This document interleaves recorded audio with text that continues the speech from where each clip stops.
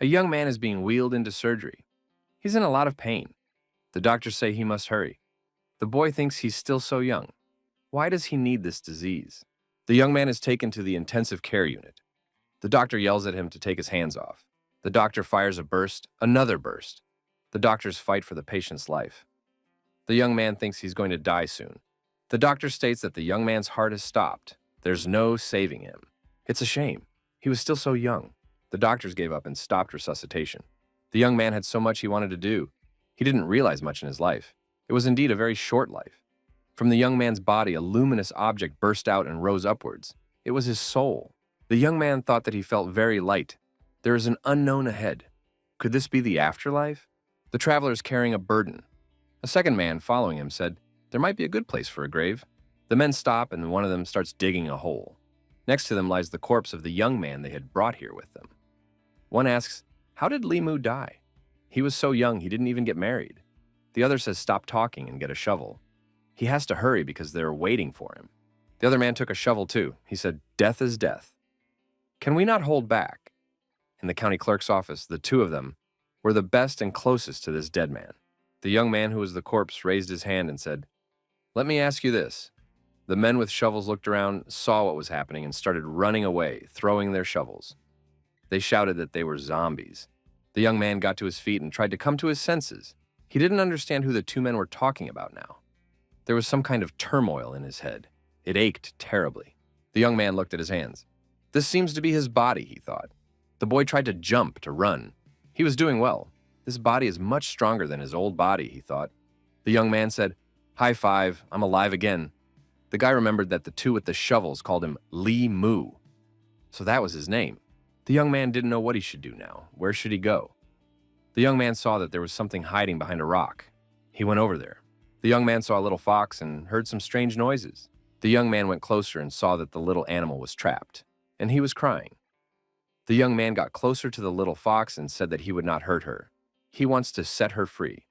The young man freed the trap, and the animal instantly broke out of it and ran away. The furry animal thanked the young master for saving it. The young man said, "You're welcome," and waved his hand to the vixen. Then, the lad came to his senses and realized he was now talking to the fox. It doesn't work like that. The young man looked around and saw that there was not a soul around. He ran towards the sun and thought that surely he should find a place where there would be people. The boy saw people in the distance. People saw the young man. One of them turned to the older one and said, "That's the undead. This undead dared to take over the body of the county official and has not yet left him. The eldest among these people was a girl." The young man turned to her and said that he was not an undead. He was the real thing. The lad got the feeling that they had come with bad intentions. The girl bared her sword and ordered the young man not to move. The boy asked what she was going to do now. The girl pointed her blade decisively towards the young man. The guy shouted for her not to do that. He was probably confused with someone else. The young man said something happened to his eyes and covered them with his hand. The girl agreed and said it wasn't unclean. The young lady put the sword back in its scabbard and said, still, she needs to make sure the young man is normal. The young woman asked who he was. The guy introduced himself, said the guard of Yangqiu County, Li Mu. The young lady said she didn't remember such a man. The young lady took out a mirror and told her interlocutor to look into it. The young man looked into it. The guy looked in the mirror but did not recognize anyone there. The girl said it was all right. The soul had been out of the body too long. Some of the memories were gone. The girl turned around and left, and on the way, said that the young man should rest a few days at home. Already in the city, this company reasoned that the young man had even forgotten them. Travelers of the young man said that he was a miracle of some kind. In any case, it is good that he is still alive. The man said that coming back to life is very important, and it's a very good reason to have a drink tonight. After all, they were rewarded for digging the grave. The companion said they spent 50 yuan on a straw mat for the young man's grave, so he was owed. The young man said he couldn't remember if he had any money. The man remarked that he would remind him of the money when they were given their salary. The man said the paycheck would be in a couple days. They could talk about the money later. Right now, a drink would be advisable, to avoid a difficult future. The older fox asks the little fox, "Did she fall into a hunter's trap and a man rescued her?" The vixen said the young man opened the trap and carefully pulled her out of it. The fox said to give thanks for saving a life. In this case, that might be difficult. The young man opened his eyes and came to his senses. He sighed heavily. The young man regretfully thought that he had woken up at the wrong time. The only male pleasure, and that is not available to him. The guy drank a glass of water. It's been 3 days, and this thing still wasn't working properly. Looks like it's worth a visit to the hospital. The young man heard someone calling his name. The young man went to open the door and thought, why did she come at this hour? The boy opened the door. An older woman stood in front of him, the girl who had decided he was a non-entity. The elder brought him 2 months' wages and another month's wages as compensation. The young man thanked the elder and asked why she had come at such an inconvenient time. That was the end of their meeting. The young man returned to the house. The next day came. The young man was walking through the city, did not hear various snacks being offered. The boy had another problem.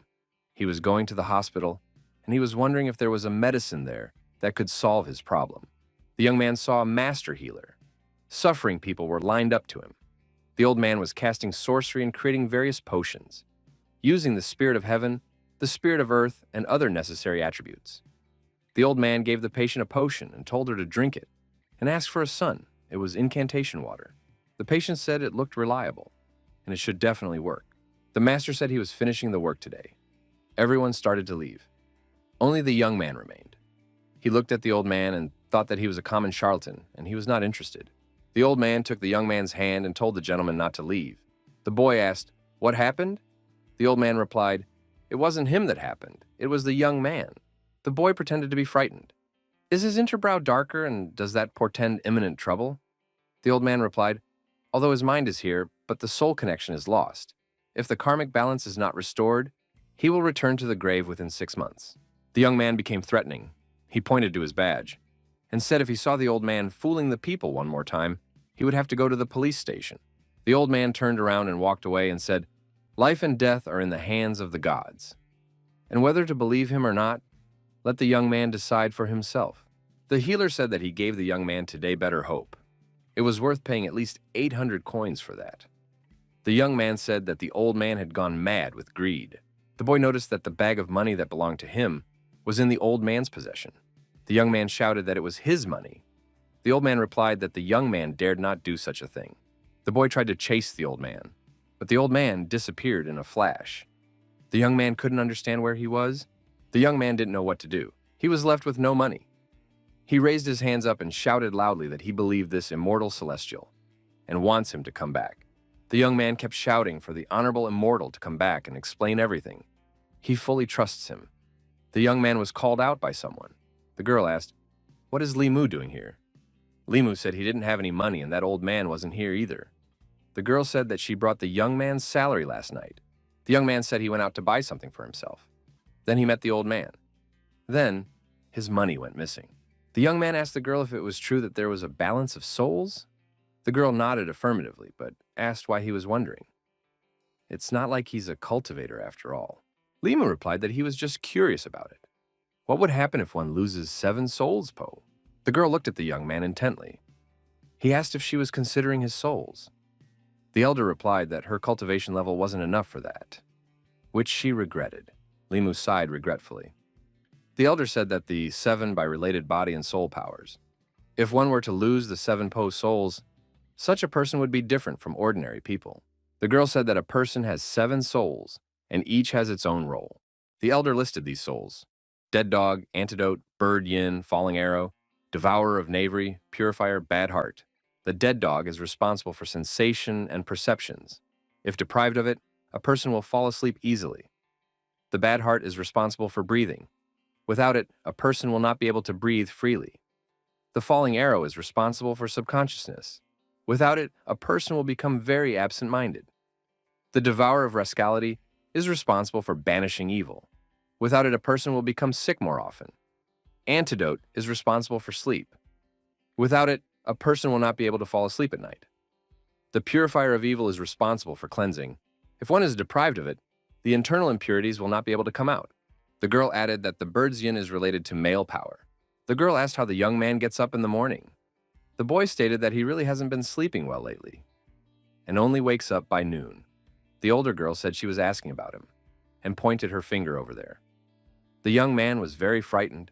The young man said, "No way." The elder asked, "What happened to Limu?" The young man frightenedly said, "His 7 souls Po, and really, no." The boy asked the elder if he could still be saved. The girl asked, "How is that possible? Is he not an ordinary wandering soul, but an evil spirit? Otherwise, it's impossible to lose 7 po so quickly. If the 7 souls are lost, then the wind of profanity can easily penetrate the body." The elder handed the young man a talisman and said that it was magical. It can protect him from the outer foulness. It should be carried with him at all times. The girl said that she was going to the county clerk's office to look through the ancient books, and Limu should wait for her at home. The young man noticed that this was not his only problem. Maybe she can solve his problems and help him to the end. To the departing girl, Limu shouted to her, could she borrow some money for him? The elder sighed regretfully. Limu turned out to be troublesome. Limu was walking through the city and thought that his fate was now in danger. He didn't have any money either. We should find someone to borrow it from. The young man noticed his colleagues and thought they were the ones from whom he could borrow money. The co-workers saw the young man and thought he should pay them back. All three met and hugged each other. The co-worker stated, saw Limu together with the older man. He used to be afraid of her. Now he's become very brave. She has already given him his salary, right? Limu said he received his salary. The co-worker said he could pay back the straw mat they bought when they were going to bury him. The young man said he was careless. His wages had been stolen, and he'd like to borrow some money from his co-workers until his next paycheck. The co-workers immediately turned around and left. They said they apologized for the inconvenience. The young man thought that these guys were really very good friends. The young man had a simple meal in front of him. It was all he could afford right now. The boy thought that the 2 silver coins he borrowed should be enough for him for a month. The young man decided he couldn't go on like this. How could he, once he was in a new body, be so miserable? The young man remembered that he was a migrant after all. He knew that the most lucrative ways to make money were described in the penal code. The young man wanted to see what he could make some money with. Limu found the necessary literature and decided to familiarize himself with it thoroughly. The young man read that all Zhou dynasty officials, regardless of their rank, were not allowed to engage in trade. The young man thought that this could get him killed. The guy sadly stated that there was no chance of making money in this backwater town. Passing by, the young man heard someone else's conversation. The man said that a few lines in a month is not even worth a bowl of rice. The interlocutor asked to be given some more time. The man said that writing a book is a matter of inspiration. The old man replied that he doesn't care about inspiration. He would give him 3 more days. If he didn't get it done in time, he would make amends. Limu thought that writing a book is a good idea. We should ask what people are interested in now. The young man went to a bookstore and asked the salesman if he had any good book recommendations. As he studied the literature, Limu thought it was amazing how similar the preferences of people from ancient times and today were. The shopkeeper said everything in this row is the latest novelties. The shopkeeper said the young man could choose anything he wanted. The price would be guaranteed to be reasonable. Limu asked, which books sell better? The shopkeeper said authoritatively that books on immortal cultivation were the best sellers. Indescribable topics are also quite popular. Especially among women, the novel genre is popular, it sells well. The young man thanked for the advice and said he was leaving. The shopkeeper was upset that the young man hadn't bought anything. The boy stretched and decided that the money issue would soon be solved. He just needed to get home. Limu approached the house and wondered, why is the gate open? The young man cautiously peeked in. He had an older woman at home. He asked, how did she get here? The girl stated, the guy left the gate open by himself. The young man stated he thought a thief had broken in. The girl stated that there was nothing to steal from his house. The young man agreed. The girl stated that she dug through many books and found a way to save the young man. Limu inquired what was the way. The elder replied that the first one was cultivation. Cultivation is the practices of Taoism that can be practiced by all living beings in the world. The first stage of cultivation is the purification of the soul. The 7 evil souls dominate the body. By purifying them, the young man will be able to dominate the physical body and become invulnerable to all diseases and evil spirits. The young man has lost his 7 souls, so they must first be formed. This is more difficult to do than just cleansing them. The young man said it sounds complicated. Is there any other way? The elder said, then he would have to become a ghost. The young man was scared. The girl added, before his 3 souls are absorbed into his body, he could leave his body and remain a disembodied spirit forever. The young man said he agreed to the first option. The girl said since the guy had decided to practice cultivation, she respects his decision. There are different ways to gather the 7 souls. Which one does he want to form first? The guy said that lately he hasn't been sleeping well and feels chills all the time. The young man said, so he wants to form the antiad or the absorber of knavery first. The young man said that he was interested in bird yin at this stage. The older girl said she thought so. Joy, anger, sadness, fear, love, hate, and desire. These 7 emotions are the basis for the origin of the 7 souls. The bird's yin is born from sadness.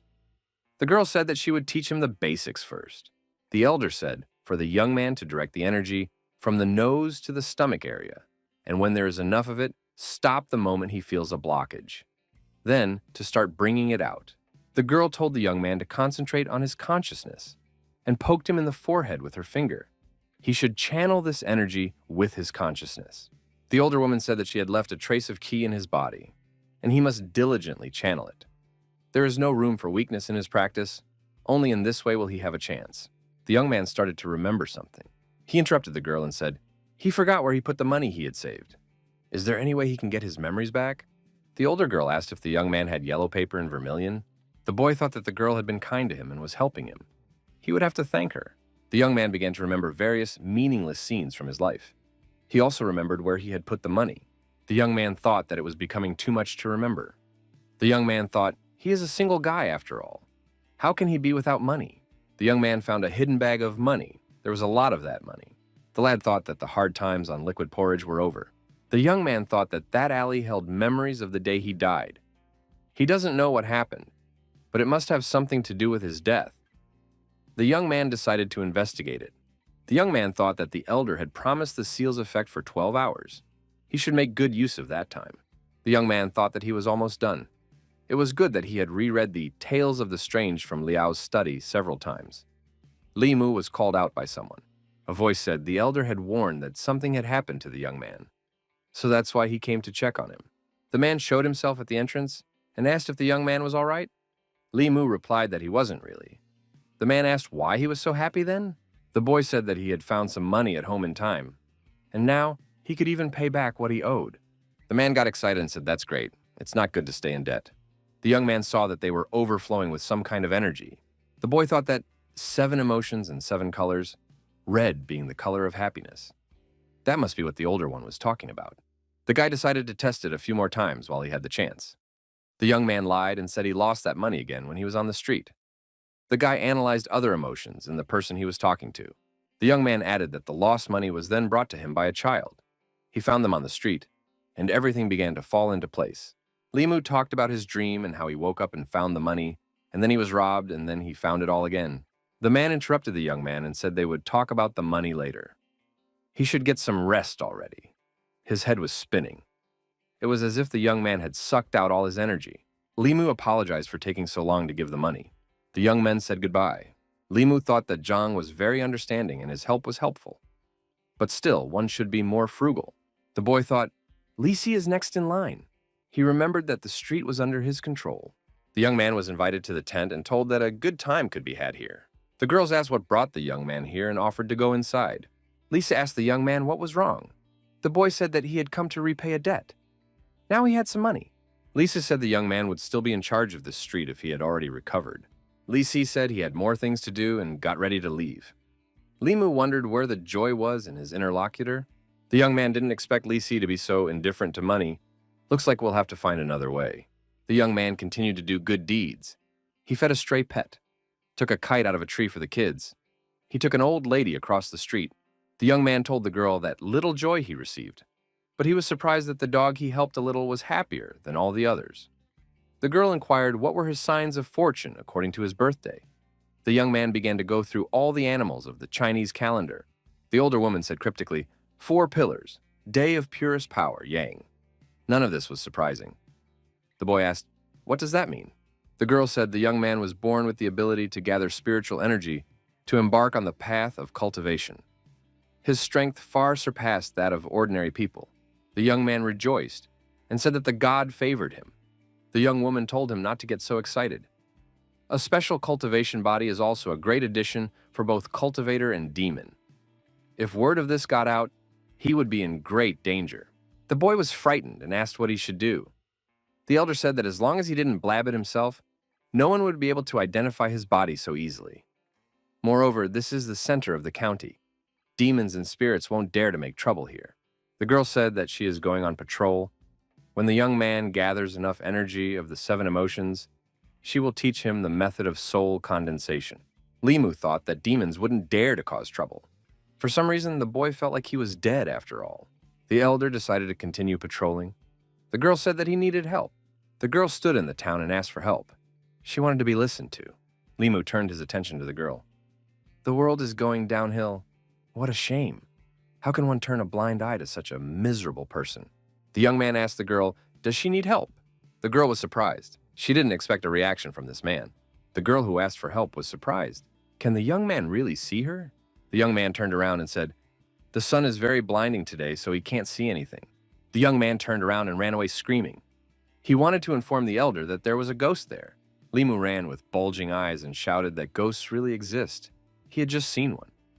The girl looked back and asked what kind of ghosts were we talking about. The older girl pulled her sword out of its sheath and asked, where are the ghosts? The boy pointed in the direction where he had seen the girl and said the ghost was there. The elder told the young man to calm his mind. The girl urged the young man to concentrate the energy in his eyes. She did not ask him to squint. The elder said it was only a low-level ghost. He should not be feared. The young man asked the elder if all people turn into ghosts after death. The girl said that not everyone has a chance to become a ghost. Only those who have a great obsession or have unfinished business. The young people were going back to the ghost. The boy said she asked for help. She had some unfinished business. The older woman said she would ask now and find out. The ghost girl bowed and asked for help. She promised to work hard and diligently in the next life. The elder asked what she could do for the girl. The girl asked to save her child. The girl told that her parents and husband were no more. She herself was unfortunately sick. Even though she was dead, her baby was still alive in her arms. He should not be left unattended. Limu looked at this heartbreaking picture. He asked the eldest if she could be saved. The elder said that unlike the young man, this girl is already dead. It's only her soul's anxieties that keep her here. The girl added that when the anxiety fades, she will disappear. The boy asked the older woman to let the girl know to the ghost what they can do to help her. The young man asked if there was someone who could be trusted with this child. The ghost said she had an older brother who lived in a village west of town. She would be grateful if the young man would give him the child. He will give the child to his brother. The ghost girl thanked and cried. The elder said, the feeling she has for the young man is a mother's love for her child. This gratitude, the best reward. The ghost girl said she could now leave in peace. The mother wished for her child to live a good life. Limu told the elder that he would definitely keep his promise. The elder told the young man that that girl's brother looks good. She thinks he will raise the child well, so there's no need to worry about it. Limu asked, the ghost they saw had a low level. So ghosts have levels too? The girl said, ghosts have levels too. But she didn't want to go into details, said it was dangerous. The older girl urged him not to be afraid. Just like humans can be good and evil, so can ghosts. If you meet such a ghost, you just have to stay away from it. The girl didn't expect Limu to find a way to gather the 7 emotions so quickly. Today was just the best time to purify the 7 souls. The girl said that she would teach him the soul sealing technique. This night is the night to try using it. The heavenly beast guards the gate, and the lovely girl keeps the 10 souls in tenderness. He tells the girl to stay with him and not to act rashly to see the source of the form. The girl wondered, what is he doing now? The girl decides that the neighbor seems abnormal. The mother told the child to leave him alone and go to sleep. The young man was asleep. Music was coming from somewhere. The boy opened his eyes. He heard the words, I will live forever. There are no tombs in the mountains. The rivers have dried up. As winter thunder shakes the summer rains and snows. The young man thought it was terribly noisy. He went out into the courtyard. He wanted to see where the sounds were coming from in the early morning. The young man saw a pretty girl humming a song. The guy shouted, what's all this noise early in the morning? It's just awful. The girl was genuinely surprised. The guy saw the color gray. He thought it was the color of anger. The girl shouted that it was getting rather late. Who's been sleeping for so long? The young man, looking at the gray color, thought she was still angry. The boy's eyes turned gray as well. He thought she might not blame him if she was disturbing her sleep. The young man stated that he would sleep as much as he wanted. The girl stated that she could sing as much as she wanted. And that was her own business. The young people had a long discussion. Who has the right to what? What's more important, the right to sleep or the right to sing songs? The young man let off steam and thought he had enough anger for now. The girl expected him to continue. Decided he had weak nerves. The boy turned around and walked away into the house. Limu decided to get some more sleep, and then sell his masterpiece. The neighbor was furious. The young special asked who her mistress was angry with. The woman stated that they had a nasty neighbor. The woman turned around and said she didn't want to talk about him. She wanted to wet her throat after all the swearing. The owner of the bookstore was studying the young man's manuscript and found it interesting. The man liked the work, especially the story of the kitsune. It was described in a very dramatic way. The shopkeeper said the young man could go home and wait for news. Limu went to every bookstore in the county. He considered it the only way to make his fortune. The young man noticed that everything was quiet today. There wasn't even anyone to help. The boy walked past the house. A neighbor poured water on the road, and the water got on the young man. The young man became indignant. The girl asked the mistress not to be nervous. The mistress turned around and went into the house and told Wang Wan to go back to work. The young man waved Wang Wan's hand and greeted her. The landlady called out to the girl, and the girl ran away. Limu thought that the neighbor was very pretty, but she had a terrible temper. Wang Wang told the landlady that their neighbor was an official, and now they shouldn't be afraid of bad people bullying them in the future. The boy realized that this was being said about him. The young man overheard the conversation. The landlady asked Wang Wan if she was afraid that her neighbor would bully her. She said he was handsome and didn't look like a bad guy. The young man thought the little girl had a keen eye and was very nice. The landlady said that the better looking, the more suspicious the young man might be. Wang Wan said that her mistress is not eating again. Mistress said she doesn't want to get fat. That's why she doesn't eat lunch. The young man thought that she has this weakness. She doesn't want to see or smell when someone is eating. Wang Wan stated that there is no way to live without food anyway. The young man cooked the meat on the hot stones. The smell was just wonderful. Why is there no reaction from the neighbors? Wang Wan was hanging laundry in the courtyard after washing. She smelled the fragrant smell of meat. The neighbor grabbed her head and asked if Wang Wan could smell that smell. The girl said that the smell was very enticing. Wang Wan suggested that the smell was coming from the neighbor's yard. The young man looking at the steaks thought it smelled very good. The neighbor and Wang Wan looked out from behind the wall. Limu asked, "Do they also think the smell is very fragrant?" The woman asked, "What does the young man do?"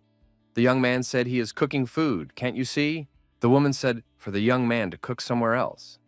Limu said he is in his house, cooking wherever he wants. The neighbor stated that he was disturbing her.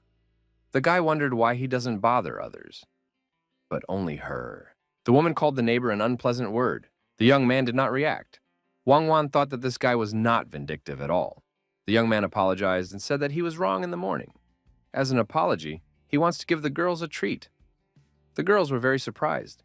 It seemed to them that this was out of character for the young man.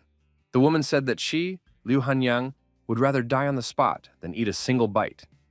Mrs. Liu asked Wang Wang to take her to her room. She needs to rest. She felt dizzy. Mrs. Liu thought she was angry today. Yesterday she felt very tired. Outside, someone knocked on the door. The woman said for Wang Wan to check who was there. The girl went out to the courtyard and opened the door. There was a neighbor standing on the threshold. He introduced himself and said his name was Li Mu. He had come to apologize to Miss Liu. The young man brought a prepared dish. He said it was a small gift, and he hoped that Madam would be able to accept it. The girl's eyes sparkled. Apparently she liked the young man. She said they would accept the gift. The girl entered the house and told her mistress. A neighbor named Li Mu came to apologize and brought a gift. The mistress stated for the girl to put the gift away. She doesn't want to see it. Wang Wan tried this gift by herself. The lady said that the girl could eat the whole thing if she liked it. The girl said her mistress better try it. It is very delicious. Wang Wan said one bite won't make her fat. Mrs. Liu tried one bite. It was very tasty, and all the pieces, one by one, ran out. Wang Wan sadly noticed that she only got one piece. Mistress blushed with shame, but she couldn't help herself. Madam yelled that Li Mu had completely ruined her weight loss plan, and she would deal with him some more. The young man said he was very happy that they enjoyed it. Li Mu said hello to Mr. Zhou and asked how things were going. Mr. Zhou asked if Li Mu was getting better at home. The young man said that he had already recovered. Zhou stated that at first, the young man was like a scaredy cat and hid everywhere. If it wasn't for Madam Qing's inspection, He would have thought that the young man was possessed by a demon. The young man said that it was safer here than at home. The boy thought to himself, if he didn't need to get 7 emotions at work, he wouldn't have come here. Joe told the young man to go to Old Man Wang. He just had a lot of things to do. Old Man Wang was a gambler. He played dice. People always came to play with him. A young man saw a work colleague and asked if he was playing again with Old Man Wang during his work shift. The young man told Old Man Wang to go back to his office. He wants to talk to him about something. The coworker left, and the young man was left alone with Old Man Wang. Limu suggested Wang play a game of visiting with him. Old Man Wang said that he had never seen Limu playing before. The young man said that he knew how to play. The young man thought that he not only knew how to play, but also how to lose. The game started and the young man lost to Old Wang several times in a row. The young man said he didn't want to play anymore. Maybe later. Wang stated that it was a good win, but for some reason he felt very tired. The young man woke Lao Wang up. The man was snoring at his workstation. He woke up and asked what the young man needed from him. The young man said that he had some free time lately, so he came here with a request. The young man was interested in some business he would handle in Yemen. The man began rummaging through the case papers. The man offered different cases for the young man to choose from. Several of the villagers had sheep that had been gored. There was not a drop of blood left in them. The boy declined. He wants to live a few more years. Next case. The fisherman claimed there were some ghosts in the water. The young man said, next case. A man died a few days ago, but the grave was opened and the body disappeared. The young man said, he is not looking for death. Old Man Wang said, there is another case. There is an abandoned house standing and all the inhabitants have disappeared. Limu turned around and left, saying goodbye. There were no interesting cases for him. The young man thought that it was all demons, ghosts, disappearances. How could ordinary people deal with such things? It was already dark outside. The young man thought he was hallucinating. He must have been too tired. The guy raised his head and saw the outline of ghosts. He couldn't understand what was going on. The young man thought, where did the ghost come from? The ghost laughed and said that the young boy's soul would belong to him. The ghost decided to use demonic magic on the young boy. The boy couldn't understand what was happening. He couldn't move. The young man gave himself instructions to move. The demon's hand was approaching the young man's face. The young man remembered that he had an amulet that the Qing head had made him. The young man had repelled the ghost's attack thanks to this amulet, and now he could move again. The young man started to run away from the ghost and thought how good it was that he carried this gift with him. The ghost with glowing eyes shouted that the young man would not run away from him. The young man froze again. Again, he could not move. The ghost got close to the young man and asked why he would not run away again. The ghost said he liked this kind of game of catch-up. The ghost took the young man by the face and said that he had already lost his 7 souls. Now he wouldn't live much longer. Why doesn't the young man give him his remaining 3 souls to help him advance? Suddenly from nowhere, Amitabha Buddha appeared. He threw that demon away from the young man. The young man ran after the Buddha and shouted that the master had helped him. The ghost wondered, where did this monk come from? How dare he stick his nose in his own business? Buddha Amitabha is a poor monk from Jinshan Temple. His Buddhist name is Zhuandu. The ghost shouted that if the monk interfered with him, he would take his soul too. Buddha said that humans and ghosts have different paths. But if a ghost steals people's souls, it is against the heavenly path. The poor monk should save the ghost's soul, purify the karma, and send it to a future life. The ghost laughed. Buddha can't save him. It is beyond his power. The monk asked Limu to hold his pot for a while. The young man decided to help the monk. The pot was heavy. The Buddha released his hands and once again asked the ghost if he would allow him to save him. Limu wondered why the ghost was going to attack him again. The young man lifted the monk's pot upwards. Everything around him lit up with light. The ghost was not going to give up. The monk said if that was the ghost's answer, in that case, he would save him. The monk attacked the ghost and hit him with his staff. He said not by kindness, so by force he should come to his rescue. The young man thought that the poor monk had hit the poor ghost hard. It was the ghost's own fault. There was no point in stalling when he was being helped. The ghost shouted loudly, apologizing that he was wrong. The monk calmly said that he was just trying to help the poor ghost. The ghost was screaming to be pardoned. The Buddha said that the poor monk would spare its life, but if it did dirty deeds, it would have to dispel its soul. The ghost shouted that he would not dare anymore. Limu gave the poor monk the item he was holding. The Buddha thanked the young man heartily. The young man thanked the monk for saving him from the ghost. Buddha said that the young man need not be afraid anymore. The evil spirit was humbled by the poor monk. The poor monk would save him and lead him to the right path. Buddha turned around and went his way. The Buddha, after a few steps, stopped and turned around. He said, "The poor monk has noticed that the young man has lost his 7 souls, so he is giving this Buddhist rosary." And he gave the young man the rosary. They will protect against the usual evil spirits and ghosts. The young man held the Buddhist rosary reverently in his hands. He thanked the master for saving his life. The Buddha went his way. Amitabha Buddha said, "Saving others is also saving oneself." The young man became sad. Both humans and ghosts are evolving. Only he asks for help. The Buddhist rosary does not give complete security, and in the matter of the 7 souls must be resolved as soon as possible. The young man thought that he should thank the girl for this amulet. Thanks to the talisman the girl had given him, he was still alive. The young man, thinking about it, wept. The next day came. The young man was worried. Why isn't the older girl here yet? He expected the girl to come here during her morning walk. The door behind the young man opened. The young man saw Lu's roommate come out. The woman saw the young man, turned around, and defiantly went to her house. The young man decided to forget about this encounter. He thought that he didn't care about the neighbor. Mrs. Ching passed by and asked what the young man was doing here. The young man ran up to the girl and said that he had met a ghost yesterday. He was helped by the talisman that the elder had given him. The girl said that another yin spirit was asking the young man for help. The young man began to explain everything in detail. Last night, a ghost had appeared to him. He manipulated the energy to harm people and even turned it into ghostly claws. The girl thought, he's already so advanced that only one step separates him from becoming an evil spirit of the 3rd realm. The boy continued his story. He said that then came the monk.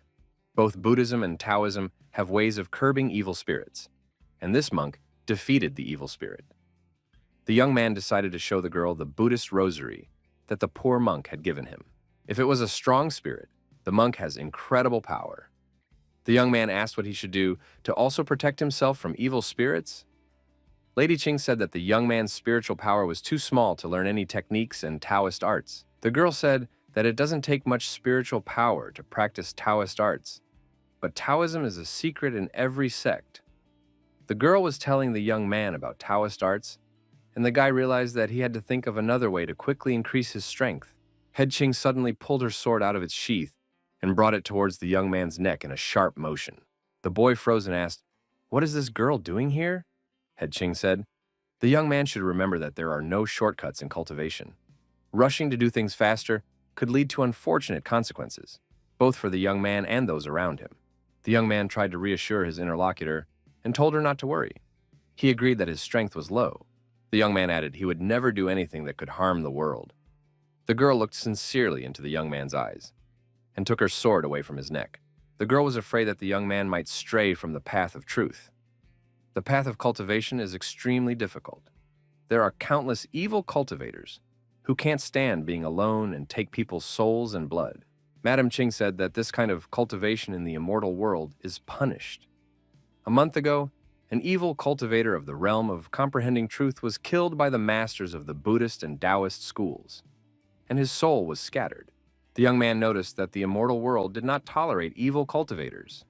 The girl confessed, because of her carelessness, Li Mu was in danger. The girl held out a sword to the young man and said that the name of this sword was Qing Hong. It is a magical weapon.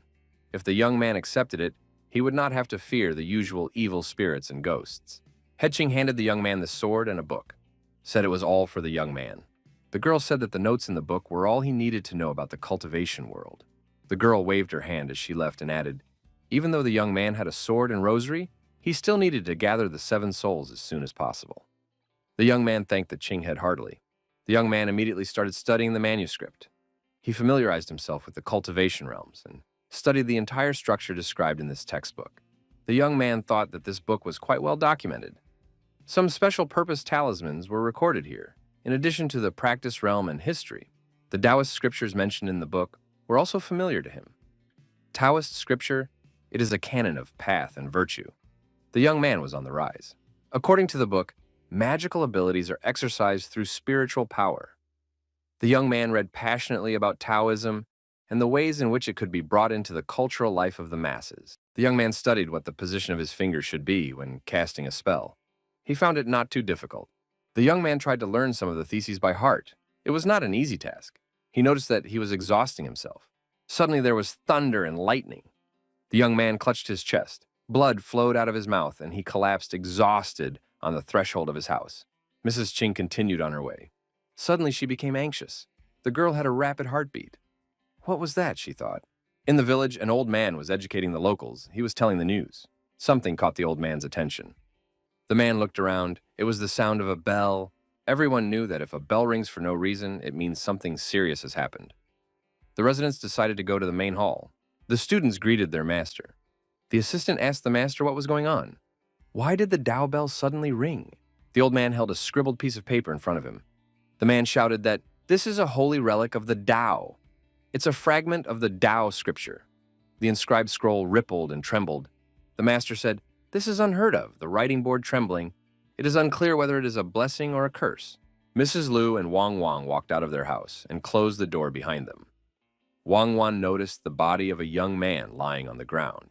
The young man started to open his eyes and heard the woman send Wang Wang to the pharmacy to get medicine and a doctor. The young man finally came to his senses and sat up. The boy couldn't understand what had happened to him. Mrs. Liu said that the young man fainted on the street, so they called a doctor for him. The young man thanked the lady for her help. The woman said it was nothing, but it couldn't be ignored. Mrs. Liu extended her hand to the young man and said that she paid for the consultation and the money for the medicine out of her pocket all at once. The young man would have to pay for it anyway. The young man agreed and asked how much money he had to give to his savior. The young man wanted to pay the woman in full. The woman took a logarithmic calculator and by some simple manipulations calculated the full cost of the medical package for the young man. The young man was very indignant when he found out what he had been billed. He said that for that money he could have revived a corpse. The young man looked at the medicines they had bought for him and at what price. He concluded that this was a very greedy pharmacy. Limu was very angry. The boy thought that Mrs. Liu was stupid, but she had too much money. Her good intentions led him to bad results. Limu thought that he couldn't blame this woman. The boy said that he didn't have that kind of money with him right now. Mrs. Liu suggested that the young man write a promissory note. The girl had no doubt that the young man would pay her back. The boy wrote that he was borrowing a certain amount of money from his neighbor for a limited time and put a fingerprint instead of a signature. The young man left in a bad mood. He said he had some business to attend to, so he couldn't linger. Mrs. Liu wished the young man well. The young man came to the pharmacy and said that he wanted to make a return the medicine, and get his money back. The pharmacist said a refund was out of the question. The medicines were custom-made for the young man. Limu said it's a fraud, and he will file a lawsuit in court. The pharmacist said the young man was talking nonsense. The man said that when they made the medicine, they warned him right away that they would only make it to order.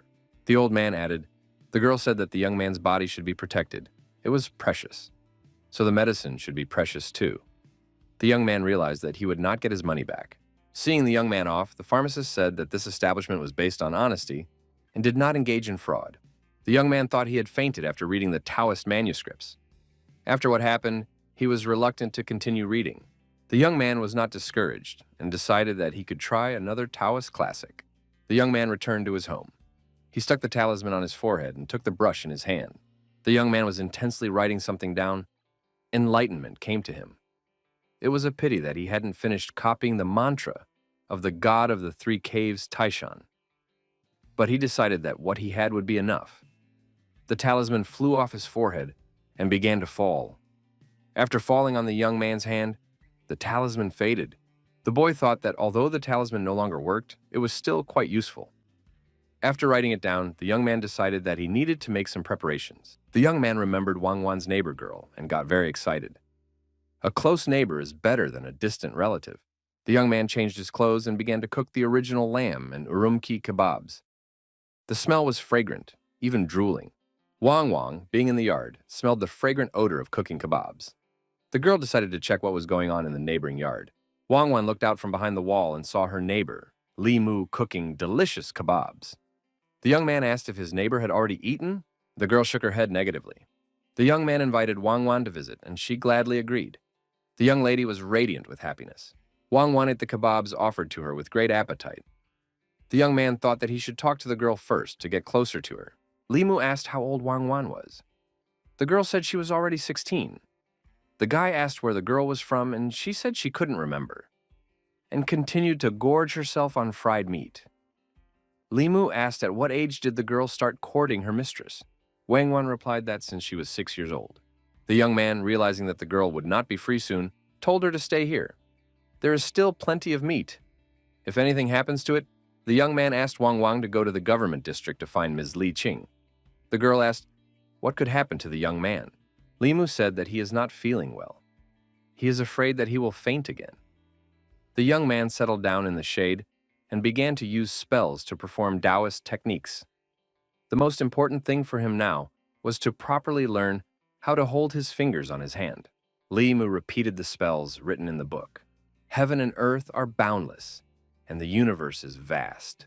The law is born in the heart, and it never ends. The young man received no response from the universe. He thought he had phrased the request wrongly, so he decided to try again next time. Limu scrutinized the manuscript carefully. He allowed that there might be a mistake, and that's why he's holding the fingers of his hand incorrectly. The young man practiced a bit more, changing the position of his fingers, and decided that this time it should work. Heaven and earth have no power. Heaven and earth borrow each other's strength. Law is born from the heart. After these incantations, thunder rumbled and lightning appeared. It rained over the young man. The young man lost consciousness and fell face down. Wang Wan almost choked on the kebab. The girl tossed the meat aside and ran up to the young man. He didn't move. Wang Wan shouted to her mistress that their neighbor had fainted again. Madame Lu checked the young man's condition and ordered Wang Wan to run to the doctor immediately. After that, the young man jumped up and said that there was no need for any doctor. The young man, feeling trembling in his whole body, said that he was fine. Li Mu thought that he would never pay back his neighbor in his life if a doctor came to see him again. The madam inquired if the young man was sure he was all right. The boy answered nothing, but excitedly recalled the 7 emotions and colors. He tried to calm himself down. Miss Lu looked intently into the young man's eyes and asked, "He must be suffering from some serious illness?" The young man's eyes were very sad. The young man thought that the neighbor was sympathetic to him. Li Mu decided that this was a good opportunity to mend their relationship. The boy told Mrs. Lu that she must have already figured out everything about his health condition. The woman was frightened. The young man said that he had no more than 6 months to live. The woman walked up to the young man, put her hands on his chest, and excitedly said that the doctor had detected the young man had an even pulse and said that he was healthy. The young man objected, "Healthy people don't faint twice a day." The young man sadly said that pain keeps him awake at night. That's why he can't get up early in the morning. Miss Liu apologized for yesterday morning. She will no longer sing in the morning. The young man said that he has long since resigned himself to it. The young man tried to reassure his neighbor and said that he would definitely pay back his debt before he died. The woman said that in fact she had deliberately asked the doctor to use the most expensive medicines. Mrs. Liu said that the young man had no obligation to repay the money. The woman and her maid went to her home. She said that if the young man had any problems in the future, he could always come to her, and she would do her best to help him. The boy thought that Mrs. Liu was very easy to deceive. He hoped that he wouldn't get what he deserved for this lie. Limu took the manuscript and decided that the Taoist classics really worked. One must continue to train intensely. The young man studying the manuscript decided to try the 9 words of truth. In a mountain village, a bell rang after hours. The villagers thought, "What has happened again?" This was the 18th time in the past 3 days that the Taoist bell had rung. It was the first time it had happened in the past few decades. Someone suggested that perhaps this bell appeared to be broken. Finally, the bell quieted down. The young people also calmed down and decided to continue their studies. Limu was meditating in his home. He tried to control his emotions, sadness, hatred. The young man kept focusing on the basic aspects of the Taoist teachings. The young man slowly opened his eyes and visualized a dark forest in front of him.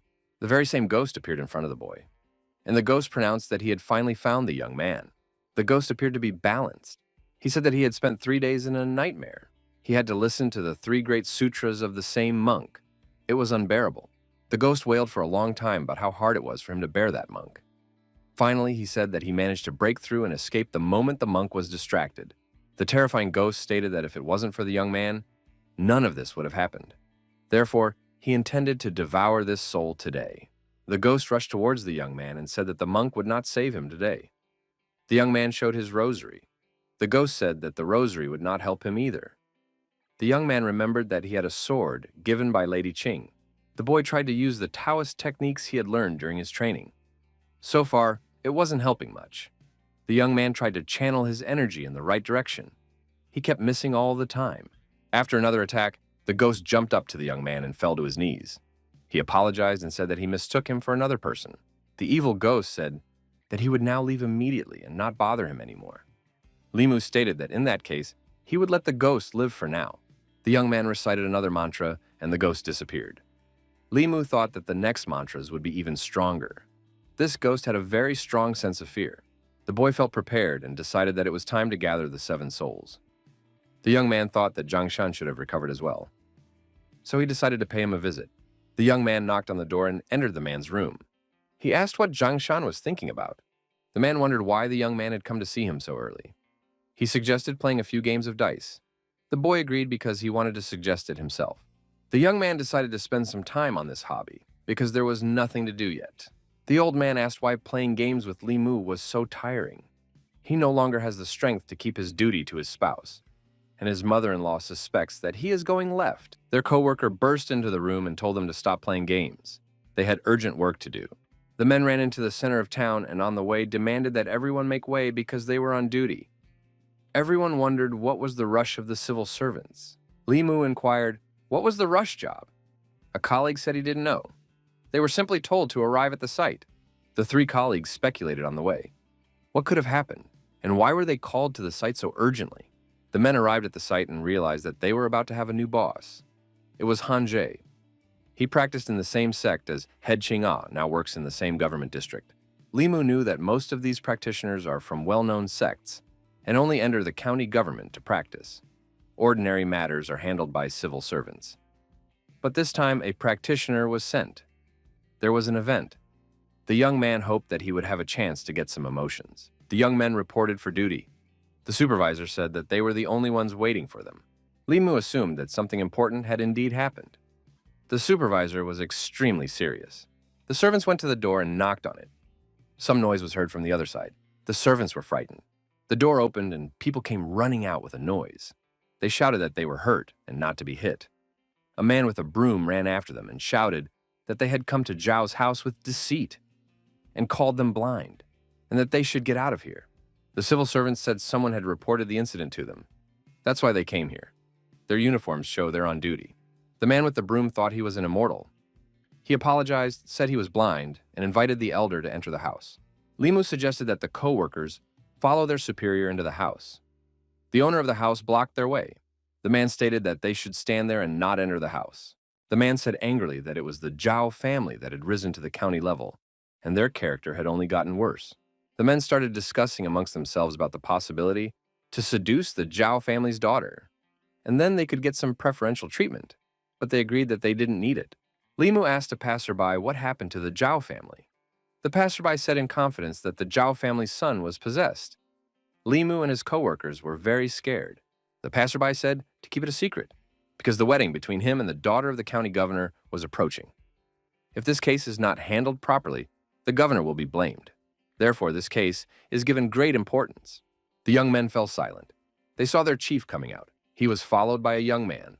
The young man was led under the arms. He looked possessed. He kept muttering something. His hair was disheveled. The young men noticed that this young man really looked possessed. They had recently seen him on the street. He wasn't like this back then. Limu remembered something like this was described in the book Madame Qing had given him. When a germ of light leaves the body, the person would immediately lose consciousness and fall into a coma. When an open soul leaves the body, one becomes weak-minded and lethargic. When a purified soul is lost, one loses interest in everything. Limu realized that this young man had lost his second soul. The superior asked to be given cinnabar and a paintbrush. He wanted to help the young man. The young men assumed that Chief Han was going to paint a talisman. Han waved the brush and brought it close to the sick man's forehead. The young man's head glowed.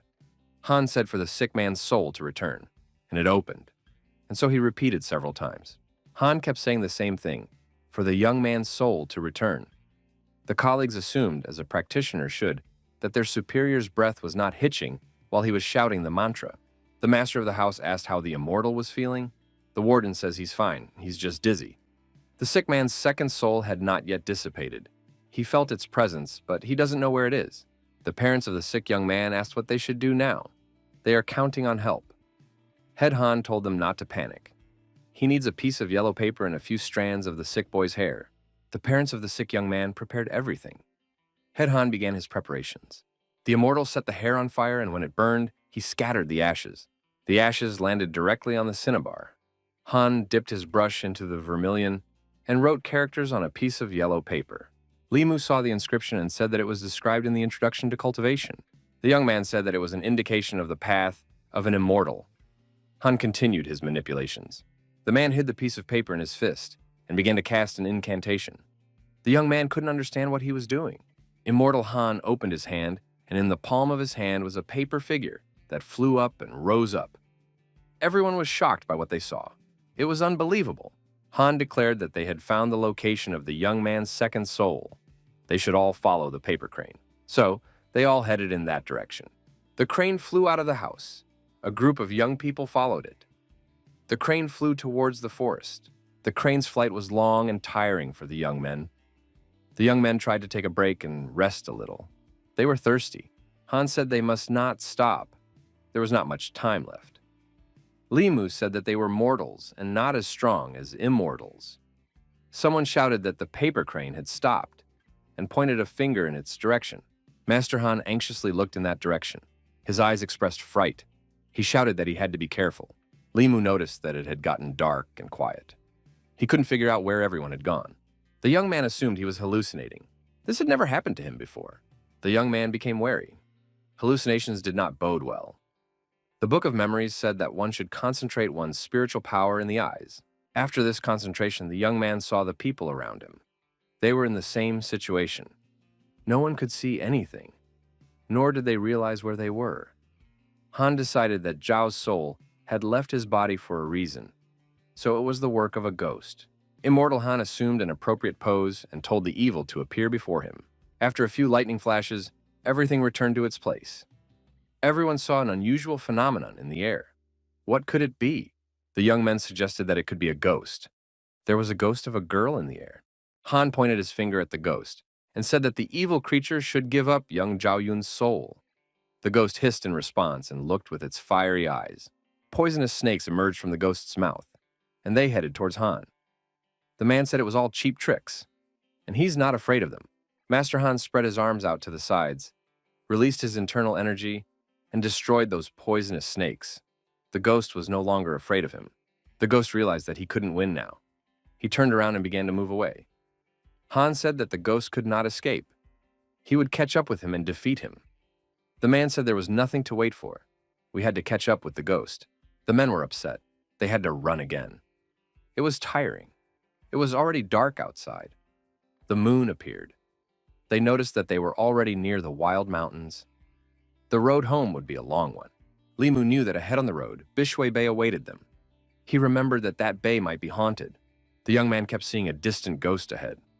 Perhaps it was this ghost, and it dwells in that bay. Han kept shouting that the evil creature would not escape him, and directed a beam of concentrated energy towards that ghost, and struck it. The energy beam hit the ghost directly in the chest. It lost stability and aerodynamic properties. It was forced to dive and fall to the ground. Master Han approached the trembling ghost and ordered the ghost to bring back the soul of the young man Zhao Yun. The ghost cried out loudly, and the soul was separated from him. Han declared that it was not easy to become a ghost cultivator, and in front of his second realm, even harder. The man stated to the ghost that in order to practice, he was stealing people's souls. This is unforgivable. Master Han said that justice would be done today. He set a yellow paper on fire and planted it. Master Han noticed that the ghost had disappeared. He thought it had been destroyed. The man shouted that the ghost was now in the water. Han turned around and saw a girl standing on the water. The ghost girl asked if he liked her. At the same moment, many pretty girls appeared in front of Han's eyes. They were laughing while in a flower meadow. Limu thought, where did so many pretty girls come from? The girls started hugging the young men and showing them affectionate feelings. The young men were melting with pleasure. Limu tried to fight himself. He realized that it was not good, but it was a very powerful illusion. How could he resist it? They hadn't invented the strength to resist it yet. The young man thought that he should rather recite the heart purification mantra. The mind is as pure as ice. The sky does not yield to fear. The world is endlessly changing, but that is its constancy. The soul is happy and peaceful. The young man opened his eyes and saw that everything had disappeared. He thought that it was fortunate that when he had studied the 9 words of truth, he had also learned the heart purification mantra. The young man saw Master Han walking with a beautiful woman in his arms. He realized that Han had been caught. Limu noticed that his work colleague was also cuddling with a mysterious girl.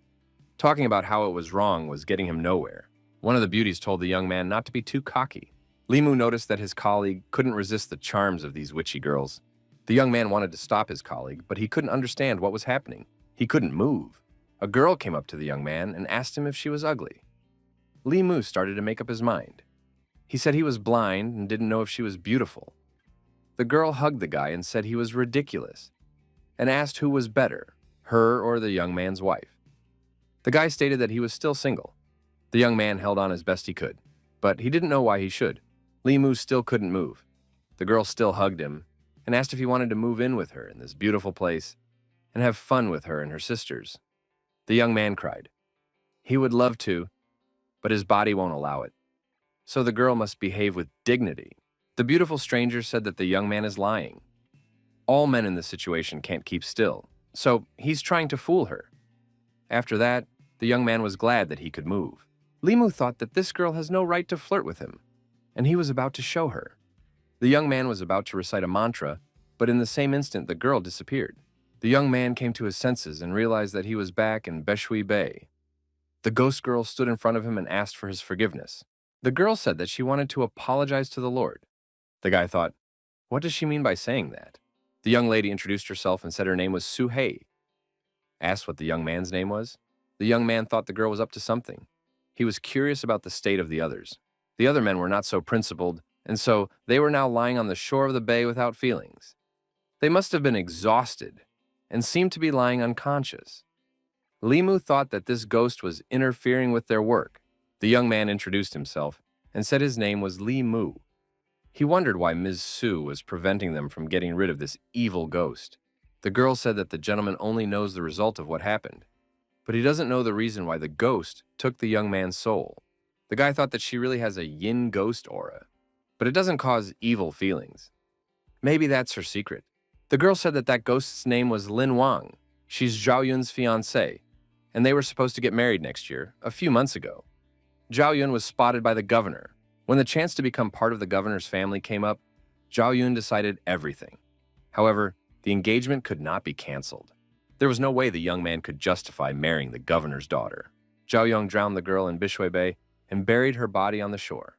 The girl's parents died early, and after her death, the engagement was naturally never mentioned. The interlocutor told the young man that on that day she saw a large amount of aura of hatred gathered on the shore.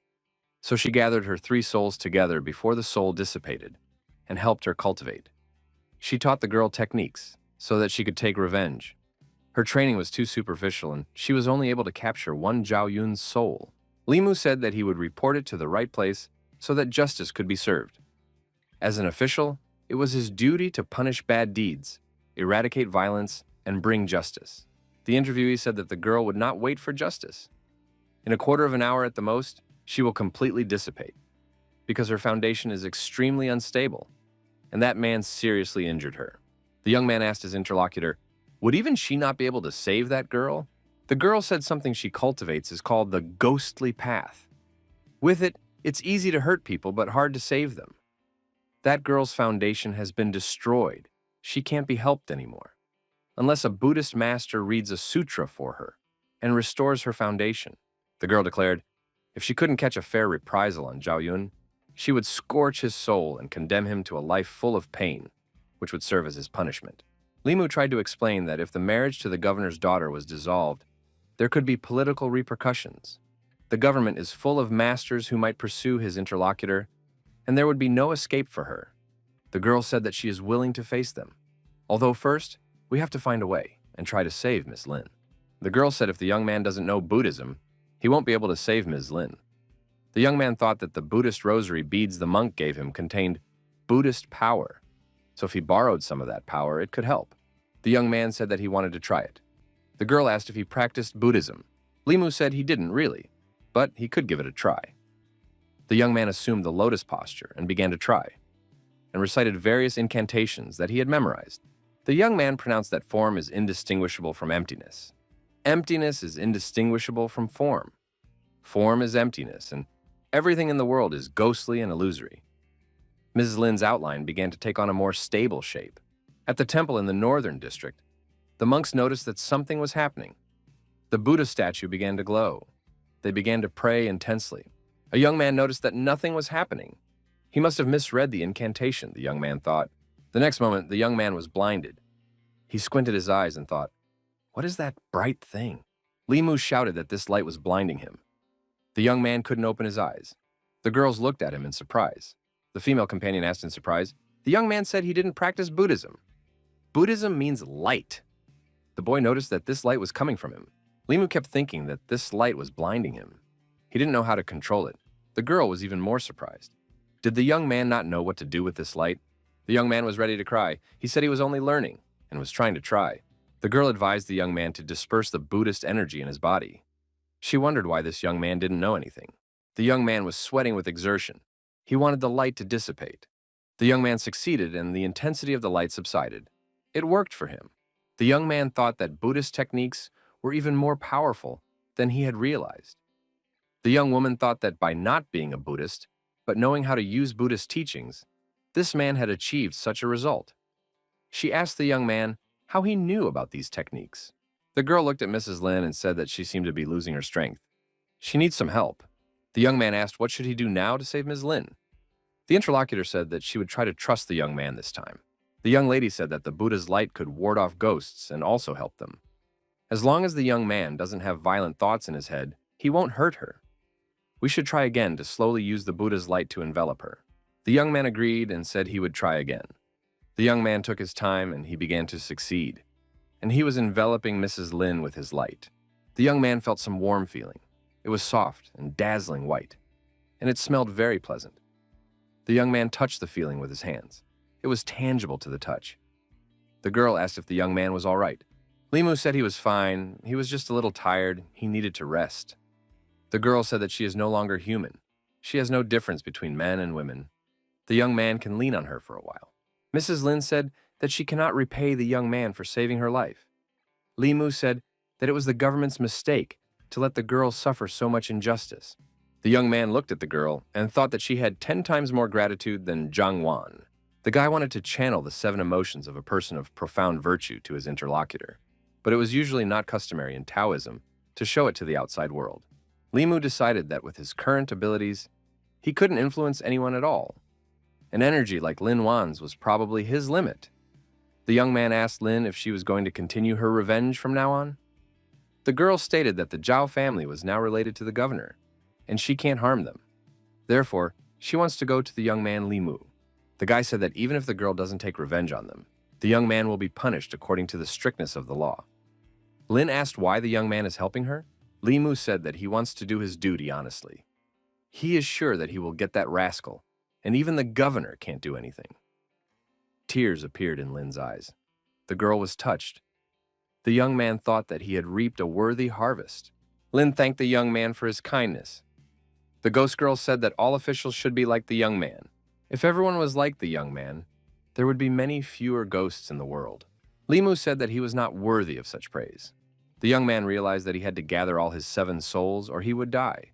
If he could help get revenge on Lin, he could use her to form his first soul. Limu said that Zhao Yun's second soul should be spared first. Lin should stay with Mrs. Su for now and when the time comes to go to court. Lin said that she would do as the young man said. The girl assumed that the young man didn't know how to act tough, but she promised to teach him how to act that way. The girl suggested to the young man that after Zhao Yun is brought to trial, he should come back here. She would have something for him. What exactly he would find out when he came. The master came to his senses after losing consciousness and realized that he had a headache. All the men around him were in the same condition. The man couldn't believe that he had slept through the night. This ghost has a clear mind. Killing an official is a serious crime. The supervisor began to wake everyone up and tell them to wake up. The men began to come to their senses after a rough night. Limu's coworker said he had a very sweet dream. He felt good. All the men remarked that they too had had such dreams, and there is no need to talk about it. The man asked the young man why the ghost had left them alive and brought such dreams upon them. Limu replied, "Perhaps the ghost was afraid that the government would persecute her." They looked at the chief. He was stern and extremely collected. The supervisor said that they should return to the workplace urgently, and everyone should get ready to go. In the town, everyone was discussing that Buddha from the temple appeared to the people. Everyone wanted to see it, and the people lined up. The chief was thinking that people can be very ignorant, and they can't tell the difference between truth and lies. Limu asked his colleague why he couldn't resist temptation last night. The coworker asked how Limu was able to avoid falling into the trap. He's a young guy, after all. The coworker asked Limu, maybe it's the fact that he can't? Limu asked his coworker, who is Chin Chin? The man was startled and told him not to say that name out loud, and he wouldn't ask unnecessary questions either. The men thought that their colleague could be very unpredictable sometimes, and could ignore pretty girls. This was hard to explain. Limu thought it was because of a girl named Chin. His coworker grew up this girl together, and they were engaged at a young age. Then, this girl ran away with a rich man, and the young man still can't get over this tragedy. He tries not to think about it and forget that name. Limu said that no one is born a bad person, but he doesn't know anyone worse than Zhao Yong, who killed his fiancée for his future. A man came to Zhao's house. The master said that he brought a soul belonging to Zhao Yong. Once he put this soul in, the young man would become normal again. After the soul returned to his body, Zhao Yun shouted for the ghost not to kill him and left. The master said that the young man was scared. He should sleep and calm down. The man gave his parents a yellow piece of paper and said that this talisman has a calming effect on the mind. The young man should carry it with him. The master told the servant to prepare a big thank you gift for Master Han. Master Han looked at Li Mu and saw Lady Qing's sword in his possession. He was very surprised. The master asked why the young man had this sword now. The colleague said that the last time he faced a demon, Lady Qing asked the young man to protect himself and gave him the sword. Master Han silently turned around and left. The colleague said that he likes Madam Qing, but she ignores him. The man said Limu has more prospects than Han, and he should work harder. The young man thought that he can't even save his life. What hope could he possibly have? The young man had hopes, after all. He remembered Madam Qing and Madam Lu in the neighborhood. The young man smiled. Li King is strong and will be able to protect him. Liu Hanyang is a couple years older, but a mere child. He didn't know which one to choose. The young man decided that he was thinking too much on this topic and needed to put unrealistic thoughts out of his head. Elmu asked a colleague if he had two women, one skilled in martial arts and could protect him, and the other rich. Who would he choose? The colleague said, how can a man let a woman protect him? He would of course choose the rich one. Another coworker, Li Si, said he wouldn't choose anyone. The young man felt unbalanced. He couldn't find peace of mind. Zhao Yun was resting after returning his soul to his body. The woman said that he was ruthless. The young girl was his fiancée. He shouldn't have done this to her. The young man said that he was doing it for Zhao's family. The woman announced that they should make some arrangements just in case. Nothing could go wrong in the young man's marriage. The young man went back to the workplace and woke up the old man, who was dozing off there again. The old man asked if maybe the young man wanted to play visit again. The young man said that the Zhao family's case is closed. You can make a report and call it a day. Then he will go home to sleep. The old man asked that the young man bring him Zhao Yun's case file. This young man, Zhao Yun, possesses a rare fire body. If he cultivates, he will be able to do twice as well as ordinary people. The old man added that his soul, a great tonic for demons and ghosts. No wonder the ghosts had attempted his soul. Wang Wen was overjoyed when her neighbor came home. Her eyes lit up. The girl said hello to the young man. The young man took the basket and thought that the girl had bought a lot of things for breakfast. Wang Wan became embarrassed. Li Mu invited the girl to come over to his house to have breakfast together. The young lady was very excited. The young people shared breakfast for two. It seemed to the young man that the girl was not full. She, blushing, shook her head. The guy said that he would bring another plate of noodles right away. The young man made Wang Wan a delicious breakfast. The girl got excited and started eating. The young man thought that his breakfast used to cost a penny, usually a bun. Since Wang Wan started delivering food to him, it was usually either a plate of noodles with onions or fried rice with eggs. The young man thought that eggs weren't cheap these days. This is what he decided to buy to supplement his diet. Wang Wan ate the entire breakfast and thanked Mr. Li. The girl said that it was now time for her to go home. The young man thought that now he wouldn't even be able to eat noodles if he continued like this. Mrs. Liu told Wang Wan not to eat or drink in foreign places, and would go straight back home after delivering the groceries. The girl said that the noodles this morning were very tasty. Mrs. Liu stated that the girl can't eat other people's food every day. The neighbor is already underpaid and she eats it all. Wang Wan decided she could give the young man the money she had saved for a dowry. The mistress decided that her maid had won and said that she would now go to their neighbor's house. The young man woke up and thought, who would be looking for him at this hour? The young man opened the door and saw that it was the neighbor, Mrs. Liu. The young man asked what could he do to help. Mrs. Liu asked for a favor. She said she was very busy during the day. Could the young man cook a meal for two so that Wang Wan could eat with him? She would give money for that. The young man said he didn't need money. He owes Mrs. Liu, and he is willing to cook food for several people. The young woman said she doesn't agree like that. Wang Wan can eat a lot of food, so she will pay money to the young man every month to feed her. The boy thought that an unknowing person might mistake him for Yahello. The young man agreed and said he would pay back the unspent money. The girl thanked Mr. Li for his courtesy and said that she was always willing to help him. The young man closed the door behind his neighbor and heard the knocking again. He wondered why she was coming back. He opened the door and saw his coworker there. The coworker said he needed witnesses, so he needed help. The man's wife accused him of cheating on her. He explained that yesterday they were investigating a particularly dangerous case, and they'd encountered a ghost and fell under the ghost's influence. They barely saved their lives. It all had to be confirmed and proven. The woman didn't believe a word of it. She said, in that case, what happened to her husband? Why did the ghost woman deprive him of his yang energy? And he was now unable to perform conjugal duty for a month.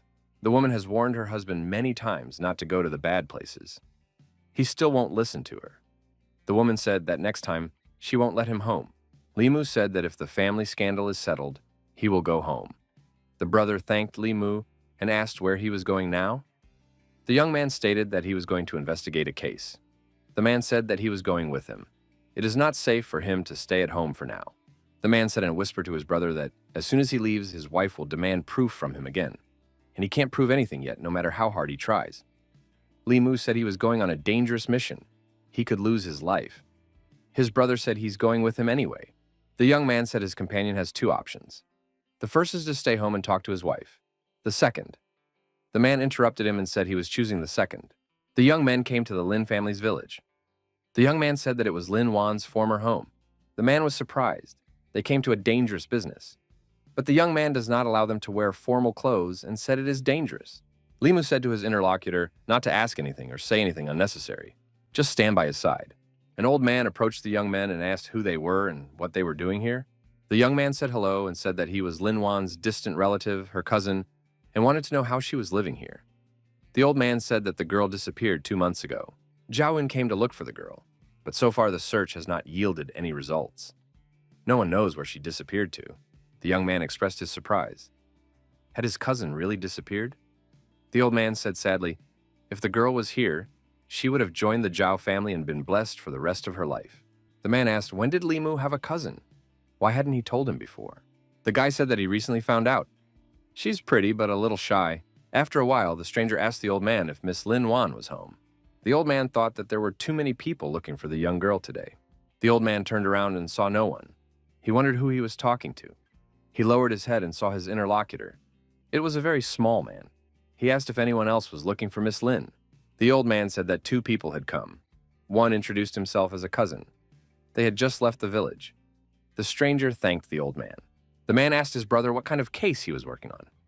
The young man said it was the case of Lin Wan's disappearance. The brother asked why the young man suddenly decided to investigate this case. It's not his jurisdiction after all. Besides, there are many similar cases involving demons or ghosts happening every year. The young man asked if his brother remembered what the old man said. The girl and Zhaoyun were in a relationship. The brother asked what was wrong with marriage, and then the man remembered. It turns out Zhaoyun was going to marry the governor's daughter. The brother asked, does the young man suspect the Zhao family of being involved in young Lin's disappearance? Li told him that he doesn't want to involve his brother in the matter. Therefore, he can go back home and stay out of the way. The man asked, Does Limu really want to be involved in such a dangerous case? The man noticed that his brother used to be the most timid person in the world and hid from all matters. He didn't take initiative. He's changed a lot since then, after he almost died. The young man said that it was after he died that he realized how to live right. The young men heard someone following them. It was the short man who approached the old man. He asked Limu why he should not value his life and mind his own business. The young man became very upset. With his current spiritual sense, he didn't notice the approach of the stranger. The stranger said threateningly, if someone touches something they shouldn't, they should be prepared to die. The young man realized that this type was sent by the Zhao family, sent his brother to get help. The stranger said his brother couldn't escape, so he chased after him. The stranger threw a yellow paper talisman at his brother, and he stopped. His whole body trembled and he couldn't move, and he lost his sight. The stranger turned around and moved towards the young man and said that it was his turn. The young man was not confused and drew his magic sword from its sheath. The villain stopped. He said that he did not expect to see such a magic weapon in the hands of a petty official. But this deal had brought him a lot of money and he wasn't going to stop, and threw black paper pieces at the young man. Limu noticed that those black paper figures were emitting ghostly energy, and there was an evil cultivator in front of him. The young man thought that Buddhist magic should be used against such ghostly tricks. He decided to take on the empty appearance of Dharma. The villain wondered where the light of the Buddha came from. How does the young man know the techniques of these monks? The mercenary said that the young man had succeeded in pissing him off. Now, he would use his most powerful spells. The villain assumed an appropriate pose and began to recite a spell. The young man knew that it was a blood destruction spell, containing over 300 words in the introductory book. The young man thought that this evil cultivator thought he could kill him, but he had underestimated him. The guy thought if this evil cultivator could kill him with a 300-word spell, he would immediately eat his sword on the spot. The mercenary continued to recite his prayer. The young man at this time was thinking about the Lin girl. A bolt of lightning broke out and struck straight into the ground. The lightning struck the rascal. He thought that he hadn't finished his spell yet, and his opponent didn't have any combat merit. It didn't matter because the villain was immediately burned. Only ashes remained. The young man thought that this mercenary had no chance of defeating him. He helped his brother free himself and took off his talisman. The brother asked, "Where did that gnome go?" Limu explained that the rogue had been struck by lightning at that place. It happened that way completely by accident. The young man said that after being struck by lightning, the mercenary turned into dust. The brother said that the Zhao family is very unscrupulous. They hire hired assassins to massacre officials. Brother asked, what will they do now? Limu said he hadn't decided yet. A colleague suggested going to see the judge and see what he has to say. Our hero's brother came to Elder Zhang with a question. Elder Zhang asked what was wrong with his face. The man, excusing himself, said that he had an unfortunate fall. Zhang didn't believe it and said his wife was beating him. And that is a disgrace for a man. The man said he had important business to attend to the Lord. A woman has gone missing from the village. After a little investigation, it is suspected that she was murdered. The old man was interested and said he was listening carefully to all the details. The man said that after the woman disappeared, her fiancé is going to marry someone else. The whereabouts of the missing woman are still unknown. It all seems suspicious and not logical at all. The old man suggested it's not logical unless the fiancé knows that the woman is not coming back. He ordered that the suspect be brought to the magistrate immediately, and he would personally interrogate him. The man said that the man was from the Zhao family. The magistrate was surprised. Is this the family whose eldest son is an official? The old man said, then we can take our time. The man said it is not that family. The old man changed his mind and said that a human life is at stake. We can't delay. We must bring the suspect for questioning immediately. The man said that this Zhao's alleged father-in-law is quite strong. Therefore, he would not be able to bring this young man in on his own. The old man asked, who is this father-in-law? The man said that the father-in-law is the governor. The old man almost choked on his tea. Mr. Zhang asked the man to come closer to him. There was something he wanted to say. The old man said for the man to get out of here immediately. He doesn't want to see him for a few days. Mr. Zhang kicked the man's butt and told him to get out immediately. But in the next moment, he changed his mind and told the man to wait. The man came back. The old man asked how true the information was. The man replied that he had investigated it himself. Messengers could be sent to the village to confirm the information. Everything will be explained to them. The old man said that in 2 days, The young lady will invite her close friend for a walk. Her friend is his daughter. The old man ordered the man to find 2 men to provide security. If anything goes wrong, the man will have to be beheaded. The man ran to his younger brother for a report. Limu asked if Mr. Zhang agreed. The man said he didn't answer but beat him up. Limu asked what his brother was rejoicing about then. The young man said he would have to use his method. The brother said he had his own methods too. The young man asked that his brother's brilliant idea was to sit in surveillance in front of the house with the girls of easy behavior. Limu didn't understand what they were doing here. Zhao Yang is said to be a hard-working, disciplined man who rarely leaves the house except to study hard. The brother said that according to his observation, for the past 3 days, the young man came to this house every day. The man added, he heard that the governor's daughter is very good-looking. But Zhao Yang does not miss the opportunity to have fun before the wedding. If the bride saw him here, what would she think? The young people agreed that for this young man, money is not the most important thing. The governor's daughter and her friend are strolling through the city. Chief Zhang's daughter asked with interest, would the son of the Zhao family show up today? The man said, he found out everything. Zhao Yang every day, at this time, goes out for a walk. A friend told the governor's daughter that her fiancé is a very handsome and hardworking young man, and they will see him soon. Limu thought that according to his brother's plan, the governor's daughter had been spoiled and arrogant since she was little. She came here to spy on her future husband. If he is compromised, the bride will turn on him. After that, the marriage will be dissolved. Beyond that, the young man will not be untouchable. The man pointed at the young man and said that this guy, there is Zhao Yun. The bride wanted to look at him. The girl saw that the young man was going to visit the house for entertainment. He has offered to organize everything like last time. The girls wondered, why did Zhao Yun go to this lewd house? The bride said, she was promised that the young man would be very decent. Someone made a mistake. The man said it was this young man. It's exactly Zhao Yang. The bride said he's a man and it's normal for him to go to places like this. Besides, they're not married yet. The girls finished their tea and decided to go shopping. There was no point in staying here. The girls went outside and noticed Zhao Yun buying gifts for the girls from the funhouse, and while doing so, carrying on conversations that compromised him. The bride kept eavesdropping on this conversation. The groom told the girl that his bride was fat, and he only agreed to the wedding because of his high position and money. And of course, he will come more to this establishment. The governor's daughter got upset and said that she wanted to be alone for a while. Limu thought that this girl was very reserved and vulnerable. She doesn't look like the daughter of a powerful governor at all.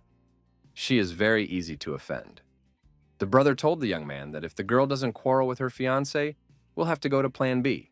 Limu asked, since when did his brother have a Plan B? The brother said he could use his killing spree because, other than that, nothing else would work for him. At the same time, at another similar entertainment establishment, Mr. Lee was leaving the girls as he usually does.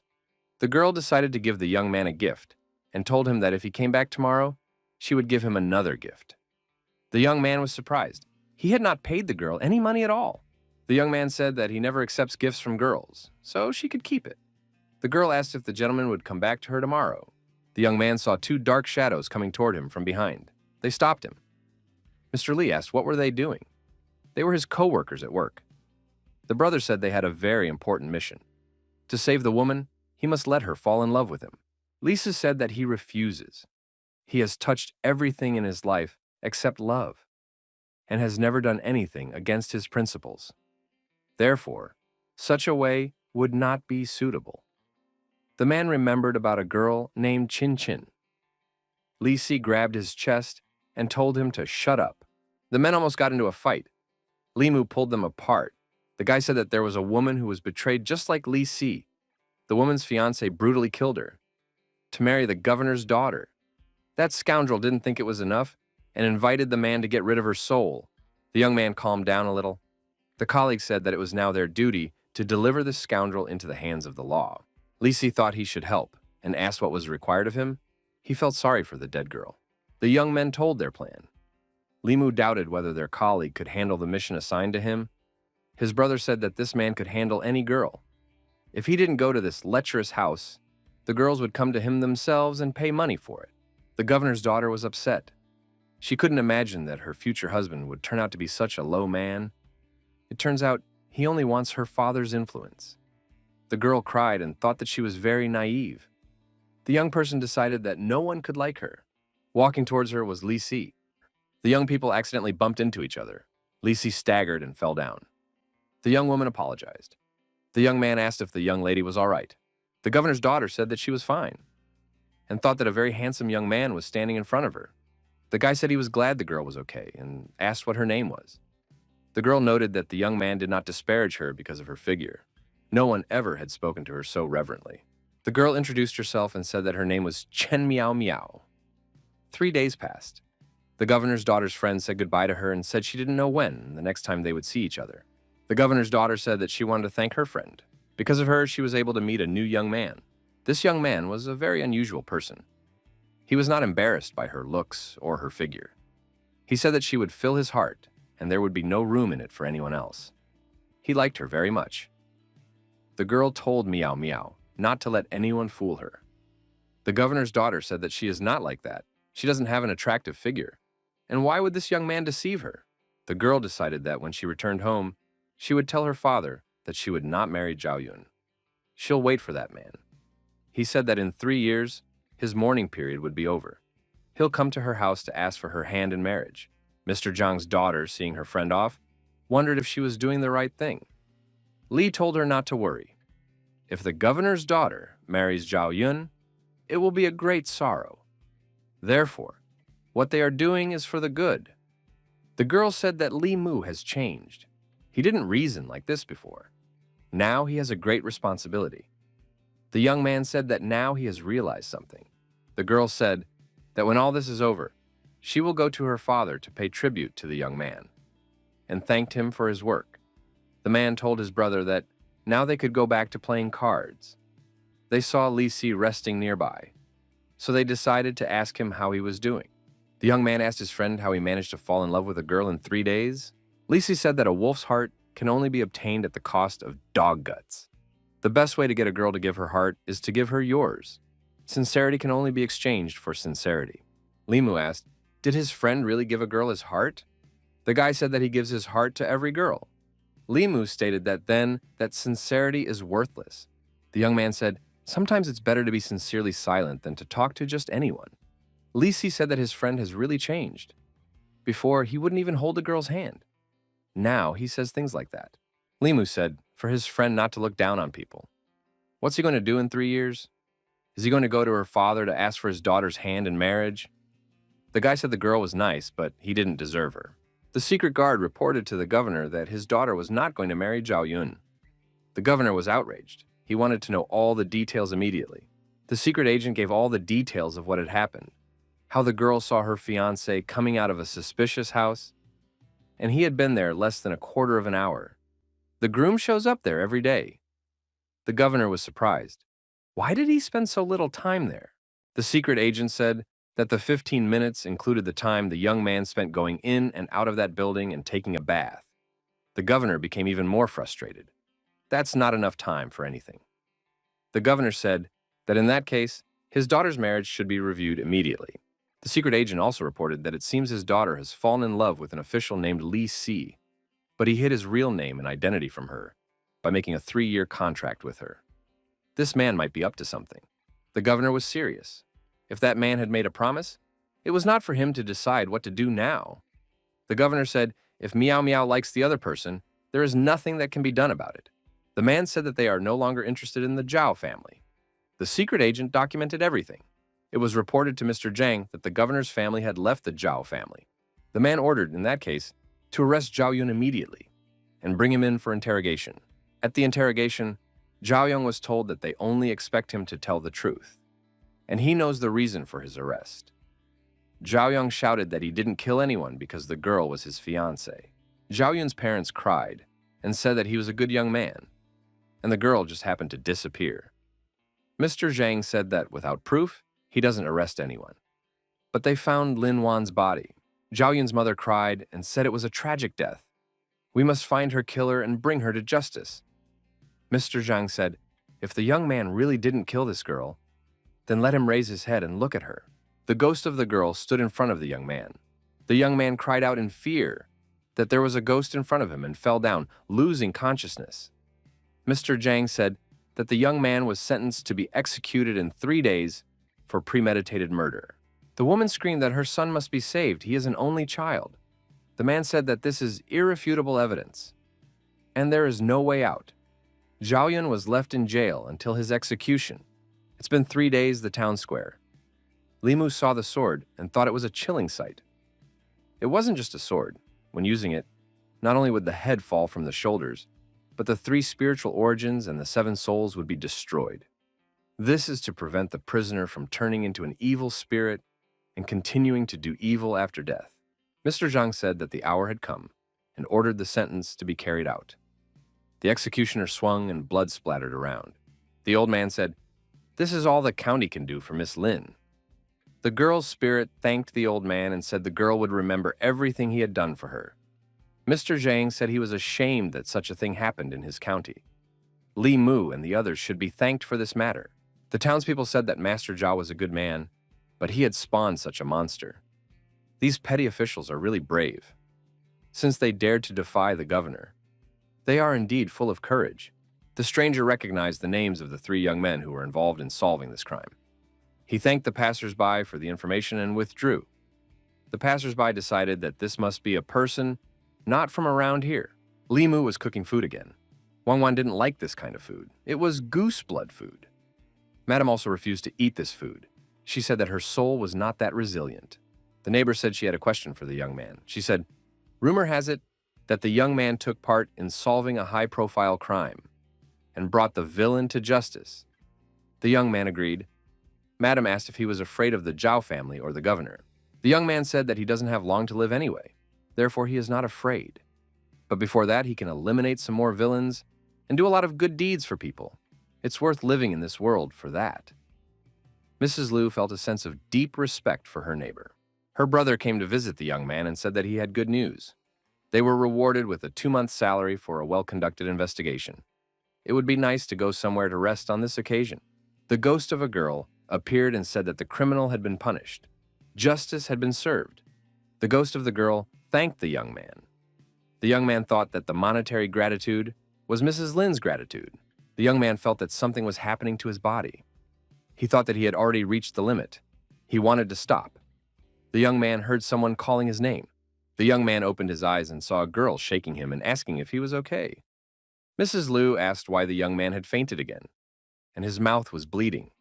The young man said he was fine and was used to it by now. The young man told his brother about his health problems. He couldn't believe that Li Mu only had 6 months to live. The neighbor offered to take the young man to the doctor. The boy said he wanted to rest alone. Lin's ghost appeared and worried about the young man's health. The young man said that he was feeling much better now. Lin said that she is now a cultivator ghost and doesn't know if they will see each other again in this life. If there is a next life, the girl would like to become a cow or a horse to repay the young man for his kindness. The young man said goodbye to Ghost Lin and wished her a happy journey. The young man decided that he had already absorbed a lot of joy, and now it was time to achieve some results. Li Mu assumed the lotus posture and began reciting the memorized mantras. He wanted to make progress. He held his fingers on his hands correctly. The young man realized that he had made some progress. The first soul was ready. The ghost dog responsible for the alarm. He could now detect danger approaching him regardless of the situation. Now he should try the Taoist technique that he couldn't perform before. The young man recited a Taoist incantation, and a miracle happened. His magic sword itself drew out of its sheath and began to hover. The young man continued to recite the incantation. He approached the sword and grabbed it. Manipulating the flying sword magic treasure through the air could only be mastered by third realm practitioners. The second word of truth helped him bridge the gap between realms. The young man felt very tired. His magic power had been depleted in just a few moments. It seemed that it was still difficult to control magic weapons at his current level. The young man decided to get some sleep. It was early morning. Someone wanted to touch the young man's shoulder. The young man managed to intercept the approaching enemy. It's all thanks to the vigilance of the ghost dog's soul, the young man thought, not yet fully awake. The young man touched and found that there was something soft in front of him. It turned out to be his neighbor. She asked why Li Mu was touching her in these places. The young man was surprised and asked what the girl was doing here. The girl said she was in pain and asked that the young man let her go. The young man was embarrassed. But he let the girl go, although it felt good for both of them. The young man apologized many times for his behavior. He didn't mean to act that way. The girl said it was nothing. He is an official and it is normal for him to be vigilant. The girl said then she made chicken soup and decided to give him a treat. The young man looked at his neighbor and thought something had happened to her. She was at the execution site but was shocked and came back with a fever. She has been in bed ever since. We should give her some medicine.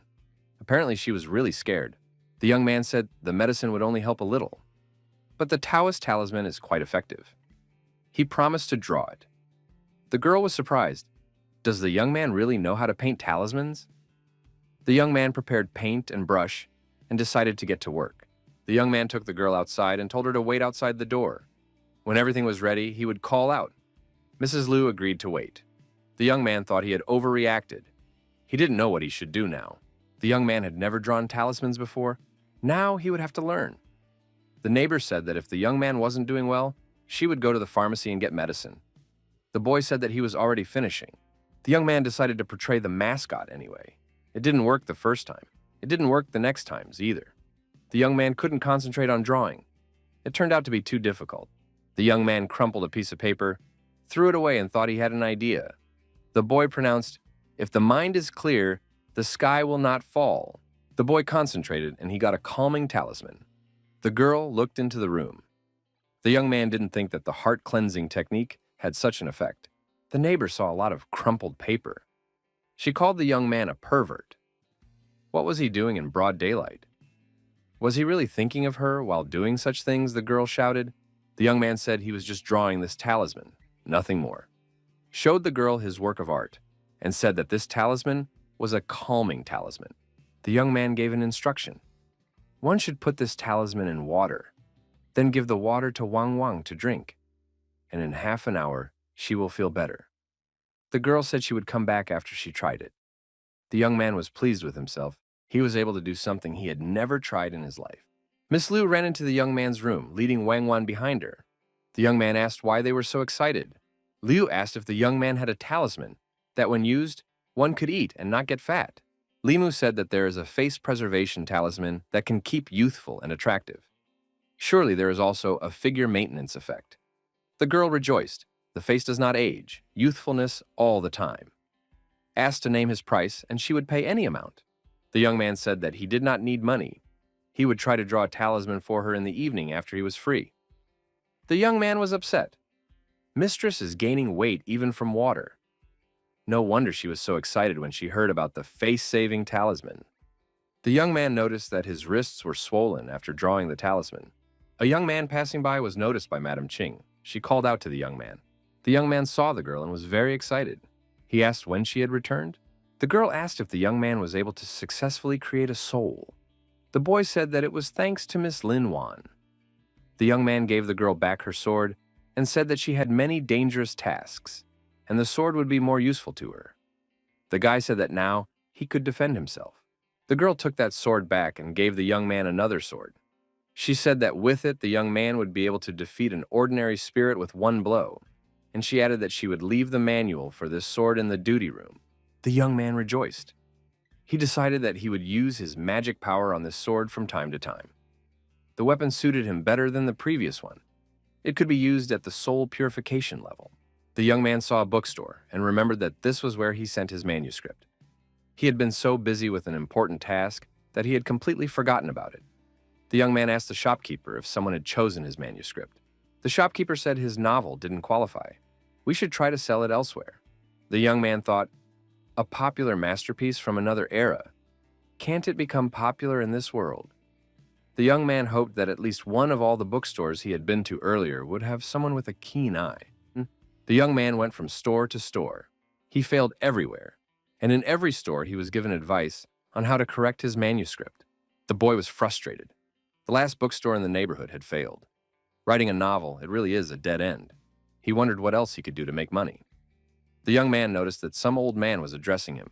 The young man was satisfied with the result of the negotiation. The young man was reported to the girl that everything was arranged.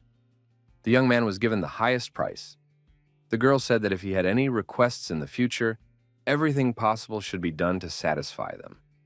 As for the manuscript, one should submit it whenever. but not rush him.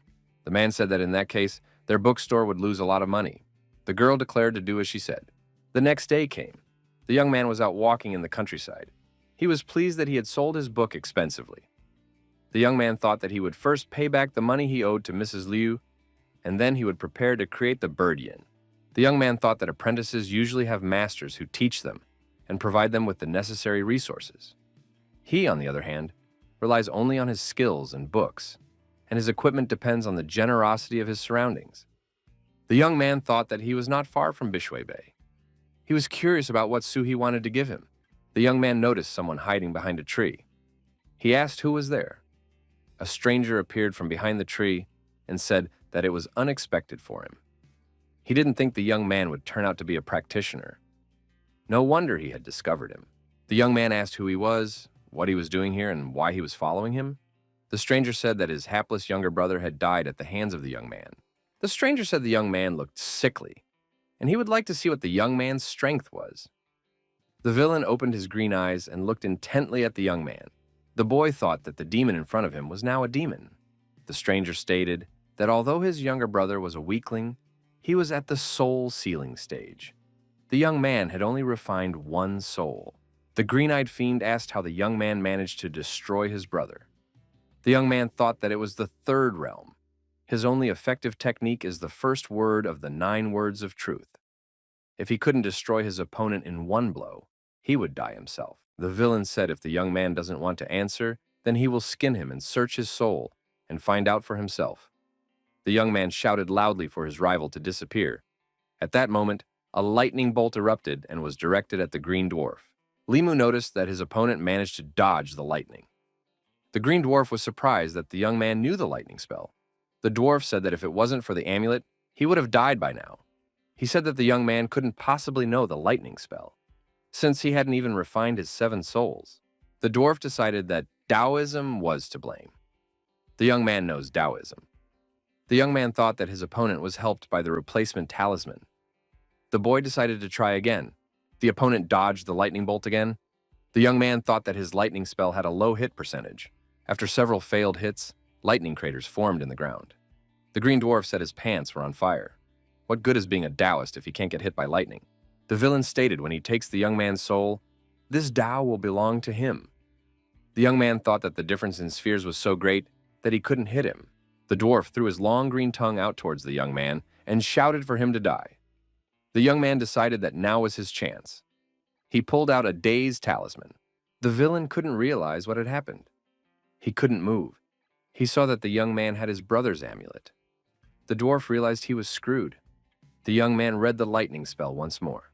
This time, it was an exact hit. The lightning struck the green dwarf. The soul came out of his body. The dwarf's soul turned into a green dragon. He asked how dare the young man destroy his body. He said that he was about to tear the young man's soul into pieces. The boy thought that the lightning didn't destroy him completely, but the young man's strength had already run out. Now he could only hope for a Buddhist rosary. The spirit of a dwarf in the form of a dragon was approaching the young man. The young man took out the Buddhist rosary. The young man's whole body glowed and began to emit light. The dragon said that the young man would not be able to stop him with that rosary. He would see how long the young man would last. The young man thought that the lightning had drained his power and the energy in the pearl was almost depleted. The only way to survive was to head to Bishui Bay. The young man headed in that direction. The dwarf's soul was chasing the young man and thought that he wouldn't be able to escape far. No one would save him today. The young man stumbled, fell, tore his rosary, scattering it. The dragon jumped over the young man and said that now he would destroy him. Suddenly, someone grabbed the dragon by the tail. He asked who dared to interfere in his affairs. The ghost of the girl said that the dragon was very brave if he dared to touch her people on her own territory. The ghost of the girl devoured that dragon. She said that it turned out to taste pretty good. Sue, he turned to the young man and said that he had only been cultivating for a short time at all, but he had already managed to seriously wound a demon with so much experience. This is not bad at all. The girl's ghost picked up the young man and carried him to safety. The young man imagines the ghost dragon grabbing him by the head and lifting him up. The young man screams in fear and wakes up. He realizes that it was a dream. So, he is not dead. The young man cannot realize where he is. The girl offers the young man a drink and says if she had arrived a little later, the young man would have been devoured. The boy asks Ms. Sue, "Where did that demon go?" The girl calmly tells the young man not to worry, she has already absorbed it. The young man is worried. The young man is in a house by the bay. The guy thought that if she was able to absorb the spirit of a third realm lizard, it means that she is a cultivator of the third realm. The imperial court always spoke well of ghost cultivators with souls. The girl said that Taoist techniques, it's a secret art. But the young man is weak and doesn't look like a core disciple. Madame Sue said that she sensed the pure, direct aura of thunder magic there. How can the young man use them? Limu said that he didn't know how to explain it. Madame Sue influenced the young man's body and said that the matter was finished. The young man thought that everyone can smile at good fortune. The young lady gave the young man a book and said that it was in gratitude for seeking justice for Lin Wan. The young man inquired, "What is this?" The young man looked at what was written in the book and realized that it was secret Taoist techniques. The young woman said that more than 10 years ago, a Taoist priest had fallen in battle. Afterward, she obtained his manuscript and learned some of the techniques. For 10 years, she practiced intermittently, and only then reached her current level of Taoism. The young man said that this book would be of great help to him. The young man said that he would always be willing to thank the girl for such a gift. Mrs. Sue told the young man to visit her more often. The young lady asked the young man to find out about a man who was a judge 20 years ago. The ghost girl explained that the hut was covered with illusions and that ordinary practitioners could not see it. If the young man encountered danger in the future, he could lure them to Bishwe, and that's where she will help. The young man saw and picked up the bag, he thought. This is what's left of that demon lizard. Madame Sue said that it was a soul-nourishing bag of evil cultivation that should contain the soul he caught. Another unrighteous soul captured by an evil cultivator. A ghost popped out of the bag and laughed. The ghost screamed. The damn four-legged snake had caught him last time when he wasn't ready. But it wouldn't succeed this time. The ghost saw the young man and was scared. It was him again. The young man shouted to Mrs. Sue to stop this demon from leaving. The demon got scared and tried to run away. Miss Sue directed her magic powers at him. The girl stopped the demon and captured him. He begged her not to kill him. The ghost screamed that he had wronged her in the past, but because the girl is kind and lenient, he pleaded to let him go. Madame Sue was unwavering. She clutched the ghost tightly by the throat. The ghost began to choke. The young man asked the ghost how he knew he didn't have 7 souls. The ghost said once he had accidentally absorbed the remnants of an evil spirit that had the magical power of Heaven's Eye, and he was able to learn this technique and gained the ability to see through 3 souls and 7 souls of a human. The young man did not believe this ghost. The ghost said he was not deceiving. The young man said the ghost told him about this technique and he would try to test it. The young man tried it and he succeeded. So the ghost really wasn't lying. This technique not only consumed little energy, but it also allowed him to see the strength of the enemy. The young man looked at Mrs. Sue, but he couldn't see anything. Unfortunately, he can't see through those who are stronger than him. The girl asked the young man what happened to the 7 souls. The young man replied that he was looking for a way to form. Madame Sue said that condensing the 7 souls is much more difficult than purification. A young man could become a ghost cultivator and reach the middle level of the 3 realms within 20 years. The young man refused. After all, he wasn't married yet. Madame Sue said that if the young man became a ghost cultivator, he could find a female ghost cultivator and engage in pair cultivation already. The young man liked the expression about pair cultivation. When he reached the middle level of the 3 realms, he would be able to reconnect with his body and be no different from a living person. The girl moved closer to the young man and asked how he felt about such an offer. The ghost saw that he had no time for him now and asked if he could leave. The young man said to stay where he was. That ghost had tried to kill him twice today. He won't use lightning, but let Miss Sue eat his soul. The ghost said for Mrs. Sue to forgive him. After all, they are all ghosts. Why make life difficult for themselves? The young man thought that this ghost's emotional strength was very bad. The young man noticed that a monk approached them. He said that his improvement was not successful. The ghost in the sack had run away from the Nongs, so they had to search for him. The ghost asked the monk to accept him and promised never to run away again. He will always listen to this monk's sutra because he loves to listen to his reading. Mrs. Sue said that she would not let this ghost go anywhere. The ghost grabbed the monk's hand and started reciting the sutra, said he knew it by heart. The monk asked the young man to give this ghost to him for re-education, and he would guide him to the right path. The young man said that he was giving this ghost to a traveling monk. The monk said to let the ghost return to the sack himself. The ghost turned into black smoke and flew into the pot the monk had in his hands. The man put a lid on top of it. The Buddhist told the young man that in just a few days, he had gone from losing his soul to the first ghost dog soul. He helped people in need and did good deeds. He has a strong Buddhist aura. He must meet the Buddha. The young man said it was all thanks to the rosary beads given to him by a monk. But those beads were destroyed. The young man regrets it very much. The monk said that the beads are just an external object. The young man is marked by wisdom.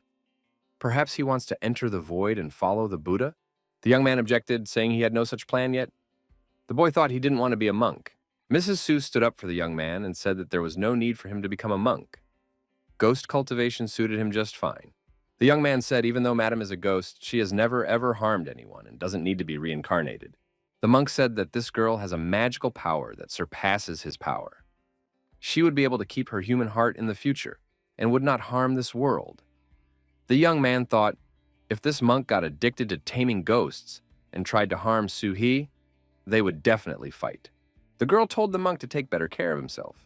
The monk gave the young man a book and said that this sutra was meant for him. It would help him understand and become wise and remove the obstacles of karma. The monk chanted, the young man picked up the song. The poor monk said that the young man had a great destiny connected to his Buddha. As he left, the monk told the young man if he changed his mind, he would be waiting for him at the temple of the Golden Mountain. Mrs. Sue said that the monk was testing the young man's wisdom. The girl said that the young man only uttered one sentence, and the Buddha's light appeared. So he obviously has a great talent for practicing Buddhism. Madame Sue gripped the hilt of the young man's sword. The young man blushed with embarrassment. The girl said that the young man was good at practicing Taoism.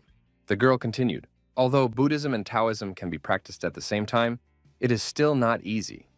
It's hard to practice one thing at a time as it is. You shouldn't be too greedy.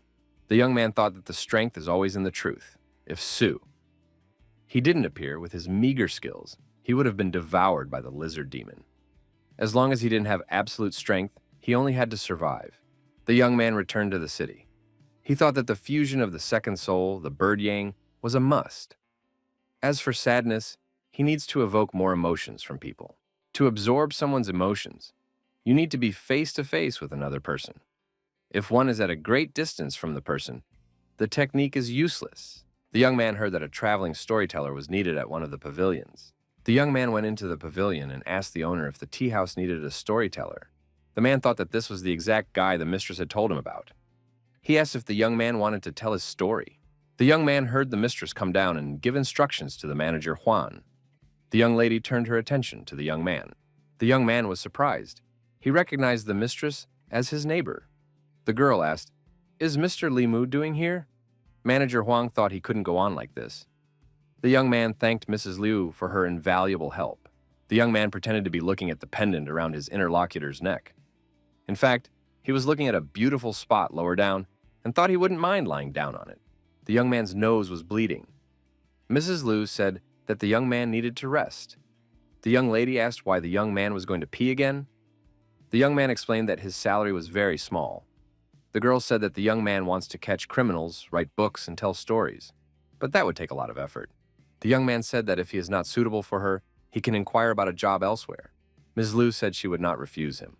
The young woman said if the young man wants to work, she will give him a place, and made an offer he could not refuse. The young man thanked the girl for her kindness. He said she was very kind to him and helped with the distribution of his book. But the boy wants to earn money by his own efforts. The lady was very touched by his revelation and said that she would organize everything. In the restaurant, the storyteller retold various stories. It was very entertaining. The patrons were demanding a continuation. The narrator said that he was not feeling well at the moment and paused. The visitors became upset. They wanted to eat and listen to the story. The man said that there would be a new storyteller at the pavilion today, and he is offering everyone to listen to the continuation of the story as performed by him. The guests were not happy. What is there to hear from a newcomer? Of all the storytellers, only this old man can tell good stories. The visitors were about to leave. The young man thought that although most of the visitors had left, he had a chance to prove himself. The young man said hello to those who remained and said that today's story was called Butterflies in Love. The regulars turned their attention to the new storyteller. The young man could not be seen, only his shadow. The young man said he was hiding so people wouldn't recognize him. The young man began to tell a very sensual story about a girl. At one time, the young man cried his eyes out when he heard this story.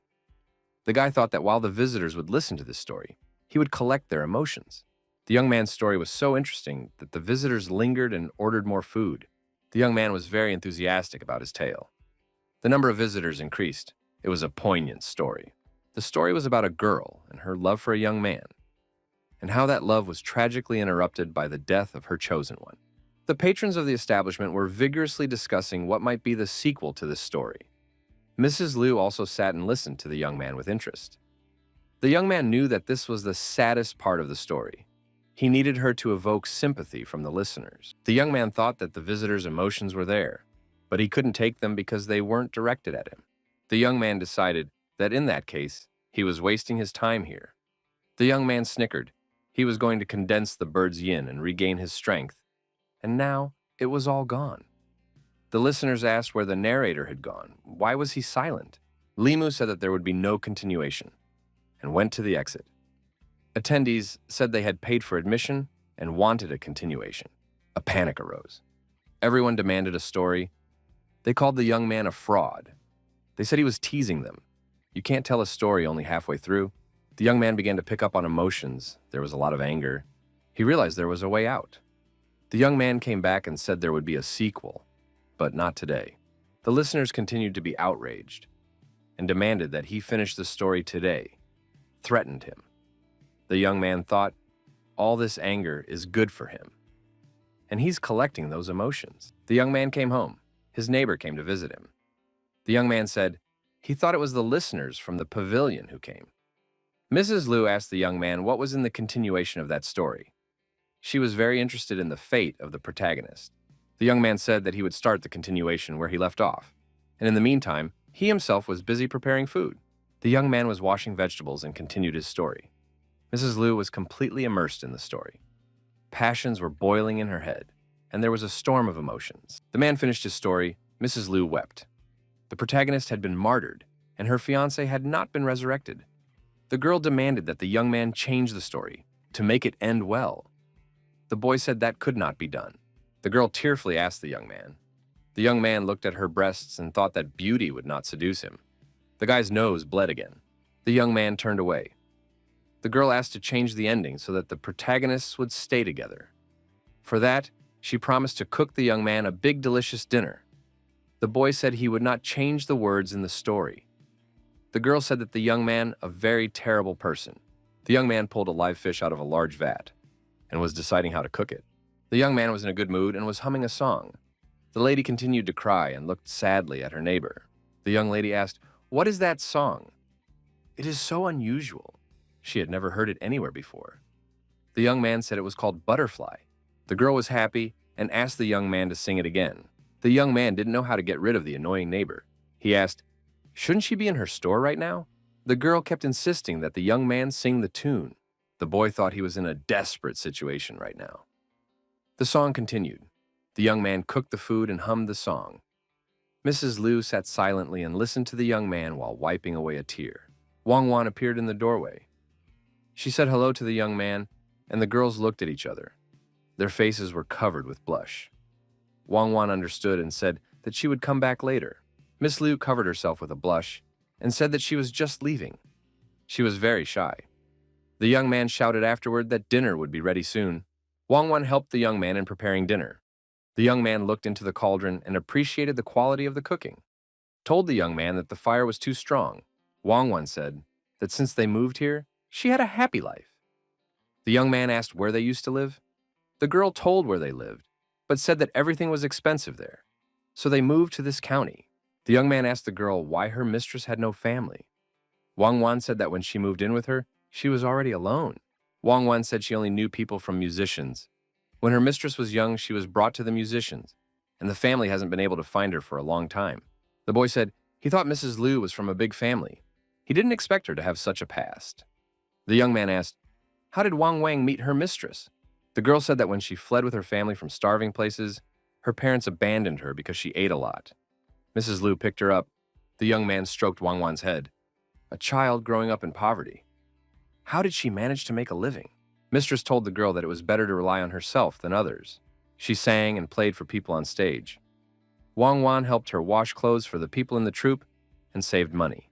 When the landlady saved up money to pay the ransom and open a store, they came here. The young man thought that there are few people with such courage and determination, even among men. The young man heard music blaring from a neighboring house. It was his butterfly. The lad thought that, although it was different from his version, Mrs. Liu had repeated it just by listening to it. The boy admired Mrs. Liu's musical ability. Mrs. Liu asked the young man if there was a full version of this song.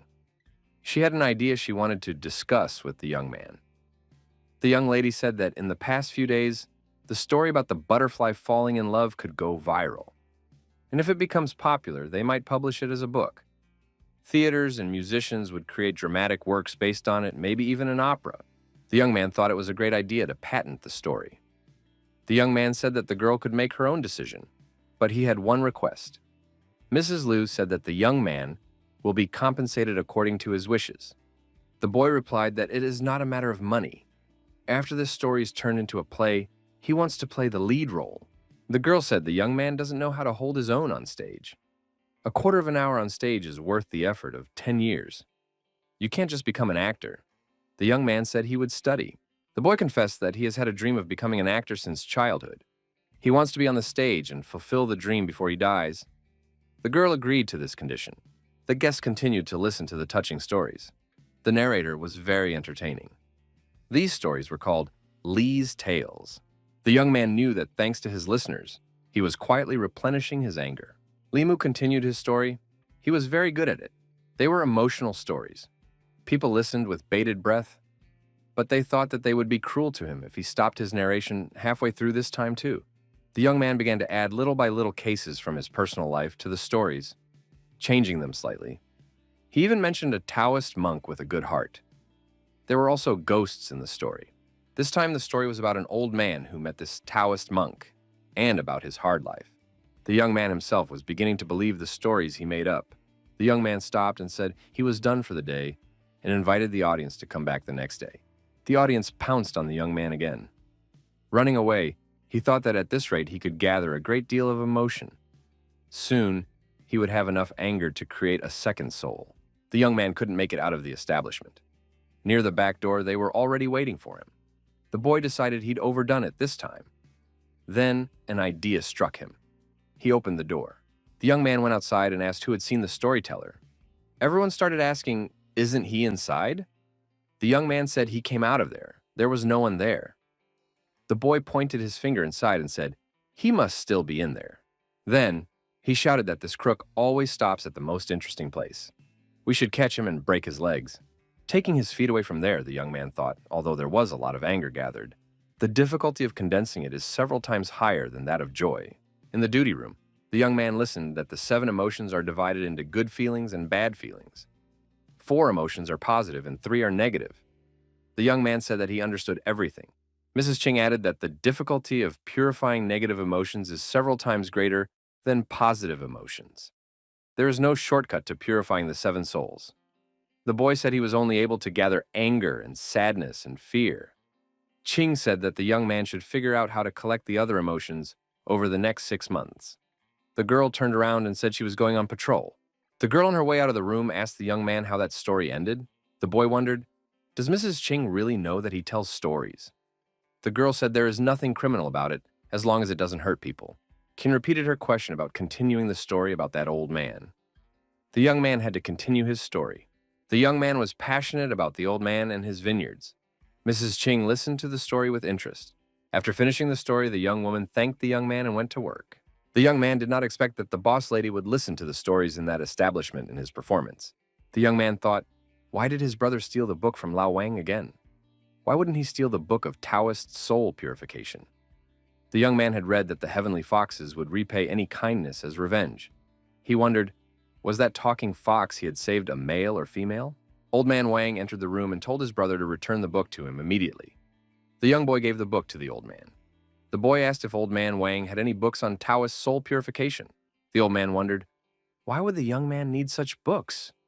The lad said that he had encountered an obstacle to perfection and was looking for a way out. Are there really no shortcuts to perfection? The old man asked. Who said there are no shortcuts? Wang said that there are many shortcuts on the path of perfection that can be taken. For example, taking a person's soul and growing it. If one is courageous, there are shortcuts everywhere. The young man said that he was not going to do anything illegal. Old Man Wang said, if the young man doesn't want to take a human soul, you can take a demon soul. The interlocutor told the young man that Taoist disciples all over the world don't just wander around and kill demons. Do they really have nothing better to do? The young man liked the idea of capturing a demon's soul. The old man said it was the easiest way to practice. The boy said he refused. The young man asked the old man, people who go to kill demons for their souls, to enhance their refinement, and demons who kill to take a soul, what is the difference? The old man noticed that the young man was as illiterate as he was. The lad stated that once one tasted the sweet taste of quick success, one cannot sustain the normal speed of practice. With time, one could start killing demons that didn't harm humans. Then, one could reach humans that way as well. The young man disagreed with this. The old man took to telling the young man about the law of the jungle, about the survival of the fittest. The boy did not want to discuss it and asked the old man about a judge who had been 20 years ago in one county. The old man recalled something. The old man said that that judge had married the daughter of the head of that county, and he had only been a judge for 6 months. The old man said he had a service body to the young man. In one village, 2 people were gnawed to death. They were exsanguinated, probably the work of a demon. The young man should take the case. He and Mrs. Ching are the only free people. Old Man Wang said it's an excuse for the 2 of them to investigate together. The young men arrived at the village in question. The locals were told that 2 officials had been sent here to catch an evil spirit. The officials asked where the scene was. Madam Ching began to interrogate the locals on the way. She wondered if anything like this had happened before. A local said that his family had had 2 sheep mauled a few days ago. Li Mu thought that only a beast or a demon could gnaw the sheep. The villager showed him where the place was located. He noticed that there was something wrong in the chicken coop. The young man went over to the chickens and found a tuft of hair. Where did it come from here? The young man thought. The young man suggested that his co-worker look at the scene. The girl looked at the evidence and decided it was a demon that had not yet transformed. She folded a crane out of a yellow piece of paper, as is proper in such cases. The girl let the crane fly in the air and told the young man to follow it.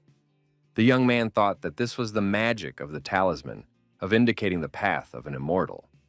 This was the kind of method he had seen from Mr. Han before. The young men came to the forest and lurked. The crane led them to the right place. The young man and girl saw a weasel roasting a chicken on the fire. This seemed very unusual to them. The weasel sensed that it was being watched and instantly disappeared. The young men followed the animal and saw that it hid in a cave. They cautiously crept up to this cave. A weasel came out of the cave. It was of huge size. The beast told the people to get out of here. The young man drew his sword and told the beast that it was just a matter of a few chickens, so he would have to go to the magistrate and write an explanatory letter. He should correct his mistakes and compensate the villagers for their losses. The young man added that it is not easy for the beast to practice why it resists so fiercely. The beast said that humans are very cunning. They do everything for the sake of their souls. If he follows them, death awaits him. The girl drew her sword sharply and pointed it towards the beast. The animal was wounded and shrieked. The young man thought that this demon's Tao level should be similar to Madam Ching's Tao level. But this beast flew off with a single strike. The young man asked, had the girl reached the condensation stage? Head Ching said that she had. The beast thought that he couldn't let people get into the cave. Another beast came over to the weasel and said that he was not an opponent to humans and had enough of fighting. The 2 of them would always be together. The beast bowed to the young men and said that he was the one who caught all the chickens. They could kill him, but just don't touch his girlfriend. The girl said they were not going to kill anyone. The girl thought, if this beast is willing to give his life for his friend, then he can be considered good and righteous. The beast asked if they wouldn't take his soul for perfection. The young man said they didn't want those souls. The beast said he couldn't help it. A friend was injured by a practitioner who wanted to take her soul for cultivation and destroyed her foundation. It was necessary to bring some chickens to replenish her energy. Actually, they never, ever hurt anyone. The girl said that if the beast was hurt, she could help. The guy thought, although demons and ghosts are different in nature, there are no attributes in Buddhism. Buddhist energy should help the demon beast to heal its injury. The young man used his Buddhist energy to help the beastman heal its injury. And it really, really worked. The beastman thanked the young man. Ching asked the young man since when did he study Buddhist arts? The young man said that he wasn't going to betray his mistress, even by studying Buddhism. The girl said that in the young man's situation, he better gather his 7 souls first. Limu said he reads sutras when he has nothing to do. But in the future, he is going to get married. The girl said the weasels should go back to the village with them and see what decision the judge will make. The weasels agreed. The young men decided to go back home. The girl stopped and said she could smell another demon. Mrs. Ching told the young man to get behind her. A huge demon came out from behind a tree and inquired who was in front of him. The young man thought that this creature's aura was more powerful than a lizard demon. It must be a werewolf demon. A huge opponent appeared in front of the youth and said that he sees 2 good pelts and 2 portions of human blood. That's what he likes. The flavor of human blood food is much better than those mountain spirits and wild monsters. The villain said that the girl has a good foundation. If he eats her, he can advance to the 4th level. Ching told the young man to move far away. She will deal with him herself. The villain said if he ate the girl, he wouldn't have to hide in the forest anymore. So he turned into a tiger demon and said they could attack together. The young man said the demon in front of them was a werewolf demon. The demon said the young man had hit the mark. The demon told the girl to be his baby girl. Then he won't kill her. The girl said no way she would, and she brought her deadly sword down on him. The demon said that if the girl didn't want to do it the right way, he would do it the wrong way. And she shouldn't blame him for not showing mercy. This was a bloody battle. Madam Ching thought that one couldn't let go of a demon that feeds on humans. He looked dangerous and unpredictable. If he relied solely on beast instinct in battle, he was no match for her. The girl, using her combat skills, stabbed her sword into that demon's body. The werewolf said that it was really painful, but he was about to show a little trickery. The tiger opened its mouth. Black smoke billowed out of it. Ching said that it was a strong hate energy. If she inhaled it, she would be paralyzed immediately. The girl took out a talisman in the form of a yellow leaf with inscriptions, waved her hand, and told the energy to dissipate. The energy of hatred immediately dissipated around the girl. She was able to continue breathing evenly. The werewolf shouted loudly, "What a ridiculous stunt! He wasn't ready for this." The demon had more methods of affecting his opponents, and he told them to try this now. Gloomy black shadows with burning eyes began to emanate from him. Kings realized that they were ghosts. Everything was imbued with the energy of hatred. They were all the souls of the creatures he had killed. The girl knew that the ghosts should be destroyed first. There were so many souls. Just how many murders had this shameless demon committed? Ching entered the battle with these ghosts. They were just the bodies of ghosts. Why did she feel like they had immortal bodies? There was no end to these ghosts. Although they weren't much of a threat to her, they were constantly draining her strength and magic power. A young man appeared beside the girl. He too had a sword in his hands. He asked how his mistress was doing. The girl was surprised and asked what Li Mu was doing here. The young man said that he had come to help. Buddhist magic can handle these ghosts.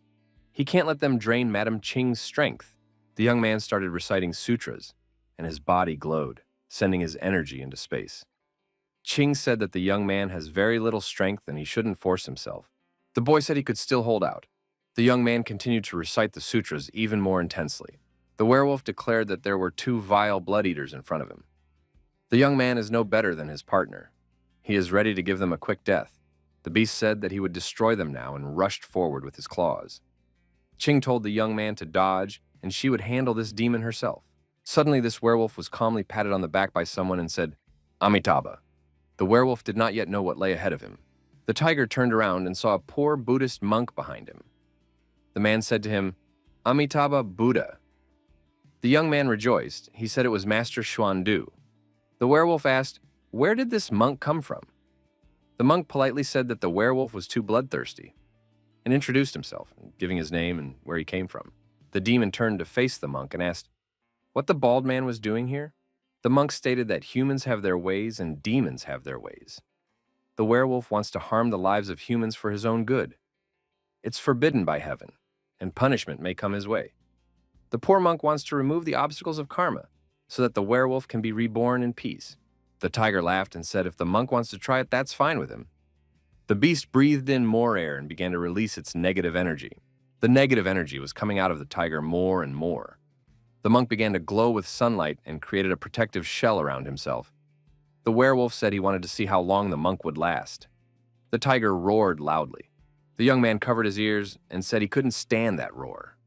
The girl said that it was the tiger's roaring technique. It was not something that could be easily resisted. The monk thought that this werewolf was very stubborn. The man began to direct his energy at a huge tree in the neighborhood. The tree broke and collapsed. The collapsed tree came down right on top of the werewolf. The beast fell and was defeated. The tiger couldn't believe it. He had used the sound technique to win. It was impossible to resist that roar. The demon said he had another way. So he began to send ghosts at the monk. The ghosts of the dead people came at the monk and asked him to save them. The monk got angry and said that this demon had no right. He had killed so many innocent people. The werewolf screamed that those victims would be even more today. The monk stated that he would get justice for the innocently killed. The werewolf swung around and wanted to skin the monk's head with his claws. Limu shouted for the man to be more careful. The tiger touched the monk's head with his paw and a miracle happened. Everyone saw a flash of bright light, and the tiger screamed. Something had happened to his paw. The next moment, the monk sent his opponent very far back with a strong right punch. At the same time, he pumped a warlike monk's cry. The young man said that this monk's head was like a stone. The girl said that Buddhism helps one reach the fourth realm of the golden body. The body becomes so strong that it cannot be dislodged, and the physical strength is so great that it far surpasses that of a demon. The monk calmly approached the lying werewolf. The werewolf raised his head and said that he was asking for mercy. To make sure the werewolf obeyed, the monk kicked the beast in the face with his right foot. The werewolf decided that he would be good from now on. He apologized to the master and said he wanted to be saved by the monk. The monk picked up the tree trunk and said that the tiger should not tell him who would receive salvation and who would not. The werewolf was then hit in the body with the tree trunk. The monk said that he would now destroy the soul and body of this werewolf because he had killed many living beings. The poor monk continued to strike the body of the werewolf with this log. A column of dust rose up and no details could be seen. The girl said that this was the Buddhist way of fighting demons. The young man said that only a monk could do such a thing. When the dust cleared, the monk stood peacefully leaning on this log. The tiger lay senseless in the green clearing. The evil spirit was leaving the werewolf's body. The monk said he could not escape. He stretched out his palm. The same powerful glowing palm was aimed at the werewolf. The palm covered the beast and its evil spirit. The young man said there were so many innocent souls out there. The monk said he would take care of them. The monk was absolutely calm. The girl was surprised. This man knows how to subdue his emotions very quickly. The monk said, Amitabha, and waved his cloak. The ghosts of innocent souls began to rise. The monk said when they return, he will use Buddhist teachings for reincarnation and help them to be reborn. The ghosts of souls disappeared into the heights, and the monk said it was wonderful. The young man thanked the Buddhist monk for saving them again, and remarked that this is what a fierce fighter should look like. The monk said it was quite late and invited the young men to stay the night at his temple. The young men thanked him. The man said that if the young men stayed at his temple tonight, he would be able to answer their questions and solve their problems. The young man thanked the monk for his kindness and said that his 6 indriyas were not pure. The man pointed ahead to the temple and told them to follow him. The young monks saw their preceptor and greeted him. He said that the 2 men were officials from the magistrate and today they were his guests. The monk said that he was a little late because a problem had arisen along the way. He asked his disciples to organize meditation rooms for the guests. The young men asked who their uncle was dragging behind him. The monk replied that it was just a wild demon. The monk stated that tomorrow he would ask the tailor to make a mattress out of tiger skin. The young man marveled at the poor monk's wishes. The frightened weasels said that demons were forbidden to enter the temple, so they would wait for him outside. The young man thought that the weasel's foundation was badly damaged and needed to be worked on. He wasn't afraid that they might run away. The young man said goodbye to the animals and told them that they would meet tomorrow. In the meditation room, the young man meditated intensely. He found it offensive to practice Taoism in a monastery. A monk's scripture lay before him. The young man opened the manuscript and realized that it was a heart sutra that was not difficult to understand. This sutra evokes a vision of the Buddha's light. The young man decided to give it a try and began to recite this sutra. Then he thought, is there any other use for the heart sutra? At the Buddha temple, the young monks were meditating and reciting the sutra of overcoming all suffering. Suddenly, the young men noticed that the Buddha statue shone. They decided to report this to the abbot and Xuandu's uncle. The young men were awakened and came out of their rooms to see what had happened. The girl stated that the Buddha statue in the temple had lit up for no reason.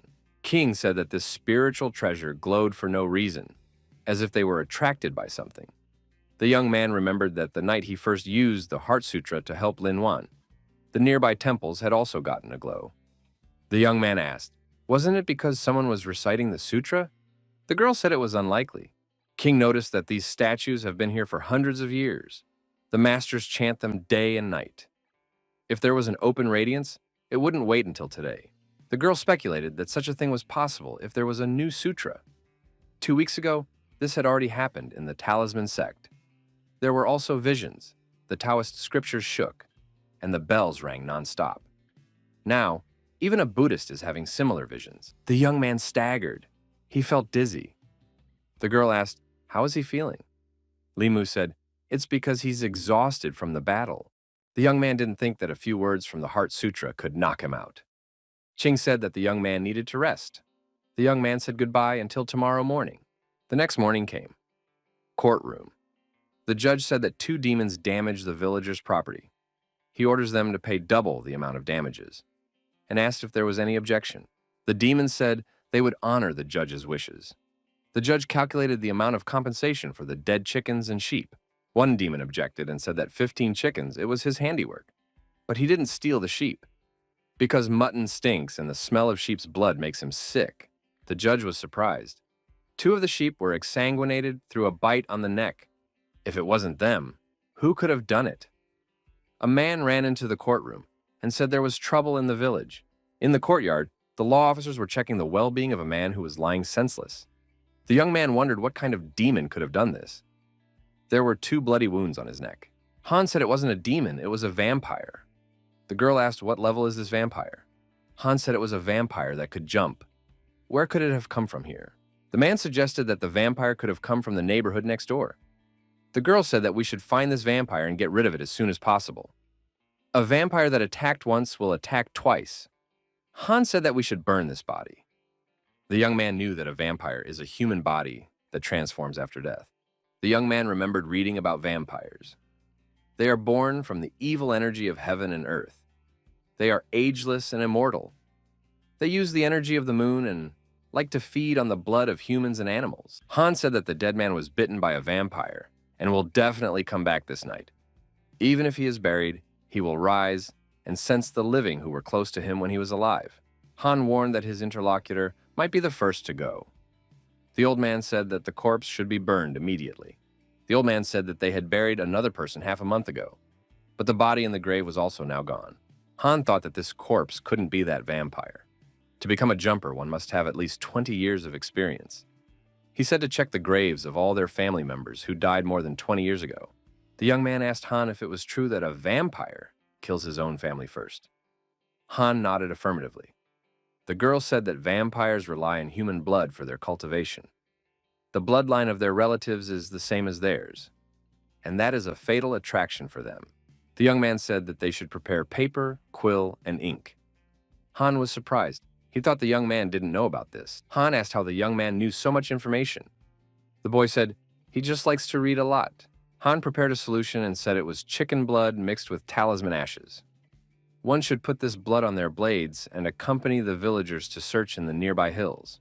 The man said to pay special attention to cemeteries and mass graves. To return, one must make it back before sunset.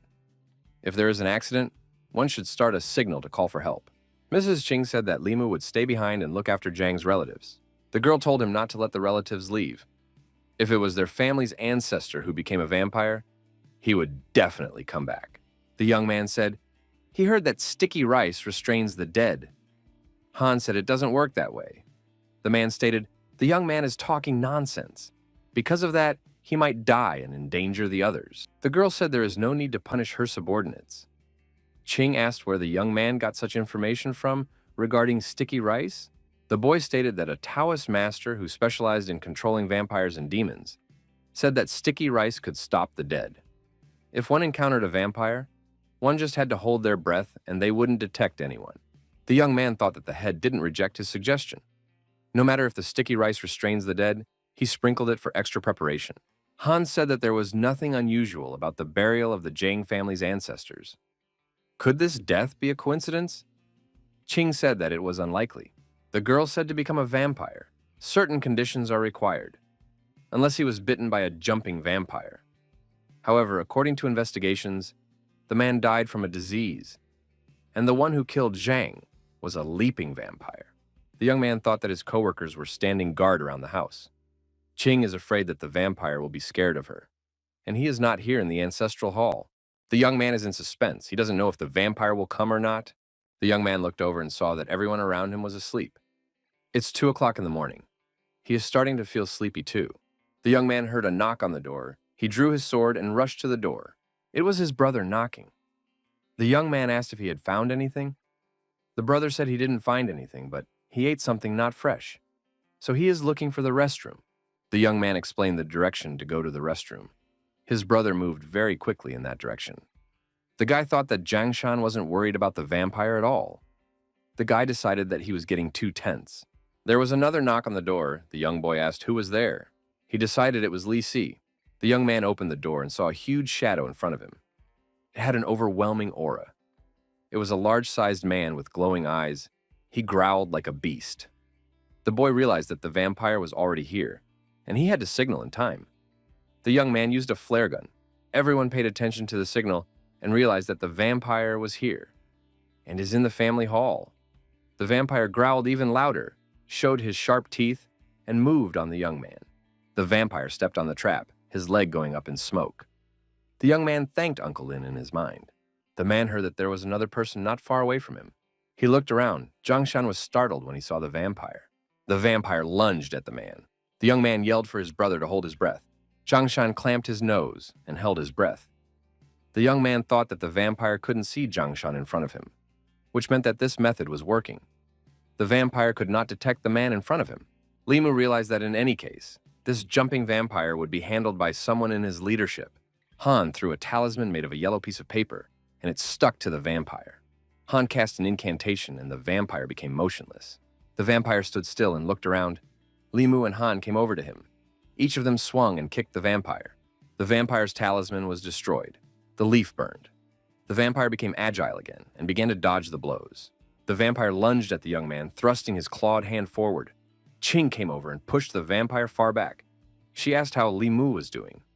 The girl said for the young man to go protect the Zhang family. She would deal with the vampire herself. The young man noticed that the vampire had run away. The young man was upset that this vampire was a weakling. The girl said that she will try to catch up with him. Hanjae is left in charge. Han thought, looks like Limu was right. The sticky rice is really holding him back. Han thanked the young man. The young man decided to check to see if anyone was hurt. One of the men said it was Grandpa. The young man wondered, was the vampire really the grandfather? Han wondered. It had only been 6 months since the old man had died. How could he have become a vampire? The youth noticed that the vampire had returned again. He was hatching a new plan of attack. Han thought that this vampire had just diverted their attention. He ordered everyone to go back into the hall, close the door, and not come out even if they heard a noise. Han told the young man to use sticky rice. The young man realized that the rice had been absorbed by this black mist. This mist would neutralize the effect of the rice. Han said to Limu to be careful. The vampire attacked the young man. The young man had to evade the attack. The young man couldn't understand how this vampire could sense him. Could he be able to sense the body of a pure Yang? Han shouted for the young man to dodge more intensely. Han jumped towards the vampire and pierced its body with his sword. The vampire roared and emitted dark smoke. Han was surprised. The vampire broke his sword and pulled it out of his body. The peachwood sword was broken. The man realized that it didn't work. The young man was amazed. This sword was a sacred weapon and was destroyed by a vampire. So it was absorbing the energy of the moonlight. The vampire was taking on a more and more sinister appearance. Suddenly, the vampire disappeared. The young man thought that his heartbeat might give him away. It was dangerous. The young man felt the demon leave a scratch on his shoulder and disappeared. It was very fast. The boy thought that he couldn't match the vampire's speed. It would be hard for him to escape.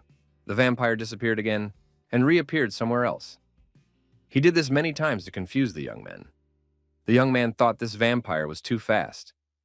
We should think of some way to suppress him. The young man said that Han was injured quite badly. Han was trying to use Taoist techniques.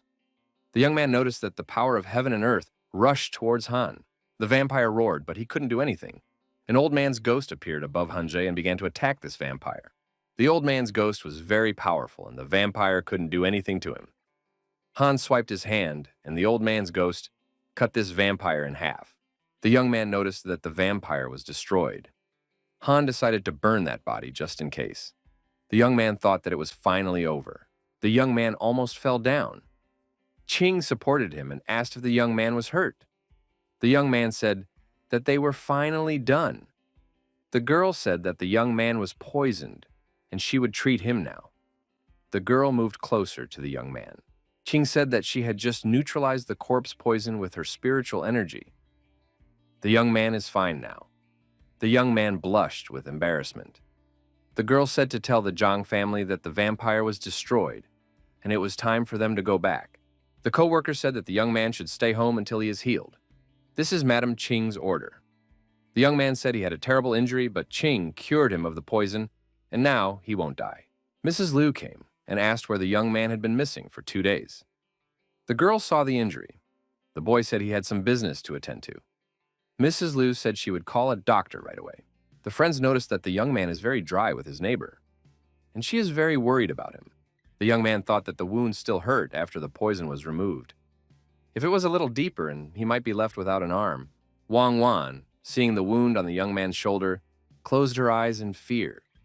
The girl invited the doctor into the room. The doctor said it looked like the mark of a ferocious animal. The doctor said for the girl to wash the wound and he would prepare medicine.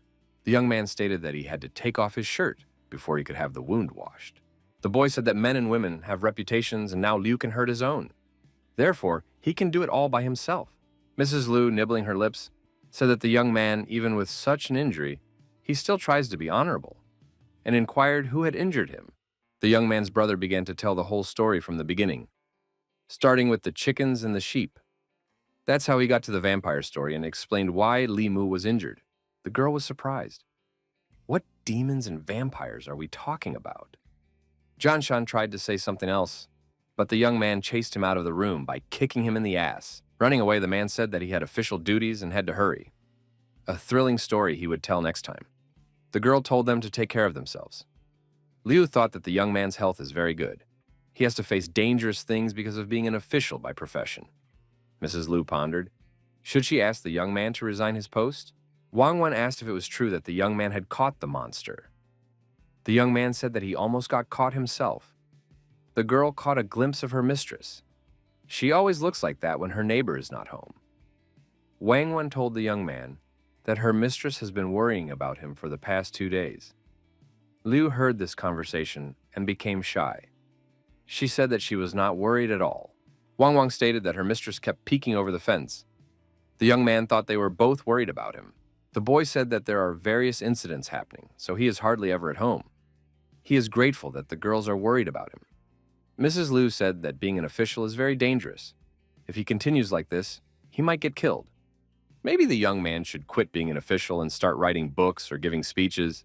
The young man said that officials should not pass up in the face of danger. They should ensure the safety of their people. After all, life is undoubtedly important. The boy stated that it is precisely because the girl is concerned about him that he does not want to waste his life, and he should not be ashamed of what he does. Wang Wen asked her mistress what Mr. Li meant. The mistress said that the girl is still young and doesn't understand a lot of things in life. The mistress said that there are many demons and ghosts in this world. The reason why they can live here safely is because there are people like their neighbor to guard them. Wang Wan said that she understands everything, but their neighbor is injured and he is having a very hard time right now. The girl asked if she could stay with Mr. Li and look after him. The landlady didn't mind, and the girl started to help the young man. She brought him a tonic soup that her landlady had specially prepared for him. Wang Wan fed the young man from a spoon. The young man thought that other than his mother, No one had ever shown him such care. The girl asked the young man, was it true that the demon tiger was a talking tiger? What do vampires look like? Is it true that vampires can jump and suck human blood? The young man answered all the questions Wang Wan asked him in detail. Unexpectedly, his colleague, Mrs. Ching, came to visit the young man. The young man immediately jumped up and introduced Madam Ching as his neighbor, who was looking after him while he recovered. Wang Wan said hello to Li Ching. The girl said that she had brought the young man a talisman and wanted to watch him recover.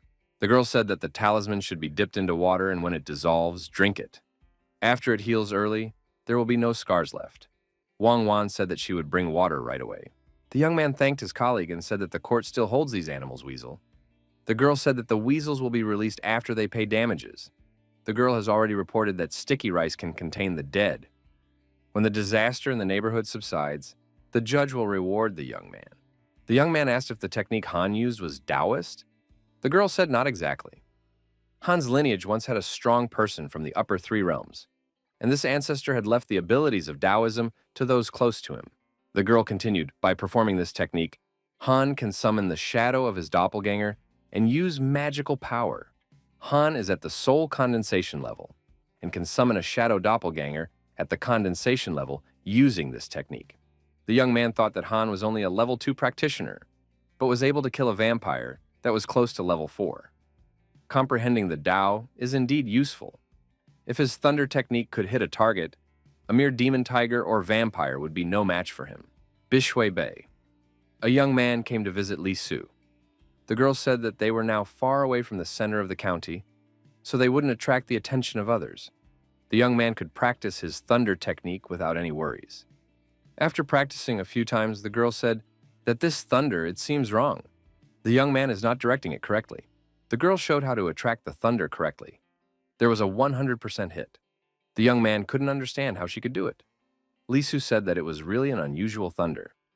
The boy was scared to death. The Taoist technique the young man is using is also unusual. Li Su said that the sutra the young man used to save Lin Wan was also a bit different. If the young man could reach the soul condensation level and then become proficient in the thunder technique, he would have no rivals in the lower 3 realms. Li Su said that he could try to attack her. The young man thanked the girl for choosing to be his sparring partner. The young man had practiced a lot. He was very tired. He didn't have 100% lightning hits yet, but he was making progress. He had run out of magic power and needed to rest. Under Miss Su's guidance, he had indeed become more proficient in using techniques. The girl said that the young man could take a break, and he should keep records of these training sessions. The boy gave Miss Su his notes and said that he found out about the person she asked him to make inquiries about. The young man said that man was a judge for only 6 months, and then he was transferred elsewhere. He was promoted and married the daughter of the head of the county. The girl took this information very angrily. The young man asked if Mrs. Su had a grudge against this judge. Li Su said that it was not a life-and-death feud. The young man decided he would help Ms. Li Su, and if he met her enemy, he would take revenge on him. The girl said that from now on, the young man may not call her Mrs. Su. She's only a few years older, so he can call her sister. The young man thought, how old was she when she passed away? Li Su said and that she was always 18 years old. The girl asked if the young man could give her a massage. The guy thought he shouldn't have asked about age. Li Su said that the stories the young man wrote were interesting because ghosts and demons have feelings of love and justice. The girl asked the young man if there will be a sequel. Li Mu said that only the first volume has been published now. He doesn't know when the second volume will be printed. He will bring the manuscript next time. The girl was surprised to hear that it was written by a young man. How could an official write such a story? The boy said that the official's salary is not much, so he writes novels to earn some money. The girl said that the story is beautiful, but in reality there are not so many loving men, and they are not so lenient with demons and ghosts. Li Su told the young man that only a man with a heart like his could write such a story. The boy agreed that there aren't many real loving men in the world. But not all of them are heartless, just like not all demons and ghosts and evil beings tormenting the world. He wrote only about what was in his heart. The girl asked what is in the young man's heart. Li Su asked why people make love to ghost women in the book. The young man thought that he had brought the novel to change her mind about men, but he didn't mean anything else. The girl said not only ghost women exist, but even dragons. Could the young man have such a strange fetish? The young man said he has nothing of the sort. He is still unmarried and in the prime of his life. The young man wanted to say that love has no boundaries. No matter if it is a human, demon, or ghost, everyone has the right to pursue love. Lisu said that the young man could care less. In any case, she had become his sister after all. The young man thought that this talk could go far and began to say goodbye. He said that he had to go, and he thanked the girl for her kindness. The young man himself did not realize what he was doing. The guy quickly withdrew, and the girl asked him to bring something tasty next time to dispel the boredom of her little sister. The bookstore. Today, there was an influx of people wanting to buy the bestseller that Mr. Limu had composed. Madam didn't realize that a small good deed could affect the bookstore so much. Other bookstores wanted to track down the author of this work to contract him to sell the book. The girl thought that her neighbor deserved a lot of praise. Mrs. Liu entered the young man's courtyard and said that she had made her decision. The girl saw a young man practicing martial arts with a sword in his hands. He asked, "What was the decision?" The girl saw the young man's body and a blush covered her face. She became embarrassed because she saw the young man without clothes and covered her face with her hands. The boy said he was practicing and sweating a lot. The young man saw a yellow mist enveloping his neighbor. He thought, "What does the yellow color mean? Is it desire or lust? Where did it come from? Did his neighbor really want something from him?" The boy had really thought she was a benevolent neighbor all along, but he never thought she was. He decided to forget about it for now. Laughter he gathers energy. Mrs. Liu told the young man to get dressed right away. The girl tried to make herself forget the young man's body. It wasn't working very well. The young man said he was already dressed. Now the girl could talk about why she was looking for him. Liu wanted to know if the young man had finished the second volume of his story. Liu said that after the second volume, she proposes to split the profits between the young man and the bookstore. Would he be okay with that? The young man, of course, agreed. The young man said that he had already finished the second volume. He would bring it over now. The girl read the book and asked why the young man writes in it about ghost women who fall in love with people. The young man thought, does the neighbor think he has some kind of fetish? The guy said he writes what readers like. That's why they buy the book. It's to make money. But he's not interested in ghosting women.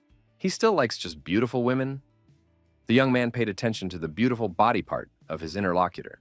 Mrs. Liu thought that with a figure like the young man's, it was not surprising for ghost women to be attracted to him. The girl said that the young man could continue practicing. She would not interfere with him. The boy said that he still likes humans, and he is not attracted to ghost women. Limu thought that the more he tries to explain, the worse it gets.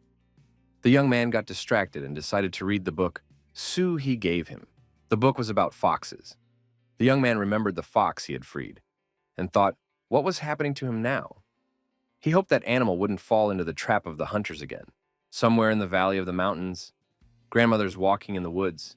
The weather is hot, and although the valley is shaded by trees, it is still very stuffy. Grandma came to a clearing and the foxes gathered around her. They were saying that Grandma had come back and wondered what she had brought them this time. From the smell, they assumed it was fried chicken. The woman said there was enough for everyone. The animals ate the innkeepers and said it was delicious chicken. The old woman went to one fox cub and said that she had not forgotten about him, and brought him a book, which is the best in town right now.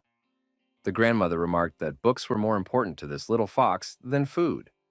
The fox thanked his grandmother, took the book, and went into the forest to read.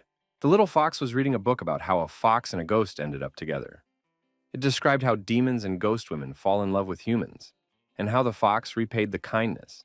The young man meditated and read the sutra. The majestic anger in his body was comparable to a transformed demon tiger, but the energy melted like ice in the sun. The young man thought that the second soul was finally ready to be formed. The lad had a great surge of power formed when the second soul was condensed. It was worth practicing for the entire month. Now that 2 souls had been condensed, if he managed to form 2 more souls, he would be able to overcome those 6 months, mentioned by that old Taoist. The young man decided that now that his wounds had healed and the second soul had been successfully formed, it was time to end his vacation and go on patrol. Mrs. Liu was conducting business negotiations. She told her interlocutor that it was impossible. The interlocutor, Mr. Ren, asked why don't they do business together. Mr. Wren said that she is a weak woman. It must be difficult for her to run such a big store. He's just trying to help. The man thought that his interlocutor was very stubborn. He should think of another way to get the manuscripts. Jen said that he wouldn't insist. The man said goodbye and walked out. Limu thought that this man didn't look like someone who had come to buy a book. The young man asked Mrs. Liu what that visitor needed. The young lady said that he was a bookstore owner. He wanted to buy the next volume of the story the young man was writing and publish it in conjunction with their pavilion. But she said no. The story is now the main book of the pavilion and attracts a lot of visitors. This intellectual property can't be sold. Madam remarked that the price that man offered was ridiculous. He was just messing around, probably because he felt that there was no support behind her. Li Mu wondered, why did Miss Liu feel that there was no support behind her? The girl said, she's been here for about 2 months and hasn't had time to make connections. The young man said he's an official, and this is his district. He's in charge of everything that happens on the streets. He is the person who supports Mrs. Liu. The girl sadly asked if a guard is considered an official. Li Mu said if there are any problems, you can go to him. The girl took the young man's hand and said that she was counting on him to take care of her. The boy said that after patrolling for a long time, he suddenly felt slightly thirsty. Mrs. Liu said that she would make tea now. Li Mu said that he will support the girl if she has any problems, and she doesn't have to be afraid. He has many friends in the magistrate's office. The guy drank his tea and went on patrolling his neighborhood. Said he'd be back in the evening for dinner. The girl thought how she could remember the past, when it was already decided that it would never touch her. At the age of 7, her parents had sold her to a music group. There she was fed once a day. The rest of the time she had to practice. She had to dress her own wounds when her fingers cut into the strings. She was bullied by her elders and had to suffer in silence. Liu didn't want to live her life dependent on others, so she tried to practice and learned all the musical instruments of the band, worked more than 6 hours a day, refused countless offers of help from men with ulterior motives, played hard to earn money, finally saved enough money to buy herself out and open her own store. The girl traveled a long way in one evening and came to this region. She opened the store, hired people, and opened the pavilion. The girl thought that all these years she has not relied on anyone and doesn't even know what it's like to have someone to rely on. Miss Liu thought that now that person for her seems to be her neighbor, Li Mu. The young man asked Wang Wan where her mistress was. He hadn't seen her for a few days. The girl said that the music troupe and the theater had just started work, so her mistress has been busy at the store these 2 days. We should persuade her to come home to rest and sleep this night. Wang Wang said that when she carried the food to her mistress, she saw that she was sleeping badly in the store and eating badly. She has nightmares all the time and is very exhausted. The young man said that he would talk to Mrs. Liu today. The young man meditated and wanted to create a soul-searching talisman when he reached the soul creation realm. He decided to practice with the talismans he already knew how to make. The protecting one could be given to Miss Liu. The young man felt something strange. It seemed to the young man that the surroundings were very quiet. This feeling seemed to be coming from him. He thought that he was being overly sensitive right now. A fluctuation appeared on the ghost search talisman. The young man flinched. He realized that this was happening in Madame Liu's house. The boy cautiously crept up to his neighbor's house. The young man sensed that there was an evil energy present in the house, besides Mrs. Liu and Wang Wan. The young man tried to see the true form of this energy. He decided to activate his heavenly eye. The young man saw that there was a ghost present. The energy of the ghost is penetrating the mistress. Perhaps this was the reason for her poor sleep. It could be seen that the woman was tormented by nightmares. The ghost sensed the presence of the young man and moved towards him. The ghost said that there was a handsome boy in front of him. What does he want when he breaks into the bedroom of 2 girls at night? The ghost asked if the young man might be a rapist. The boy thought the ghost was trying to scare him. This ghost is very curious. The young man asked if she had seen enough of him already. The ghost wondered, can the guy really see her? The young man said, if he had met her a week ago, he probably would have been scared. The young man bared his sword and asked, who is she that dares to come in here, and who sent her? The ghost woman was scared to death. Could this young man really be a practitioner? Liu woke up and asked who was there. The girl told the stranger to leave or she would call for help. She has a very strong neighbor, and he works as a guard. The young man said it was him. The girl wondered what he was doing here. The boy apologized and said it was not the time to talk about it. The ghost began to quietly move away. The young man stated that he didn't let him go and pulled out a talisman. The ghost was upset that he had been noticed. The female ghost decided to disappear through the door very quickly. The young man threw his talisman in front of her. The talisman stuck to the door and the door was blocked. The ghost decided to jump out the window. She thought she'd make it out faster than the talisman would stick to the window. The young man threw the talisman towards the window. The young man scattered the talismans all over the rooms in such a way that the ghost could not leave the room. The young man told the ghost to give up. He sealed the room from all sides, and it would not be able to escape. The girl turned on the lamp and asked the young man why he was talking by himself in someone else's house in the middle of the night. And why is he in her house half naked? What did he want here in the first place? The young man remembered that he was in a hurry and forgot to get dressed. The girl pulled the blanket over herself in fear and asked what the young man wanted from her. Mrs. Liu told the young man to stay away from her. How could he do such a thing? The boy tried to explain everything. The girl interrupted him and told him to leave immediately. The young man touched his finger to her forehead and told her to look in that direction and showed her where. Liu noticed that her house looked somehow unusual, and there's someone else in the room, and he's dressed in all white. The girl guessed that it was a ghost. The girl screamed and told the young man that there was a ghost standing in the corner, just like the one she had seen in her dreams. The evil ghost went to the young man and said, "So he has some skills," and told him to give his life. The young man decided to activate his Buddhist skills and began to emit sunlight. The ghost girl coughed. The ghost girl wondered, is the young man a monk? How does he know about Buddhism? What had he done to her hands? The ghost decided to brush his hands. He told the young man to stay away from him. Limu asked how this female ghost dared to nightmare his neighbor, and why is she harming people in the city? The ghost woman said that she had received such an order. Some man had captured her soul and said if she didn't do it, he would scatter that soul. Limu remembered that he was an official and asked what kind of man and what exactly did he order her to do.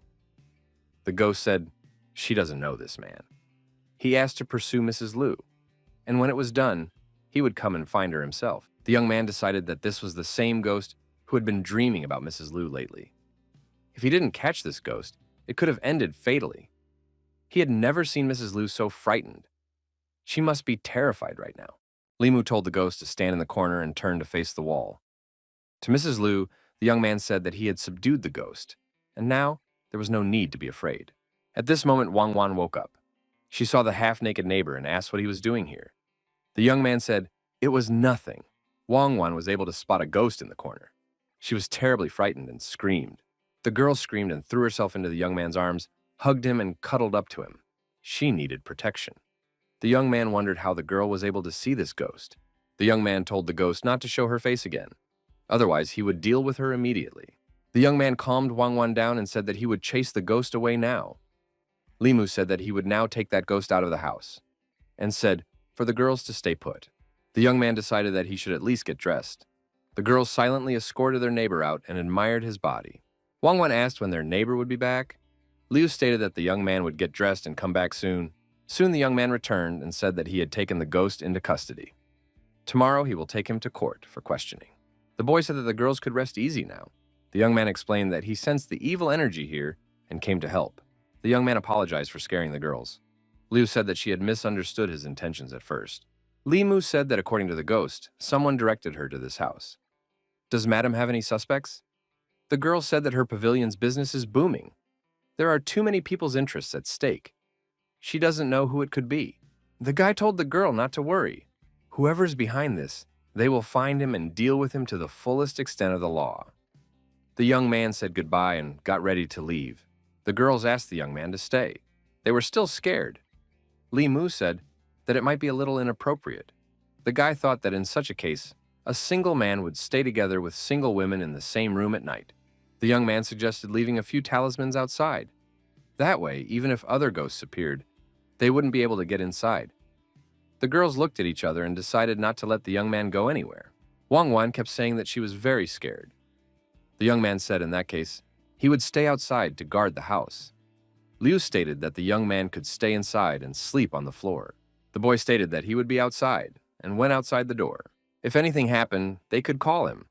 Mrs. Liu thought that even if she can't even see the young man, she will still feel him, and that's a big relief. The girl thought that now even the biggest ghost won't scare her. The young man sat outside and pondered. It had been almost 2 months since he had been in this world. I wonder how his friends from his past life are doing. The young man was covered with a blanket. It turned out to be Mrs. Liu. She said it was cold outside and the young man might catch a cold. The girl asked why the young man was sad. He said he had forgotten what his family looked like. He was thinking about the past, his family, his friends. The girl said she didn't want to remember her past. The young man said that in any case, this ghost really scared Mrs. Liu. The girl said she had never seen anything like that before. She was amazed that the boy wasn't afraid of ghosts. They're very scary, aren't they? The boy said he used to be afraid of them too. Ghosts are just an illusion. But people are stronger than they are. So ghosts must be afraid of people. The young man thought that he was also a kind of ghost. The girl yawned. She wanted to sleep. Liu said that the young man wasn't that old, but he had already been through a lot. It must be hard to be a guard. The boy said nothing comes easy, but he thinks catching ghosts is easier than running a store. The girl made an unexpected offer to the young man and suggested that they practice together. She said that it might be asking too much. If his sect doesn't allow it, then he can pretend like this conversation never happened. Limu said that anyone can become a practitioner, it's just a matter of ability and talent. He doesn't have a sect and practices alone. If a girl wants to, he can help. Liu got excited and said that would be great. She wants to learn. The young man said he's going to go deal with the female ghost tomorrow. And when he comes back in the evening, they will get started. Liu said she would wait for him at home. The young man thought of the Buddhist practice method. Taoist teachings are no secret. Even demons and ghosts can practice it. The young man thought that Qing had taught it to him, and he would teach it to Miss Liu, and he didn't see it as a problem. He would have to go to Old Man Wang and see if he had any suitable books. The young man noticed that the girl leaned on his shoulder and fell asleep. In her sleep, she spoke the young man's name. The young man adjusted the blanket on the girl. It was so cold outside. And she fell asleep. The guy took the girl in his arms and thought that she hadn't gotten much sleep lately. After all, she was haunted by a ghost. Now that the ghost was gone, she fell asleep peacefully. Limu carried the girl into the house, laid her down, and covered her up. He decided to be outside and watch over the house, and now no demon or ghost would be able to enter the house and disturb her. The young man noticed that the girls were sleeping soundly and did not look frightened, and wished them sweet dreams. Limu reported to his superiors that someone had sent a ghost to possess the owner of the book pavilion. She couldn't sleep at night, and her health deteriorated. The warden said that the bookstore pays taxes correctly. Who dared to put ghosts on this bookstore? It must be dealt with. The young man said he caught the ghost, but the owner of the pavilion is very frightened. The warden said he's instructing the young man to handle the case, to protect the pavilion owner, because it happened on his property. The young man has to make sure the girl is protected. If anything goes wrong, he will be held responsible. The young man said he would fulfill everything. Mrs. Liu was afraid to stay home alone because of the ghost. She decided to clean her neighbor's house for now and cook his dinner. Wang Wan came in and said she helped clean up and washed all the dishes. Liu told Wang Wang that she should help her clean up Limu's house. A young man appeared on the doorstep and said that he had already returned. The girl was surprised. Shouldn't he be back in the evening? The young man said that the management had instructed him to personally deal with this ghost and arrange protection for Miss Liu, so he would be around for the next 2 days. Liu and Wang Wan were glad that the young man would be guarding them the whole time. The young man said that he would train the girls now. First, they must lie down on the bed. Mrs. Liu was surprised. A blush appeared on her cheeks. The young man confirmed that they should lie on the bed first. Wang Wan was embarrassed and said that she would come back later. What will happen here is not for children, she said. Mrs. Liu had a fantasy. She thought the young man would offer to pay her with his body. Limu asked if the girl wanted to be trained. Mistress, blushing, asked if it was necessary to undress for that. The guy thought that, from the look of her, the girl was thinking of something else. He said she had misunderstood him. You don't have to take off your clothes. You just have to take off your shoes. The girl thought that if she took off her shoes, Limu would see her feet. And that's something only her future husband could see. So she asked for permission not to take off her shoes. The young man said to start practicing, you have to get into the right position, and told how the feet, palms, the top of the head should be positioned. The girl remembered about the ghost. He was very frightening. If it hadn't been for her neighbor, she wouldn't be safe now. The girl said she would take off her shoes in order to become stronger. The young man decided that she was very nervous today. The girl thought it was the first time she was barefoot in front of a man. She doesn't plan to get married anyway, so the young man can look at her feet, if he wants to. The young man paid attention to Mrs. Liu's feet and noted that they were cute. If she lived in his world, she could be a foot model. The girl noticed the young man staring at her feet. Limu explained to his student what to do to assume the lotus pose. The girl managed to do it. The guy told her to close her eyes. He would begin to guide her, and he touched her forehead with his finger. She should inhale through her nose, and then slowly move the air into her stomach area all the way down. Then, slowly exhale through her mouth, and she should feel a warm flow. The girl noted that it was as if something had gone into her body. The young man told her to focus on her heart and mind. She should memorize the path of this trail of ki circulating in her body and try to guide it with her mind. The young man said that he left a trace of ki in the girl's body. The guy thought that this trace of ki couldn't stay in the girl's body for too long if she had average abilities. She should grow her own ki. The young man said that they should keep trying. The girl thanked the young man. The young man said that when she developed her spiritual power, he would teach her how to refine her soul. Then Wangwan ran up and said that it was her turn now. The young man told the girl to take off her shoes and climb onto the bed. The young man wondered how last night Wangwan was able to see the ghosts herself. The girl said she didn't know herself. The boy thought that there was something special about Wangwan. The young girl cried and said she was in pain. The boy said the pain would go away soon. The young man told her not to be nervous and to relax. The young man explained, and the girl struggled to assume the lotus pose. The girl complained that her leg was about to break. She was in a lot of pain. Mrs. Liu said that this was a mandatory pose for cultivation. Wang Wan should be able to do well. The young man said that he can be around them all the time. The two of them can always fight back the villains if they practice. Wu Wanwan cried and said that she would definitely succeed soon. At one point, the girl shouted that she had succeeded. Mrs. Liu praised her. The young man noticed that the ghost told him that Mrs. Liu was in contact with the person behind it. But that person doesn't know that the ghost has been caught. The young man said to go to the pavilion and lure the snake out of its burrow. Mrs. Liu thought the bookstore owner with whom she had a conflict might be behind it. He showed up again today. He wants to discuss the same issue again. The girl told him to invite him in. A man came into the office and said hello to Ms. Liu. He asked why his interlocutor looked so bad. She had lost a lot of weight in a few days. The girl said she had too much work and hadn't rested for a long time. The man said that the girl should take care of her health and monitor it. One should shield herself a little from exertion. The girl said that Mr. Ren is right. The man said that if things are hard at Mrs. Liu's bookstore, he is willing to share the burden with her. The girl said that the man shouldn't worry about that. Ren stated that if she worked hard, she would have nightmares of evil spirits at night. Liu shouted that it turns out it was his doing. The man said that he didn't do anything. He shouldn't be accused for nothing. The girl stated if Ren could rid her of those nightmares, she would agree to his proposal. The man said that he doesn't understand what his interlocutor is talking about. If Madam rests well, she will not have nightmares. Liu stated if Ren is still hiding what happened, then they have nothing more to talk about. The man said that Mrs. Liu is new here and doesn't know the situation, but she wants to take a bite of the tidbit. This is very naive. The girl said she could report Jen to the authorities. Jen said he knows everything about the girl he's talking to. She arrived here with the maid, and there is no one behind her. She wouldn't dare report this to an official. What's the use of complaining if there's no proof? The lady laughed. Jen asked what she was laughing at. The girl stated that her interlocutor was wrong. She has a very reliable person behind her. Ren was frightened and asked, who is the powerful person behind Mrs. Liu? At this moment, a metal chain flew by and wrapped around Mr. Ren's neck. The man realized that he had been caught red-handed and began to say that it was all just a joke. Don't take it seriously. He's the owner of the biggest bookstore. He can't be arrested. Limu said we should take this criminal to the magistrate's office, and they will deal with him there. Mr. Han asked the young man if he knew the beautiful owner of the bookstore pavilion. Was she married? The young man said she was his neighbor, and she is not married. Is Han in love with her? The man said he's not in love with her, but he wants to ask about her. She's a beautiful, lonely neighbor who's also wealthy. Han said he's just curious.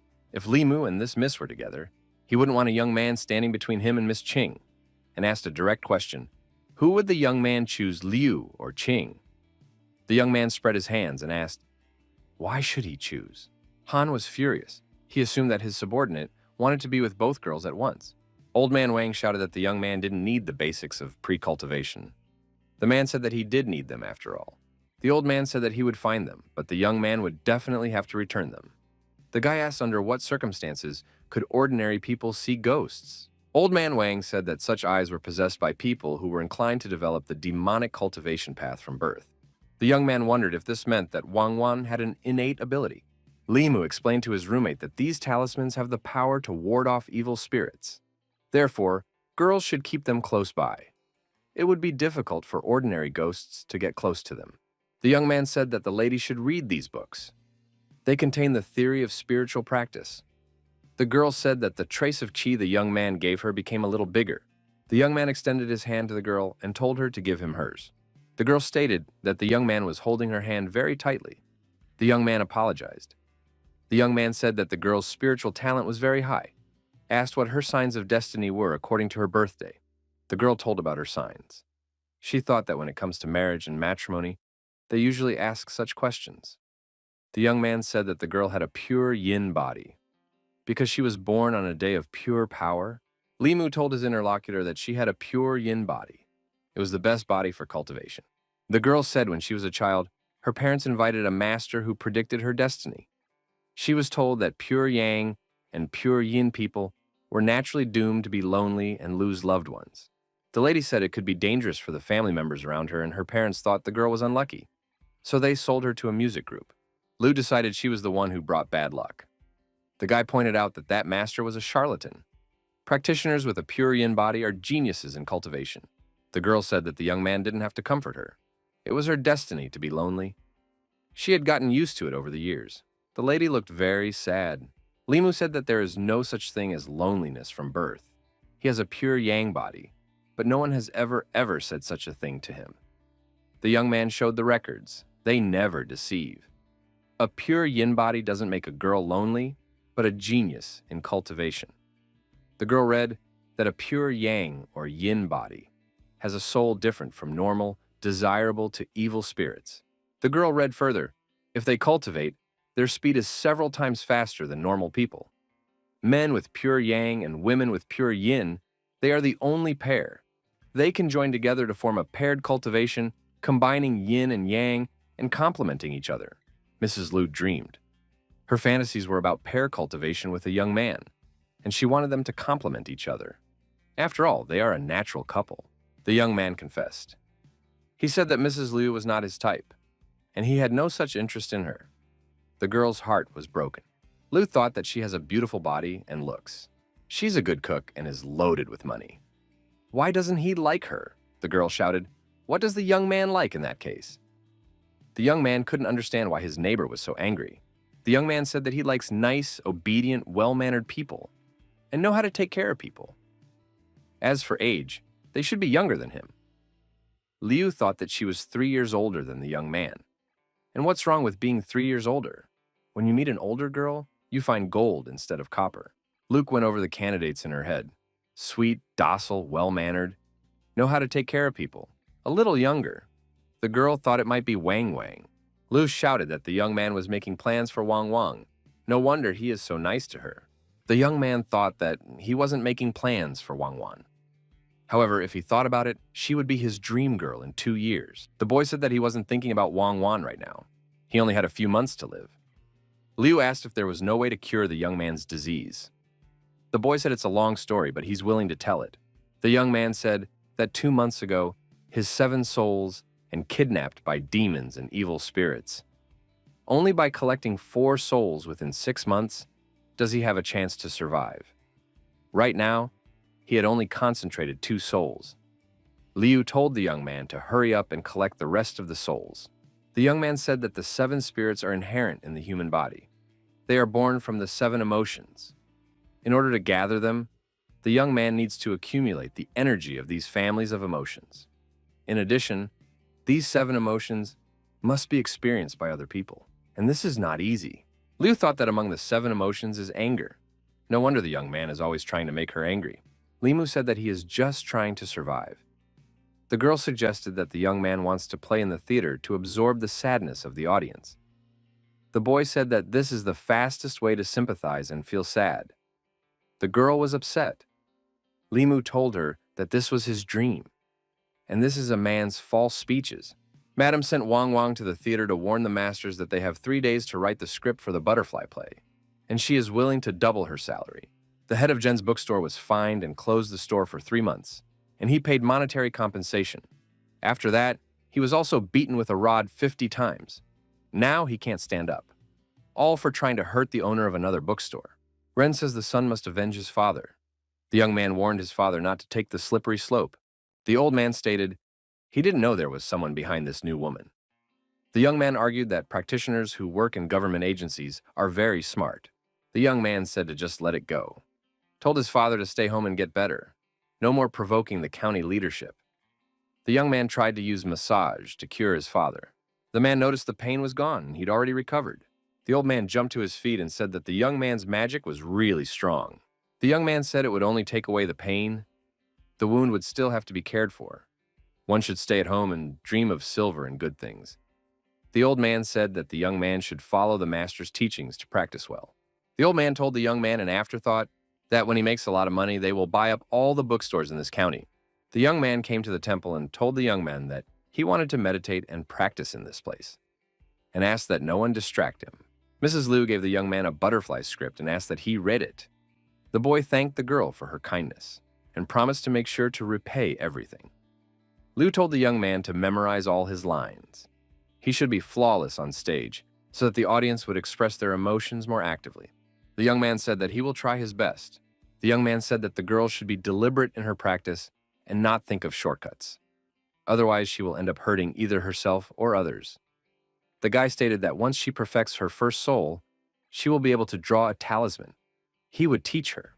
The girl struggled to draw hieroglyphics on a piece of paper. Limu offered to try it again tomorrow. Liu said she could do it. She was very close to success. The girl wrote the whole text on a piece of paper and said she had succeeded. The neighbor said she was very grateful to the young man for teaching her to read. The boy said that the girl can read the Pure Heart Sutra whenever she draws a talisman, but not to tell anyone about it. The young man thought about the 2 women in his life and didn't know which one to favor. The young man came to the county government house. Mrs. Ching was there, practicing and meditating. The young lady asked what happened. The young man said that he had accidentally received a sutra that helps to purify the mind and preserve its strength. When he reads it and draws a talisman, the sutra calms his thoughts and increases the success rate of the talisman.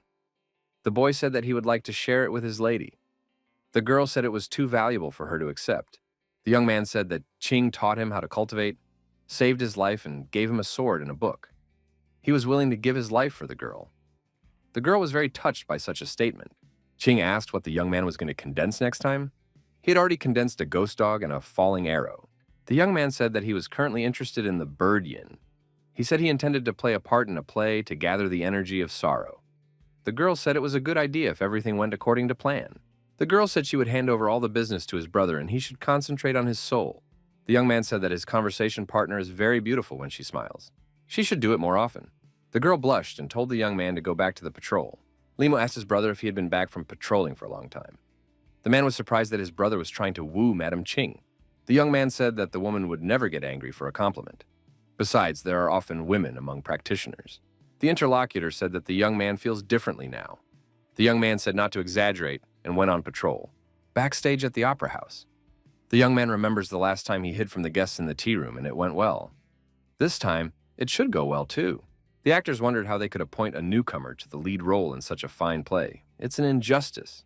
The actors realized that this role is a chance to prove themselves. What's the theater mistress looking at? Mrs. Liu thought if her neighbor saw what she looked like, he would be shocked. The young man looked at the actor opposite and couldn't remember where he had seen him before. But he looked familiar. The young man wondered, was it really Mrs. Liu? He didn't recognize her right away. The young man asked why she was dressed like that. The girl said that she was playing one of the roles in the play. The young man said that the girl was very well disguised as a man. It is hard to recognize her right away. The young man looked at the girl's breasts and asked, where did it all go? The girl shouted that it was none of his business and let him watch himself. During the break, the young men listened to the audience's feedback and decided that they need to practice more. The girl agreed, but decided that it is difficult to rehearse independently without a master. Isn't there another quick way? The young man said that there is no quick fix for improving acting. The girl suggested that the young man come to her place in the evening and they would rehearse all the lines together. The actors who overheard this conversation thought of something else. After the performance, The young man was squeezed like a lemon. He was naive, thinking that playing a role and getting a lot of emotions is not difficult. The girl said that every line is not easy. Behavior, movements, and skills must be at the level of a master. It can't be achieved without 10 years of hard work. The young man apologized for keeping his roommate late and said he was leaving because everyone needs to rest. The boy said that if he didn't succeed, he would have to break his leg, put up the bowl, and go out on the street to beg for alms, and make people feel sorry for him. The girl thought the young man was being hard on himself. The boy said that if he wasn't, he would die. The girl stated that there are 7 souls, 2 of which are born out of love and lust. How does he want to collect love? By lying to many women? The guy said he wants to deal with the sadness first, and offered to talk about it later. The girl stated that love is a deep feeling. How can it be combined with lust? The lady tried to imagine how it could be combined.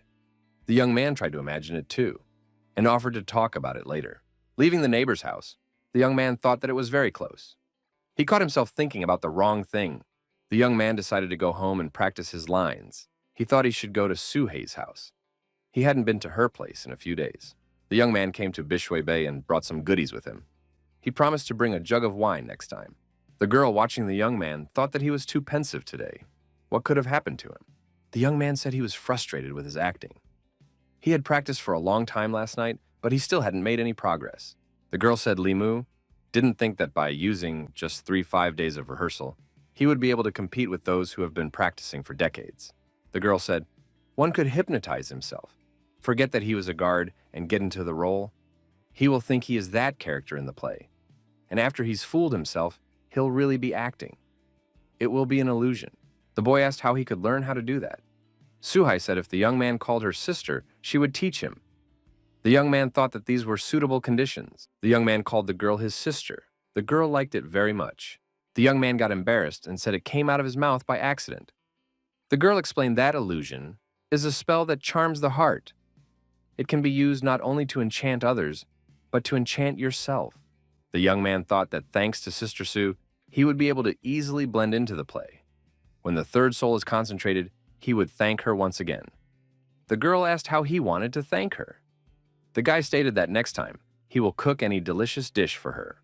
Suhei said that the young man is giving away copies of his story and calls it an inspiration. Why doesn't she help him become a ghost cultivator? The boy stated that when he dies and his soul doesn't dissipate, he will definitely come to the bay to keep her company. The young man said goodbye and headed towards the city very quickly. The girl was surprised that the young man was reacting in such a way to his sister's jokes. The boy decided that he would benefit from these jokes. He should check in here more often. The young man came home and saw Mrs. Liu waiting for him on the doorstep. The girl sent him to rehearse. The sooner he finished the performance, the sooner he would overcome the danger. 10 days of daily performances in the theater passed. The young man had gathered a lot of emotion. He decided it was enough to condense his third soul. The early morning of the next day came. The young man thought that he had managed to condense the bird's yin last night, but didn't know if it had worked or not. The young man asked the Buddha for his blessing. He hoped it was working. Carefully, he touched it. The young man shouted that he was finally a man again. The young man went outside to get some fresh air, and the neighbor asked why he was up so early today. The young man said that he woke up and couldn't go back to sleep. The girl asked why the young man was so happy. The girl asked that the soul born in sorrow is called bird yin. What is this soul responsible for? The young man wondered why she was asking. Liu inquired, the 3 souls the young man has collected, what will he do next? The young man thought, what is left is fear, love, lust, and hate. Love and lust, the most difficult. The young man thought, what if there is a spiritual practitioner who loves him to death and is willing to offer his love? Then, it would only take one person, and within 3-5 days, he could concentrate another soul. The young man wondered where he could find a cultivating girl. The guy thought that his boss had a pure heart and practiced hard, but he definitely wouldn't be able to do it.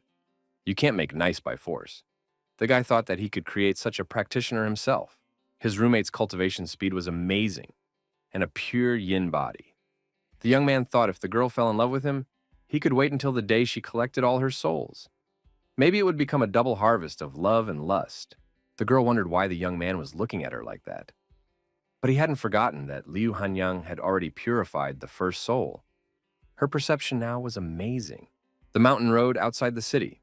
Madam asked, "Did they recognize the identities of the dead?" The man said they were hunters, father and son. They were hunting in the mountains 2 days ago. The bodies were lying one on top of the other. Han assumed it was the work of a demon. But there were no traces left at the scene. There was no way to verify it. Thought there was something wrong here. The young man said, "It's very strange. There's 7 souls scattered." The girl asked, "Can the young man really see other people's 7 souls?" Limu said there is magic that can do that, and suggested that the girl take another look at the victims. The young man helped the girl activate the heavenly eye. The girl saw that indeed 7 souls had disappeared. This is not a simple case of a demon harming someone. We should take these bodies to the magistrate. The specialist said that after death, usually 3 souls are dispersed. But to have all 7 souls disperse at once, that's an unusual situation. The man suggested that these people's deaths were most likely the work of a human. As for the wounds on their bodies, that was committed later. The purpose is to make one mistakenly believe that they died at the hands of a demon. Han stated that this is a common tactic used by evil cultivators. The boss said that the magic guide talisman was unable to find their souls. Elder Joe said that the evil cultivator was controlling the situation. Old Man Wang said that a person's soul power doesn't dissipate so quickly. Wang continued, "Even if they are refined until enough time passes, the talisman will still be able to sense them. Only this talisman can be drawn with the cultivation level above the condensation realm." The man turned to Qing and said that only she possessed the 3rd level of cultivation. One would want to count on her. Han stated that this was a complicated talisman. It would take several days of work to draw it. By then, the remaining soul power will have dissipated. The girl said she would give it a try. We should take a few strands of hair from the bodies and prepare the material for the talisman. Qing thought that the more complicated the talisman was, the harder it was to draw. There was a logic to it. It was necessary to infuse energy into it. The difficulty of finally becoming a talisman increased exponentially. Qing thought that with the pure heart sutra that Limu had given her, it would cost nothing to draw a talisman of this level. If the heart is pure, the sky will not tremble. The girl said that she had succeeded. Everyone was naturally surprised. The girl served out a paper crane from the talisman and launched it into the air. The crane circled in one place. Maybe the souls of these 2 people were scattered. The crane started to move and flew outside. Everyone decided to follow it. Everyone walked up to the house that the crane flew up to. Han knocked on the door and said that an investigation was underway. The government officials have arrived. We must open the gate immediately. The gate was opened by Ren, the owner of the book pavilion. The man said he was wrong last time, but he's already been punished. Why did you come to see him? The man said he hadn't gone anywhere recently. Han said the perpetrator broke into this yard, and it is necessary to search in. Ren said he was fine with that. Investigators asked who lives in this house. The man stated that his son lives here. He practiced with an Immortal, and then returned home and practiced here. A criminal would not be able to break in here. The young man opened the door and asked how he could help. Everyone saw a paper crane circling around the man, so the souls of the dead are in it. The young man thought he had been declassified. The villain decided to run away. Han noticed. The young man decided to climb over the fence to catch up with the culprit. Mr. Han was scratched on the cheek. Blood spurted. It was a black cat. It jumped at the young man with a scream. Qing swung her sword and split the cat in 2. The young man thanked the girl for her help. The alleged culprit said, "How dare they destroy his cat?" Qing said that they should capture the criminal immediately. Limu noticed that the criminal has an omnipresent ghostly aura. He is too dangerous. The young man tried to enlist the light of Buddha to help. The young man began to emit Buddha light. His co-workers asked if he was a monk. Han inquired when the young man had time to become a monk, and in which temple does he serve? Why has he still not shaved his head? Does a monk have the right to marry? The young man thought, what does it matter at this moment? And he's not going to get married just yet. Han stated that they should hold hands and stay where they are. Han imagined that he was holding the girl's hand. A blush covered his cheeks. He thought those hands were very rough. The man opened his eyes and noticed that he was holding Li Mu's hand. The young man said to hold on tighter. Han stated that the first thing to do now was to destroy this formation. He threw a talisman into the air and told it to disperse. Lightning appeared in the sky, but everything didn't dissipate. The talisman wasn't powerful enough. Ching commanded that we should attack the center of the formation directly. Everyone drew their swords, extended their arms forward, and began to attack the center of the formation directly. The young men succeeded, and the black aura was dispersed. But they saw the alleged criminal running away, overcoming the fence. They decided that they should chase him. Ching stopped everyone and said, "They can't fight in the city. It would be too dangerous. We should wait for the criminal to leave the county so as not to endanger people."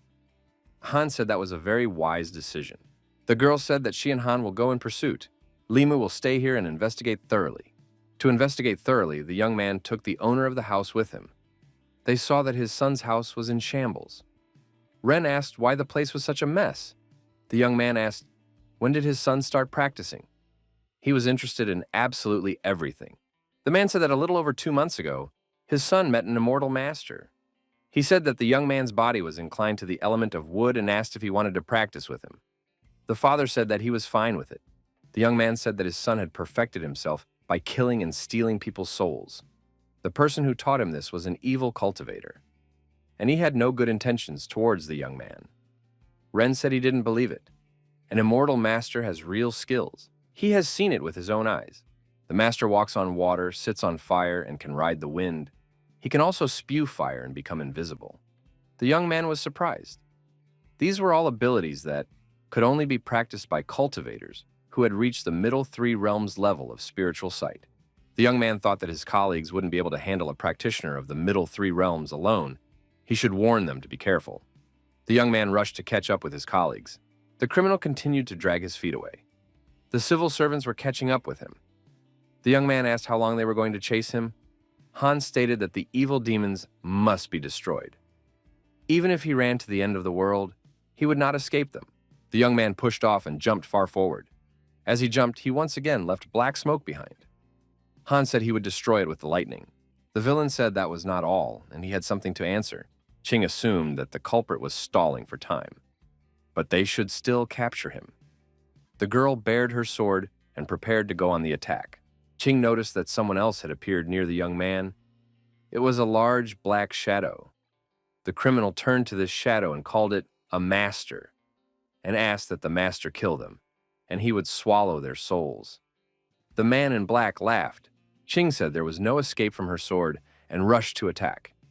The villain in black threw the girl back with a slight movement of his hand. She thought that the opponent was very fast. Han shouted for the girl to be more careful. Han summoned his inner energy, and the spirit of the old man appeared again to assist him. The man in black said that his opponent had good technique, but it wasn't enough to even injure him. The villain said that the legacy of the talisman school was indeed not bad, but even those powers couldn't handle the man in black. Han was surprised. How could there be such a thing? The girl said, "We should leave. They wouldn't be able to handle him." The young men were surprised to see that Limu was here. What was he doing here? The young man said their opponent is at the spiritual sight level. Han gave the young man a talisman and told him to run away. They already know everything about the adversary. The villain said that they won't be able to hide from him. All 3 of them started running away from the evil cultivator. He shouted that it was useless. There was no way to hide. Li Mu suggested that they split up. The young man said for the villain to try this and activated a lightning strike. The villain was surprised when he saw the lightning. He continued to pursue the young man. The young girl ordered Han to go back to the magistrate, and she would go to help the young man. The young man knew where to retreat to. He was sure that Han and Ching had gone to the magistrate. The evil criminals caught up with the young man. The young man found himself on the shore of the bay. This was his point of retreat. The young criminal said that the young man's death would accomplish nothing. His colleagues would await the same fate. The young man thought that Sister Sue should help him. The criminals couldn't understand where such a thick fog came from. A girl appeared beside the young man and asked, "What happened?" Thanks to the fog, the young man was able to break away from the pursuers and told Sister Sue that he had encountered an evil cultivator of spirit sight levels, and he had to flee here. The girl told the young man not to worry and leave it to her to sort things out. Limu said that this person was very powerful. "We have to be careful." The girl smiled and disappeared into the mist. The young man noticed some sort of hand appearing from the thick fog. He told his master to be more careful. The master declared that it was only a wicked soul. The girl took offense and said that he himself was an unholy soul, and so is his family. The villain told the girl to burn and directed fire at her, but he could not penetrate her. The girl activated the 3 true fires and protected herself. The evil cultivator said he wanted to see what other tricks she had. The girl took out her bone swords and said that she would try it now. The young man saw Sister Sue get into a battle confrontation with the evil cultivator. The evil cultivator began to harass the girl and threw her far back with another blow. The young boy picked up his sister. The girl declared that this was no ordinary spirit sight level practitioner. He is much stronger than that monk, and he has a soul cover. The girl said she had to use the young man's body and penetrated it. The young man realized that he had to give up his body, and he decided not to resist. The young man once again activated the thunderbolt. The lightning was aimed at the villain, but he was not hurt. The villain said that it was not a bad strike, but it was useless to him. The young man with the sword in his hand made a dash and was right in front of the villain. Their blades crossed. The girl in the young man's body thought that this was a very strong opponent. She said that they would not be able to overpower him. The most she can do is to protect the young man. The young criminal's body is full of dark energy and evil spirits, while the man in black is as calm as a bottomless pool of water. The young man thought that with Sue, his strength, he would be able to raise his strength to the 4th level. The young man thought that if he could use Sue, his magic power, he would be able to perform a technique a level higher. The young man decided to take control of Sister Sue's body. The young man said that he had an idea, and he wanted to try something. The young man tried using thunder again. The villain stated, already better, but still not enough. The young man thought that now he would have to try another way. This would be a novelty for him. The young man pointed his sword directly at his opponent. The villain said that it was not enough. A simple sword couldn't hurt him. The young man decided to use a new technique. Once it was completed, magic weapons would not be able to stop him. The word technique that he couldn't even utter was successfully executed this time. Many swords were pointed at the villain afterward, and he didn't know what to do. The man in black realized that the power of heaven and earth had been used against him. The many swords struck the villain. The villain's soul decided it had to escape and left his body.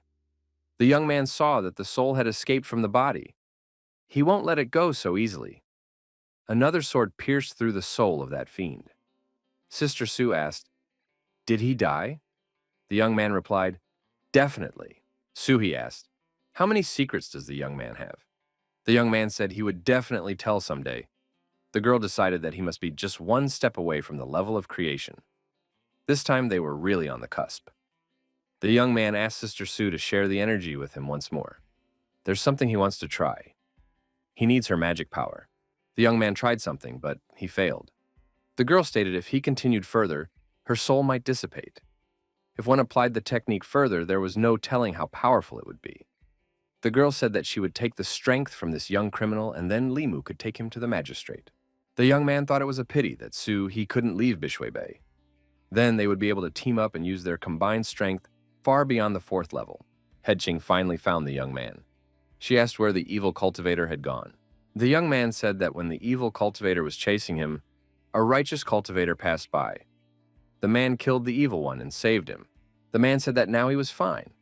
The girl said that the young man had no right to act on his own. This was the first time Limu had seen his mistress so evil. Old man Wang said that the young man was lucky to escape from that evil cultivator. But there was another problem. The young man realized that Mistress Ching was still angry with him. He told the girl that he had made a mistake. The young man stated that he shouldn't have taken matters into his own hands, and running away without permission. The girl started reprimanding her subordinate, and said that he took too much responsibility. Why did he start taking the evil cultivator away from everyone? The young man said that this is what anyone would do in his place. The young men clarified the relationship for a long time and raised tones. The young man decided to calm the older one down and massaged her shoulders a little. The girl calmed down. Ching assumed that the young man had given her a chance to survive. The guy said that he owed her life, knowledge, and even a sword. Therefore, he believes that he made the right choice. The young man held his head high and said if their lives were at stake, he would choose to save Madame Ching without hesitation. The girl told Li Mu not to do anything in the future without her permission. Otherwise, he would no longer be her subordinate. The young man thought that Ching could be persuaded after all. Han heard the conversation between the young men. Li Mu said that he would do whatever Head Ching told him to do. Han overheard the conversation, decided that Li Mu was a shameless young man, so he held a grudge against him. Han said that men don't humiliate themselves like that in front of women. Li Mu objected, "A great man will bow to the wind, a foolish man will throw himself into the abyss." Han said he would turn a blind eye to this today, because the young man had saved him. Han couldn't understand why Lady Chin treats this young man so well and ignores him, and that lady from the pavilion making eyes at him too. Han summoned one of his subordinates and asked him a question. The man asked who was better looking than him, or the young man named Li Mu. The subordinate said that Li Mu didn't look anything at all. Ching told the young man that the young criminal had condensed 7 souls in 2 weeks. They killed demons, but when the demons ran out, they attacked humans. The young man was very surprised. It turns out that all the victims were killed by the young criminal. So maybe the man in black wasn't guilty of anything. What if the man in black didn't hurt anyone? Then he killed an innocent man. The girl asked, "What's wrong with the young man?" Han stated that these demon energy fluctuations. Han stated, "Perhaps the young man has developed an inner demon." The girl stated that the man in black, an evil cultivator, there was nothing to pity him. In the cultivation process, inner demons only grow stronger. If one didn't fix them, cultivation would become even more difficult, and one could enter the path of a demon. The girl took the young man's hand and said that she wanted to calm him down. Han said that he himself would help the young man calm down. The girl stated that he was her subordinate, and it was her duty. Han was worried. In that case, they might get even closer. He wanted to find a way to get Li Mu away from Miss Chin. The path of cultivation is very difficult. Internal demons might appear from time to time. One must be careful. The young woman said that was the end of it. The young man thanked and said that he felt much better now. Chin said that cleansing the mind would be good for the young man too. Han threw the young man a green core and said that this was the soul energy he had accumulated over the past few months when he was getting rid of the demons. It was a reward for the young man saving his life. The young man thanked. Han said for the young man to train harder and condense his soul energy soon. Wang Wan was playing with a small puppy and wanted to pet it. The young man thought that the girl might encounter something demonic in ordinary life and wouldn't even realize that there was danger. It was better to temporarily block her natural spiritual sight. The girl was glad that the young man had returned and said, "When Madam comes back, they will have a great dinner." The boy told Wang Wan to close her eyes for a moment. The girl closed her eyes. The young man wiggled his fingers in front of her face and said she could open them now. The girl opened her eyes and thought they had kissed. In front of her was Mrs. Liu. The young man wondered how Ms. Liu manages to appear out of nowhere. The young lady stated that she was waiting for Wang Wan to prepare dinner. The young men cooked dinner for 3. A pleasant, friendly conversation took place over dinner. Mrs. Liu became jealous of the young man with Wang Wang. The girl clung to the young man for every trifle. She couldn't calm down. Such conversations could not lead to anything good. They had to end. In the end, the girl thought it wasn't so bad to be a little self-sufficient and lonely. The young man said that he had had enough. The girls could continue without him. When Li Mu left, the lady asked Wang Wan if she wanted to marry him in 2 years. The girl was surprised at such a question. Wang Wan replied, "Why not? He is a very good man." Outside the estate gate at 3 o'clock in the afternoon, a lot of people gathered and there was a commotion. People wanted to execute. Old man Ren was upset. It was about his son. The old man said that his son had cultivated immortality, but ended up losing his life. What kind of immortality was this? The young man thought that when embarking on the path of perfection, one must fight against evil and fight against oneself. If one is not careful, demons can appear. If you take one wrong step and go astray, there will be no turning back. The young man realized that so far his luck was good, but this couldn't go on forever. The boy thought, what's wrong with having a wife like Liu and living a peaceful, happy life? What more could a man want from such a gentle and virtuous wife? The young man thought that there is a flip side to the coin. Not everything in a marriage is sweet. A wife may constantly nag and berate her husband. Passing by the workroom, the young man noticed that Mrs. Ching called out to him. The girl asked a serious question. Where did the young man learn the Pure Heart Sutra? The boy didn't understand why it mattered. The girl said that when she was drawing talismans, she discovered that the sutra could increase the success rate of the talisman. The entire Talisman Academy produced no more than 10 heavenly talismans a year. The girl stated, if the people in the Talisman Academy found out about the Pure Heart Sutra, that sect would become dominant on 10 continents. No one would be able to stop it. If rumors about it spread, it would lead to a huge calamity for the Taoist sect. Had the young man told anyone else about this? The young man said that he hadn't told anyone. Ching said if this sutra was revealed, it would lead to the young man's death. The young man heard someone outside calling the girl Li's sister. The young man wondered, who is that arrogant person out there? The girl said that she hadn't seen Brother Wu for a long time. The young man thought that this person was like a mountain. Brother Wu asked Sister Li to have lunch with him. The girl refused because she has to patrol. The man wondered why the girl keeps rejecting him. They're from the same sect. She knows he has an earth elemental body, so he offers her a pair cultivation. The girl says she likes to practice alone and left Brother Wu with nothing. Brother Wu saw the young man's sword and asked where did he get it from. He remembered that Sister Li had this sword. The young man said that this sword was given to him by the chapter when she feared that he would be in danger. The man thought that there must be something extraordinary about the man Sister Li valued. She apparently had a great opinion of the young man. The young man said goodbye. The young man thought that if he didn't possess the Tao of soul purification, Brother Wu's imperceptible yin energy mixed with evil energy would have been a hindrance to his cultivation. It was good that he was able to dispel everything. The young man thought that he should learn more about Hanjie.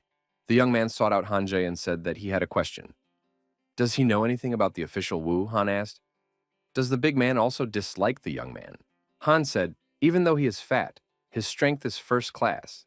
His cultivation speed is faster than an ordinary person.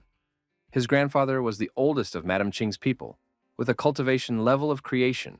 Han said he didn't know why the young man was asking, but he wanted to warn him. This person is extremely stingy and vindictive. It's best not to mess with him. The boy said he's not going to mess with him. It's not like he can beat him. The young man asked what Hanjie reads with such interest. Han replied that it's a Taoist book. It's very deep. It is impossible for the young man to understand. Mrs. Liu wondered how can one open a haunted house? The young man asked, why not try it?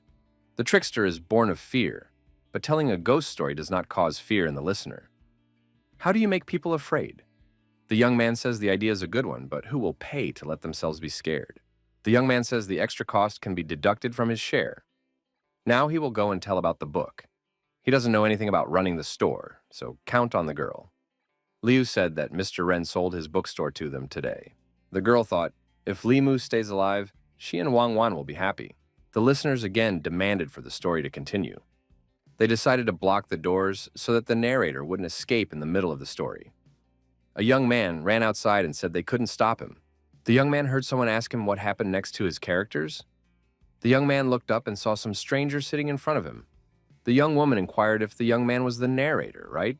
The young man stated that that was the end of the stories for today. If the girl wanted a continuation, she should come back next time. The girl stated what she wanted to hear right now. And her spirit, a snake, appeared beside her. The young man thought that the demon in front of him was a werewolf, and he wouldn't be able to handle her. The girl asked if the young man had a claim on her. The boy said no, and he is ready now to tell the continuation. The narrator told his story to the end. The girl listened attentively. Then she commented on the actions of the protagonist. The young man asked, "Can he go now?" The girl asked if the young man had ever seen a very tall man. The boy said that there are many tall people. He needs to know what he looks like before he can answer that question. The young man noticed that the girl was beautiful but distracted. The stranger thought for a while, then she realized and tried to suggest to the young man an image of the man she was looking for. The young man saw the image of this person and became very frightened. The girl felt it and said that the young man's heart beat very fast. So he saw that person. The young man asked if the girl was immortal. The girl said that the man was one of her people. The young man said he had not seen him. The girl showed an image of another person and asked if the young man had seen this one. The boy was confused, he thought. Killed one. Lizard came. Killed a lizard, a snake came crawling in. Limu said he didn't see that either. Thought the demoness was obviously out for revenge. Can't have her revealing it. The girl looked the young man in the eyes and asked again. The young man tried not to be nervous and said he didn't see anyone. The stranger walked away and said out loud that she would have to find someone else to ask. The guy thought that this girl might cause trouble in the neighborhood. We need to report this to the proper places soon. The young man saw Brother Wu and an idea struck him. The young man caught up with the girl and said that that fat man is the county guard he might know. The young man thought that those demons were villains. So this snake was no exception, since she was with them. The young man heard Brother Wubo wondering what kind of demon dared to come here alone. The boy heard Wubo trying to deal with the demon, so that there would be no trouble in the future. Wubo was furious. He couldn't believe that the demon had escaped from him. Wubo shouted that he would find her and bring her to justice, and he threatened to follow her for a long time as well. The young man thought that even a demon of the fourth realm wouldn't be able to handle Wubo. However, that girl had succeeded. The young man took out the talisman and thought that before she found out about it, he should be the first to get rid of her. The young man noticed that the forest was in a mess, fallen trees, holes everywhere. The young man picked up a snake demon's scales from the ground. He realized that this girl was around somewhere. The guy ran after the talisman and saw the girl lying on the ground. It looked like she was badly hurt. This Wubo is some kind of maniac. Lima reached for the ball and thought that by taking advantage of the moment, he could get rid of her. So the girl wouldn't blame him because he's a human and she's a demon. The guy looked at her and stopped. She looks like a girl the same age as Wang Wan. The young man thought that he is a guardian and can't take the life of a demon or a human. Decided to ask her a few questions first. The young man started to wake her up. The boy took a branch and poked the girl, asked if she was still alive. The girl opened her eyes and moaned. Demoness got up and said that the young man shamelessly deceived her. This is not the way to do with pretty girls. The young man said that he only had one question. The girl stated that he could destroy her at once. The young man decided that she had a serious injury. The guy began to threaten and said that if the girl did not answer, he would undress her. The girl said he wouldn't dare. The young man asked why the girl was looking for those two men. The girl replied that they were her people, but they broke the rules and hurt others. She wants to find them and bring order. The guy said that the girl's still lying.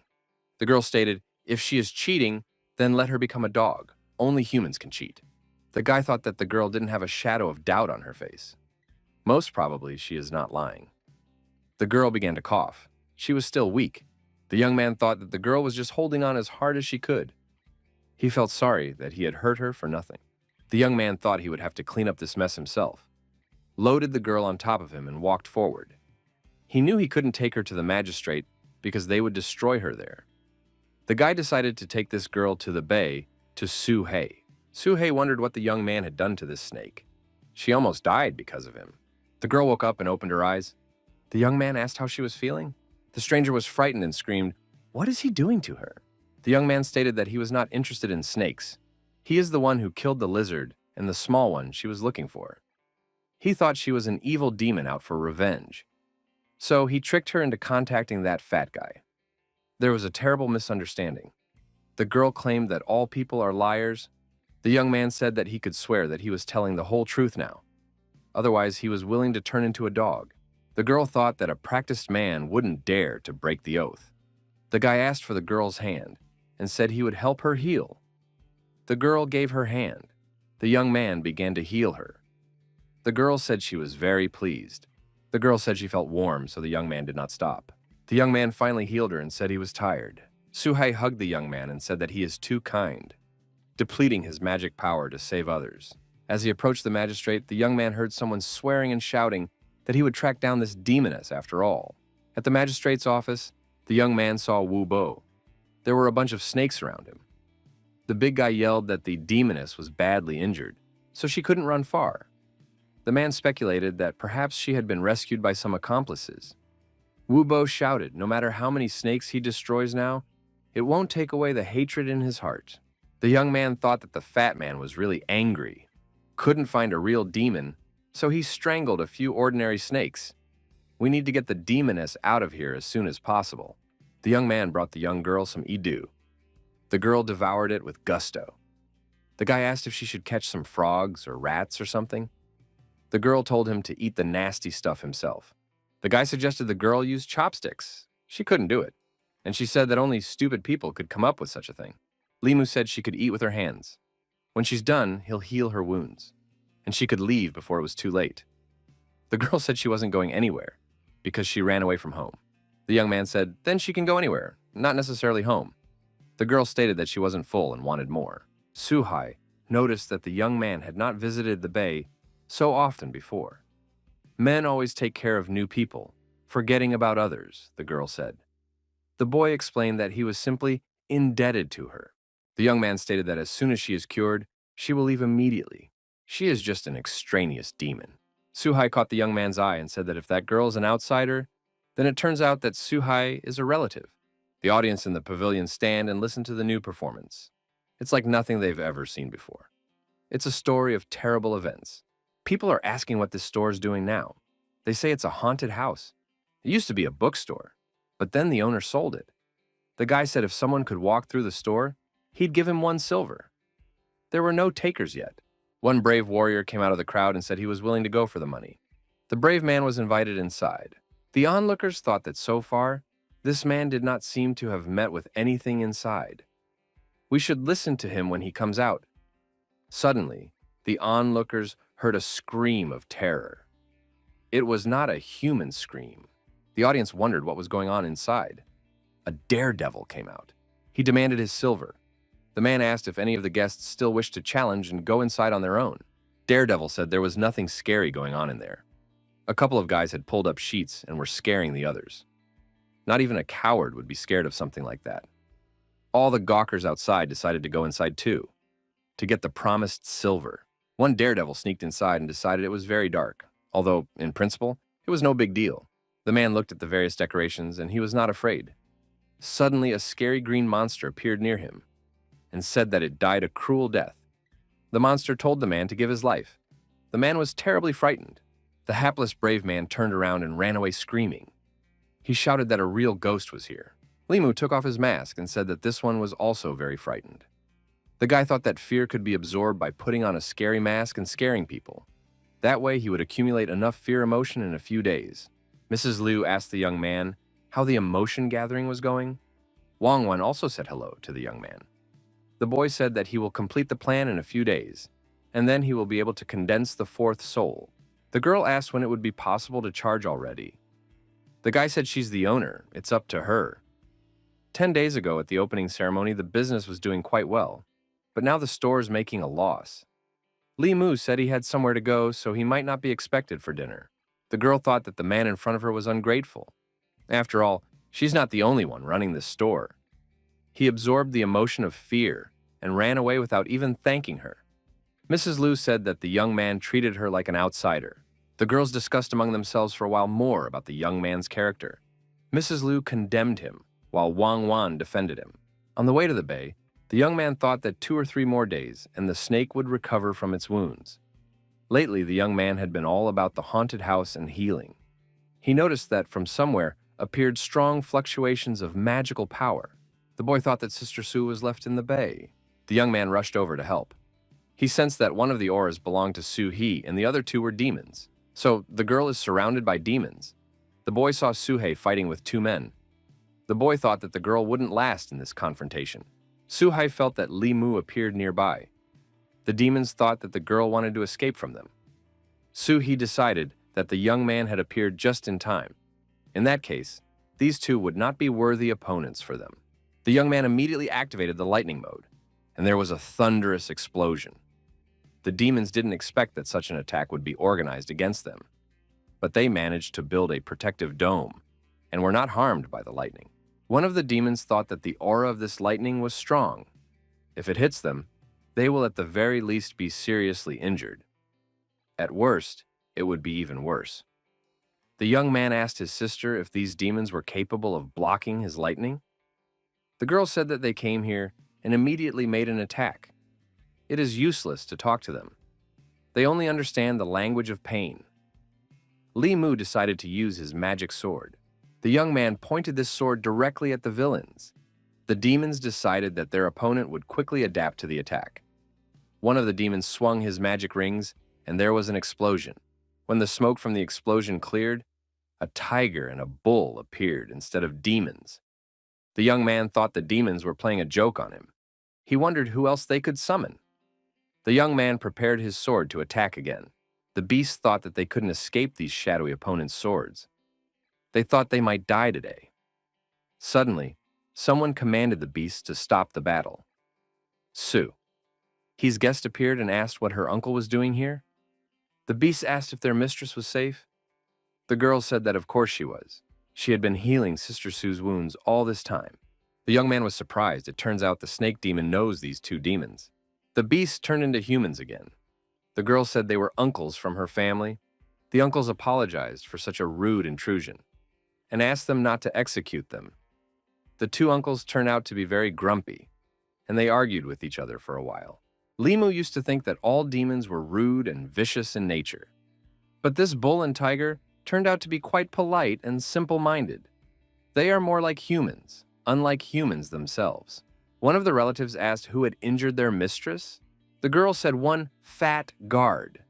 Next time she saw him, she would surely take revenge. Uncle said that physical training is always good. Otherwise, people can make demonic pills from the demon. The girl declared to her uncle not to flaunt her weaknesses. The young man smiled. The girl yelled at him that there was nothing funny here, and he should immediately attend to her treatment. Limu thought that the snake was very carefree. It seemed like she didn't need to be treated at all. The young man had the impression that he was being used. During the therapeutic process, the snake told the young man that she was very comfortable now. The young man said that the girl's wound had long since healed. The girl replied, "Of course it has healed." The boy said he knew he was being used. Since the girl had healed, he had no need to heal her anymore. The snake asked if the boy would mind becoming her husband, and then he could legally take care of her every day. The young man closed his eyes. It seemed to him that he was in trouble again. The guy said he felt nothing of the sort for the girl. He is a human, she is a demon. They can't be together in principle. The girl said the young man was wrong and made a reference to his play. The uncle said they were on their way out. The girl stated that she would come home if they took the young man with them. In parting, the snake apologized to Soo-hee for disturbing her. The young man said that he would meet the snake next time, once he had made certain progress in his cultivation. The girl called the young man a cheat. She said her name and said that she would still come back to him.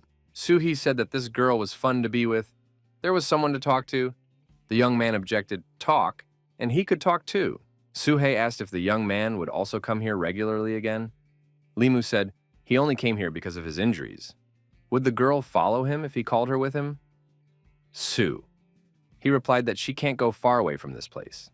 Otherwise, her soul would dissipate. The guy asked, why would that happen? The girl said he would have to look at the bottom for the answer. So she pulled him into the water. The girl warned that this lake was deeper than others. The young man, diving to the bottom, thought that the water here is transparent, and the bottom is clearly visible. It seemed to the young man that he saw something shining at the bottom. The boy was amazed, it turned out, that there was a sacrificial altar at the bottom. An altar hidden under water has the effect of condensing the spiritual power of heaven and earth. The young man decided to swim closer. The young man noticed that there was a girl on the altar. The young man was surprised. It was Soo-hee. The girl opened her eyes. The young man started to gasp. He couldn't move from his seat, decided that the girl was pulling his soul out of him. Panic set in. The young man jumped out of the water with a scream. He fell to the shore. He had to catch his breath. Soo-hee asked if he had seen the altar. The girl added that there at the bottom was her body, and what's in front of the young man now is her spiritual body. The boy said that she was able to evolve her mind. The girl replied that her body was submerged in the water, lured by the stone platform. Somehow her soul managed to escape, but she can't get too far away from the body of water. For 20 years now, her body has been fueled by the spiritual power from the platform. The inability to leave the body of water is most likely due to this platform.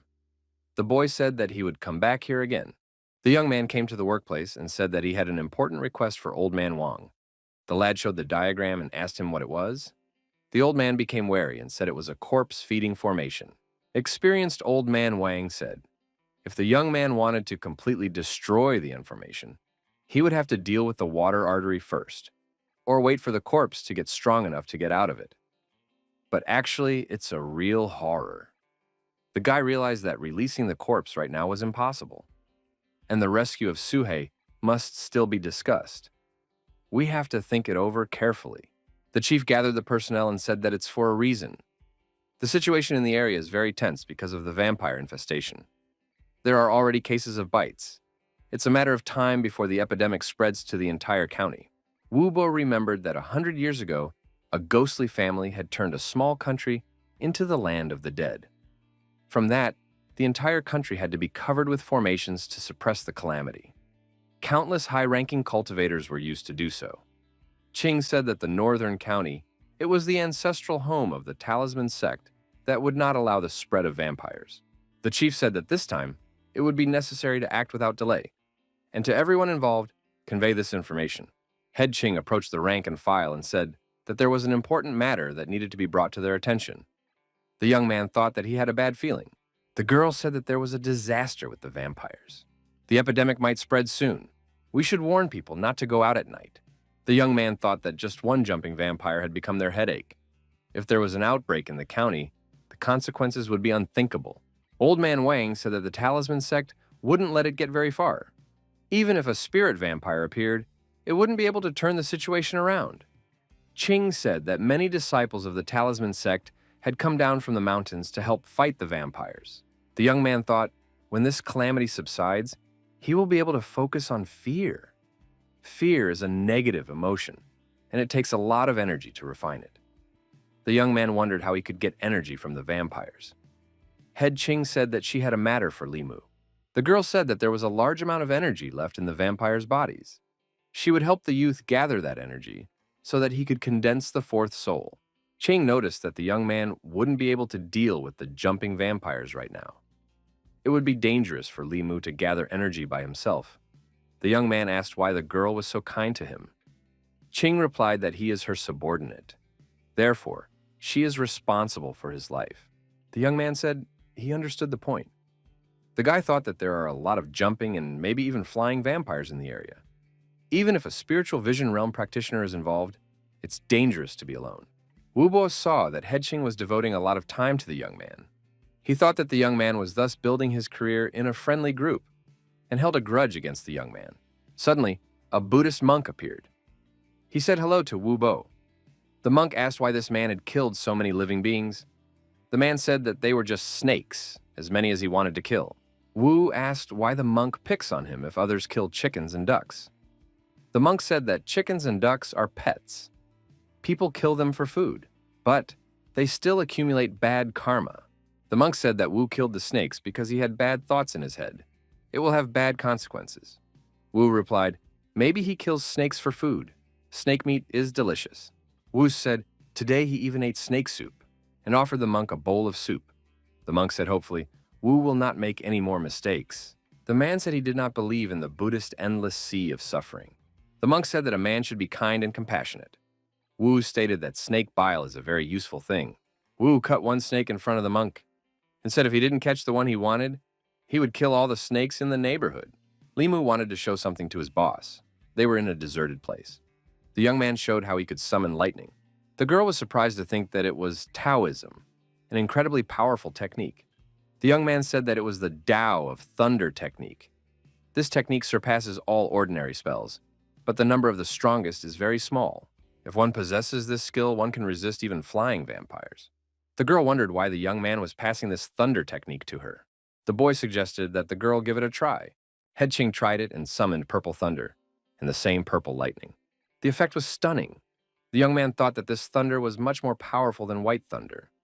The girl declared that she would practice this technique. Ching said that she would not ask the young man where he got this technique from, because everyone has their own secrets. The young man has his own task and his own secrets. The young man stood in silence. The young man thought that the girl trusted him a lot. The young man invited the girl to come over for lunch. She surprisingly agreed. The young man was very excited. He knew that his coworkers had invited Ching several times, but she kept turning them down. The guy said that he was ready for his guest to cook the best noodles. The girl agreed.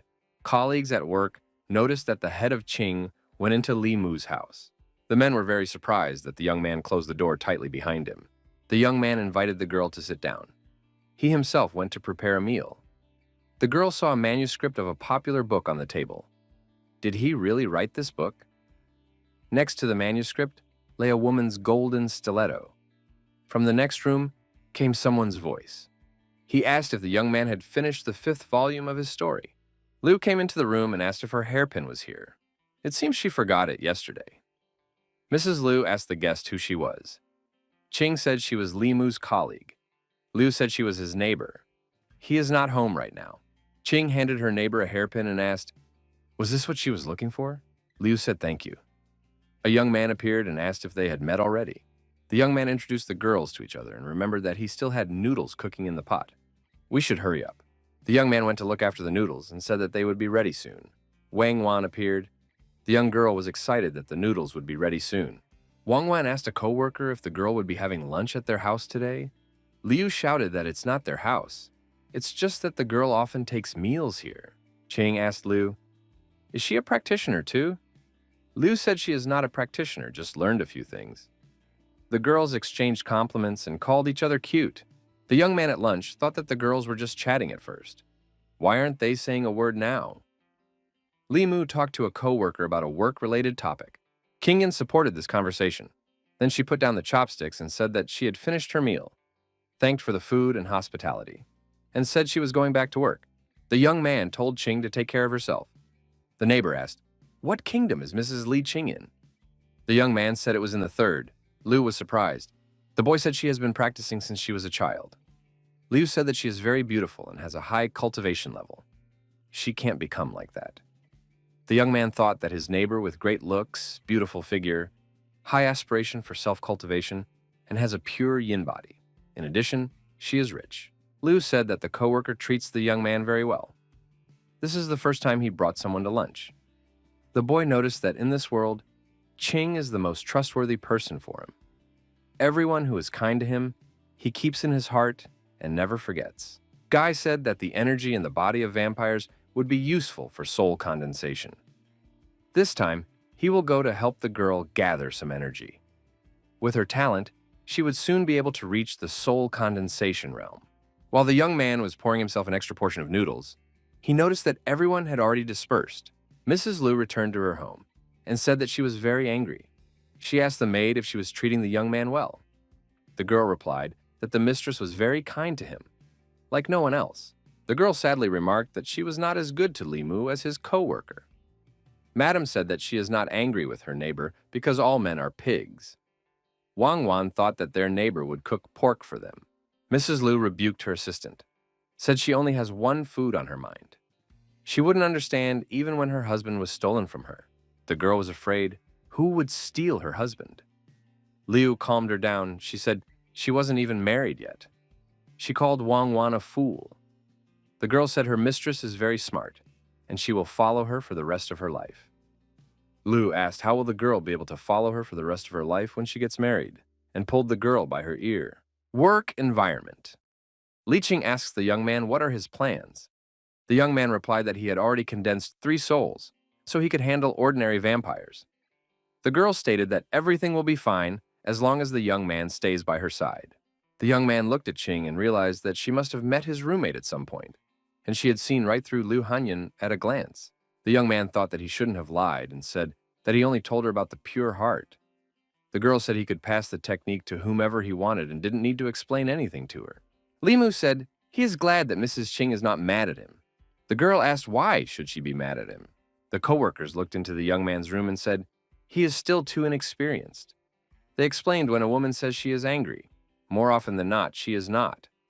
When a woman says she is not angry, she is definitely furious. The young man became upset. Was the head really angry? The guy really couldn't guess what women were thinking. His neighbor expresses all emotions at once. His work colleague, all emotions are restrained. Old man Wang said that the young man should be careful when dealing with vampires. He doesn't want the young man to be buried before he is. The man lashed out at old man Wang and said he considers him a friend. Why does the old man treat him like a child? The old man shouted, if Shan strangled him, he would have to buy a coffin with his own money. The young man walked out of the room. He could no longer bear these worthless conversations. The young man thought that he should prepare to go on a business trip. 2 days passed. The expert civil servants arrived at the scene. There were many wounded people around. The young man assumed that all these people had been injured by vampires. A Buddhist monk also happened to be in the same area. The local elder said hello to the new arrivals and thanked them for coming to help. He said he would tell them about the incidents. The elder showed the scene and told them what the situation was in the county. The old man said that help came from all the counties. Many immortal masters had descended from the talisman sect. Even the flying vampire had been destroyed. Fortunately, not all the cities were affected. The elders said that they were now seeing the injured who had suffered on the battlefields with the vampires. There are many underground caves in this county. The vampires are hiding in them. Even cultivators don't dare to go in there. It's dangerous everywhere at night. The old man showed a building where the civil servants could spend the night. The monk proceeded to treat the injured. He said if you don't get rid of the corpse energy, it will spread to the whole body. Then the person would lose his mind and become dead. The monk removed the corpse energy with Buddhist light. Limu said that he could help the monk and also began to heal with Buddhist light. The monk stated that Master Li was born with the roots of wisdom. He has only been practicing for a few months, and he already has such skills. Perhaps the young man could become a Buddhist monk in the future. The young man didn't want to continue talking about this topic. The boy thought that all monks sway people to their side. The young man asked the elder to call the people and practitioners who were affected by vampires. He would help them remove the corpse poison together with this monk. Limu and the Buddhist monk conducted many healing sessions. All those who recovered passionately thanked the masters for their invaluable help. Toward evening, a young man said that he was very tired.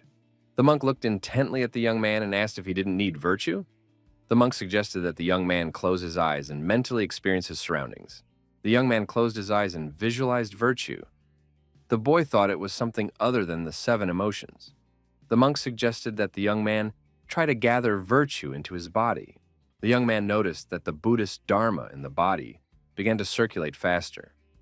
The boy thought, no wonder that monk likes to enlighten others. Saying that helping others is helping yourself. Turns out there's such a benefit to doing good deeds. The neighbor and her maid periodically looked into the young man's yard. He hadn't been home for 2 days. Mrs. Liu was very angry. Liu said that she didn't really want to see him. The mistress saw a note at the door. The young man informed that he had gone on business. Girls should stay home at night and lock the doors and windows, and carry a talisman with them. Liu didn't understand. Are there really a lot of vampires in this county? The girl crumpled the note with anger and said that no one needed his help. The civil servants were traveling along a mountain path. They saw a village up ahead. As they got closer, the young men saw that the village had been destroyed. It was terrible. In such small villages, all the people could turn into vampires. During the epidemic, over 1,000 innocent people were killed by vampires. The young man thought that the scourge of vampires in this county had reached a serious level. The county magistrate was dismissed by the district magistrate to investigate. Han said that they couldn't take care of those who had already died. We have to head inland as soon as possible. We have to finish off the vampires as soon as possible. The young men were caught up by some dog. The dog, glaring with demonic eyes, growled and lunged at the civil servants. Big Wu spotted it and shouted for everyone to be careful. The man sliced the dog in half with a sharp thrust of his blade, and said the dog had attacked the wrong man. The young man thought that this fatty was already at the peak of his cultivation. Although he's huge, he's not slow at all. It's hard to catch its fast movements. The snake was lucky to be able to escape from him. The monk said he hopes the dog will be reborn in the next life. Wu stated that evil beings don't have souls. Therefore, they cannot be reborn. Han noticed that a little farther away is a village of refuge set up by the government. They should proceed there. The young men approached this village. They noticed that it was well guarded. Han met the villager. The man said that he would be right down. The man opened his mouth and ordered and told everyone to come in. The local told the current situation. He said that zombies hide underground during the day, and at night they attack the village, and they don't have enough men to fend off the attack. Han said they would stay in the village for the next night. The young man wondered why the big man was so quiet now. The big man looked at the young boy. The boy noted that looking at Wu Bo was like looking at a poisonous snake. One must be very vigilant and careful with this man. A local resident said that the conditions here are still bad. There are vacant houses of villagers in the village, so they can choose anyone they want. Wu Bo pushed everyone away and said that he was going to rest, and to stay out of his way if he has nothing else to do. Han said for the locals to ignore this ignoramus. It's just the kind of upbringing he has. The local said Brother Wu is very talented, he's just a little arrogant. The young men saw the vampires standing motionless. The elder said that they were all previously sealed vampires. Head Ching tried to work with these vampires. There was no response from the vampires. The girl said that there was nothing alive in this jumping vampire. Ching suggested burning these vampires first. From the 3 waves, there was no energy in the dozens of vampires. Could it be that there was no energy in the vampires at all? The young man thought that in that case, this trip would be in vain. The next day in the village came. A local said that they had taken the initiative to find the cave where the vampires were hiding, to try and eliminate them once and for all. Han said that they have 3 condensation level masters. Han stated that they can also condense souls. So, if they encounter a flying vampire, they can still fight it. The local said that one of the civil servants should stay in the village. Han said, then he will stay. Head Ching said the underground caves are very dangerous, and suggested that the young man should stay in the village.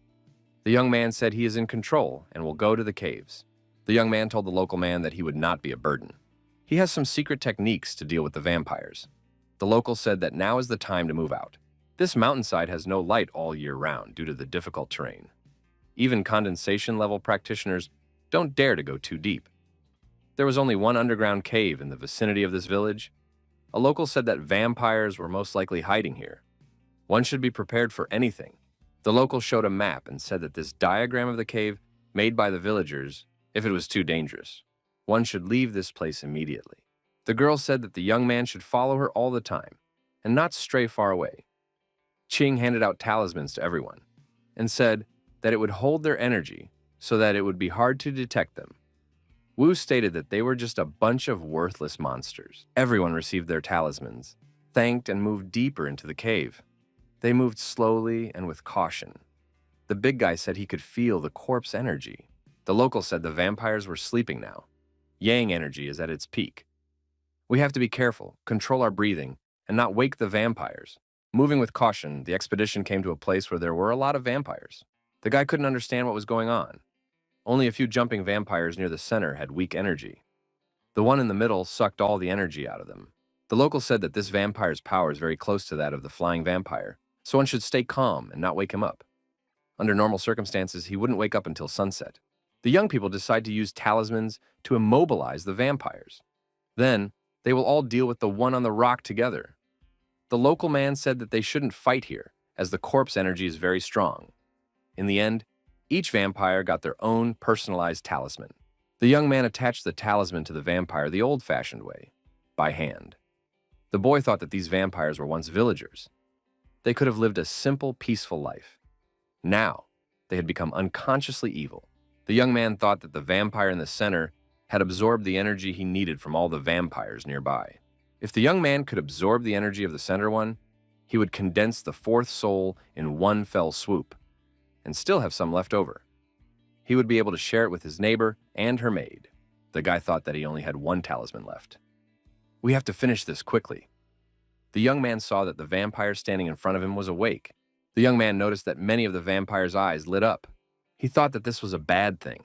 The boy didn't realize what he should do. There was only 1 talisman left. It was too late to try to hold them back. The young man decided to block his own energy and place the talisman on his forehead. The evil and horrible vampires that were already approaching the young man suddenly stopped. The young man looked into the distance and saw that there were countless vampires. It was impossible to control them. The young man was worried lest the center vampire on the rock woke up. More than 10 jumping vampires woke up and they jumped up sharply. The young man noticed that the vampires were coming at them. Moreover, they were jumping vampires. Wu Bo said that they were surrounded. Ching stated that they would fight here. The local said to withdraw. The expedition decided to withdraw the same way. The vampires were chasing them. Head Ching said for the young man to run forward. She will hold the vampires back. Limu said to help the head of Ching. Wu Bo stated that if he becomes, the vampires will catch up with him. The guy realized that something had to be done. The vampires were getting closer and closer, even the ones with the talisman. The boy tripped and fell. The vampire was already there. The big guy said he couldn't stop because he could get killed. Many vampires were already in the passage. The guy realized that he couldn't go there because he would be destroyed there. The young man activated thunder and lightning, but missed. The vampire turned out to be very fast. The young man drew his sword. Those vampires were trying to absorb his energy. The boy was afraid that his energy might be depleted. The girl wanted to help the young man. Brother Wu wouldn't let her. He said he couldn't help him anymore. Ching said if he didn't get out of the way, he'd die, so she decided to use Taoist magic. Wu got scared and let the girl pass. The monk said he knew that Wu woke the vampires on purpose, and he's going to tell everyone about it. He deliberately framed his colleagues. Wu stated in that case the monk will go to hell now. The local asked where the others were. Wu replied that they wanted to die. It was not his fault. The young man thought it was over. The vampires were getting bigger and bigger. The young man activated the thunder and lightning again. Suddenly, the young man saw that the head of Qing had come to his aid. The girl pointed to another exit. The monk stated that this exit was blocked, and they would not be able to get out of there so easily. Everyone noticed that the vampire in the center had awakened. The girl said that now they will fight to the death. The center vampire screamed and walked towards the passage they came from. Limu thought that this vampire was more intelligent. The monk assumed that this vampire wanted to let them go. The local and Wu noticed the vampire chasing them. They had to go back and reunite with the remaining members of the expedition. The young man suggested that the central vampire would soon turn into the flying leader of the others. The girl said that this cave was filled with corporeal energy and isolated from the outside world. Their energy cannot be replenished. She can no longer use thunder or her strength will completely run out. Qing decided to try the talisman against these vampires. Along the way, she fought them using her sword. The youngsters scattered the remaining talismans at the vampires. Wu saw a free exit from the cave and wanted to take the chance. However, a vampire grew in front of him again. He growled menacingly. Suddenly, a very strong wind rose around the center vampire. All the talismans were blown off the vampires. The young man said that this vampire king had already developed a basic spiritual intelligence. He used these low-level vampires to deplete their talismans and suck out their energy. The monk said for everyone to gather around him, and he would use solar energy. The vampires wouldn't dare approach. The monk created a protective solar dome. The vampire's black energy kept bouncing off the Buddha's light. The monk worked very hard to maintain this light. The monk stated that the Buddha light could handle the vampire, but its energy would not be enough. The young man asked the monk to lend some of his energy. The monk lent him some of his energy. The young man said something Buddhist, and the monk trusted him. After the young man engaged, the monk thought that the Buddha's light had diminished a little, but had become more concentrated. The monk decided to channel all his energy into the young man's body. The boy said he had limited power. One vampire suddenly snuck up on Wu Bo. The big guy sent him far back with one powerful punch. Wu Bo scattered talismans and shouted that he could do without vampires. The young man thought that he hadn't had any run-ins with Wu Bo, and they weren't enemies, but he had deliberately awakened the vampires and blocked the way for the young man to die. Without committing revenge, practicing was pointless. Wu asked a local to cover him while he dealt with the talisman. The talisman was Earth level. The man was surprised. Did Wu really have an Earth level talisman? That means Wu could kill all the vampires in one fell swoop. The man said, he envies the big guy because he has a really powerful Earth level talisman. It's a great treasure. With that, the local pierced Wu Bo's body with his hand and pulled out his heart. Wu Bo cried out in pain. The monk said that the man had a grudge against the big man, but he hadn't shown it before. The young man couldn't believe that this master had taken the demonic path and massacred Wu Bo. The man said in order for there to be progress in his own self-development, he must rely only on his own strength. Wu Bo said that the man had brought them here on purpose. The man replied that he hadn't allowed Wu Bo to die yet. He still needed him. The local turned to the vampire and said that according to their agreement, the energy of this man's souls belonged to them, and the souls themselves belonged to him. The vampire leader grinned. The central vampire began to blow out air. The young man thought that his soul had almost left his body just because of that vampire's breath. Wu Bo began to come to his senses. The young man wondered if his heart had recovered. The local looking at the big guy was frightened and said, no way. Could it be that he has a heavenly talisman? Only with a heavenly talisman can one regenerate severed limbs and survive even after beheading. Wu Bo said that the only heavenly talisman he had was the one he used in this way. Wu raised the Earth rank talisman and told his opponent to die. The man asked the Vampire King for help. The Vampire King covered the traitor with his body. The man thought he was saved. The head vampire grabbed the man by the throat and sucked all the life and energy out of him. The man turned into an old man and gave up his spirit. The vampire took his cloak and said that the corpse energy was gone. King said that this vampire turned into a flying vampire, and it would be hard to deal with him now. They should all attack together. Wu put a talisman on his forehead and told them not to drag him into this showdown. The girl said that now was not the time for hard feelings. Wu instantly disappeared. The monk said it was an earth transfer technique. Wu ran away. The young man said he was ready to fight this vampire, but he wasn't interested in them. The vampire rushed after Wubo. Wubo ran out of the cave and thought he was finally saved. This journey had been dangerous, although he had spent the talisman his grandfather had given him, but he still survived. The man saw a flying vampire hovering above him. He thought, how could that one get out? Limu said that the vampires seemed to have stopped. The vampires didn't move.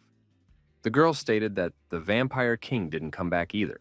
The monk stated that, in the way of practice, Master Qin in the end could not resist the temptation. The young man added, no one could have imagined that Brother Qin would conspire with the vampire king, and that a disciple of the talisman school would turn into an evil cultivator. Old man Wang was right. The nature of cultivation was such that the strong would devour the weak. Even if one doesn't harm others, one can't guarantee that they won't harm you. One must be careful and vigilant and not trust others lightly. Everyone noticed that an old acquaintance, the monk Xuan Du, had appeared in the cave. The monk declared that Master Li's wisdom was so profound that he was wrong last time. The boy thought he had been exposed, and now the monk would offer him to become a monk again. The young monk greeted his uncle and said he was happy to see him here. Xuan Du said he happened to pass by here yesterday and discovered a corpse energy in the cave. So he came down here for reconnaissance. The young monk said that the flying vampire had escaped. We should get rid of it as soon as possible. Xuan Du said that we have to get out of here first. Hedqing said that we should first burn all the vampires in this cave. The young men set the vampires on fire and headed out. Xuan Du suggested the young man to join the cohort of monks on the way. The monk said he was willing to discuss terms with the young man. The young man asked if he could not shave. Could he not live in the temple? The monk nodded affirmatively. The young man asked if he could marry. The monk shook his head negatively. King stated that the young man did not want to be a monk, and there was no need to cling to him. The monk thought that they are together. In that case, he decided no more coercion, but he still had one request. Limu also thought that everything was going well until the monk started to coerce him. The monk said that perhaps the young man's strength would help the abbot of their monastery regain his footing and solve old problems. The monk said that he could borrow the young man's energy for this time. The temple would be indebted to the young man. The boy said that he can save lives, but he is not very powerful. Therefore, he may disappoint. The young monk said that Li Mu has a very powerful sutra. People saw that a bloodied Wu Bo was in front of them. It is unclear what happened to him. Is he still alive? The monk said that his souls were scattered. The vampire had sucked out his blood and life force. If he hadn't escaped, he wouldn't be in this state. Xuan Du stated that he was destined to do so, and no one should blame him. The senior monk said that he should pursue the vampire. The one ran off to the west. The young man noticed that that vampire had become a flying vampire. Xuan Du promised that he would definitely meet that vampire. The young monk said that his uncle had acquired a golden body long ago, and he would be able to deal with the flying vampire. Hedqing said that they should return to the village first. In the village, the young men were met by Han and asked why they had returned so quickly. Had they gotten rid of the vampires? The young man said they had gotten rid of the vampires, but one flying one had managed to escape, so the experienced monk gave chase. Han asked what happened to Bo and Brother Qin. The young man said that Wu Bo had been killed by the flying vampire, and Brother Qin had conspired with the vampire to drag them into a cave and condemn them to certain death. The monk added that Qin had almost killed Master Wu, but all his strength was sucked out by the vampire. Han didn't believe that Qin could have done what they said. The girl confirmed that it was all true. Qin had long ago taken the path of evil and brought cultivators to the cave to give the vampires their souls. Han was terribly upset. He said that it was impossible. The man turned around in frustration and ran off to the village, saying on the way that Qin couldn't have done such a thing. The young man said that he should leave Han alone for now. Han decided to get some privacy and secluded himself on the roof. He sat on the roof and remembered the past conversation with Brother Qin. He realized that he had left him in the village on purpose so that nothing would happen to him. Limu came up to Han and asked if he was crying. Han said no, he had dust in his eyes. The young man noticed that Han's voice was shaking. Han said Limu annoys him. Why do all the women like him so much? The young man speculated. Probably because he is handsome. Han said his interlocutor is shameless. He wasn't like that before. Limu noticed that people change all the time. Han said that Chin's brother had changed too. Han thought that Chin used to be the hardest working, most diligent practitioner in their company. He had become an evil cultivator, probably because he was jealous of Wubo. Han said that Brother Chin was in charge of his practice. He only managed to gather chi the first time with his help. Han added that in this world, Chin was the best person for him apart from his parents and master. Limu doesn't know what it is because he doesn't have a spiritual master. The young man said that he has a spiritual guide. Han imagined who that might be. Limu asked why the companion is not interested in who his spiritual master is. Han said that he didn't want to know. Han stated for the young man to leave him alone and leave this rooftop now. The young man thought that practicing together was unfair. One should be able to tolerate being alone and endure trials. Although vampires are terrifying, what's even more terrifying is the complex human heart. Han stated that he was returning to the sect to report the news about Brother Chin and Wu Bo. The young man thought that he wanted to hurry home to eat the dinner that Madame Lu had prepared, especially since the vampires in the neighborhood have all been wiped out. In the evening, Monk Xuandu showed up. He said that the flying vampire was too fast, and he couldn't catch it. The monk asked the young man, did he want to use the vampire's energy for his cultivation? These days, he had collected quite a lot of energy from the vampires he had killed, and is willing to give it to the young man. The monk handed the young man a green core and said that it was the energy from the vampires he had killed. The young man noticed that there was a lot of energy here. There would still be a lot left after the anger was purified. The monk reminded him of his request and said that when he returned, he would ask the magistrate if they would release the young man to help. The young man reported to the superiors that Wu Bo had been killed by a flying vampire. The superior said that it was unpleasant news. It would be difficult to explain to the Talisman sect. The young man asked, is his boss really afraid of the Talisman sect, and that it would make their work difficult? The boss said that behind them was the courtyard of the great Zhou dynasty. The chief said that the county had been busy with official duties lately and had no time to mess with the sect. The young man thought that the Talisman sect and the county had their own differences. Otherwise, the sect could send one of the creation-level practitioners who could resolve the crisis in the county. The young man's brother wondered if the fatty was dead, and he was finally dead, and then he had to be burned. The young man asked where Old Man Wang was now. Shan said Wang had gone on vacation. He wanted to visit relatives. The young man wondered if Old Man Wang had any other relatives. Shan asked if the guy was counting on his inheritance. The young man thought that now that the 4 souls had been condensed, he had some of the energy given to him by Master Xuandu. This should be enough for Miss Lu and Wang Wan. They will be able to purify their souls. The young man walked towards the house. The boy asked what Wang Wang was thinking about. The girl was glad that her neighbor had returned. Wang Wan said that her mistress had been worried about the young man for days. Just then, Mrs. Lu appeared and said she wasn't worried at all. Lu said she was afraid that if the young man was bitten by a vampire, Wang Wan would have nowhere to eat. The girl thought that her mistress was still angry. The young man asked if they had anything to eat. He was very hungry. Liu said for the young man to change his clothes and wash his hands. She had just boiled some noodles. The young man got full and thanked her for the delicious food, pulled out a green kernel and said it was for his roommate. Liu said she wasn't going to forgive the young man just because he gave her a piece of jade.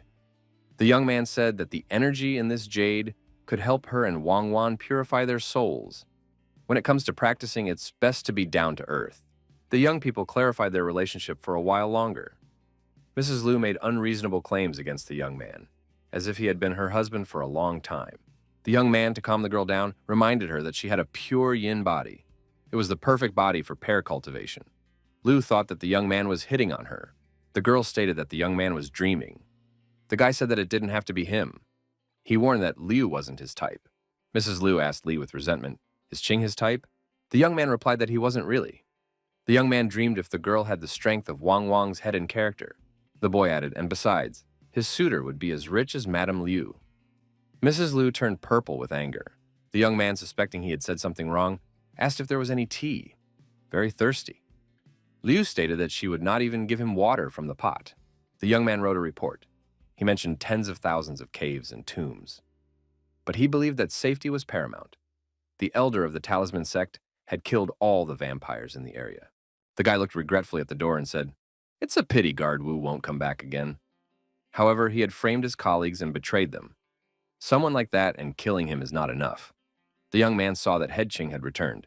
The guy said he was glad everyone had returned safely, and asked if they had caught the flying vampire.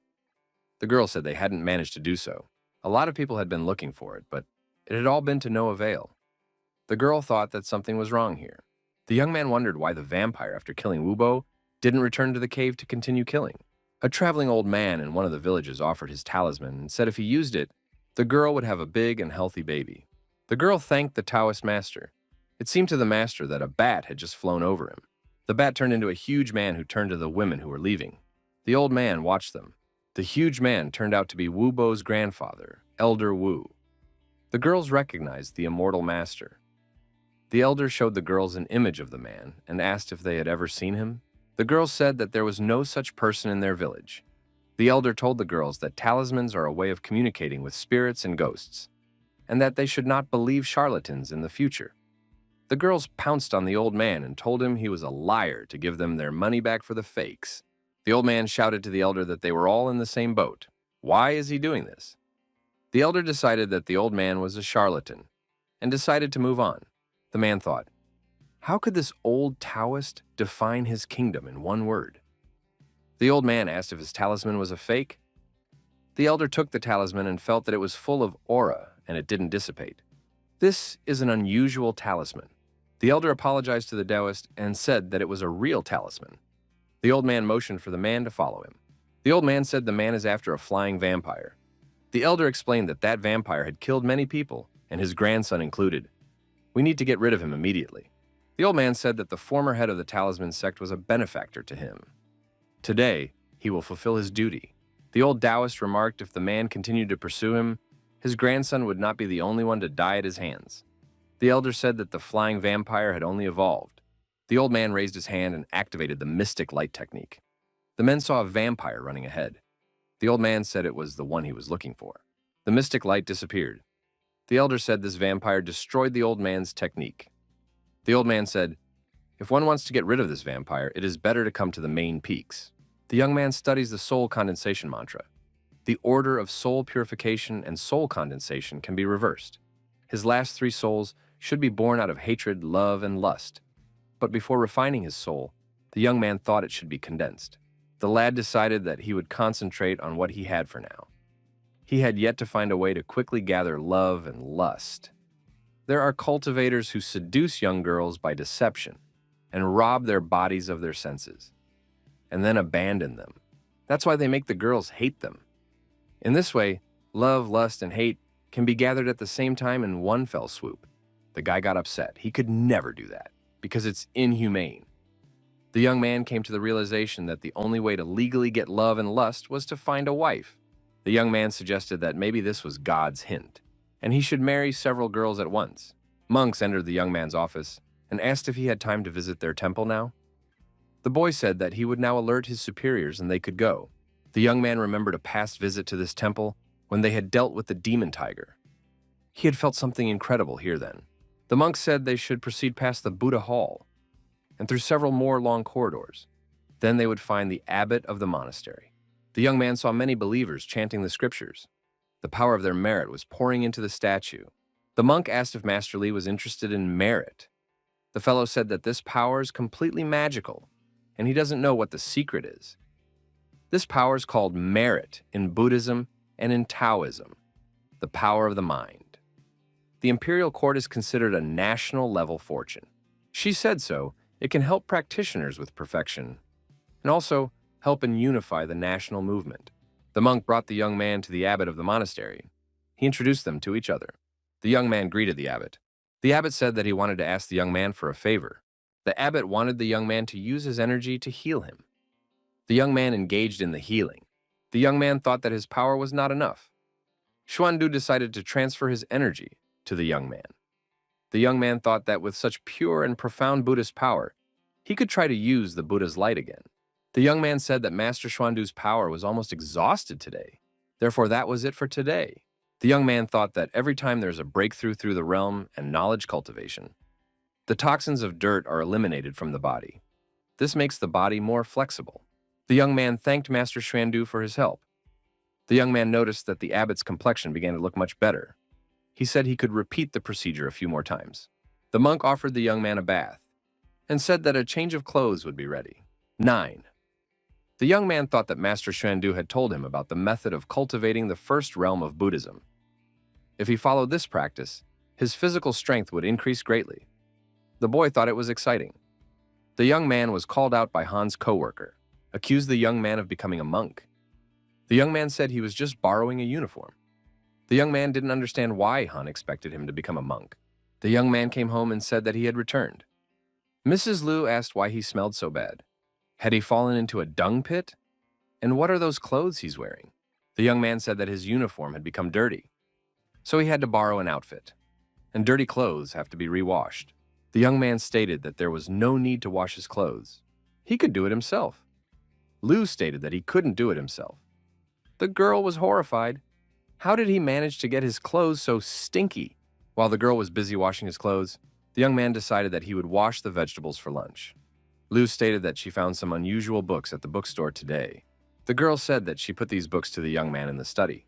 Liu took the young man's hand and said that his skin became whiter and more tender. The neighbor wondered if the young man was practicing some skincare technique behind her back. The guy thought, doesn't Liu still want to maintain her beauty? She draws spiritual energy into her body every day. And with the facial enhancement talisman, there is no need for her to learn Buddhist techniques. The young man said that he doesn't practice any secret techniques. He always looked like this, it's just that Liu didn't notice. The girl said the young man is handsome, but you can't tell that from his demeanor. The boy said Liu was beautiful too. It was the morning of the next day. Bishui Bei. The young man spread food on the table. Su. He said that as soon as the snake left, he stopped coming here. What was he thinking about when he came today? The guy said he had recently returned from a business trip. He had a lot of work to do. He came here as soon as he got off. The young man said he destroyed all the vampires, but one flying one escaped. The boy noticed he was interested in the body at the bottom of the lake. The young man asked around and learned that the altar under the water was a complex formation. It is almost impossible to break through from the outside, only when it gets strong enough to come out. But then Su-hai would be in danger. The girl said, well then, let her try. She'll be able to fend for herself. The guy countered that the female body underwater has the same origin as Su-hai. If it is possible to destroy her spirit consciousness, and Su-hai takes over her body, she will come back to life. The girl stated, the soul body is not originally created and cannot be reborn by rebirth. A soul is a soul, a corpse is a corpse. Su-hai said, even if you combine them, you will get evil. So there is no point in trying. The boy said, you can't let that corpse absorb the girl. The young man said if the body shows signs of coming out of the formation, we should activate that talisman, and he'll get here as soon as he can. The boy plucked a lock of his hair and wrapped it in yellow paper. It was a talisman. The young man called this talisman a guide. With this hair, he would automatically look for it. When he sees the talisman, he will realize that the girl is in trouble and immediately rush to help. The girl says she understands and she won't lose the talisman. There's a man waiting outside the magistrate's office. Li Mu came over and asked who the monk was waiting for. The man said he's not a monk. Just because he's bald doesn't mean he's a monk. The young man apologized and said he was wrong. The man said that he came here from the ancestral court of the Talisman sect. We have to inform Li Qing that Master Ma is looking for her. The young man realized that it was Uncle Ma who had arrived and said that he would take him to his head. The men saw that the study was empty. The young man suggested that the girl might be out on patrol right now. The boy suggested that the old man rest in her office for now. The old man said that he would be looking for the district judge now. The young man stated that the supervisor was not available right now. The old man asked when he would be back. Suddenly, Shan appeared and said that the judge had been looking for the young man all morning. The guy looked at Master Ma and said, I guess his boss must have just returned. The old man turned around and saw Li Qing. The girl asked what brought Uncle Ma here. Streak said that Wu Bo's death was a great loss to their sect. He died in the line of duty, so the magistrate should give an explanation. The young man poured tea and said that Uncle Ma was tired from the road. He needs to quench his thirst before going to the magistrate. The old man thought he had already drunk 10 cups of tea. Shan said the magistrate was in place and waiting for a visitor. The district magistrate said he was happy to welcome Master Ma to his place. The old man said the judge is very courteous. The judge said that the vampire epidemic has spread to almost the entire county. Thanks to the Talisman sect, they were successfully gotten rid of them. The old man agreed and said that practitioners should take care of people. He was poured tea again. The judge suggested this time a very good tea that is popular in this county. Master Ma could no longer drink the tea. The judge offered him some more. The old man said if he kept drinking more, his stomach would burst. He wants to get down to business at last. The old man said that he is here because of the death of Guard Wu. The judge said the county is also sorry. His heart is torn. He would like to personally get rid of whoever did this. The judge cried and said it was his fault. He shouldn't have sent Guard Wu there. The old man said that it was unpredictable. You shouldn't be too sad. The judge calmed down and offered Master Ma a cup of tea for such an occasion. The old man shouted that he wouldn't drink that tea anymore. He had come here with another request. The judge asked what had brought the master here, that he needed help finding some good candidates to replace Wu Bo. The judge and master continued their conversation. In the eyes of a practitioner, knowing a person's birth date is a sign that their life is in the hands of the knower. The imperial court explicitly forbids people outside of the official government from having access to the registry. Said his interlocutor knows that it is strictly forbidden by the imperial court. Master Ma offered to read the letter. The judge read the letter. It said that thanks to the talisman sect, the spread of the vampire epidemic in the county had stopped. This letter had the breath of a region chief. Judging from that, it was clear that the letter was authentic. Master said that their sect and the county chief could be trusted. The judge thought that the orders of the superiors must be obeyed. Although the talisman sect had contributed to stabilizing the situation, it would only be possible to check the registry in the next 3 future years. The judge added that if there are newborns in the county within 3 years, the county can inform the sect about their special physique. But if the time limit is exceeded, there will be no more checking. The old man said 3 years would be enough. The judge added that the only one who can check the registry is a county government official. Limu is resting at his home. After so many cases, he is finally calm. The world is stable. The young man saw a book and became interested in it. It was a book about the supernatural. It was most likely the book his neighbor was talking about. This was the book he read in the master's building, with a page torn out in the middle. The young man noticed that this book did not have a single missing page. It had markings made by Mrs. Liu. The boy read that a pure yin or yang body was very rare. If such bodies were to meet, one could double cultivate together. Otherwise, one might lose their blessings. Madame Liu shouted out that the young man's clothes had been washed. Mrs. Liu appeared on the doorstep and asked, what exactly did the young man read about dual cultivation? The boy stated that such cultivation also depended on relationships. The girl asked, don't you like me?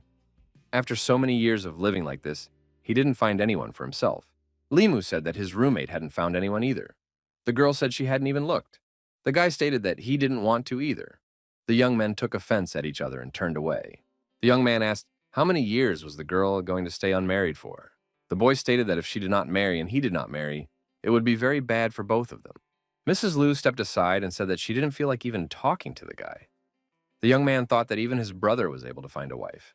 Why is it not working out for him? Limu decided to calm down and continue reading, and read the missing page that wasn't in the magistrate's book. On this page, the young man familiarized himself with the principles of Taoism. The young man thought that if an evil cultivator kills one person, he would be wanted by the authorities. After killing 1,000, they would have long since been wiped out by righteous people. How could they still be promoted? The guy thought, where can one get so many rare special bodies as well as yin and yang from? There aren't many people like that. Limu has the purest yang body. Liu Hanyan has the purest yin body. The young man realized that of all the people he knows, only he and Miss Liu have such bodies. The young man remembered that he had transmigrated into Limu's body after he died. Therefore, technically speaking, this is not his body. The young man was a bit confused after reading in this book. He didn't know how to feel about himself. The young man looked pensive for a while holding this book in his hands. Liu Hanyan asked what happened. The boy replied that nothing had happened. The death of his predecessor had nothing to do with these people, much less a vampire. The young man put the book aside and thought he was just overexcited. The girl decided that her interlocutor today was very strange. The guy took his neighbor by the hand and told her to follow him. He had important business to attend to. The young man said that they should go to the magistrate now. He would explain on the way what the matter was. The young man thought that even if it was a coincidence, he should find out everything. There were only 5 elements, not counting yin and yang. 4 of them had already died. If this was true, then Liu Hanyan's situation was extremely dangerous. Only by taking her with him can he be sure. The young men came to the magistrate's office. The colleagues saw the young man and asked why he had come back. The boy told Head Ching that he had something to check. Head Ching wondered why Li Mu had brought his roommate to the magistrate's office.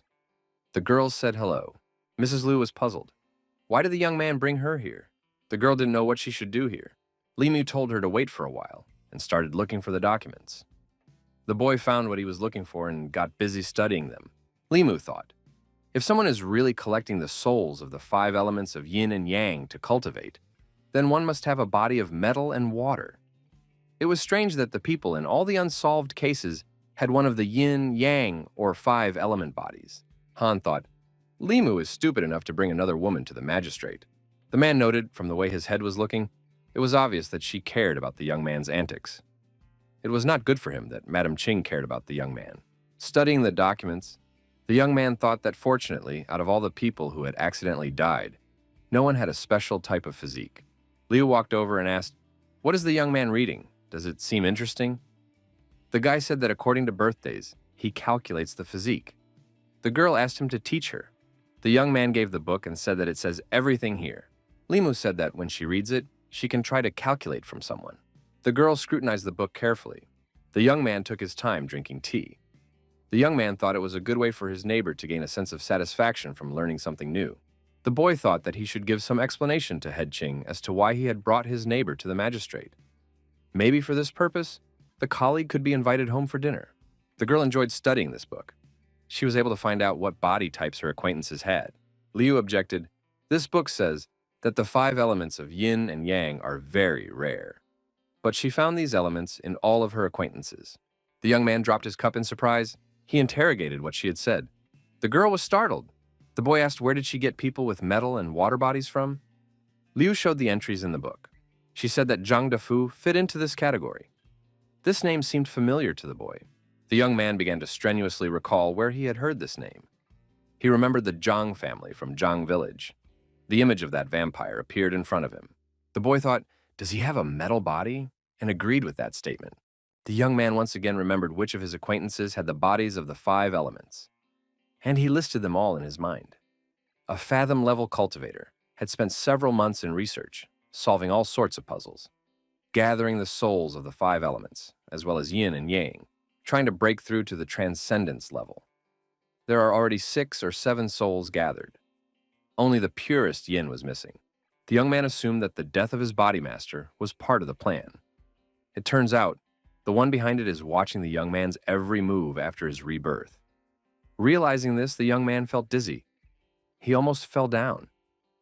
Liu Hanyan came over to him and said that she would support him in any case. The young man calmed down and tried to explain about his hunch to Ms. Liu. If a comprehension-level cultivator could gather all the souls and process with thousands of living souls, he would have a chance to break through to transcendence. The girl said that it might just be a coincidence, or it meant that the pure yin and pure yang bodies had not yet been obtained. The girl told the young man that he had lost his 7 souls before. The boy suggested the only thing he was missing was a pure yin body. The girl remarked, the book says that a large number of living souls are needed. It couldn't be that thousands of people died and the government didn't notice. The boy remembered that when he was on a business trip, he noticed that there was no energy in the corpses, and the flying vampires immediately identified Wu Bo. Assumed the young man. The only thing the person behind this wanted was Wu Bo's soul, a body bound to the element of earth. The girl said she felt scared. The young man remarked that everything was fine for now, as long as they don't know the girl's birth date. The young man's colleagues entered the room and apologized for being disturbed. Ching became embarrassed and walked out. Han thought that his rival had chosen Ms. Liu. The young man ran out of the room to talk to his head. She was nowhere to be found. The young man thought that she had misunderstood everything again. At this time, Master Ma appeared and asked, have I found any candidates with a special body? He was told that there were no special results yet, but they had found a girl with a pure yin body. The old man asked where she was. The man said, it's a pity you didn't come here sooner, because unfortunately 3 months ago she died. Li Mu stared at his brother intently. The young man pounced on his brother and asked, where did he get this information from? The man replied that the girl with the pure yin body had died. The boy realized that all the 5 elements, as well as yin and yang, had been gathered. The girl asked the young man how he felt. The young man thought to himself, why did he put himself out like that in front of his coworker? The boy said that he was fine. Now that Pure Yin's body had been commandeered, the girl had nothing else to worry about. Liu said for the young man to be careful. Mrs. Liu said she would wait for the young man at home. The boy realized that the stakes were high. It was important for him to talk to someone he could trust, and to ask what he should do. The young man went to Li Qing's house to talk to her. The boy went into the girl's office and told her that his roommate had already left, and the girl was holding the book wrongly. It could be seen that Qing was worried. The young man said, it's good that the girl is reading the right book, and showed her where to read. Qing asked, I guess the young man wants to find a woman with a pure yin body for pair cultivation? The young man said, one must read elsewhere. If a truth comprehension level practitioner gathers the souls of the 5 yin and yang elements, with a lot of soul power and energy, there is hope to break through to the transcendence level. The girl speculated that the young man feared that he would be possessed by evil spirits. Without knowing his date of birth, no one can recognize the characteristics of his body. The boy said, Shan just learned that a girl with a pure yin body died in the county 3 months ago. A vampire epidemic spread in the county. Wubo died. All the people with the special bodies of the 5 elements, as well as pure yin and yang bodies, died. All this can't be a coincidence. The guy said that all the components had been gathered. The girl objected, if there really is an evil practitioner, why does the young man still have his 3 souls? Li Mu said that there are things he can't explain. The young man admitted that he had already died once. The boy added that his 3 souls were saved by an old master who said they had a relationship like a teacher and student. He passed on a lot of Taoist skills to Li Mu and left. He said they would meet again, and warned the young man not to reveal his identity. Qing noticed that after he died once, his temperament changed dramatically, and he began to know many techniques and sutras. The magistrate suspected that the young man had been mastered, but no one would suspect now. The lad thought this was a good opportunity to dispel any suspicions the head had about him. Although he doesn't know what happened to him, it must be something other than rebirth. The girl said that they know as if there is someone who is using this book to set things up the way it says. King was horrified and said that if that person wanted the soul of pure Yan, he would not let the young man go and might come back. The guy thought that the person behind this had already gotten everything he wanted. It wasn't for them to decide this matter, so it was better to inform the magistrate right away. The magistrate chief? Magistrate lamented that the last few months had been one murder after another. But the last month had been quiet. He thought the figures in his area would not be too bad. The young men said they had something important to tell Mr. Judge. The judge assumed that Shan had learned something about people with special physiques. The young man shook his head negatively. The judge asked if there might be another murder in the neighborhood. The young man also shook his head. The judge asked, then what is it about? The head stated that in that case, there was nothing to scare him. The young man thought that the judge was a very disturbing person. He said that they had found some clues. An evil cultivator at the peak comprehension level had shown up. In this county, he was collecting the souls of the 5 elements as well as yin and yang. The guy added that thousands of people were killed because of him, and their souls were collected in the county to refine them and reach the transcendence level. The judge was really frightened. He even fell off his chair. The young man showed the judge the document and offered to read it. In the past 6 months, 7 people with pure yin and yang bodies, and the bodies of the 5 elements, had died in the county for various reasons. The judge suggested that it must be a coincidence. The young man said that someone was behind it. The judge showed the young boy the reasons for these people's deaths, and said that the evil cultivator had nothing to do with it. The boy objected. He said that it was all deliberately set up, so that the civil servants would think so and no one would suspect anything wrong. The judge remarked, if the special sword killed a person, the soul would dissipate, and the evil cultivator wouldn't get his soul. The young man objected. It wasn't difficult for a comprehension cultivator to retrieve souls before the executioner did. The judge said, the 5 elements can be explained, but what about pure yin and pure yang bodies? This is a very important question. Said his colleagues learned that a baby girl with a pure yin body was born 3 months ago. Babies die often, so the family did not report the case, and the magistrate did not investigate the case. The boy added that as for the pure yang body, it was him. The magistrate said that the young man is in good health. Guy confessed a few months ago there were demons and evil spirits that wanted to devour his soul, but he was lucky. Although the evil souls returned to his body, he lost his 7 souls. The judge wondered how could this happen. The young man said that everyone, including himself, had been used as pawns in someone's game. For no reason at all, he had been targeted by an evil cultivator of the Fathom Truth level. He had become a participant in a devious game. The judge was shocked by this situation. Why had all this come down on his head? The young man said that now was not the time to regret. One must decide what to do next. Put his whole mind and intellect to work. The judge said there are still some doubts about the case. How could the person who organized everything know that these people's bodies were special? This villain needed to take souls before those people died. How is it possible to set all this up?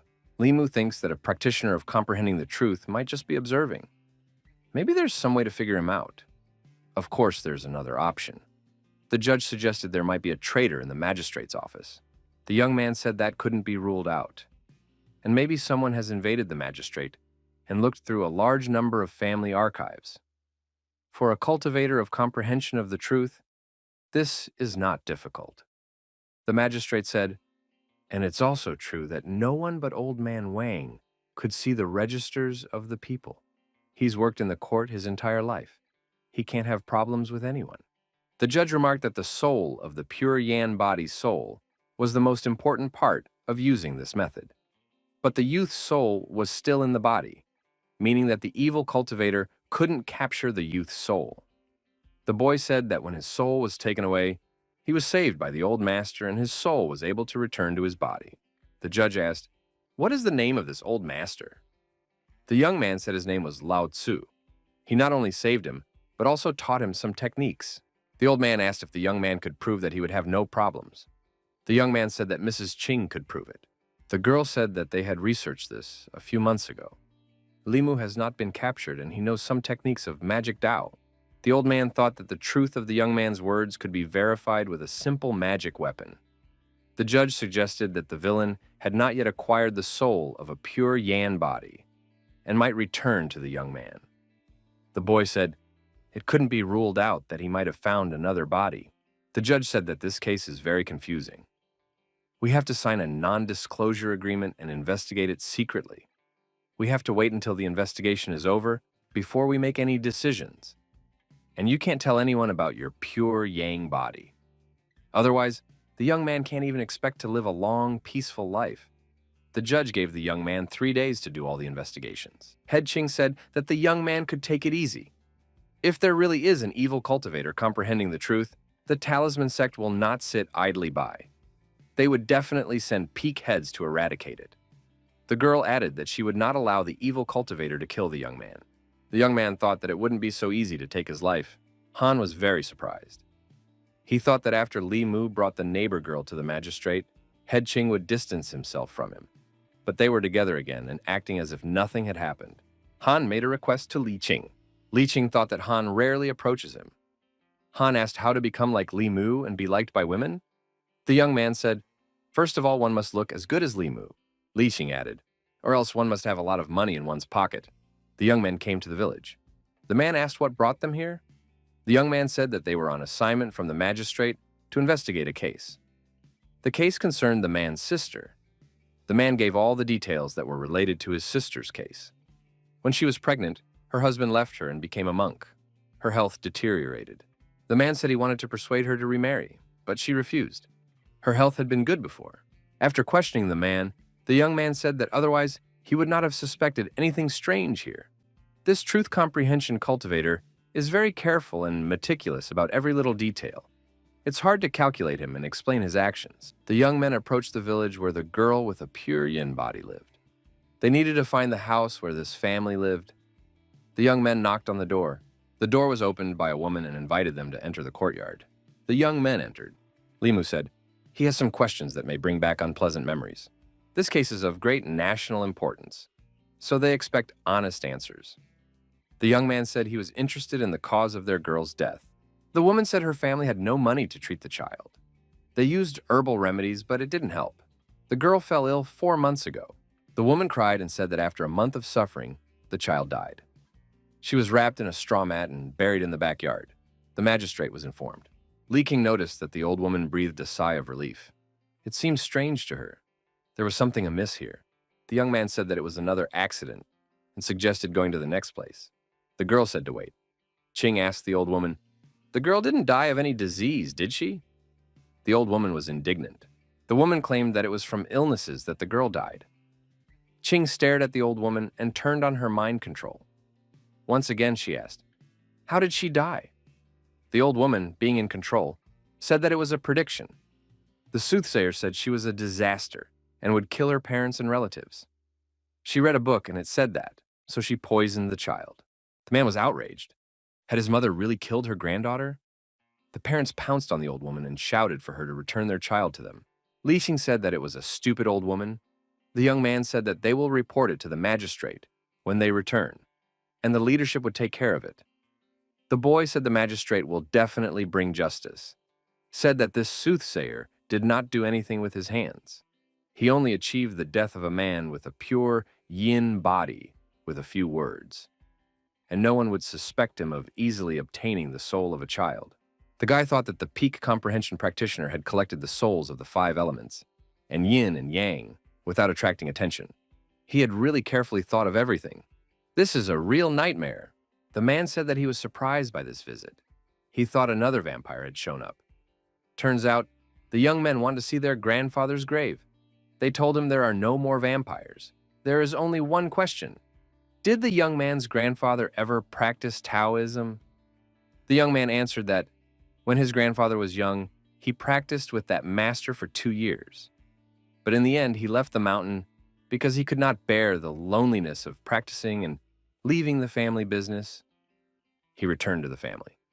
The Taoist master said he had a body of metal. The young man memorized this information.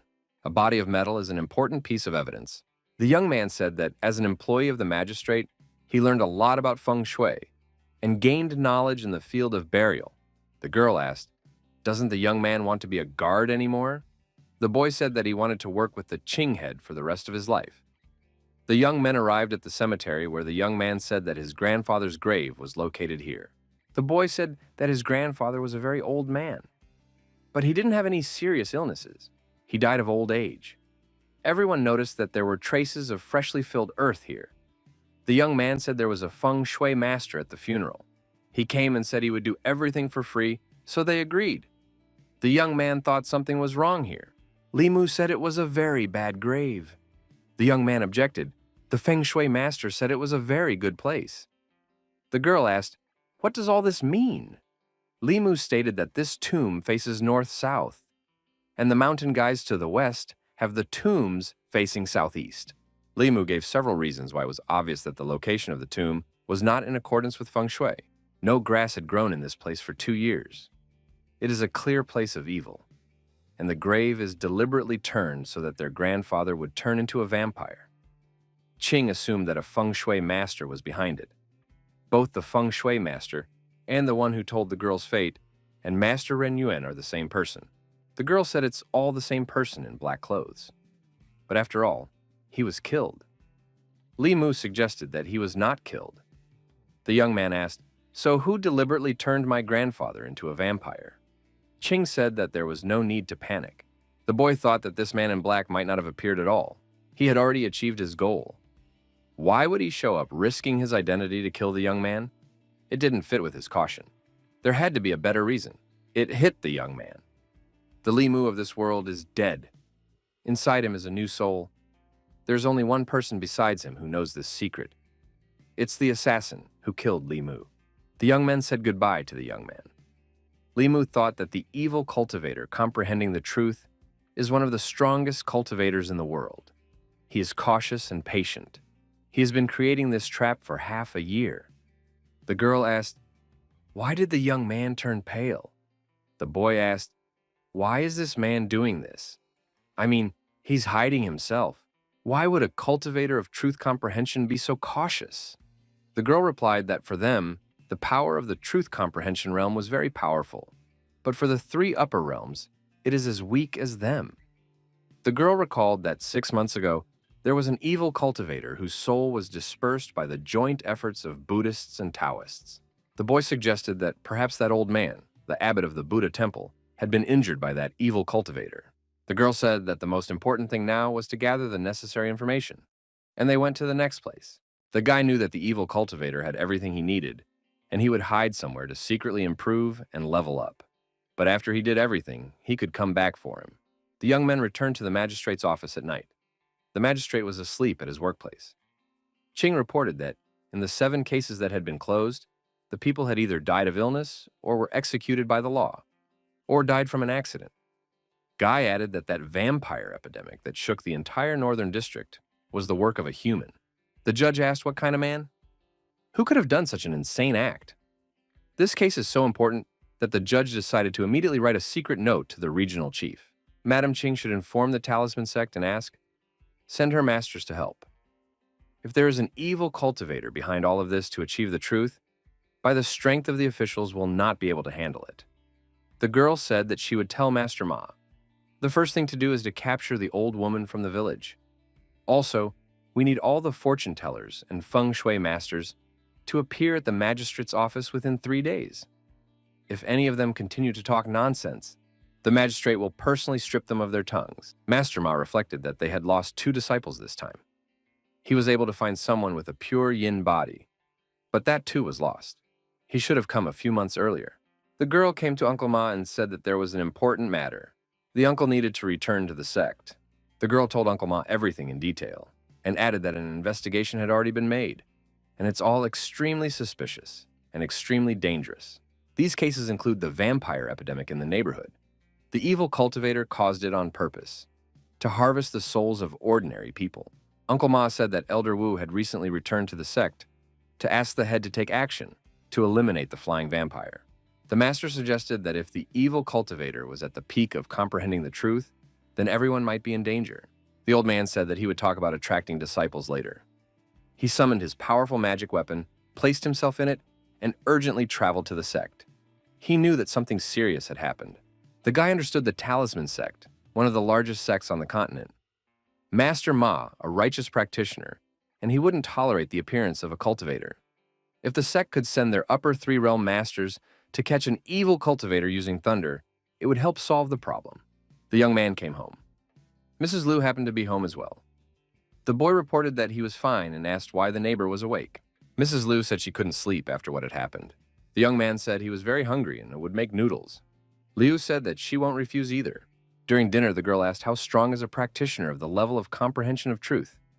The guy said that the comprehension of truth is the last level of the 3 middle realms. They can roll back mountains and rivers, change their bodies, master the technique of the 5 elements, and can interrupt the flow of rivers. They know the laws of the heavens. In the world, such people are considered immortal. Mrs. Liu said that she was worried about the young man. After all, he might take his soul. Limu said that perhaps the evil cultivator had already found another body. The guy thought if he didn't occupy Limu's body, then the cause of his death would be official negligence. But the person who should be dead came back to life. Liu said that the young man should flee. Then, the evil cultivator wouldn't find him. The boy said that the cultivator of the realm of comprehension of truth has the magical ability to find a person through the light and shadow of the full moon. Therefore, he should hide in a talisman sect or Buddhist temple. The young man said that they both needed a rest now, although maybe the evil cultivator wouldn't come back anymore. The young man came to work and said hello to Old Man Wang. The young man said that the old man should be careful, and inquired where he had been visiting for 2 whole weeks on vacation. The old man said his old buddy had died, and he went to offer his condolences. Wang declared that sooner or later he too would die. And lest the young man think, bury him simply by wrapping him in a straw mat. Otherwise, he will be like a ghost, haunting the young man all the time. The boy said that the old man with his health still has many years ahead of him. He asked what Wang knew about the level of truth. The old man asked why the young man was thinking of flying. Wang said that the young man should stand on solid ground, purify his souls, and compact them, to stay away from things he shouldn't. Otherwise, he might go mad, and his Tao path would be ruined. The young man asked in a different way, the technique of catching the moon of a practitioner of comprehension of truth, will it help one to see Whatever one wants to see? The old man inquired, Does the young man really want to peep at young girls? The young man became nervous. Wang said he would tell him so-and-so. The old man explained that the technique involves shimmering light from one place to another. The distance must be close enough for the technique to be useful. One must calculate the location by concentrating on only one thing, without noticing what's going on around them. This technique is useless against cultivators, above the creation realm, because they can sense if someone is spying on them. The young man thought that there was no way he would use this technique and spy on his roommate while she was taking a bath. It's unclear why such a thought even crossed his mind. Limu asked if it was true that they could tell fortunes from the sky and the stars. The old man said that it is true, but it is not so mysterious. The mystery of the heavens is illusory. Who would dare to say that he could solve it? The young man was told that there was some monk waiting for him outside. The boy remembered that he had a meeting with Master Zhuandu. The monk said that he had to bother the young man again. The monk showed the young man the movement of energy. Master Ma and the sect head arrived at the magistrate's office in an emergency. The monk said that he welcomed Master Xuanzhenqi. The masters exchanged pleasantries and sent greetings to their elders. Xuanzhenqi said that his elder had collected the souls of the 5 elements, as well as yin and yang, as well as a large number of souls. He had now regained his strength, and he would be even harder to deal with than last time. The monk asked how he managed to escape when he was besieged by so many masters. The interlocutor said that he was one of the 10 elders of the demon sect, with great knowledge of Taoism. His greatest skill was the art of soul separation. The last time he fled, a piece of his soul was hidden. So he organized a vampire invasion by obtaining a large amount of souls. He only had to use the formation to refine it before he could regain his former power. The man said that this time, a disciple of the Talisman sect had died. He had personally conducted a divination and determined that the one had died at his hands. The young men came out and saw the master. They greeted Mr. Xuanzhenqi. The young man was astonished. This seemingly ordinary middle-aged man turned out to be the head of the Talisman sect. The sect head said that he wanted to introduce Taoist Master Miao Chen.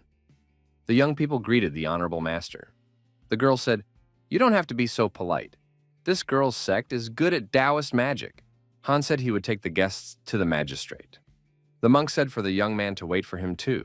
The young man asked the girl if she had heard of Master Ganhuan. Qing said that he was the one who was killed by the Buddhist Taoist sects, and it was that evil truth comprehension level cultivator. The young man thought that it was the one who killed Li Mu, who determined the fate of the girl with a pure body, and who controlled the vampires in the neighborhood. His goal, to heal his wounds. The young man said that the ancestral court sent an elder to pursue the flying vampire. One can be sure that the 3 masters of comprehension of truth will kill an evil practitioner of the same level. The flying vampire might be Master Gan Huang. The sect elder said that they should eliminate the flying vampire as soon as possible, because once it regains its strength, it will be more difficult to do so. The sect elder asked who had the pure yang body involved in this matter. The judge said that it was Li Mu. A young man walked to the middle of the room and said that it was him. The young man saw that the sect elder had golden pupils.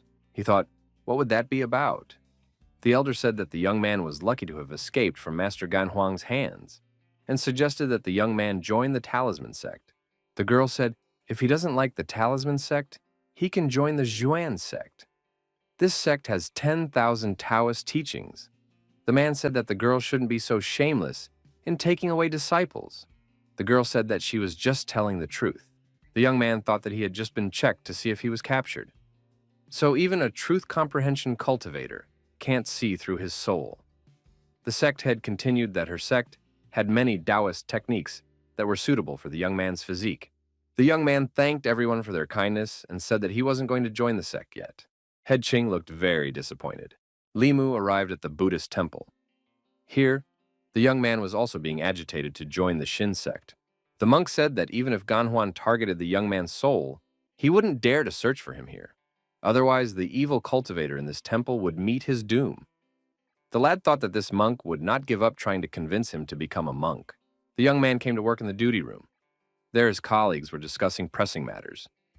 They suggested that the young man play a few games of chance. Someone told them that the young man could guess well. The young man said he was a bit tired and for them to continue without him. Qing asked, why doesn't the young man join her sect?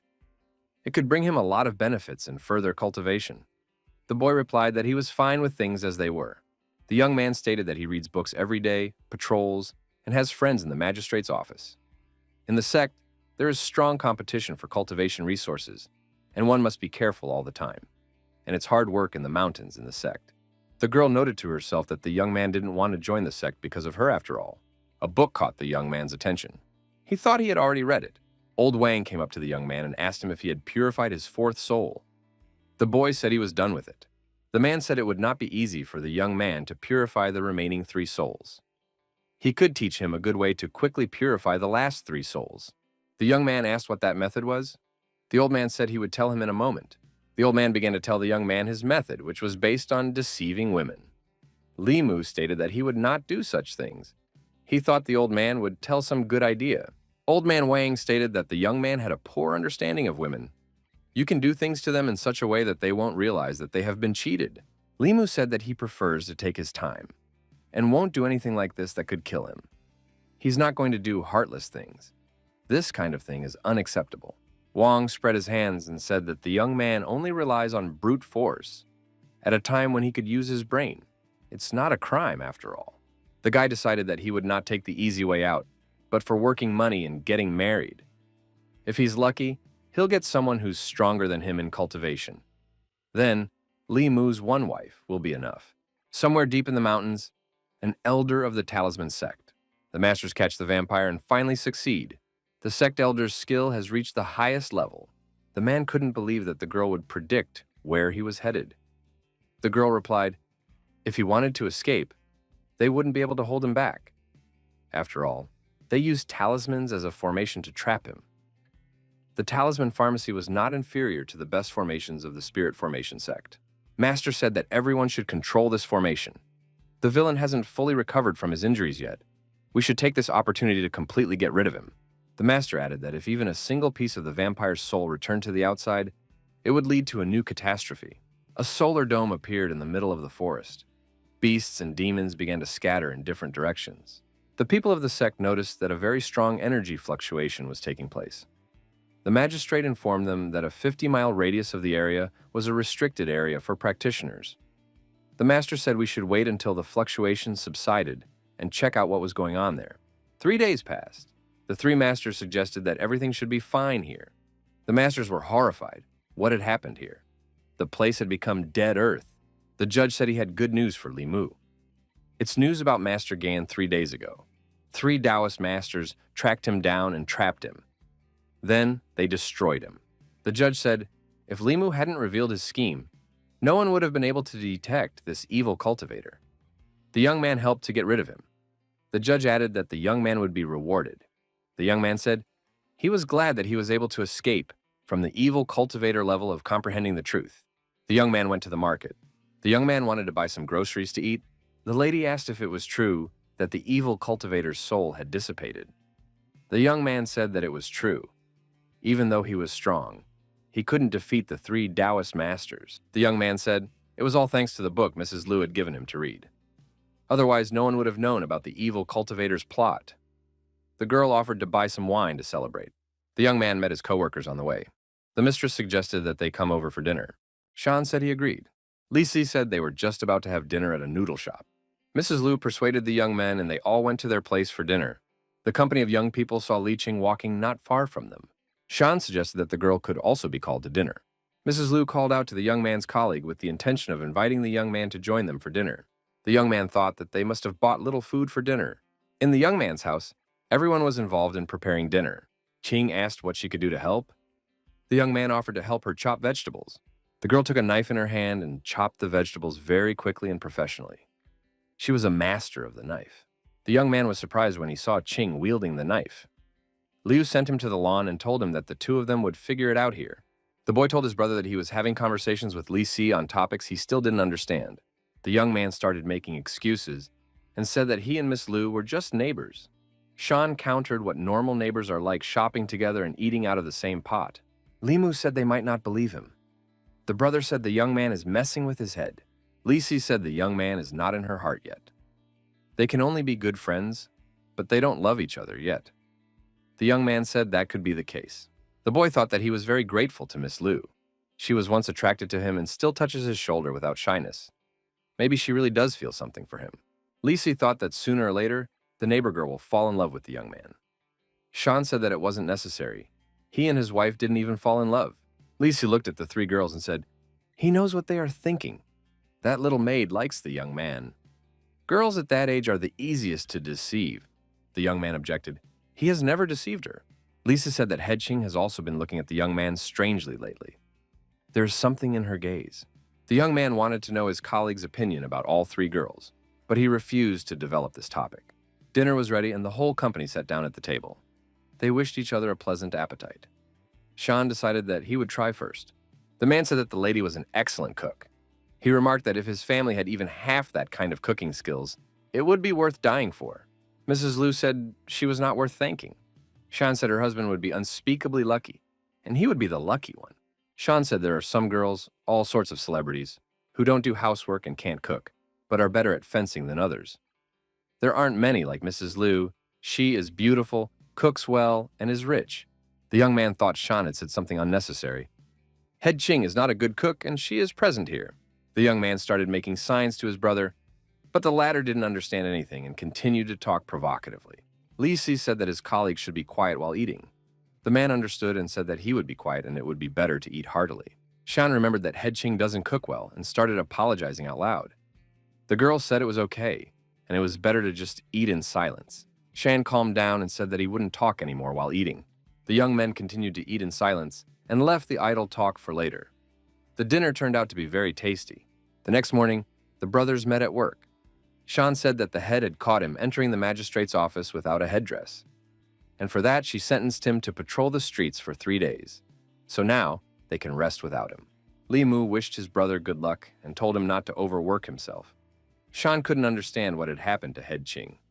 She usually didn't punish him for such petty things.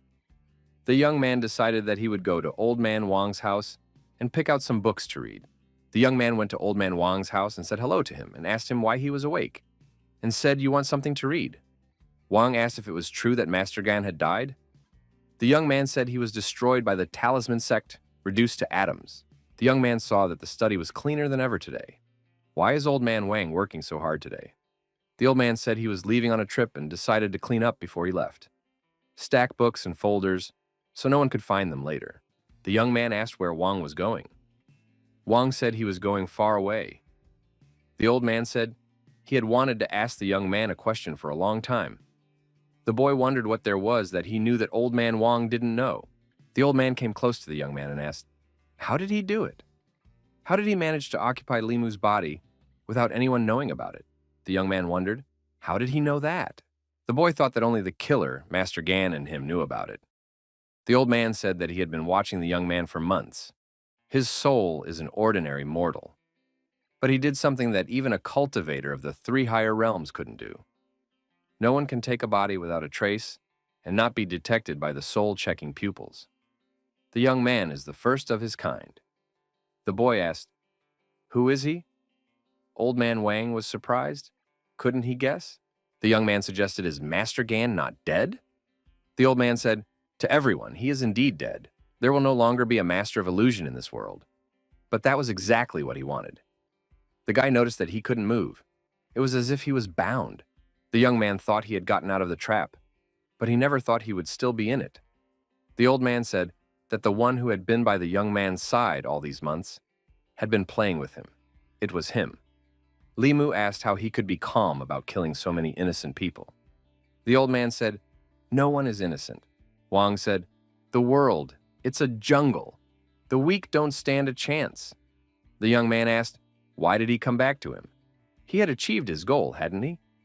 The old man said he still didn't understand how the young man managed to revive unnoticed. No one could calculate his fate. If he didn't know that the young man was dead, even he couldn't suspect that he wasn't the real Li Mu. The old man said that he wanted his body. This young pure yang body was undoubtedly better than the old dying flesh. He wanted the young man to become stronger as quickly as possible. But the one, unfortunately, isn't in much of a hurry.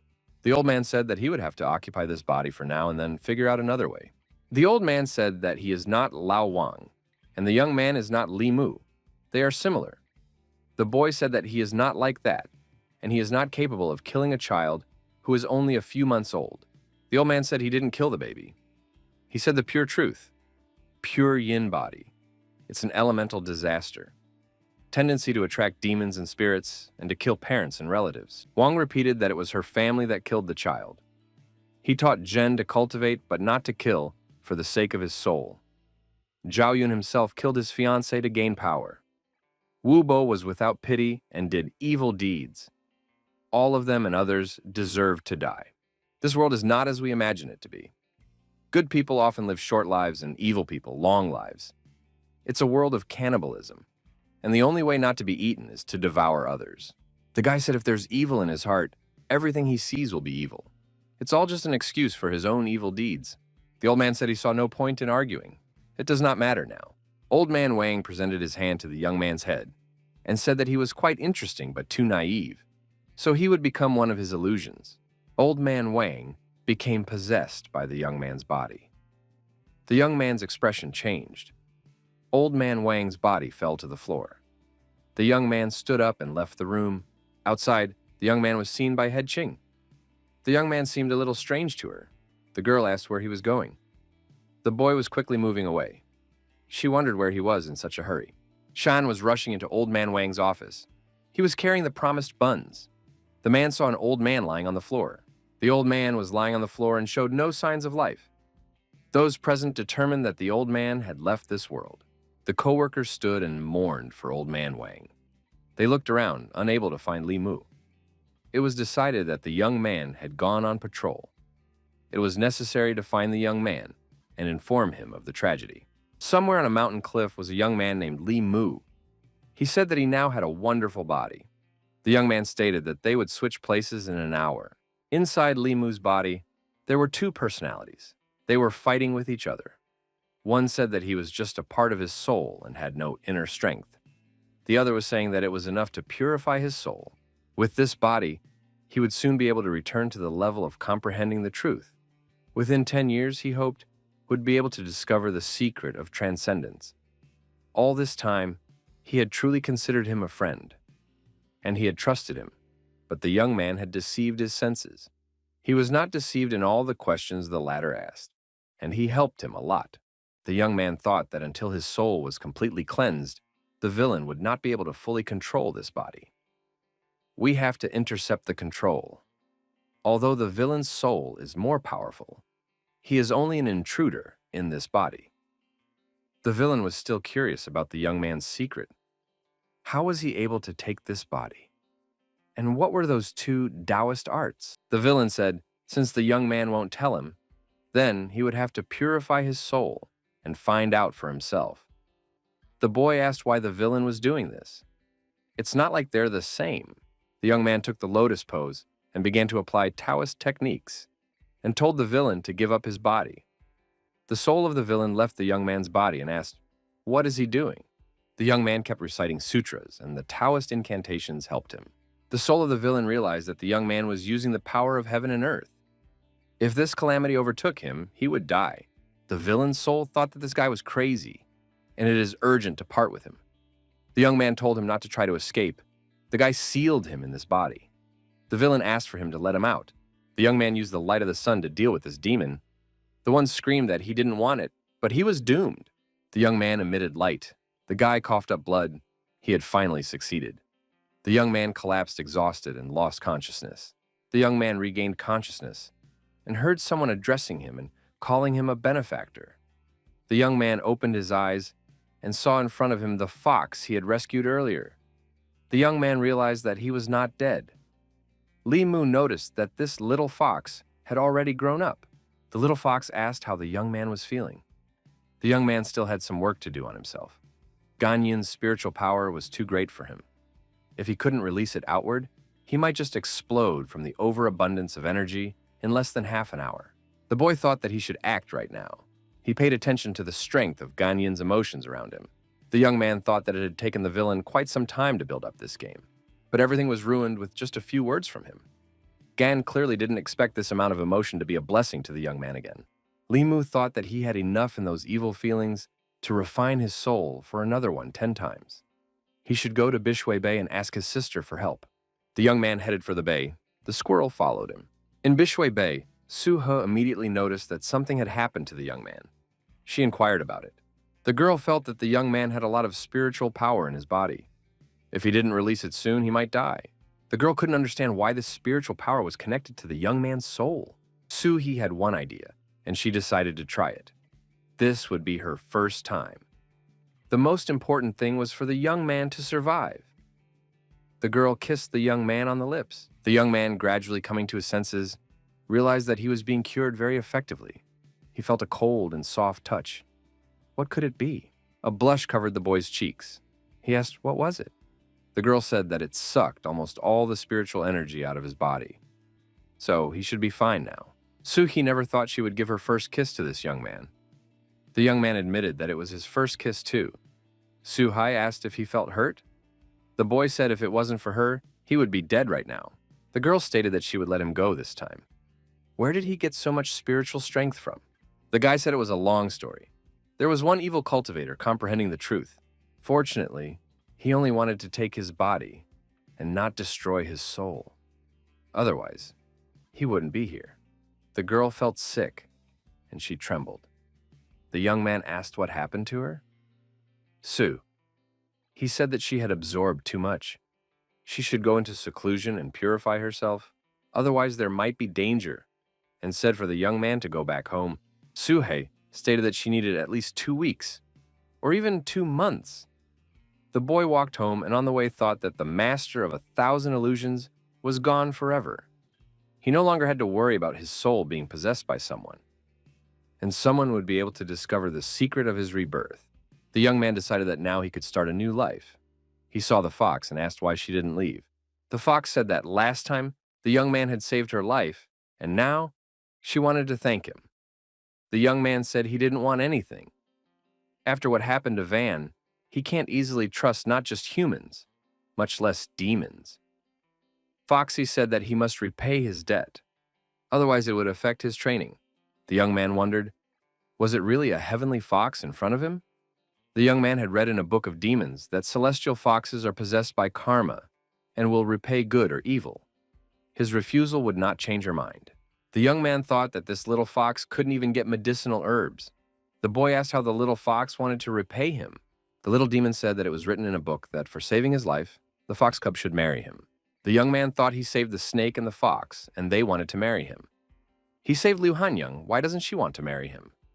The young man said that the fox is too young to understand the dangers of this world, and you shouldn't believe what is written in the book by unscrupulous authors. The boy asked what book the little fox had read. He wanted to know who dared to write all kinds of untruths. The little fox said that she had read a book, and named the book that the young man had composed. The young man thought, if he had known this would happen, he would not have written this book. The boy thought in his book, the fox cub pays his debt and is able to turn into a human, and this fox cub is decades away from that ability. So, what should he do? The guy says for the fox cub to come back, he doesn't need anything. The fox cub says he'll try his best to transform. Guy said he already has a family. Foxy said she will be a concubine like in the book. Also, the young man has no family. The vixen said that she knows a lot about the young man because she, a demon. The young man asked that she not tell him anything else. The little beast said he would wash clothes, warm the bed, and do the dishes. The young man thought that if he prevented the fox cub from repaying his kindness, then he would interrupt its cultivation path. Decided to take the fox cub with him. The fox cub stated that she had talked to her grandmother and she had agreed. Now she must do the youngster a favor as soon as possible. The young man said there would be a few conditions. She must stay at home and not go out anywhere. The young man thought that if some malevolent cultivator saw her, there might be evil intentions on her account. The young man said that the fox cub should not talk in front of strangers. The fox cub agreed, and the young man took the animal with him. The young man was walking through the town. He had the fox in his hands. The animal was surprised at how many people were around. A colleague met the boy and told him that he had to go to the magistrate's office immediately. The guy took the animal home and told her not to forget her promises. He said he would be back in the evening. At work, the young man asked his brother what happened. Sean said that Lao Wang had left them. The young man thought that the real Lao Wang had died a few months ago. This was just part of Master Gan's plan. If his plan had succeeded, it wouldn't be the young man standing here now, but him. The young man thought that now he could enjoy the company of all his girls, and even the fox cub. The boy was ashamed of his own thoughts. It was unforgivable. Shan felt sad for Lao Wang. Head Ching said that the young man would go with her now. The girl said that she had a serious conversation to have with the young man. Ching pulled her sword out of its sheath and placed it on the young man's shoulder. Asked who he was? The young man asked, "Why is she attacking?" Ching told the young man not to call her head.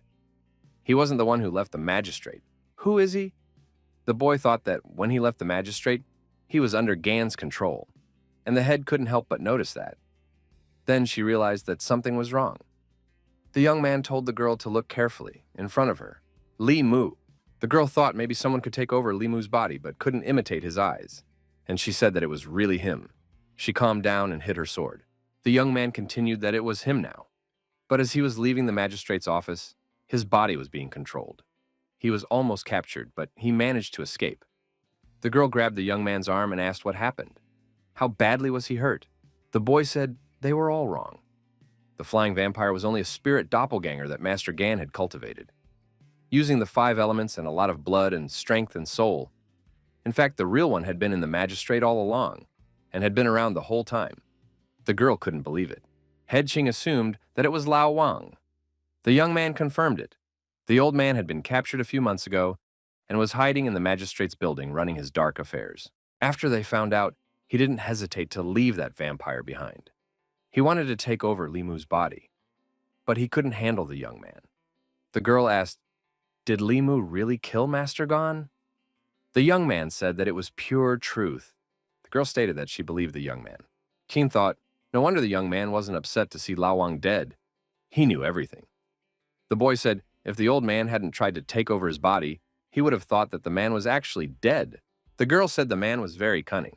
The young man asked if this could be reported to everyone. If they found out, they would question him. It could lead to a lot of trouble. Ching said there was no need for that. Gan is already dead anyway. But the young man's wounds will have to be treated, and she would help him with that. Guy thought, although he can use the Heart Sutra to heal himself, but Ching is the best at treating his wounds. Guy asked, isn't the girl interested in how he dealt with the villain? Ching said he would tell her himself if he wanted to. The young man said that he had the power to prevent others from taking his body. The master's soul was scattered by this power. Before he died, his hatred was transformed into evil feelings. After he healed, he would be able to condense the 6th soul. The young man thought that the 5th and 7th souls were born from love and lust. He found a way out, but how would he be able to explicitly tell the chapter that he planned to marry multiple wives and then have long-term relationships? The young man said he didn't know how to solve the issue of the 5th and 7th souls. The girl said that if he is short of 2 souls, it's no big deal. He could take care of it in the future when he got the chance. The guy agreed with his colleague and said that the villain had left him some pure soul power before he died, and he would be able to get his soul power soon. The girl said that using other people's soul power to condense yours is a shortcut. He shouldn't rely on it. He might be at a disadvantage when he fights others. The girl said that for the next 2 days, the young man should take care of his rest. The boy thought that he would first help his colleagues with Lao Wang's funeral. The young man thought Shan looked like he would have to suffer for a few more days because of Lao Wang's death. A man approached the old man and said he wanted to thank him for treating his wife. She got pregnant as the old man had promised. The old man said that the man had bought the medicine with his own money and therefore he did not need any thanks. The old man saw the young man and thought, isn't this the man who lost all his 7 souls? The old man asked the young man, isn't he dead yet? The old man, looking at the young man, saw that he had gathered 4 souls and many evil feelings. For the 6th, he asked, what had the young man done to be hated? The lad thanked the old man for warning him that day. The old man stated that he had taken money from the young man that day, and now no one owed him anything. The boy thought that this old man has the ability to see his souls, so he is on the level of comprehension or creation. The old man asked if the lad had decided how to get the last 2 souls. The young man asked the old man how to do it. The old man said he would give free advice now. The old man said that the young man just needed to be around a female cultivator who focused on spiritual refinement and form a dual cultivation. Li Mu said that it is not easy to find such a girl. The old man said that with the appearance of a young man, it's not hard to get a few mortal wives. If he can't, he should go to the hot spots. If he doesn't find love, he'll find plenty of lust. Girls always want handsome ones like him. The boy thanked for the advice. The young man thought that if he had to sell his body to gather lust, he would rather not have that soul. The young man thought that this was a very strange old man. Better to stay away from such masters. The boy came home. Foxy was glad that the young man had returned. Mrs. Liu and her maid immediately appeared on the doorstep and asked who the young man was talking to. The young man said she just heard what she heard. Liu said that she had just heard a woman's voice. Had he really brought the woman home? The young man started to make excuses and said that the girl was mistaken. Wang stated that the neighbor had a small dog. The foxy girl said that she was not a dog. Mrs. Liu shouted that a demon had appeared in the house. Wang shouted that the neighbor had a talking puppy. Liu asked the young boy what is going on. The boy said not to worry the girls, and he will explain everything now. The young man introduced the vixen to the girls and said that there was no need to hold back in front of them. The young man said to the vixen in front of the girls and asked what her name was. The vixen said her name was Xiaobai. The boy explained that he had once saved the fox's life, and the little fox now wanted to repay him. The fox cub said she could give the young man a massage, clean the house, and warm his bed. Wang inquired, what would she do then? Mrs. Liu could not imagine it. Liu said that the fox cub was very cute, and asked what else the little fox could do. The little fox said he couldn't do anything else, just talk. The little fox said she can't do anything else, but when she takes human form, she will give her body to her master. The girls were horrified. The young man said he hadn't taught the vixen that. Xiaobai said she had not been taught this. She had read about it in a book. The young man turned around and walked away and said that this conversation was getting ridiculous, and that they could communicate further without him. The young man thought that now that the evil cultivator's case was over, he should go to the temple and continue to treat the temple abbot. Xiaobai said that she could help the young man wash the vegetables. Foxy said to the young man that she eats fruits, chicken, and different roots. The boy said he would have to leave after dinner. The little fox stays at home. Xiaobai dusted the young man's room a little, saw the manuscript on the table, and decided that this volume had not been published yet. The young man came to the Buddhist temple. He was told that he was expected here a long time ago. The boy said he had been delayed by business at the magistrate's office. The monk asked if the young man was hurt. The monk gave the young man a vial and said that there were pills in there that would help the young man improve his magical power. They are also effective in healing wounds. The young man thought that this was a very good thing. The young man thanked the monk for the pills. The monk said that the young man was very kind. The young man was healing the abbot of the temple.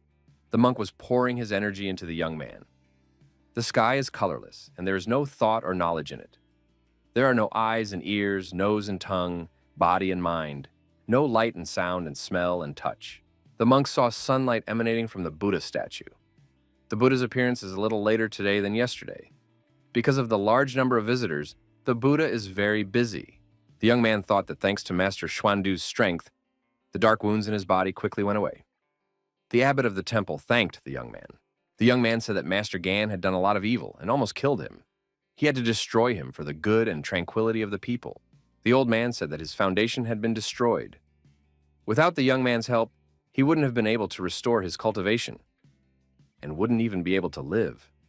For such great virtue, the temple would repay the young man in the future. The old man said he sees that the young man is following the path of dual cultivation of Buddhism and Taoism. Therefore, he will help him. The young man thought that after Master Abbot helped him temper his body, he would no longer be pulled by the missing two souls. Even the discomfort he felt was gone. Every time he tempered his body, his clothes would start to get dirty. He would have to wash it again. The neighbor asked why the young man's clothes were dirty again. Every time he stinks like that, it's like he took a dip in the toilet.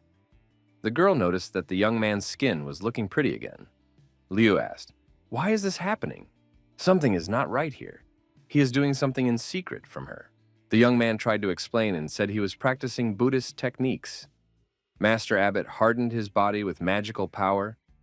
The girl wondered why his skin becomes so smooth after Buddhist techniques. Liu asked if she could practice Buddhist techniques so that her skin would become better. The young man said it was impossible. The guy said that in that case, she would have muscles all over her body. Her hair would fall out and things like that. Liu said then she doesn't need that. Even if you don't practice Buddhist techniques, your skin can still become like his. But there's another way to do it. Mrs. Liu asked, what kind of method are we talking about? The young man said it didn't matter. The girl thought that it could be aided by pear cultivation, and she was willing to improve her skin every day. The girl thought that in the past few months, she had treated Limu as the most trustworthy person. But having just a close connection or an intimate connection is quite different. But for the previous 10 years of her life, the girl had made a decision that she would live for herself and not for someone else. The girl thought that Limu was a worthy man, and she would entrust Wang Wan to him. Mrs. Liu thought she would live with them for the rest of her life, and be content with that. After all, she had never wanted to marry anyone in her life. A young man approached the neighbor and said he wanted to give her this, and offered her a couple of pills, one pill for her and one for Wang Wan. It would increase their magic power. The guy figured that Madam was still thinking about his practice with Wang Wan. He said that even if they are compatible, Mistress is not his type. Liu asked the young man if she was beautiful. The girl added that she has a good body. She knows how to play musical instruments. She knows how to cook. She has money. If he doesn't like her, who does he like? The young man asked, is she as obedient as Wang Wan or as strong as Head Qing? The girl told him to shut up right now. The young man thought that he would never be able to understand women. One minute he has to make a decision to cultivate with her. The next she forbids him to even think about it. She's hard to understand. The young man came home. The vixen said that she had cleaned the house and washed his study. The boy gave the vixen a pill and said she should eat it. Xiaobai said she felt warmth in her body. Li Mu said it was a pill to increase magical power and improve cultivation. Foxy thought that she was slowly transforming. Vixen said that she would definitely transform as fast as possible and would work hard on it. Foxy was leafing through the young man's manuscript and thought that he liked girls of easy behavior. Wang Wang came to visit and said that she wanted to help, to clean the room. The girl asked, where is Li Mu? The vixen said that the young man was in the room and asked if there was anything she could do to help. Wang Wan decided that her place was now taken, and now she feels like a guest here. The girl disliked the foxy boy. The girl remembered how the little fox promised to be reborn as a human and give her body to the young master. The little fox cub can do everything and quite become human. And it eats a little. The girl became sad and went on her way out. The girls were swinging on the swing in the evening and were sad. Wang Wan asked if she was eating too much. Mrs. Liu said no. Both girls thought about the young man and each was sad in her own way. Liu comforted the girl and said that everything would be fine. Wang Wan was afraid that when the fox cub would be reborn into a human, that young man would choose Xiaobai over her, because she eats less. Madam was reassuring her again. Madam Liu thought that the young man would want to earn a lot of money, buy a big house, and marry several beautiful wives. Wang Wan would probably be one of them. Liu thought that the young man could use the head of Qin as well. The girl couldn't understand why she wasn't attractive to the young man. Or maybe he's just trying to trap her by taking the easy way out.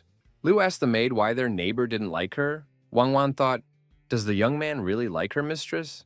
Wang Wan inquired, why would the mistress want the young man to like her? Liu thought, and really, why? She doesn't want to get married, so why should he like her? The morning came. The young man woke up and stretched. He felt a pleasant scent nearby. Xiaobai, a descendant of the nine-tailed heavenly fox, her scent was not only not strange, but also very pleasant. The blanket was fragrant and warm, so it's not bad to have a fox to warm the bed. The young man came to work. He asked his brother why he still wasn't patrolling. Or is he waiting for Chief Qing to punish him? Shan asked why Li Mu smells so good. The young man said he couldn't smell any fragrance coming from him. Shan said that it was a woman's scent. Only a woman's natural body odor can smell like that. The young man was startled. Shan thought that the young man had found someone. Old man Wang had just died, and he had already found someone for himself. Head Qing appeared and asked why the young man smelled so good. The boy decided to tell the whole truth and began the story of saving the fox cub. Yesterday he met him again and took him home. Guy was upset if he knew the smell would stay on him. He wouldn't have let him warm his bed. Just as long as Head Qing didn't misunderstand him. Shan was shocked. Was the fox repaying him for his kindness? The man imagined how it could be. After all, they could turn into humans. Limu asked where he even heard about this. Shan said he read about it in his novella. It wasn't some random book. He saw that Head Qing had also read this book. The young man said that Shan had better forget about it. Limu was telling everyone that it was a little fox with the knowledge of a human. She could sweep the floor and wipe the table, or something like that. She doesn't turn into a human and doesn't help him with anything. Shan said, so the books don't tell the truth, and went on patrol. The young man told the head of Qing that it was just a little demon that got trapped a few months ago, and he had saved him. The girl said, it's hard to guess what demons are thinking. That's why you can't trust them completely. You have to be careful with them. The girl said she was going on patrol. Limu wanted to go with her, but she refused. Lisi couldn't believe it. Mrs. Ching looked at the young man differently than everyone else. The guy said he feels like the young man likes head Ching. It's even obvious. Lisi said, a person's face can lie, his words can lie, but a look never lies. There is something unusual about the way the head looks at him. Lisi added that the girl treats his colleague too well. That's saying something too. The guy agreed that she was nice to him, but that was probably because he was on the verge of death. She was doing everything she could to save him. The neighbor is nice to him too, and she likes him too. Limu said that Head Ching treats his co-worker well too. The other one said it's different. Liz Shi offered to bet that Head Ching treats the young man differently than everyone else. They agreed whoever loses would patrol the streets for the other, for a month.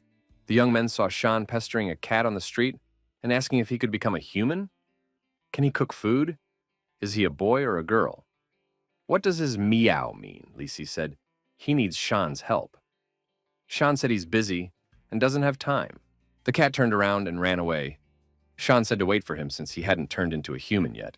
Lisi offered his colleague 2 coins for his help. Shan asked what was the help. The young men were spying on the head of Ching. Shan approached the girl and said that he felt dizzy. He seemed to be sick. The girl gave him a talisman and told him to use it. Just drink it, and then he would be fine. Thanked. Limu said that last time the head Ching gave him the same talisman. The colleague sent the young man to try to do the same. Limu walked over to the girl and said that he seemed to be sick. He has a slight dizziness and doesn't feel well. The girl immediately touched his forehead. Li King said that there was no fever. Taking the young man's hand, she said that she checked his body with energy. He seemed fine as well. Shan noticed that the head was treating Li Mu better than them. Lisi said that the young man would now patrol the streets for him for a month. The young man couldn't believe that the head of Ching liked him. The colleague said maybe it's a little sympathy. The young man wondered, why is this happening? The colleague asked, does he need a reason to like someone? The young man thought, if Ching really likes him, he just needs to develop the relationship well in the coming days. And it would work out well for him. But then his dream of a beautiful marriage would be in vain. The colleague said that the young man wanted a relationship with the head, but he was thinking of someone else. Is he immortal? The boy decided to observe and see what the head Ching thought of him. The young man approached the girl and asked if she wanted to have lunch with him today. He had figured out a way to condense the last 2 souls, and he wants to discuss it with her. The girl asked what was on his mind. Love and lust are not easily put together. The young man said he read in a book that some practitioners directly condense the last 3 souls by playing with a woman's feelings. Li Ching stared at the young man intently. The guy started to make excuses and said that he would not use this method. After all, he wasn't playing with the girl's feelings. But he thought that he might marry several times to get the last 2 souls from his own wives. The girl's gaze became steely and unapproachable. The young man said that there was no law or moral restriction in this, and it is normal. The girl turned around and walked away. The young man thought that Head Ching didn't take it seriously, did he? 3 days passed. The young man thought that the head was mad at him. She didn't even go to the duty room. She hadn't spoken to him in 3 days. The boy decided he should go and apologize to her. The door opened and a girl walked into the duty room. Ching said that love is divided into big and small, and lust is not only carnal desires. There are other ways to condense the last 2 souls. The guy thought that the girl really cared about him having a wife, but decided to explain himself. The guy said he was just kidding that day. The girl said she wasn't kidding, and suggested he read a book. In the book, it was written how people who lost their 7 souls could get them back. The guy said he shouldn't have made that joke. She had spent the last 3 days looking for that book for him. The girl continued, one of the 7 emotions is love. It is not just love between a man and a woman, it is a small love. But there is also a great love. It is love for all beings. If he loves all beings will love him. The girl said it is like Buddhist merit and Taoist mind power.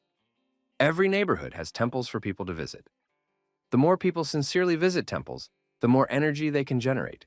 The prosperity of temples is closely related to the prosperity and decline of the state. We need to get the same faith from people. That will be the great love. As for lust, it is not only the flesh. There are 6 desires like the 6 roots and 6 senses, which are the desire to see, hear, embrace, taste, touch, and feel.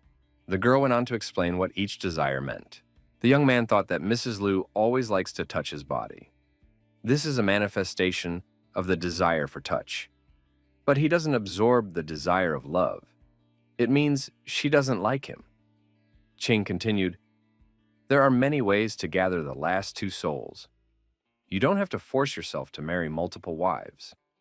The guy thought that winning the faith of the people is much more difficult than marrying several wives.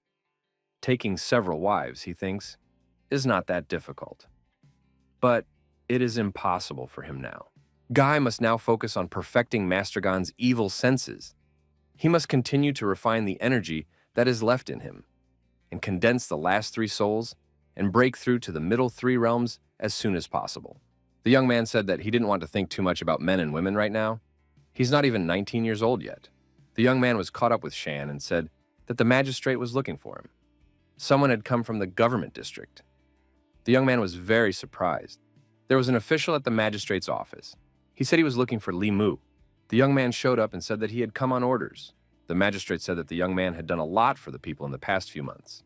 He had uncovered the evil cultivator's plans and saved the county from a big disaster. The judge continued, "Unfortunately, Wu Bo had died in the line of duty, and he hoped that Li Mu would take his place." The young man said that he was too weak for the position. He hadn't even perfected his 7 souls. The judge said that he thought highly of the young man, but now he cannot give him this important role. Official people arrived to deliver an official document from the superiors. The judge told the young man to be nervous. When the vampires appeared in the village, he was the one who suggested that sticky rice could stop them. The judge reported it to his superiors. If not for that idea, more people would have died in the area. The judge stated that the young man's merit in eradicating vampires was not forgotten. The boy thought, what was he getting at? The judge continued.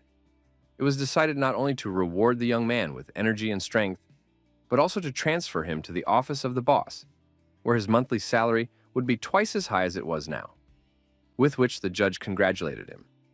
The young man thought that he would now be in the county government. The judge was surprised. He didn't know that the young man loved his job so much. He said that Ms. Qing is a disciple of the Talisman sect, and to the disciples of the Talisman sect, the boss has no right to order. The young man said that he would like to think about what the judge had just told him. Li Si asked if he could go already. The judge said Li Si will report to the magistrate in a month, just like Li Mu. The man said that he had done nothing good. Why did the supervisor promote Li Mu and not him? The magistrate said the one who gave that order was not the supervisor, but Mr. Zhen. Lisa immediately realized that it was all because of Zhen Miao Miao. Lisa said that in that case, he was resigning. The judge wondered, what will the young man live on then if he resigns? Lisi stated that the doctor had told him that he had a sick stomach and should only eat soft food for the rest of his life. The judge stated that even if Lisi resigns, it is useless.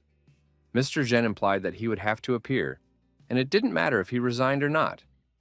The old man warned that the young man only has 2 options. The first is to show up himself. The second, to appear there bound. Shan said it was his fault. If he hadn't asked his friend for help, they wouldn't have gotten into this mess. Lisi replied that it had nothing to do with his colleague. It was not enough for a beast like Zhao Yun to die 1,000 times. If he could do it again, he would do the same thing. Shan asked, what are they going to do? Would they really go to the county? Limu said that he hadn't decided yet. The guy thought that she had much more cultivation resources in the county capital. Limu understood.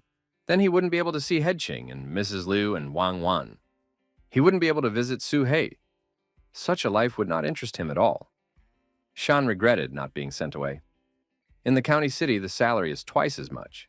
Qing said, she heard that the county chief wants to promote the young man to the city. This is a rare opportunity for him. There are a lot of cultivation resources in the county department. The young man said that he doesn't want to go to the county. He is used to following the head of Qing. If the girl doesn't go, he won't go either. Head Qing said that in 2 weeks, her training in this county will end. Limu asked, will the girl really go back to the sect? Qing said that when the time comes, a new one will be sent in her place. The young man didn't think it could come so soon. The girl said that when she left, he would have to take care of himself on his own. The boy said that he wasn't the same as he used to be. King said that in the past few months, the young man has become a completely different person. Sometimes, she feels like there is another soul living in the young man's body. The boy stated that the former Li Mu really died. The one standing in front of her now is the reborn Li Mu. If he hadn't died once, perhaps he wouldn't have changed. The girl said that the young man is now more responsible, even better than the former one. The young man said that after she left, he would probably go to the county office. He would like to collect the remaining 2 souls as soon as possible. The girl said that the criminals in the city were more serious, and he should be more careful there. The guy thought that if Head Ching wasn't at the magistrate's office, he would have no reason to stay here. 2 weeks passed. The young man thought, what are those two doing here? The boy figured they were eavesdropping. He had fortunately started practicing his 6 senses, so he could easily listen to what was being talked about. Ching asked Han, what's wrong? Han said that he and the girl are from the same sect. It shouldn't be too difficult for her to call him Big Brother. Sister Lee has been in the realm of soul purification and condensation for a long time. This is because she has a solid foundation. She probably wants to wait until she gathers souls to achieve spiritual sight in the shortest time possible. The girl said, Han's thinking is correct. Han added, in that case, when she returns to the mountain, she should have some privacy. He had wanted to say something to her for a long time, because there might not be such an opportunity on the mountain. Han musters up his courage and says that he has liked the girl for a long time, and he proposes her to become a couple in pair cultivation. The girl turned Han down. Han asked, is it really because of Li Mu? The girl said that she only has cultivation in her heart, and apologized to Han. Han took offense and left the room. He decided that Li Qing refused him definitely not, because she only focused on practicing. Shan saw Han off with a look and said that he felt sorry for the man. Li Mu decided that it was very harsh to be rejected by the head of Qing. A young man came into the room and asked the head of Qing, is she already going to leave? The young girl said she was already going. Qing said the young man may not call her head anymore. The boy said that he is used to it, and it will be hard to relearn. Lamu stated that he wanted to say something to the girl for a long time. The girl blushed and asked, what was it? The boy thanked Li Qing. The young man thanked the girl for teaching him how to practice, and for taking care of him and protecting him all this time, for gaining energy for him. The girl said that Li Mu was her subordinate. If he has subordinates in the future, he should be just as responsible for them. The guy said that he would leave the room first, and when she left, he would escort her out. The young man walked up to Han. Han said that he too is going back to the sect today. Han said although he doesn't like the young man, he has fought side by side with him many times. Han suggested that the young man celebrate their parting. The young man agreed. The young men celebrated Han's departure and had heart-to-heart conversations. They had a lot to talk about. Han said that he had noticed Li Qing back in the sect. She was the hardest working and most serious in her lineage. Han stated he should have known that in her heart, only practice. He lost the fight for the girl.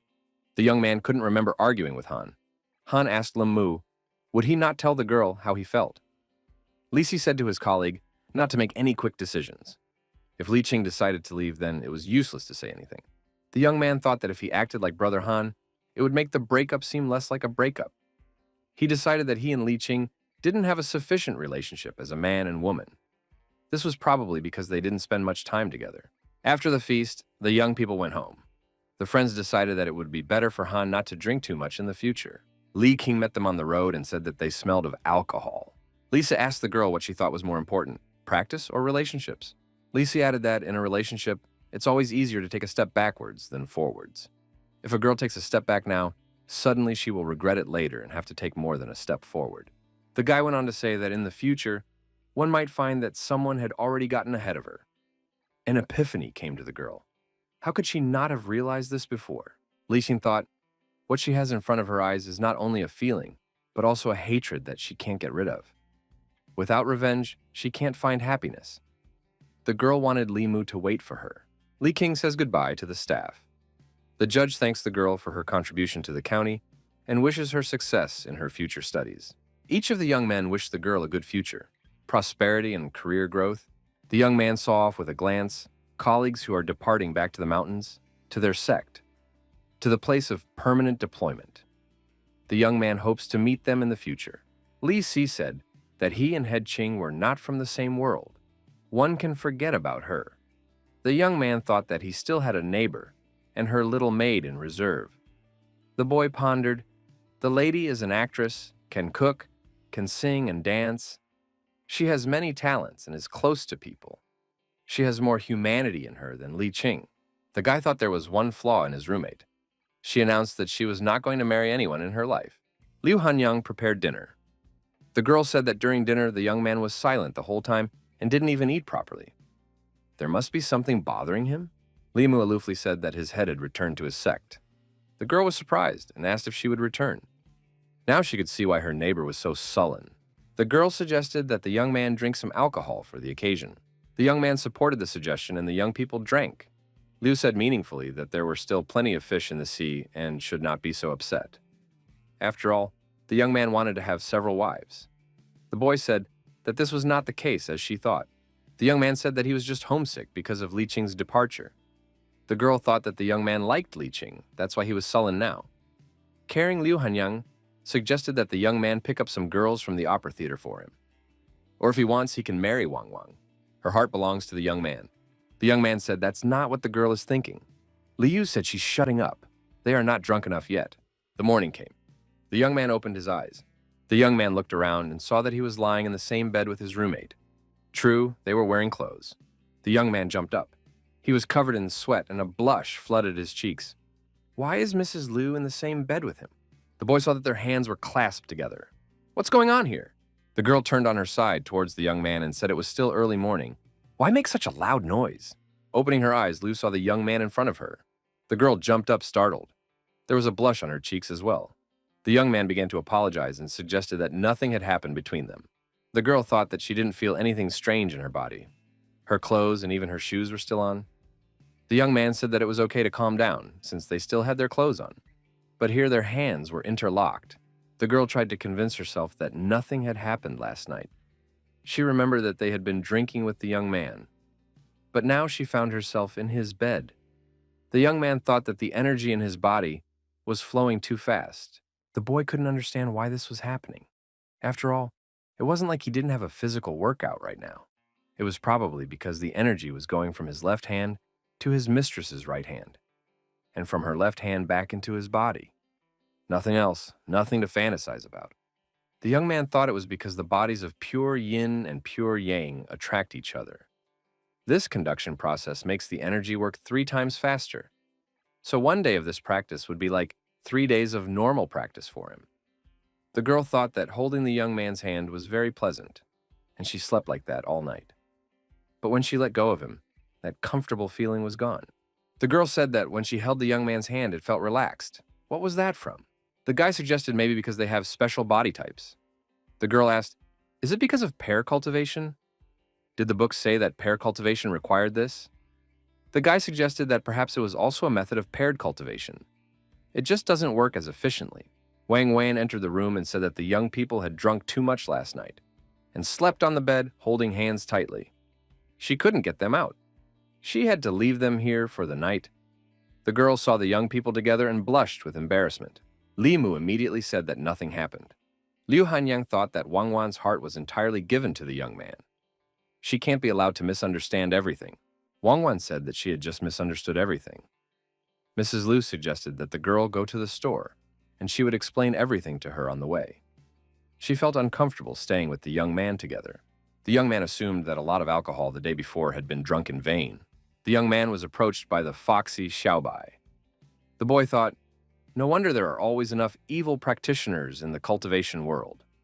After all, there are things that can be easily done with less time and effort. No one wants to go through all that hassle. Pair cultivation not only doesn't kill anyone, but it eliminates the need to do one good deed a day. It's quick and convenient. The young man thought as he held hands for one night, and felt his strength increase. No wonder the book said that for pure yin and pure yang bodies, not to engage in pair cultivation, a waste of the resources of heaven and earth. The guy noticed that his heart was beating very fast. He couldn't understand what was going on. The young man tried to make sense of himself. After all, he wasn't in love with Mrs. Liu, was he? At this time, the girl was feeling very distracted. She felt that nothing could be fixed. The girl couldn't find a place for herself. The music troupe and theater were operating as usual. The bookstore was steadily increasing its turnover. She thought of the purity of her mind. Her heart was as pure as the sky. The girl tried to calm down and forget about what had happened. She decided to muse. Music could be heard from her house. Mrs. Liu still couldn't find a place to be. She kept seeing the young man in her thoughts. The young man couldn't read the book anymore, so he slammed it shut. This morning, he was thinking about Liu Hanyang more than Li Qing. Li Qing had left not long ago, and he had already started thinking about other women. The young man thought that he had lost his mind. The boy decided to focus on training. He hadn't used the energy he had been given yet. It should be enough for him to refine that evil cultivator's evil senses. The young man closed his eyes and began to meditate. It was noon. He had nothing to do at the magistrate's office, so he decided to go home a couple hours early. The young man caught himself thinking that he wanted to see his neighbor early. On his way out of work, the young man saw Mrs. Liu. He really wondered why the girl was at the magistrate's office. Luke said she was passing by and decided to stop by. The young men decided to go home together. On the way, they decided to stop at the market and buy some food, so that there would be something to make a meal out of. Colleagues saw that the young man was not walking alone. Sean said he was jealous of the young man. He too would like to eat food prepared by Mrs. Liu every day. The young man thought that he had been distracted all morning. But now seeing his neighbor, he calmed down. Why did she come to the magistrate's office? Liu Hanyan said she could walk anywhere. This time, she was walking past the magistrate's office. The young man asked if maybe she was also thinking about him this morning. The girl said she didn't miss him, but wondered, why did the young man say the word too? The boy assumed that their relationship to each other had changed after last night. Their pure yin and yang bodies are like two magnets. Even if they are far apart, they will still be attracted. They just stayed together in bed, and now they can't help but think about each other. The girl told the young man not to talk, as if anything had happened. She knew what they should do now. The guy suggested to his neighbor that when she missed him, she should silently recite a heart-cleansing mantra, and thought to himself that he'd probably fall in love with her soon. Liu objected. It's not like she can recite that mantra all the time. The young man asked, does that mean she thinks about him all the time? The girl said it was his fault. There was no need to drink a lot of alcohol. Lima thought that she offered to drink alcohol yesterday for his sake, and he couldn't blame her now. The guy said that he didn't know that pair cultivation would have such an effect on them. Just holding hands led to such an addiction. It can't last forever. If they don't see each other for a while, it will pass. The girl asked if he was really leaving. Li Mu said that he had already enrolled 2 weeks ago. The world is so big in 10 continents, it's a pity to stay in a small county for the rest of your life. The girl thought that Li Mu was the first friend she made in town. After he left, she would be alone with Wang Wan again. The girl decided that she didn't want to see him anymore, and said she congratulated him on his promotion. The young man at home started the formation of the next soul. Zhao Bai watched him. The young man began reciting the sutra. The young man activated the condensation. 5 of the 7 souls are collected, but his strength is no weaker than a practitioner who condensed 7 souls. This was similar to a practitioner who had entered the second realm. The young man decided to try the 9 words of truth again. The young man realized that he still couldn't pronounce it. It seems the third character of the 9 words of truth is still beyond his current strength. Xiaobai said that the young man had successfully condensed his soul. The guy said that in a few days the vixen had already paid in full for his kindness. The city was not like here. There were many high-level practitioners, and it would be dangerous for the fox to be there. After a couple of days, he decided to send her back to the mountain. Xiaobai didn't want to go back. She felt that she had not yet repaid his kindness. Foxy said that the boy's kindness was a saving grace for her. It could not be repaid by sweeping the floor and clearing the table. The lad thought that this vixen was very stubborn. The lad said she can't repay him now. The young man said that as soon as the vixen learns to take human form, she can visit him in the city. This conversation was overheard by Mrs. Liu. She thought, so when the vixen becomes a girl, the young man would be willing to meet her. Liu thought that the young man is really after the fox girl. Li Mu, he really is an outlaw. The young man thought that his neighbor was thinking about something strange again. The regional city is the capital of the northern county, and countless cultivators are stationed there. The guy explained that this little demon was just starting his cultivation journey. There was no way for him to survive in the big city, and one must go back to the mountain. The little fox is talented. but it will be a long time before she can transform. Even if she can find him in the city, it will be more than 10 years. Liu asked, "When is the young man leaving for the county city?" The young man replied that it would be in a few days. The girl suggested practicing together again. Limu asked, does she remember how she felt after the previous practice? She had become addicted. Pear cultivation affects development, but it is addictive. The girl said he was leaving in a few days anyway, so they could do it one last time. She restrained herself for a few days, but still mustered up the courage to propose. The young man said he of course agreed. The young men sat back down and took each other's hands. Although it's not full pear cultivation, but it works pretty well too. The next day came. The young man drew the talisman, but it didn't work. He thought that his roommate was all he could think about right now. Liu asked the young man if he was coming or not, inviting him to the pear cultivation session. The guy said, "She said yesterday. This will be the last time." The neighbor told the young man not to talk much and to come. He said he was coming now. The third day came. The same thing happened in their relationship. On the fourth day, they continued pear cultivation without reservation. The young man wondered where this understanding between them came from. The young man decided to take the vixen home. They were in a mountain forest. The vixen said her home was up ahead, in the valley. The chanterelle said if her grandmother knew that she could repay kindness, she would be happy. The young man asked, "Where are the vixen's parents?" The vixen said that after she was born, her parents were killed by a stronger demon. So she was raised by her grandmother. The fox tribe is an ethnic group at the bottom of the food chain among demons. It's very hard to survive. Her grandmother and sisters treat her well. Her grandmother has 3 tails. The young man stopped. He felt the smell of blood up ahead. What does it smell like? The vixen broke out of his arms and rushed forward. The young man ran after her. The young man shouted for Xiaobai to be extremely careful. Ahead of them, they saw the foxes lying down. Xiaobai saw her sisters lying motionless. She screamed, but they didn't move. The vixen cried out. The young man wondered how that was possible. The young man noticed that there was an even cut on the fox, as if it were a mortal wound from a sword. A demon wouldn't leave wounds like that. Perhaps it was a human practitioner who killed demons to obtain their souls. The guy felt that there was no energy left in the bodies. Even if it was energy from a demon, it couldn't dissipate so quickly. The vixen cried and called out for her grandmother. 44. The vixen screamed for her grandmother to come back quickly because she was scared. The young man asked if her grandmother was here. Maybe he could find her with the help of a talisman. The vixen said she could show him. They came to a cave, and Xiaobai said this was the cave where her grandmother lay. She practiced here.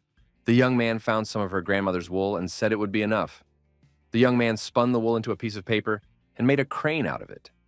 The young man let go of the crane and it flew away. The boy and the vixen ran after it. Grandma must be somewhere nearby. The 3-tailed fox stood in a clearing surrounded by demonic wolves. One of the wolves said that she would finally get what she deserved. The wolf said he could transform when he destroyed her. The fox said that if he wanted to take her, he could only try that in another life. Fox thought if she wasn't so badly wounded, she wouldn't even pay attention to these demon wolves who hadn't transformed yet. She was badly wounded by a human practitioner, and she was running out of energy. The fox said if she died, she would take all the wolves with her. The wolves decided to pounce on her and destroy her. They thought the fox's meat might be tasty. The fox regretted not waiting for Xiaobai. The wolves noticed lightning flashing in the cloudless sky. Where did it come from? A crater formed in the ground, at the bottom of which lay a wolf that was no longer alive. The remaining wolves decided that they had to retreat immediately, so they retreated. Xiaobai saw her grandmother. The fox asked how she was doing. The fox said she didn't think she would see her again. The vixen gave her grandmother a pill and said that after taking it, everything would be fine. Grandma thanked the vixen and said she was all she had left. The grandmother lost a lot of blood. The young man thought, even if he gives her the pill, it won't help. She's still alive, but she's only hanging on by sheer willpower. The boy said if the fox wants to say something, now is the time. Fox said everyone was killed by a human practitioner. Xiaobai said she will avenge them. Grandmother said she shouldn't take revenge until she is strong. The fox grandmother said she was leaving her granddaughter for the young man. The young man said he would take care of her. The old fox said that the granddaughter must obey her benefactor, be close to him, and serve him well. Grandmother could no longer be with Xiaobai. The little fox cried for a long time. The young man told her to rest in peace. The young man buried the fox grandmother in the demon cemetery. The vixen said that from now on she would train hard and would never party again. The boy knew that most of the fox grandmother's soul and energy was sealed inside Xiaobai. When Xiaobai fully absorbed and refined her, it would be time for her transformation. Xiaobai asked if she could still follow her master. Guy reminded that he would soon be traveling to the county seat. This is a completely new place. The guy didn't even know if he could take care of himself, not to mention taking the little demon with him. The boy said Foxy could stay at the county magistrate's office for now, and when he had enough strength, he would take her back to his place. The young man returned home. The neighbor said he was just in time. The girl saw that the vixen was very sad. She asked what had happened. The young man told everything. The boy said that he couldn't leave the vixen alone in the mountains, so he took her back. But he's leaving soon for a town that's full of danger for the little demons, so he can't take her with him. Liu said that she and Wang love Xiaobai very much and will look after her. The young man gave the girl a sapphire and said that the energy of the wolf demons is here. When it dissipates in a few days, this could be given to Xiaobai. The girl gave the young man the money and said it was his share from their joint projects. The young man thought that he had earned much less than what he was getting now. Liu asked when he was leaving. The young man said tomorrow morning. He will go straight from the magistrate's office. He won't come back here to say goodbye because he doesn't like parting. The young men parted. The magistrate told the young men that the district office was no better than their magistrate. When they get there, he advises them to keep a low profile and be careful. The magistrate said life is the most important thing.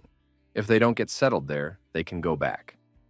The magistrate will always find a place for them. The old man said the wagon had arrived and they could set off. The young man told his brother to look after Madame Liu's pavilion while he was away. The brother said that he could be relied on. From now on, he would treat Mrs. Liu as his mother. Anyone who dares to offend her will be severely punished, and he would rip that person's head off. The guy thought that Madame Liu had made the right choice, arranging a way for Shan to earn money. Since Mrs. Liu brought Shan's wife to the pavilion, she had a son. The young men said goodbye, got into the carriage, and drove to the city. The girls looked after the departing wagon and said that the young man had left. Liu thought that she had a desire to go with the young man. It must be because of the pair cultivation. The feeling of him holding her hand was intoxicating. The girl banished those thoughts. If she continued like this, she would never be able to leave Limu for the rest of her life. She couldn't sink like this anymore. The girl suggested Wang Wan to go to the city and open some branches there. The young people continued traveling in the carriage. The guy thought that he had visited Bishui Bay a few more times, but he never got to see Sister Sue. He doesn't know how she's doing. The young man was very worried.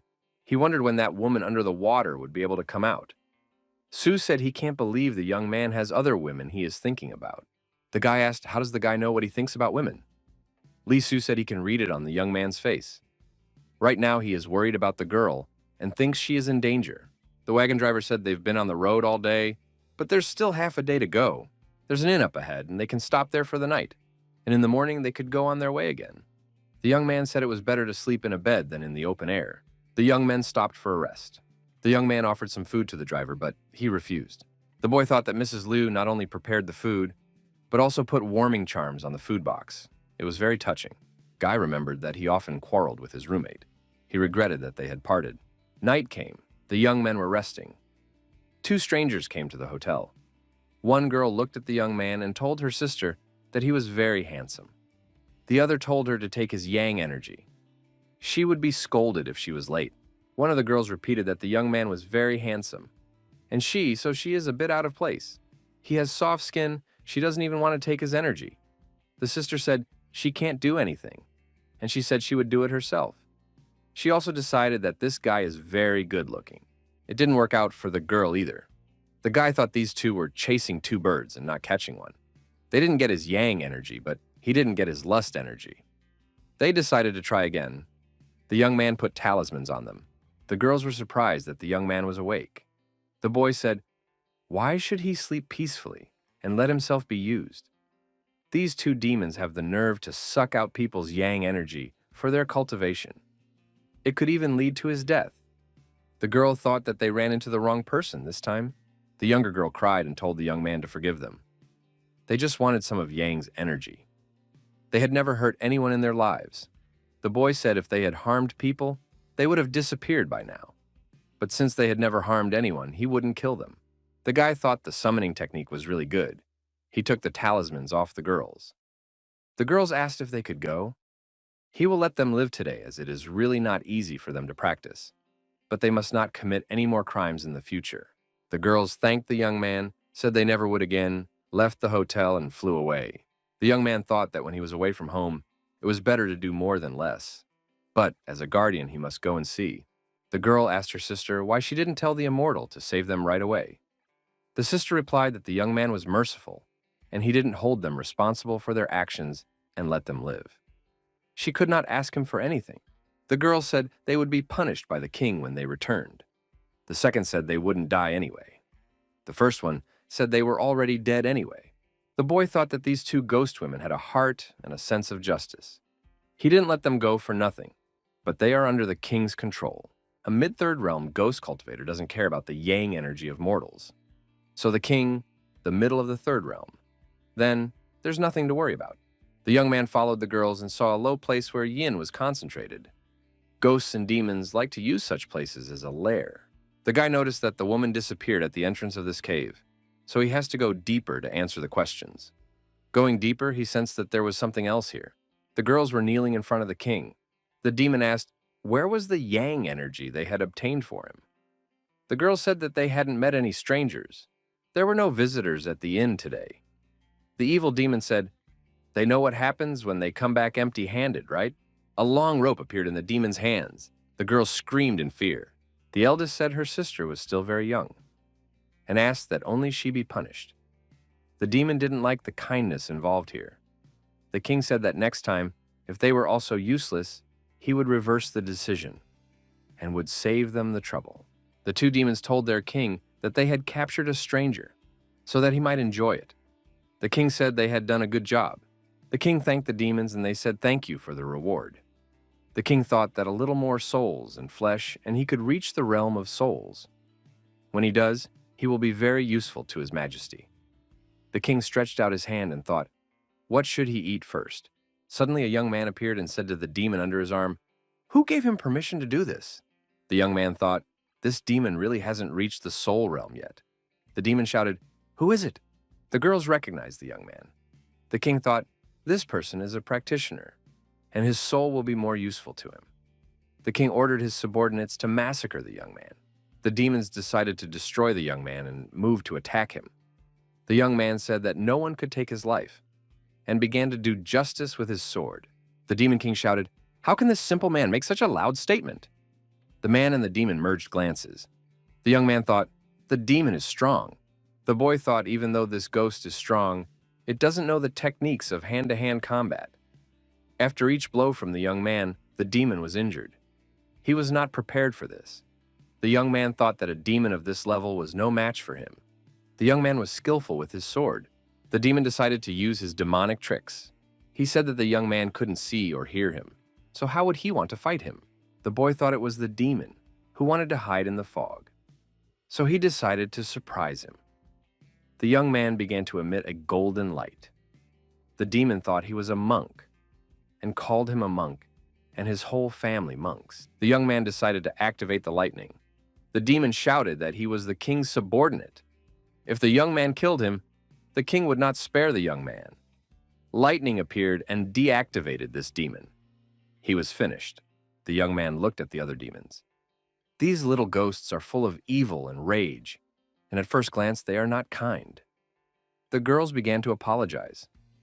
The boy said that he won't destroy them because they didn't hurt anyone.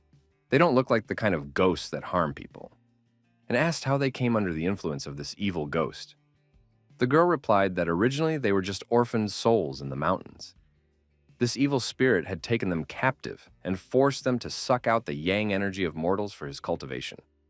They didn't know how to free themselves from this nightmare. The girls bowed and thanked the young man. The young man looked at them very carefully and said that he had one more question. Which king were they talking about?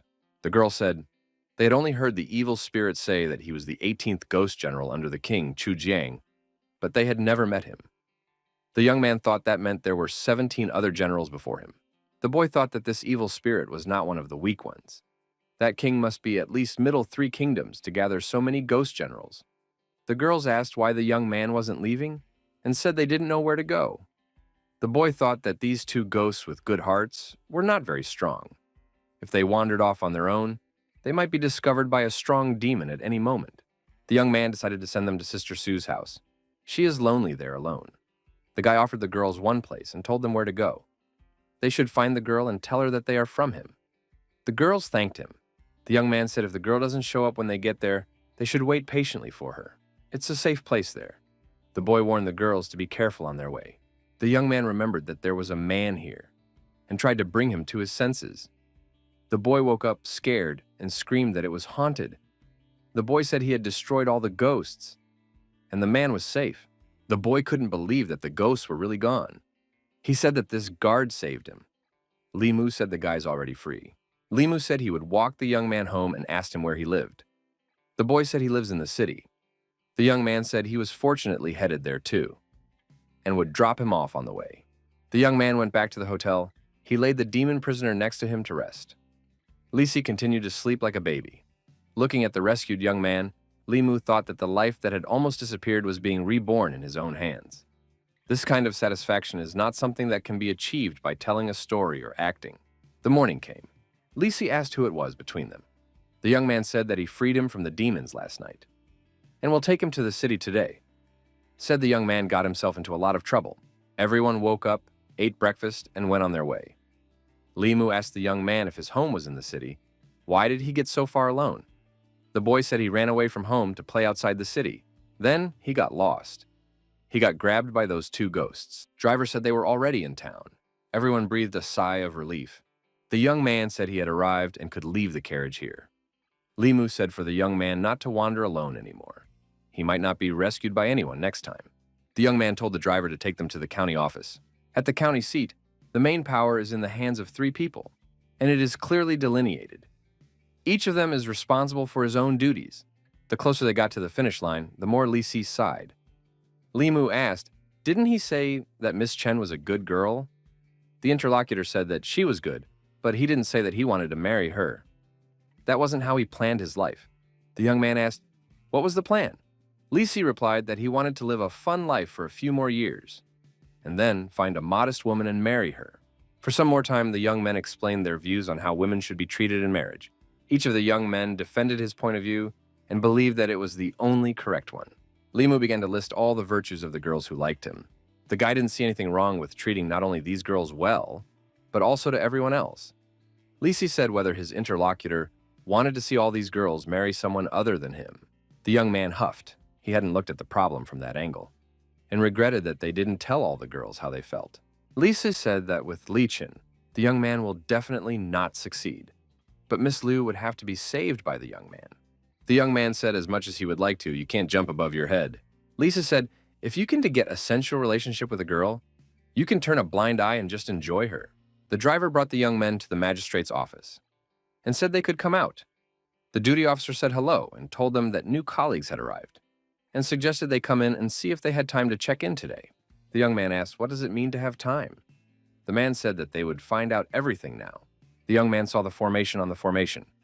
Everyone who was here were soul condensation cultivators. One of them had a soul condensation level. The man told the elder that 2 from the county had arrived. Could they participate in this trial? The elder told the 2 to stand in a row. The young men said hello. Limu thought, what kind of entrance test are we talking about? The superior said that being an official here is not something they can do even if they wanted to. Everyone has to pass the test to be qualified to serve in the magistrate's office. The young man feels a blinding light in front of him. He opens his eyes, unable to realize where he is. The young man thinks he has fallen into an illusion. This is an entrance test. I wonder what's in this chest. Could there be something dangerous in here? The young man opens the chest and sees that it is filled with jewels. If he takes this step, everything will belong to him.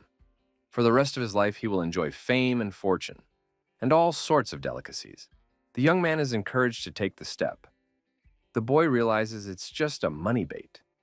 Though in the illusion, all kinds of temptations will endlessly increase.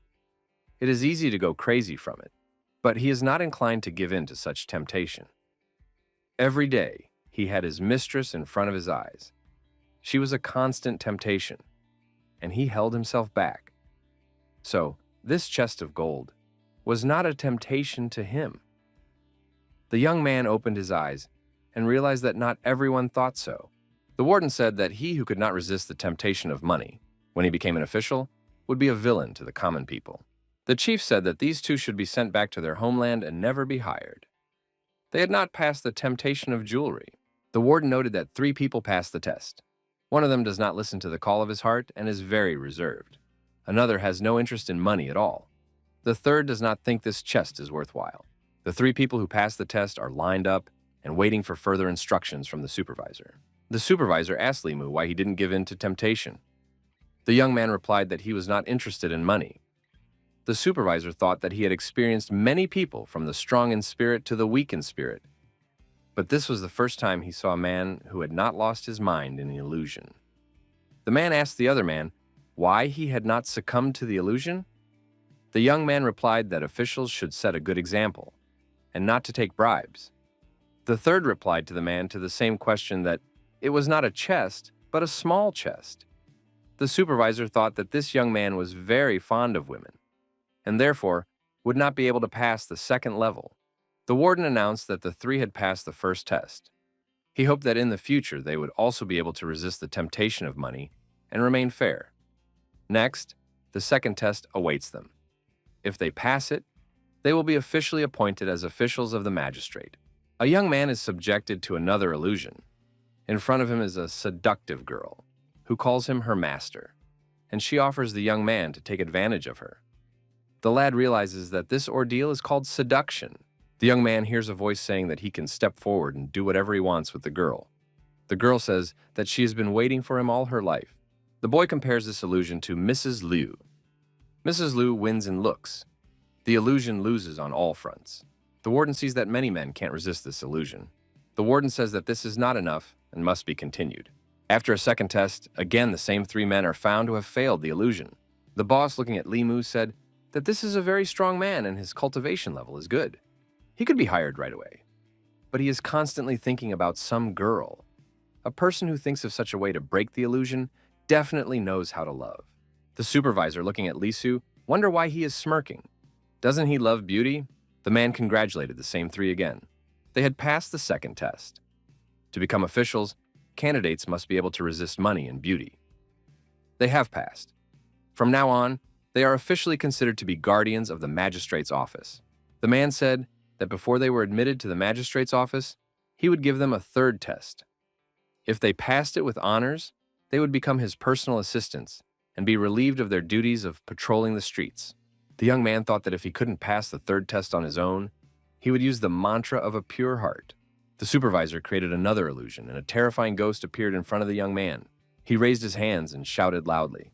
Limu pulled out his sword and thought that it was just an ordinary illusion. The ghost tried to attack the young man.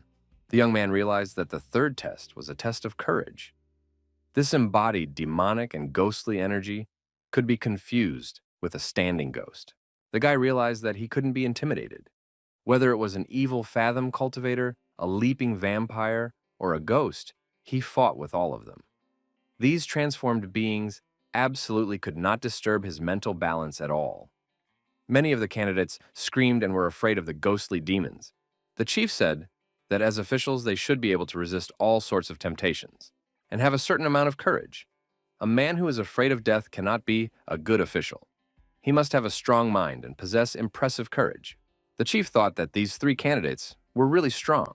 The man praised these 3 men. They are truly courageous. The superior asked Li Si if he was afraid of death. The young man said that there was nothing scary about death. The man thought that this man was a mere mortal, but he managed to pass 3 trials in a row without hesitation. He had passed the trials that most soul condensation practitioners would not be able to pass. The man looking at Li Si thought that there was nothing unusual about this guy. The supervisor asked the Lord Viceroy, what should they do with candidate Li Si?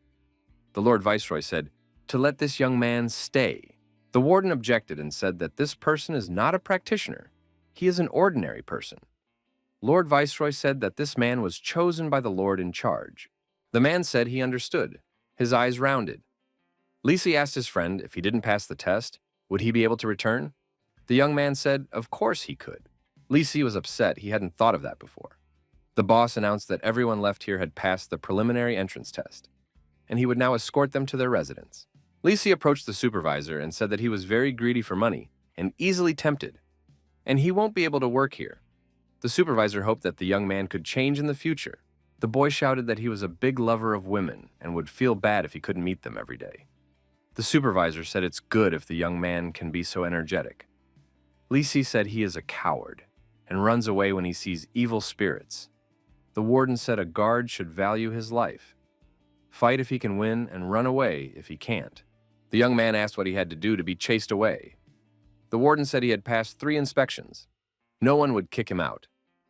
The magistrate, it is a big family, and the young man can be accommodated. The lord in charge said the young man passed all 3 tests, the money of women, and did not give in to temptation, and was not afraid of ghosts. The lord in charge was satisfied. These were the good qualities of the man Meow Meow had met. The lord in charge said that this young man should be invited to see him. The chief said that originally the magistrate did not provide accommodation, but the area chief was considerate of everyone and replaced the registration room with a bedroom. The man said that if someone did not want to live at the magistrate's office, they could rent their own accommodation. The young man thought, a room for 8 people means there's no privacy here at all. He has too many secrets. He needs enough space to practice. The young man decided to rent his own room. The boy thought he was no longer a poor guard and could afford to rent a private room. The guard on duty came and said that Li Si called the lord in charge and wanted to talk to him.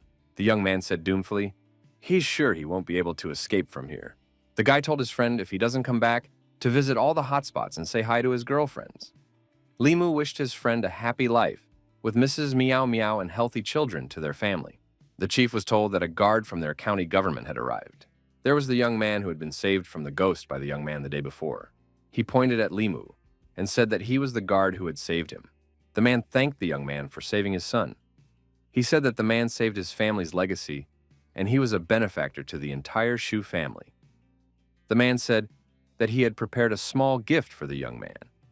The young man said that it was his duty as a guardian to get rid of ghosts that hurt people. The boy said he appreciated the man's kindness. There was no need for gifts. He was doing his civic duty. If he took the gift, it might reflect badly on the magistrate. The chief asked if the young man had really saved the son of head Shu. The young man told how everything happened yesterday. Shu said that the young man was a man of honor, and he can't ruin his reputation. If the lad can't accept the gift, he will give it to the magistrate. The man said that he has a small business in the city. If it would be useful to the young man, he would do what he could. The chief thought that the young man's sincere gratitude was quite gratifying. At first, he thought the man had used some method to resist the temptation into illusion. The man said that he could see the young man really wasn't interested in money. Otherwise, why else would he refuse the gift offered by Mr. Zhu? The young man, after learning about the size of the gift, regretted not accepting it. The warden said that Mr. Shu is a well-known merchant in the neighborhood. He often distributes food and patronizes the poor. The young man couldn't forgive himself for refusing the gift, which was 1,000 coins. He should not have been so polite. He had worked hard for Mrs. Liu for half a year and only received half of this gift. Limu said that he never accepts gifts in the official position. It is against his principles. The supervisor said that it was lucky to have a guard like the young man. The young man tried to calm down. The gift could not be returned anyway. The boy kept thinking about his neighbor, and he felt uncomfortable. After practicing double cultivation for so long, he had truly become attached to her. However, the Pure Heart Sutra only helped control this for a time, not for life. And he didn't know how to get rid of this bond. The guy realized that they were living separately, and after a while, they will stop thinking about each other. They could meet whenever they wanted and engage in pair cultivation at any time. The young man thought that when she was far away, it was a good opportunity to get rid of the addiction. Just don't think about her all the time. One should think about something else, like the evil spirit he killed last night. The young man asked the man what he knew about the king, Chu Jiang. The chief said that this rabbit has almost reached the realm of creation. He has 18 ghost generals under his command. Most of them are of the soul compaction realm. They are a major scourge in the northern county. The superiors are downcast from not knowing how to deal with them. The chief said, the difficulty is that the villains are constantly hiding, hard to find. The king is easy to defeat, but with the lord of the underworld behind him, the battle will be extremely hard. The young man asked, "Who is the Lord of the Underworld?" The man said it was the master of 1,000 illusions. The young man said that he had never heard of him. The interlocutor told the young man that the demon sect had 10 sections and 10 elders, and told the young man the entire hierarchy of this hostile world. The boy thought he had just destroyed the master of 1,000 illusions, and here was another lord of the underworld. Why does he always get lucky on such monsters? The young man thought that there was actually nothing to worry about. The demon elder would not be interested in a subordinate of a subordinate of a subordinate. The boy knew that he was completely safe, because no one knows that he was the one who destroyed the evil spirit. The one who should be worried the most right now is Li Si. Li Si arrived at the Lord in charge and said that he wanted to pay his respects. The Lord in charge asked what punishment the young man deserved in his opinion. The young man said he did not know and was ready to hear the sentence. The Lord in charge stated he knows what the young man was doing in the county. The lad asked what was required of him. The Lord asked if the young man was afraid he would destroy him. Li Si replied, if they want to kill him, he cannot prevent it. Therefore, he is not afraid. The Lord took control of the young man's mind and asked what the young man thought of Meow Meow. The young man said that she is the most innocent and kind woman he has ever met. The Lord asked if he thought she was not beautiful. The lad replied that beauty and ugliness are only appearances. In his heart, she is more beautiful than anyone else. The Lord laughed and said that he was giving the young man 2 courses of action. First, he should stay with Meow Meow and make her happy for the rest of her life. Whatever he needs, he will get. Money, power, or cultivation, he will be able to satisfy the young man with everything. The boy asked, "What's the second thing?" The Lord said that every year during the festival, he would ask the young man to light a couple of incense on the grave. The young man replied that the son-in-law was bringing a bow to his father-in-law. The young men met and talked about how they spent their time. Limu asked his friend, "Didn't Mr. Chen make life difficult for him?" Lisa mentally said goodbye to all his girlfriends, saying their names out loud. Limu asked, "Was the man really going to give up?" The young man said that he would take a look. "Mrs. Meow Meow is not in the area yet. She will be back in 2 weeks." Limu told his friend, "No matter how many women there are in the world, it's not as good as having one at home." Lisa asked, "What about the young man?" Limu said he doesn't know yet. The master told the newcomers about the principles of work and showed the area of their responsibility on the map. The young men listened to everything attentively. The man said that they should regularly maintain law and order in their assigned part of the city and be responsible for the safety of the villages outside the city. Limu would be his deputy. The master said that the young men had 3 days to settle personal matters, and then they should come to the magistrate's office. 3 days passed. The young man spent 3 days looking for a place to live. He raised that if the search was not successful, he would have to stay in an inn. The young man was told that someone was waiting for him outside. The young man dreamed. In this city, only the Shu family's father and son know him. Maybe the head of the family decided to give him another gift. The young man saw Shan and wondered why he had come here.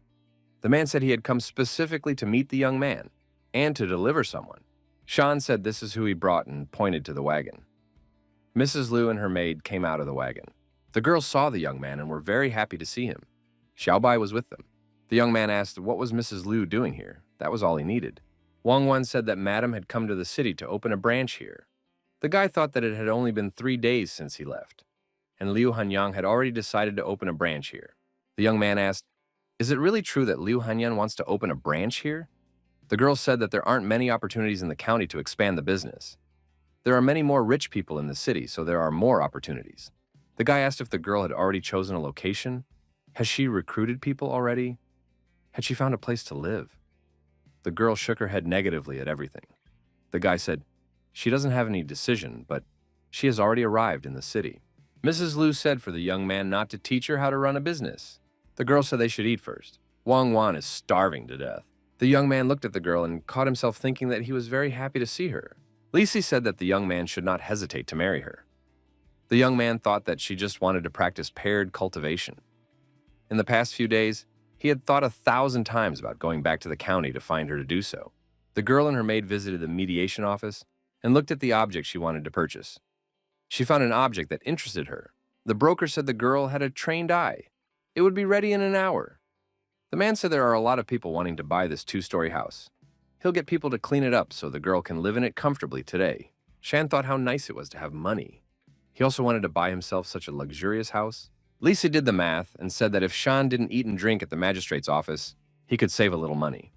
And after 100 years, he would buy himself such a house. The girl said if Shan didn't want to be a guard, he could come and get a job with her. In 10 years, he could earn money for such a house. Lisi began to persuade his friend to move to the city and work for Mrs. Liu. The man said that he was in the city, hardly knowing anyone. Lisi said that if the man moved to the city, he would take care of his friend. Limu confirmed that Li would be a powerful man. Shan wondered when his friend had time to become so powerful. Shan thought that he was an ordinary man, and this kind of job could be dangerous for him. The man shouted that he would only resign when he returned. Lisi suggested that his friend drink more alcohol tonight. The man said he needed to find a place to sleep first. Mrs. Liu said there is plenty of room in the new house, so he can stay there for the night. Shan said he could stay in that house and even sleep on the floor. It's better than paying for a hotel room. Lisi said his friend can stay overnight at his place. He has a big bed, but they have to drink a lot of alcohol first. Shan said he wouldn't stay at Mrs. Liu's place. Lisi thought that he had taken away the third extra, and Li Mu would have to do a good job tonight. The young man thought Liu's eyes are giving her away. The girl wants to do cultivation. The guy decided to quit. He can't indulge her all the time. The young man said it was time for him to leave. Liu asked where he was staying. The young man admitted that he hasn't found a place to stay yet. Liu said that there were many rooms in this house. He could choose anyone. The girl said for him to stay with her. It would be easier that way, and more convenient for his practice. She offered to buy him the house next door, and then they'd be neighbors again, and he would pay her rent. The boy thought that in that case he would go to the hotel and get his things, and come back here. The young man thought that he wouldn't be able to resist the temptation and keep from double cultivating. The girl entered the room and asked when he was coming. The guy looked at Liu and realized that he wouldn't be able to give up this addiction, and said that he was on his way. The young boy now understood why evil cultivators go further and further down this path when they start harming people. These famous sects strictly restrict their disciples from cultivating them. The young man thought he had a strong heart, but it was hard to resist the temptation to increase his spiritual power so quickly. The boy couldn't resist the idea of dual cultivation with Liu Hanyan, but he had never thought of taking souls. The girl was even less determined than him. The guy thought, does the girl really have a strong desire for him? We should try this technique and find out. He was interested in lust. The girl said the young man took her energy again. The boy said he just wanted to try it, but he didn't think it would work. Liu said she could take energy too. The guy thought he also has an attraction to Ms. Liu. That is what lust is. The young man said, let's see who takes more from whom. The young men began to cultivate. Exhausted, they collapsed on the bed. They said they couldn't take anymore. The young people came to believe that they were attracted to each other. The reason for this was their cultivation. The girl, as she fell asleep, said that she was not going to discuss it with the young man. The boy said that they were single, but did it every night. The girl said she wasn't going to marry anyone, and she doesn't care. The young man said he wants to get married. Liu was surprised. What does he mean by that? The boy said they can't live without each other anyway. Why don't they stay together and not waste their pure yin and yang? The girl thought about that suggestion. But he had said she wasn't his type, and she's not as good as Wang Wan and Li Qing. The girl asked why he suddenly changed his mind. Liu assumed that he wanted her money. The guy said that's not true. Good and evil are rewarded, not reincarnated. No one said this retribution would come so quickly. The girl said she was going to go rest in her room. The guy figured they would be living together anyway. He would have many chances to prove that he didn't want her money, but only her. For the past 6 months, he had been so focused on saving his life that he hadn't even paid attention to his feelings. If it wasn't for Li Si's words, he wouldn't have realized that he already had 2 women living in his heart. Li Qing was his guide in cultivation. Liu Hanyan was almost the perfect wife for any man. A friend had told him to treasure the one in front of him, and he immediately thought of Miss Liu. But reaching Mrs. Liu was not easy. The boy figured she was moving to the city anyway, so he had plenty of time. Tomorrow, he decided to consult with a friend. A vixen came running to the young man and said she missed him. The boy said that her cultivation had improved a lot. The young man thought that this vixen is still a demon. If she reveals herself to other practitioners, he couldn't be sure that they wouldn't have bad intentions. The young man remembered that he had used the Buddha's light to treat the snake quite successfully. It not only kept the demonic energy inside her, but also saved her from the harm of the Buddha light in the future. He decided to try this with the fox snake as well. Xiaobai thought that she would be able to transform soon. Liu couldn't sleep. She wondered what the young man meant. talking about how they can't be without each other. Did that mean he liked her? The girl continued to ponder. He had said many times that she was not his type. Is he, like her, poisoned by dual cultivation? The girl thought if she had known the consequences, she wouldn't have taken the initiative then to have a glass of wine with him. If she hadn't ended up in the same bed with him that night, there would be no difficulty today. The girl caught herself thinking that it pleased her to know that the young man wanted her. Aside from wanting many wives, Limu had no obvious disadvantages. It no longer seemed unacceptable for the girl to marry him. Liu realized that it was too late to fix the past now, but it was up to her to decide how to behave in the future. The morning came. The girl remembered what she had been thinking about the day before. Marrying Li Mu? How could she have only thought of that? The girl remembered that she obviously didn't want to marry anyone. Did she really want to steal her future husband away from Wang Wan? At work, a young man asked Lisi how he courted girls. Lisi asked, did he really decide to admit his relationship with Mrs. Liu? And said that there is no single instruction. It all depends on the person. Li Mu said that he has no experience in courting girls. Lisi declared that sincerity is an eternal truth. The guy explained that sincerity is the least valuable thing in this world. But it is also the most valuable. He had always relied only on his sincerity. Li Mu asked him to be more specific. Madam had an unfortunate life experience. She achieved everything by relying only on her own efforts. Lisi said that such a woman often keeps her heart closed and finds it hard to trust others. The young man must use his sincerity to penetrate this closed heart. The young man decided to be sincere in everything towards the lady. The boy tried to help the girl in everything and tried his best to woo her. Liu told the young man not to be like that. She was beginning to be afraid of him. The boy thought that the sincere way doesn't work with Mrs. Liu. We should forget about it for now and do some cultivation. He developed the first 6 senses of Buddhism. Visual awareness. He can see through all illusions and bypass several formations. This is better than the heavenly eye. The next day came. The master said that the government had received a report from the villagers that something strange had happened in a village outside the city. No one was hurt, but it was suspected to be the work of a demon. A young man was sent on a business trip. The young man came to this village, knocked on the door, and said that he was an official who was investigating the incident. The girl opened the door to the young man. The girl said that her husband needed help.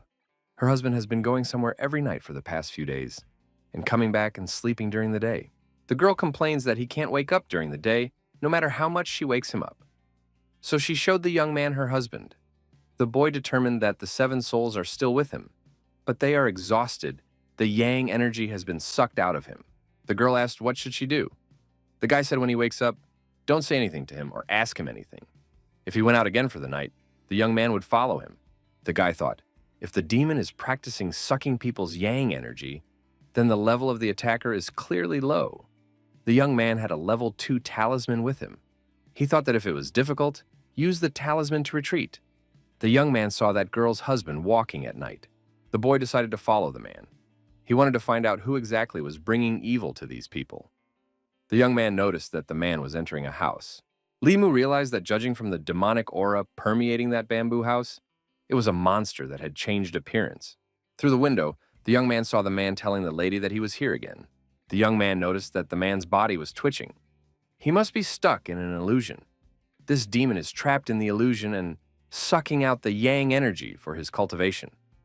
The guy realized that without his lightning, he wouldn't be able to defeat this demon. But the demon is not responsible for the death.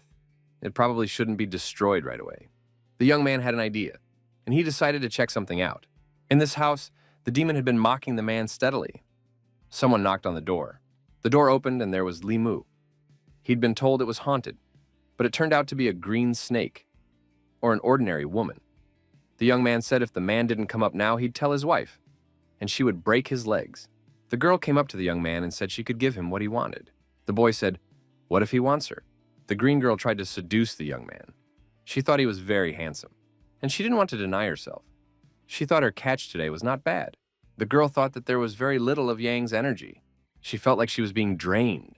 The stranger fell to her knees and said she felt dizzy. The girl thought that this person was unusual. A flying sword appeared in the room. The young man pointed this sword at the girl and told her to give up. The girl called the young man a scoundrel and said he had tricked her. It turns out that he is a cultivator. The guy stated if she was not following the right path, she should have foreseen this day. The demon decided to run away and said the young man couldn't stop her. The snake flew out of the house and the young man rushed out to find her. The snake hit the young man with its tail, but he managed to block the blow with his hand. The lad thought if he hadn't cultivated Buddhism and Taoism, and his body wasn't hardened, this blow would have broken his arm. The young man decided to fight this snake. The boy grabbed the snake's tail and pulled with force. The snake screamed. The girl screamed she did not hurt him in any way. Why did he come after her? The young man said that she had broken the law by sucking the life energy out of the man. She must come to the magistrate and be punished. Then her life would be saved. The girl shouted that if she went there, she would surely die. People like to extract the soul, take poison, and eat the flesh of snakes. The young man said in that case, they would have to fight and hit the girl in the face with his fist. In this way, he was doing his duty. The girl was suffering from the harassment of the lawman who had attacked her. The young man summoned lightning. The snake thought that if the lightning struck her, she would immediately die. The boy offered the girl a wager. If she wins, he'll let her go. If she loses, she'll go back to the magistrate with him and face the law. But he could assure that her crime would not be punishable by death. The girl asked what the wager was. The boy said on her ability to charm. The girl thought the young man was strange.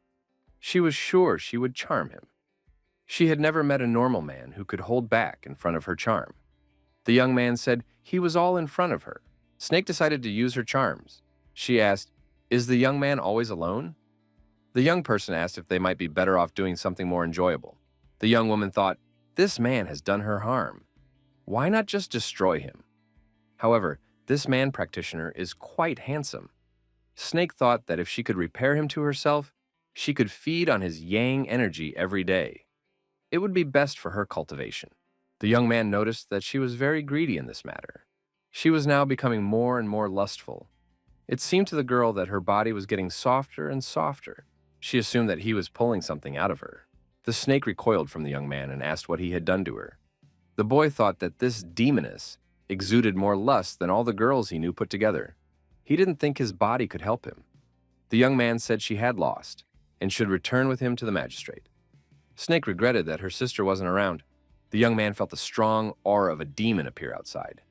It was a demon of the middle three realms that had already formed its core. The young man was afraid that he wouldn't be able to handle this demon. The snake said that it was her sister, and it would save her. The boy thought that he wouldn't be able to fight. Gotta get this man and run away from here. He was lucky that Master Zhao had given him this talisman. The snake shouted to his sister that this man was escaping. The sister appeared, and the snake asked her if she could bring this man back to practice. The sister said she knows that one is stealing human yang energy for cultivation. The sister said she came to take it back. The green snake took offense that sister didn't care about being bullied. The elder said that's what she deserves. If the magistrate knows about this, how will she be able to explain everything to her father? Green remembered that the man was a magistrate.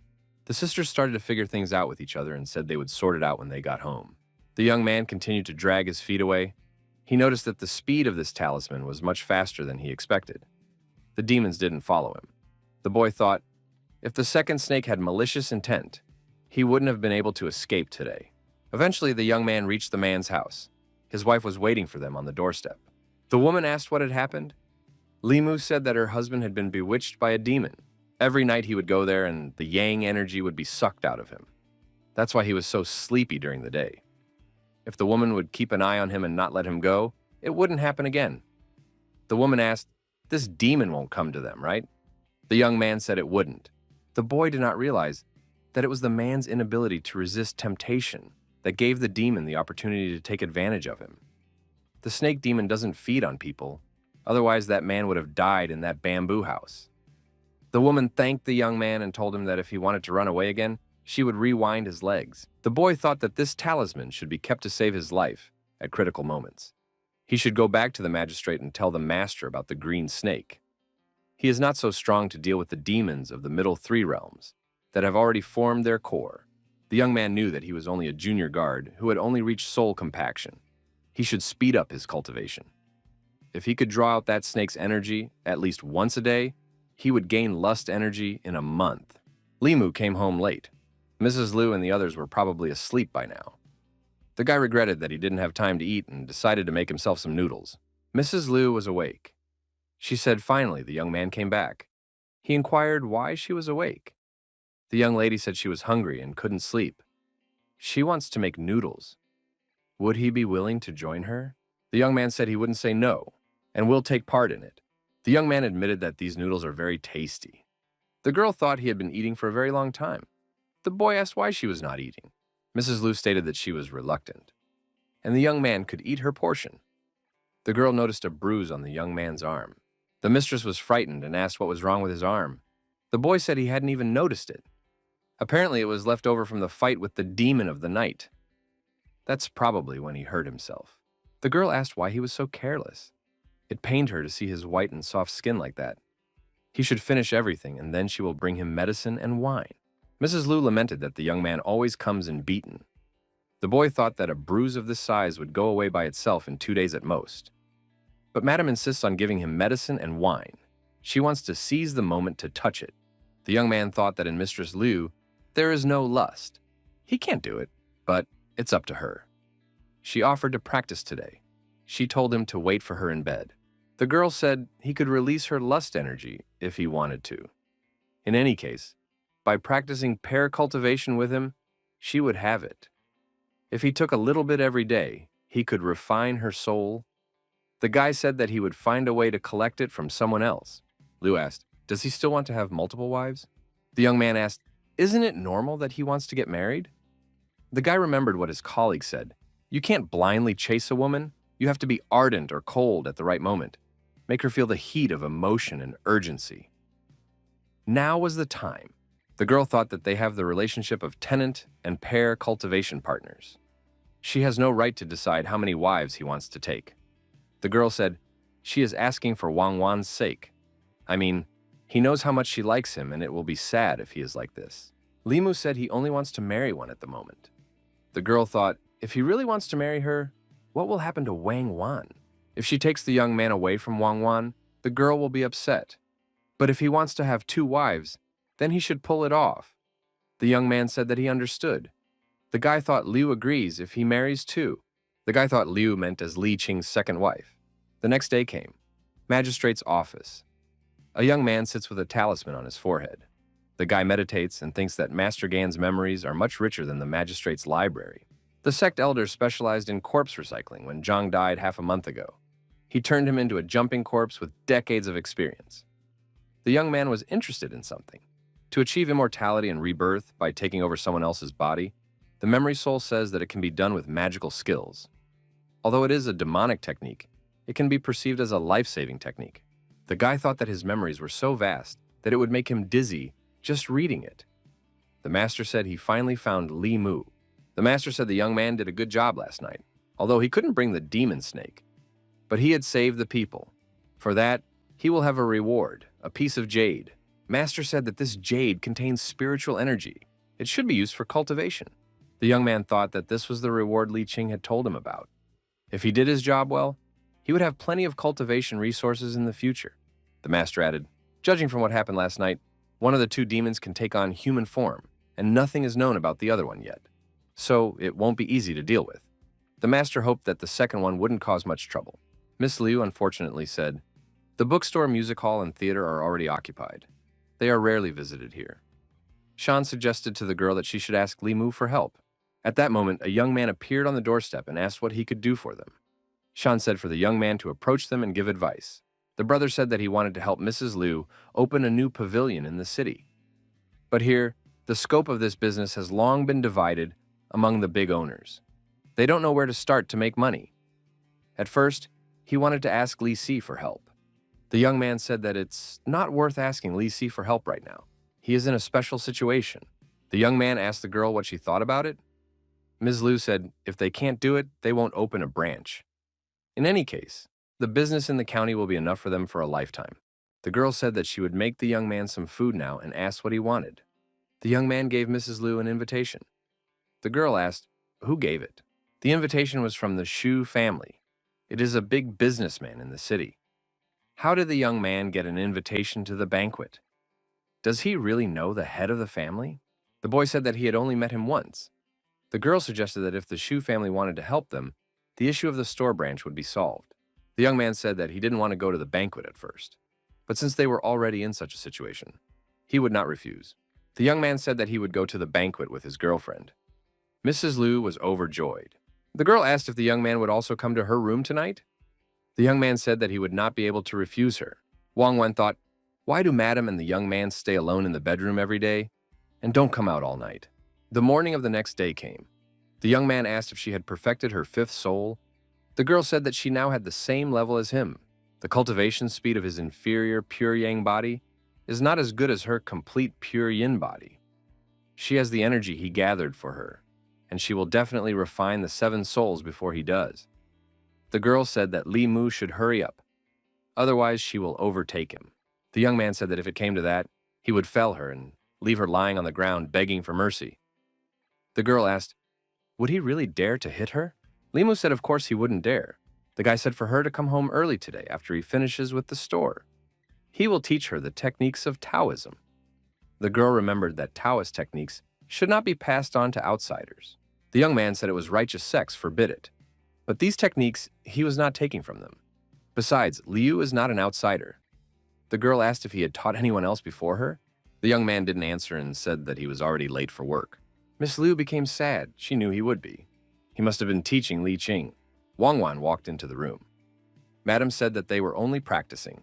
There was nothing else. Wang Wan said she can see that the young man also likes her mistress. Liu said she doesn't like him. The young lady said, she won't be angry. After all, the mistress saved her life. Liu said Wang Wan is still very young. Wang Wan said she just wants to be with mistress and master all the time. Liu asked if the young man must have seduced her when she ate at his place. Wang Wan said the young man seduced her mistress too. Mrs. Liu said that the young man was being rude to her. The young man thought that he couldn't let Liu Hanyang know that he had passed the technique to Li Qing first. The young man was afraid that in that case, Madam would never cultivate with him again. On the way, the young man was called out by Inspector Zhao. The supervisor said that there was a matter for the young man. We need to check on the girls in the pleasure house. The king's subordinate might be related to this case. The Lord wants to find out the king's secrets through the ghost general. The warden says the young man is new here. He won't be easy to expose. He won't be seduced by beauty, so he's the best candidate.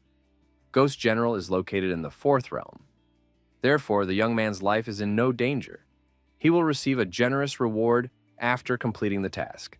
Inspector Zhao reminded him that there are 10 temples under the Holy Lord of the Underworld, and the king is the 2nd most powerful among them. He left the sect and came to the remote northern county. So he must have had a purpose. The young man's reward will be 30 pieces of jade, either magic treasures and talismans of equal value. The young man thought that 30 jades, that's almost half a year of cultivation. The young man said that the reward wasn't that important. The most important thing was to rid people of evil. The young man said that he could do it. He said that the ghost general would be destroyed. Will there be an additional reward for this from the magistrate? The magistrate said that if the young man destroyed any of the 18 ghost generals, he would get a big reward. The stronger the general, the more generous the reward. The young man said that he had killed a ghost general once before. The chief said that he now wants to take the young man to the Lord Viceroy's office. Lord Viceroy's office. One could smell a strong stench in the air. The young man thought that the Lord Viceroy consumes a lot of alcohol.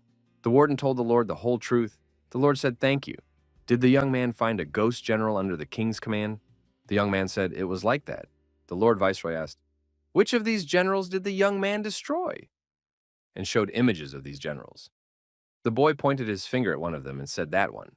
The Lord Viceroy looked into the young man's eyes and said that he was a very brave young man. The Lord Viceroy said that the young man should be taken to a room and there he would choose something from the honors. The warden said that this is the treasure pavilion where the county office keeps the awards. Each floor represents a different level. The higher the deposit, the higher the reward. The young man asked, "Has anyone ever received an award from the heavenly room?" Inspector Zhou said that heavenly rewards must be submitted to the magistrate and approved by the emperor himself before they can be given out. They are not kept in government offices. The supervisor brought the young man into the room and said that he could choose one of the talismans or magical weapons here, or get the same value amount of jade. The boss advised him to take the Thunder Talisman. It could kill demon cultivators below level 4. In critical moments, it could save a life. The young man thought that the Thunder Talisman wasn't that useful to him. Besides, it's disposable. All the other talismans are also disposable. They aren't as good as the jade. The young man saw a hair clip on the wall and thought that it would suit Miss Liu. The young man took the hairpin and said that it would be his reward. The master was surprised.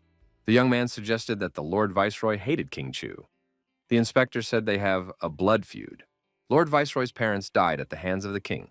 When the Lord Viceroy first arrived in the northern region, he was the first to take the lead. Running dangerous errands, he always rushed ahead of everyone else. 18 rampaging ghost generals had to be eliminated by the Lord Viceroy in 2 weeks, and 5 of them died one after another. Even the king's most valuable general had been destroyed.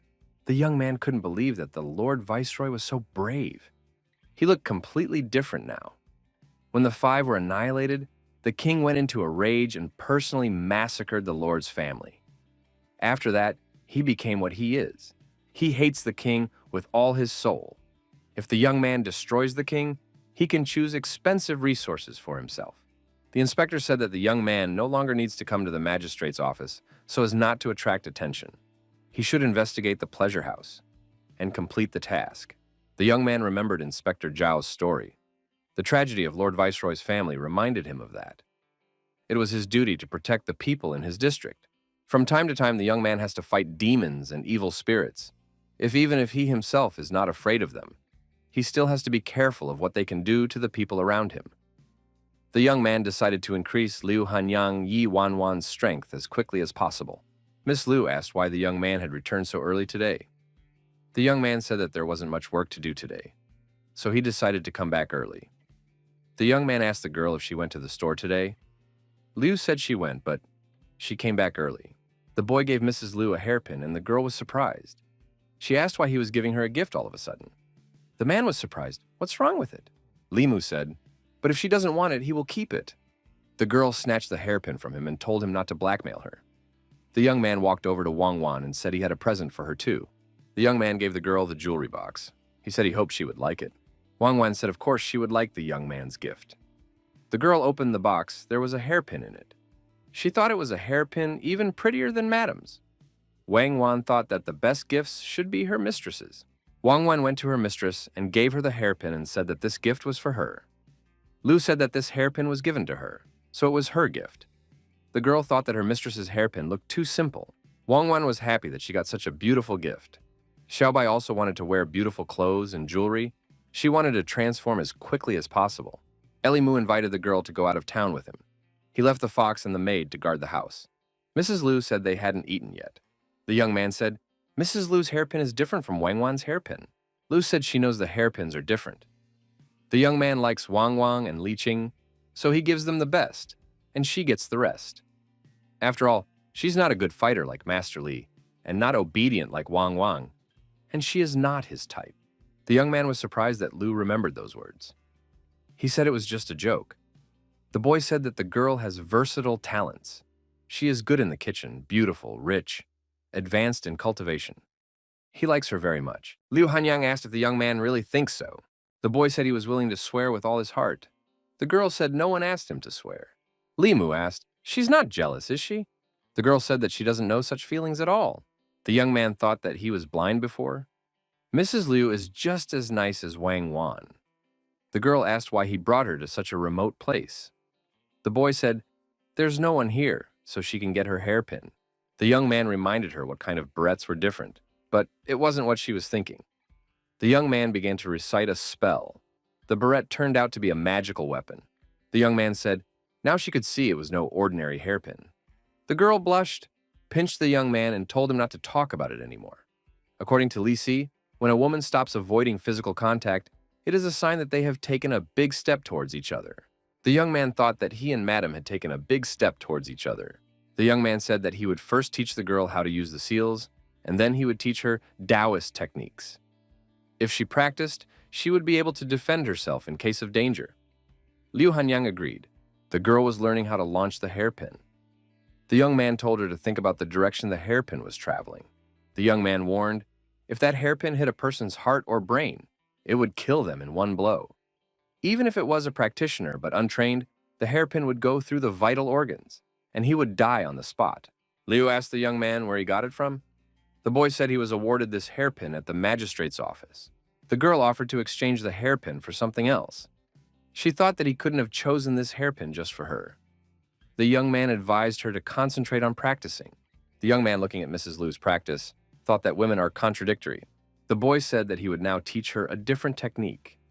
Combined with what she has already learned, she will be able to destroy the soul and body of a third realm practitioner.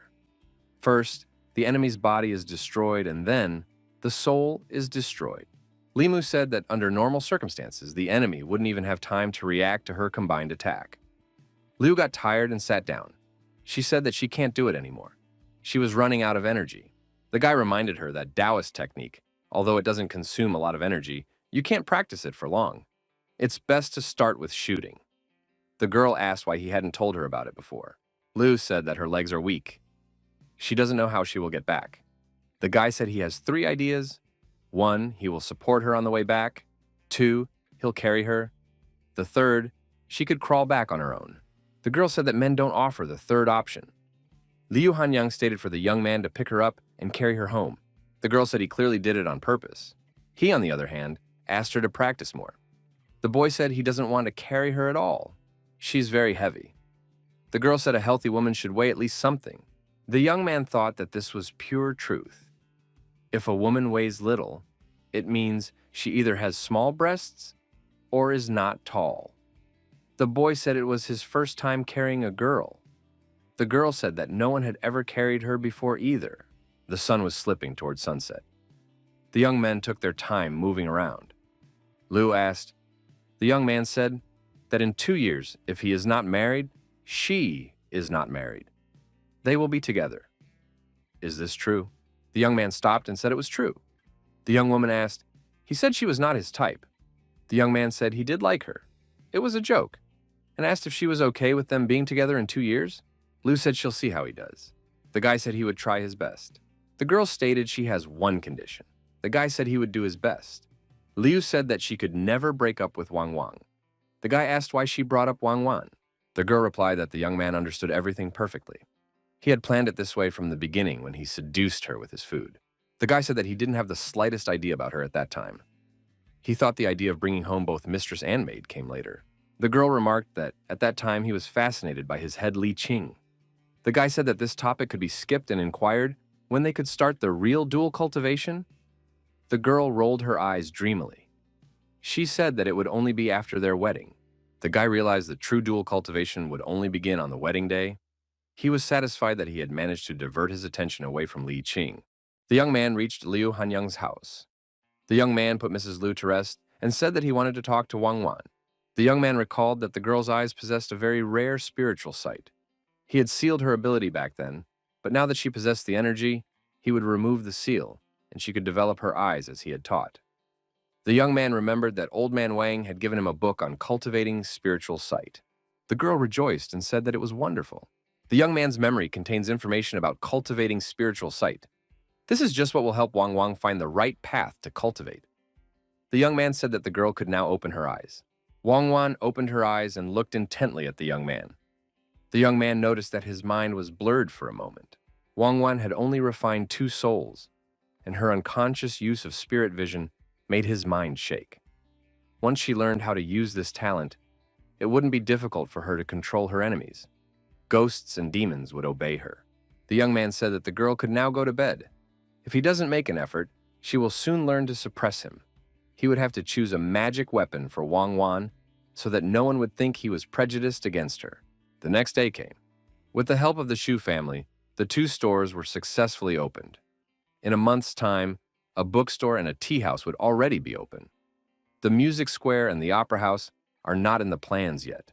While walking, a young man noticed that he found himself near a pavilion with girls. The young man decided to pay attention and see what was unusual about this pavilion. It was part of his service assignment. The guy thought that all the customers of this establishment are quite ordinary people.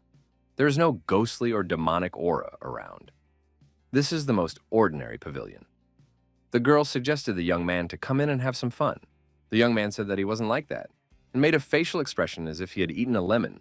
Liu Hanyang told the young man that they were leaving this place. The young man thought it was a waste that he didn't come here alone.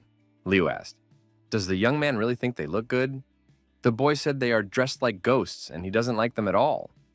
Liu wondered why he was staring at them intently. The guy said he used to stare. He couldn't say anything about his assignment because it was secret. The girl stated that he was staring very intently there. All men are the same. The girls held the young man's hands tightly and would not let him go. He asked them to let him go. There were people staring at them.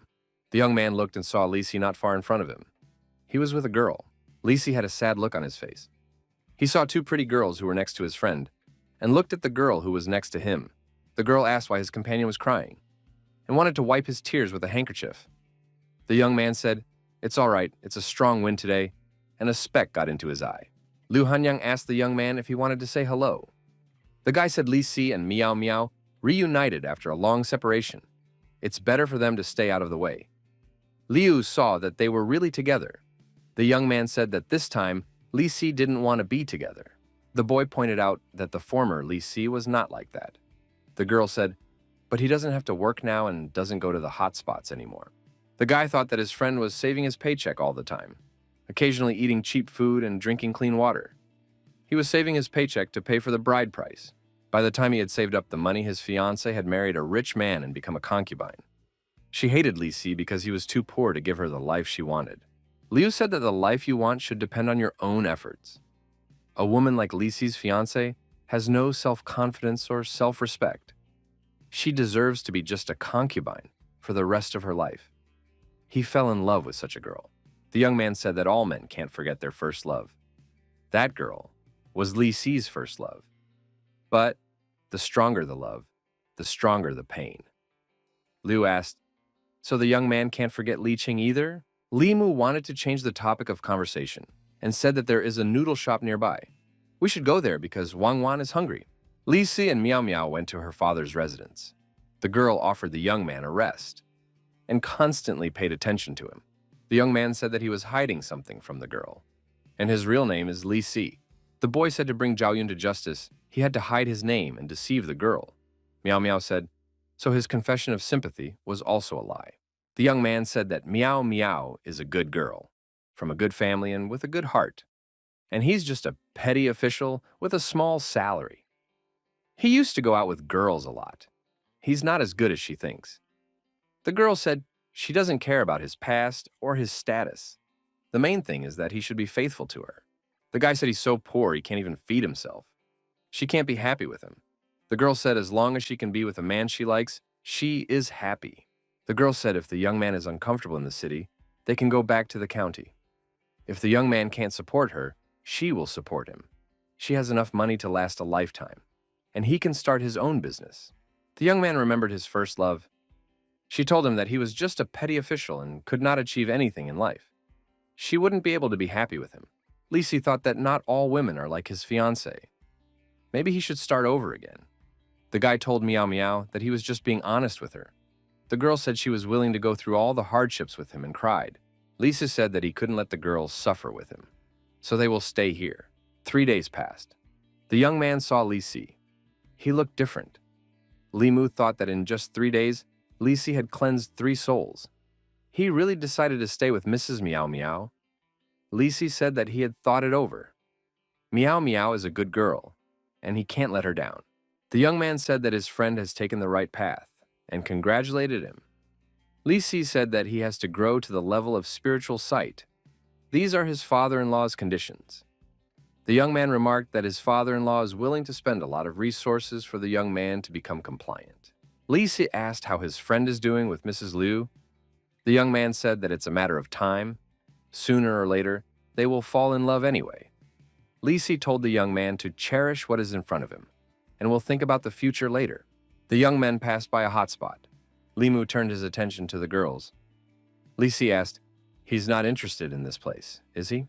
The young man said that he is not. It's just that he has a secret mission related to this pavilion, and he doesn't see anything unusual about it. Li Si said that the woman in this pavilion is not the real hostess. Li Si said that the first day he came here, they charged him money, although he was just talking to them about life. Li Mu said, so there really is something wrong here, and headed inside, told his friend that they would meet later. The young man was greeted by a woman and said hello to him. The woman asked what kind of girl the gentleman was looking for. She realized that she had a new client in front of her and decided that he should be served properly. The the woman invited 3 girls to the young man. The woman said that these 3 girls are the best in their pavilion. They are good at chin, chess, calligraphy, and painting. They should all please the young man. The young man looked at all of them intently and said he was choosing this one, and pointed his finger. It was Wrong Wrong. Wrong Wrong said that she would escort the young man out. The young man thought that the hostess's attitude towards the guests here was indifferent. He remembered a friend telling him that hostesses in such places used various tricks to attract customers. Wrong Wrong seemed cold-blooded to him. The guests who choose her must be a little strange, and they must like the cold type. The young man asked if the girl knew how to play the piano, flute, or pipa. The girl denied knowing how. The young man asked, then why did she come here? He was promised that girls could do everything. He told her to go down to the landlady and she would bring another who knew how to play. The girl went down to the woman and called her mother. She called the young man sick. He just wants to listen to music. Who comes here for the sake of listening to music? The woman said that there are people in this world with all kinds of hobbies. The woman said for Chow Chow to go up to the young man. The girl went up and told the young man that she was coming in. The girl came in with her musical instrument. The guy told her to play what she knows. The young man saw the girl undressing. He stopped her. Ormu asked the girl why she was undressing. She wondered, does he really want her to play with her clothes on? The guy said for her to just play and not take her clothes off. The girl decided that this guy was very strange. The girl mused and thought that she had never met such a person who came here just to listen to music. The young man pointed out that this girl's skills are at a beginner's level. Her music is bland. The girl pointed out that the young man had fallen asleep while listening to her music. She lit incense. The girl watched the young man sleep. The fragrance enveloped the entire room. Chow Chow noted that the young man was very handsome. He would be able to charm any woman in the country. Why did he come to a place like this? The girl had pity for such a handsome man. The guy thought that this pavilion was secretly sucking people's yang energy. He didn't know where the yang energy absorbed by the incense burner went. But he would become a regular customer here for a while. If he had time to leisurely explore the pavilion, the secret of King Chu within this pavilion would be revealed. The guy thought that this lust, at least some good for today. He had almost pulled it all out. He was afraid this woman might figure it all out. The boy opened his eyes. Quite beside him was this girl.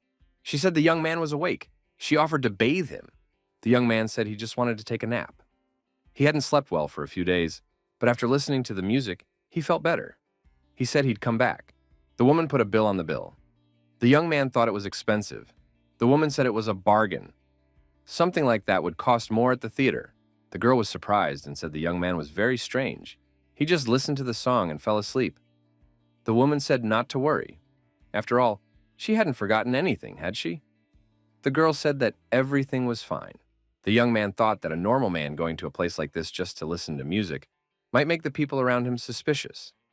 But it was hard for Limu to pretend to be a real man and lose 19 years of his source of manhood for one mission. It's a terrible thing to do.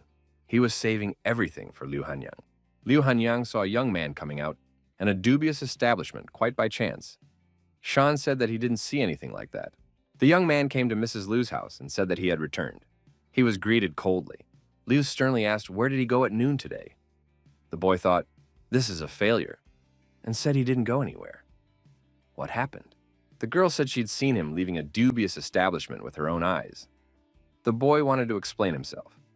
The girl interrupted him and said, don't tell him he went there just to listen to music.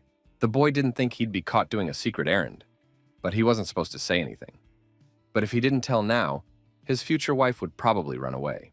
Guy said, she probably wouldn't believe it if he said he was just listening to music. Xiaobai can confirm everything. Foxy said it was just as the Lord says, and he didn't do anything wrong there. Liu said the fox is protecting him. Xiaobai said she wasn't protecting him, and it can all be seen. The fox explained that it was a gift from their clan. Mistress's virginity is still with him. The mistress misunderstood the young man. The young man said that he only went on a secret mission today, listened to some music, and came back. He didn't even touch the girls. Liu asked, what was the other secret mission? The guy said he was disappointed because she didn't trust him. The young man got upset, turned around, and walked away. Liu figured he was angry and didn't know what she should do. Wang Wan told the girl to catch up with him. The girl found the young man sadly sitting on the bed.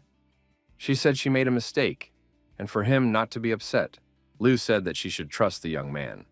The boy said, did she really think an apology would be enough? The girl plopped the young man on the bed. The guy blushed, asking, "What was all that about?" Liu kissed the young man on the lips. Liu Hanyang was also red with embarrassment. She said she gave him his first kiss. Is he still angry? The young man gently told her to make mistakes more often. The girl asked if that was his first kiss too. The young man said she was the first person he kissed.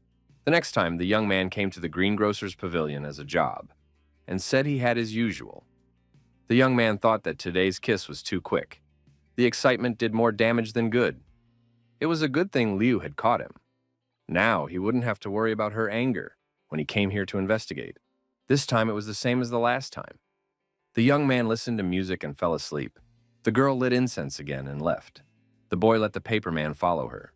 The paperman was originally a secret technique of the talisman sect.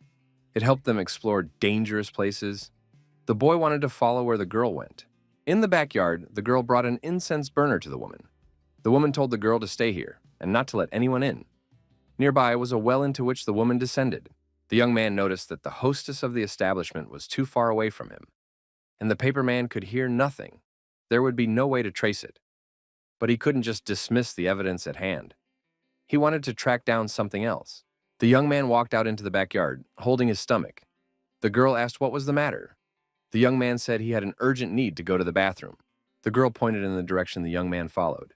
She thought he had frightened her. The young man changed his dislocation, but the smell here was not very good. But he decided to be patient for the sake of the mission. He could hear everything from here, though. The young man heard snippets of phrases. General Ghost, last place, sacrifice, yang energy. He knew he couldn't stay here long. It might alert the girl and affect the plans. The guy came out of his hiding place and headed in the other direction. He's finally gone, the girl thought. It was time to pull the woman out of the well. Emerging, the woman asked if anyone had come up. The girl said there was no one. They left the well region. At work, the young man reported the investigation to his superior. The supervisor realized that the pavilion was controlled by King Chu's ghosts. The young man confirmed that everything was coming from the well at the back of the pavilion. The warden said that the ghost energy is hidden in the well. No wonder they don't see any anomalies outside. The guy added that the mistress and her subordinates are just puppets. They secretly absorb the client's yang energy to cultivate it later. The boss asked if the young man had figured out the reason why this ghost risked causing trouble in the neighborhood. The young man said, "I think so. The 18 ghosts subordinate to King Chu are unstable. Other ghosts can always take their place if they are strong enough. The king has set strict rules for the 18 ghosts. Those who do not advance into the soul's sealing realm within a certain amount of time will become victims. Their minds will be wiped, and they will be sacrificed." The ghost at the back of the pavilion was the last in line. She was trying to escape the sacrifice. The boss said that King Chu had come up with an ingenious way to encourage his subordinates to train hard. The master asked if the young man had any knowledge of their secret. The young man said no. If the king has a secret, the lower demons don't know about it. The master told the young man to keep investigating and to report back as soon as there is news. The young man said it was costing him a lot to visit this pavilion. He's already spent $12. He can't pay anymore. He needs a traveling allowance. The master said the young man has a rich girlfriend and they live in a big mansion. The young man asked, who is spreading such rumors? The master said he had only heard about it recently, but the magistrate will pay all the expenses. He will give a command to the treasury. The man gave the young man $30 and told him when he ran out to ask for more. The young man was pleased and said he would order 2 girls at once, and it would be an orchestra. The master gave the young man a twig and said that he could take this with him too. The young man was surprised. The master said it was called a soul-beating whip, and it was made from a 1,000-year-old willow branch. When you use it, ordinary ghosts die and dissipate, even if they are evil. It's not easy for an evil spirit to take a hit with this. The man continued, if you use this whip to hold a ghost for a moment and send a message, help will arrive immediately. The young man thought he had gotten a good thing. The boss was upset and said that it was only temporary, and after the task was completed, the young man would have to return it. If he lost it, he would have to pay for it. The young man showed up at the dubious house again and said that this time he would order a duet. The woman rejoiced and sent 2 girls to the young man. This time, the young man put the paperman under the silver and applied another layer of silver powder. This time, the sound was much clearer than last time. The woman, just like last time, went down the well. She stood in front of the Lord. The woman brought incense and said the Lord could use it. The Lord said she did a good job this time. She said the woman could bring no more burner, and the one in the room could be put away already. The woman said her mistress finally broke through. The mistress said it was too late. In 3 days, His Majesty will gather all the ghost generals. After the young ghosts die, she is next in line. If she doesn't pass into the soul compaction realm in 3 days, she will be sacrificed to His Highness. Madam said that she is fortunately only 1 step away from the goal. If she sucks out the souls of all the men in this building, she will break through immediately. The woman said if she does that, the magistrate will know about it immediately. The lady said that these heartless men who only think with their lower body deserves to die. After absorbing souls, she will be covered. The young man opened his eyes. The girl asked if she had heard him. The young man said that now he wants to sleep alone and for the girls to leave. The boy called for backup, but thought it would take time. But he was afraid that the woman in the well could ruin many lives. The young man had no time to hesitate. He must hurry up and stop all this outrage. Lima went downstairs. A woman asked why he went downstairs. Was he not well served? The young man saw another woman and thought it was Mrs. Chu. She looked ordinary, but there was a dangerous energy emanating from her. The young man said that he felt like he wanted something else today. The woman said that the young man could get one he liked. The boy pointed his finger at Chu and said he wanted her. The hostess of the establishment wanted to object. Chu said if the young man wasn't embarrassed by her age, she was willing to escort him. When the young man was alone with the woman, she told him to have mercy on her, and began to emit a magical fragrance. The young man thought that the lust he sucked out would soon be enough to condense the last of his soul. The woman couldn't understand why this man's yang energy kept flowing, and why does she feel weaker? The young man thought that the woman suspected something. The young man took out his service whip and used it. Miss Chu realized that the practitioner in front of her. She realized that the young man had powerful energy, and quickly escaped through the window. The young man saw Lord Viceroy and other people below. He realized that reinforcements had arrived. The chief said since the young man himself was able to chase her, she wouldn't be able to escape. The young man noticed that Captain Zhao was part of the reinforcements. The captain asked, why did the young man hitch a ride with her? Did she really find out? The young man said that King Chu was summoning all the ghosts in 3 days, and she didn't want to be sacrificed, so she was going to suck the souls of all the people in the pavilion. He had no choice but to lure her into the room and send a message to the magistrate at the same time. Captain Zhao said that the young man had done a good job, and he would be rewarded when they returned. The whip he could already return. The young man noticed everyone in the pavilion being taken prisoner. The captain said these men have been bewitched for a long time, and the magistrate's intervention is required before they can return to normal life. The girls of easy virtue attacked the young man and shouted that he had ruined their mistress. The young man excused himself and said that he was a guard and he was on duty. The passers-by thought that the magistrate had arrested someone again. They say there were demons in this pavilion. The young man was again caught completely by accident. He was called out by Mrs. Liu. The girl asked, what's going on here? The guy said this is what he told her about. It's his mission. The pavilion was run by a ghost woman, and the girls were under her spell. Now they have to be taken to the magistrate to free their souls. The young man said he was doing the right thing. As for his yang, he will leave it up to Liu Hanyang. The girl said it was not worth talking about on the street, sent him to work and told him to be sure to come back in the evening. The magistrate's dungeon, the secret dungeons. The ghost is chained to the wall. Mrs. Chu is asked, what is the plan for the king coming to the northern district? A servant of the law, the Lord Viceroy, tries to get the truth, but the woman refuses to answer. The young man is surprised that the Lord Viceroy himself is questioning the ghost. The captain said that the Lord Viceroy's hatred for the king is unimaginable. The young man thought that no more screams were heard. The interrogation must be over. The Lord Viceroy turned to the young man. He said that the lad had not yet condensed his soul. Her soul power was still useful to him, and he left it for the young man to dispose of. The young man thanked him and thought that the Lord Viceroy didn't get any useful information. The lad noticed that the yin energy on the woman's body was very pure, so she clearly hadn't harmed anyone before the pavilion incident. But this time, she had murderous intentions. The guy thought that, judging from her weakness, she would die soon. The woman laughed. The young man asked what she was laughing at. She said she was laughing at the world. Good people are not rewarded and evil people rule. Government officials take responsibility for people. However, they are a bunch of people who bully the weak and fear the strong. The girl shouted that Kui Ming would die a good death. The young man was surprised when he heard this name. Limu, immediately pointed a beam of sunlight at the woman, and she came to her senses.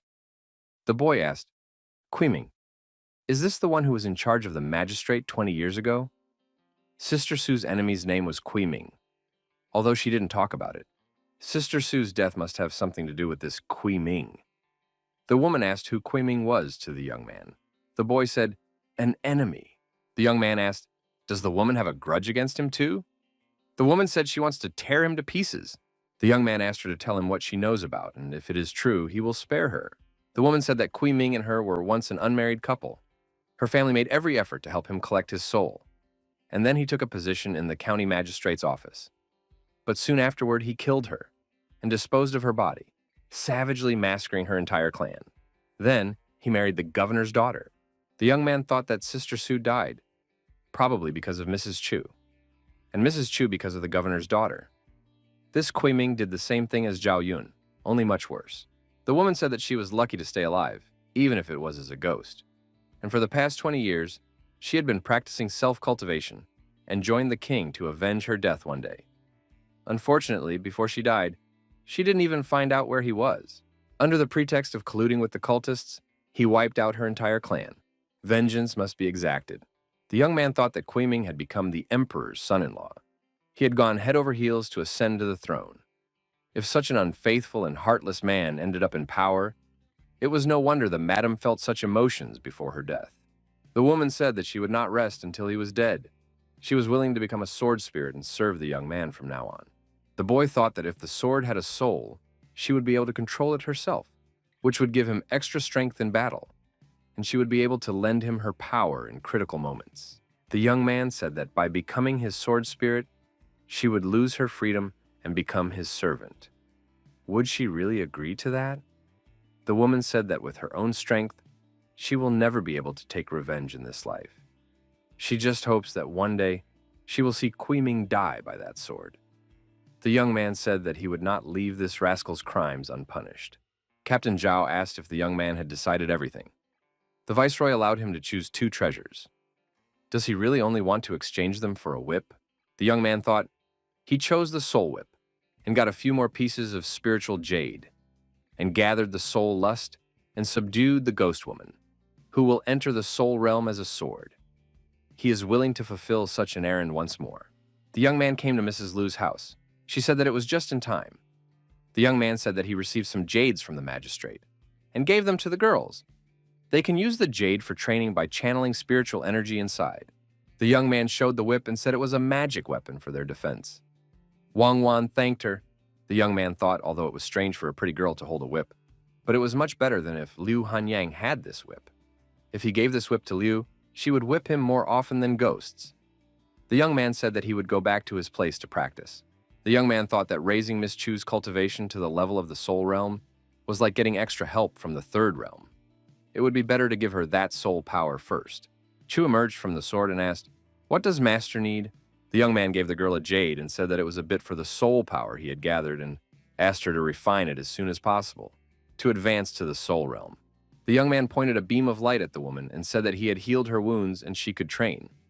The young man noticed that he was much better at healing wounds now. The woman thanked the young man. The lad thought it was time for him to start perfecting his soul with lust. The young man said that the bad heart was ready.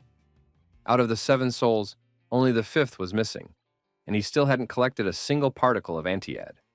Hadn't collected a single one, even with Liu Hanyang.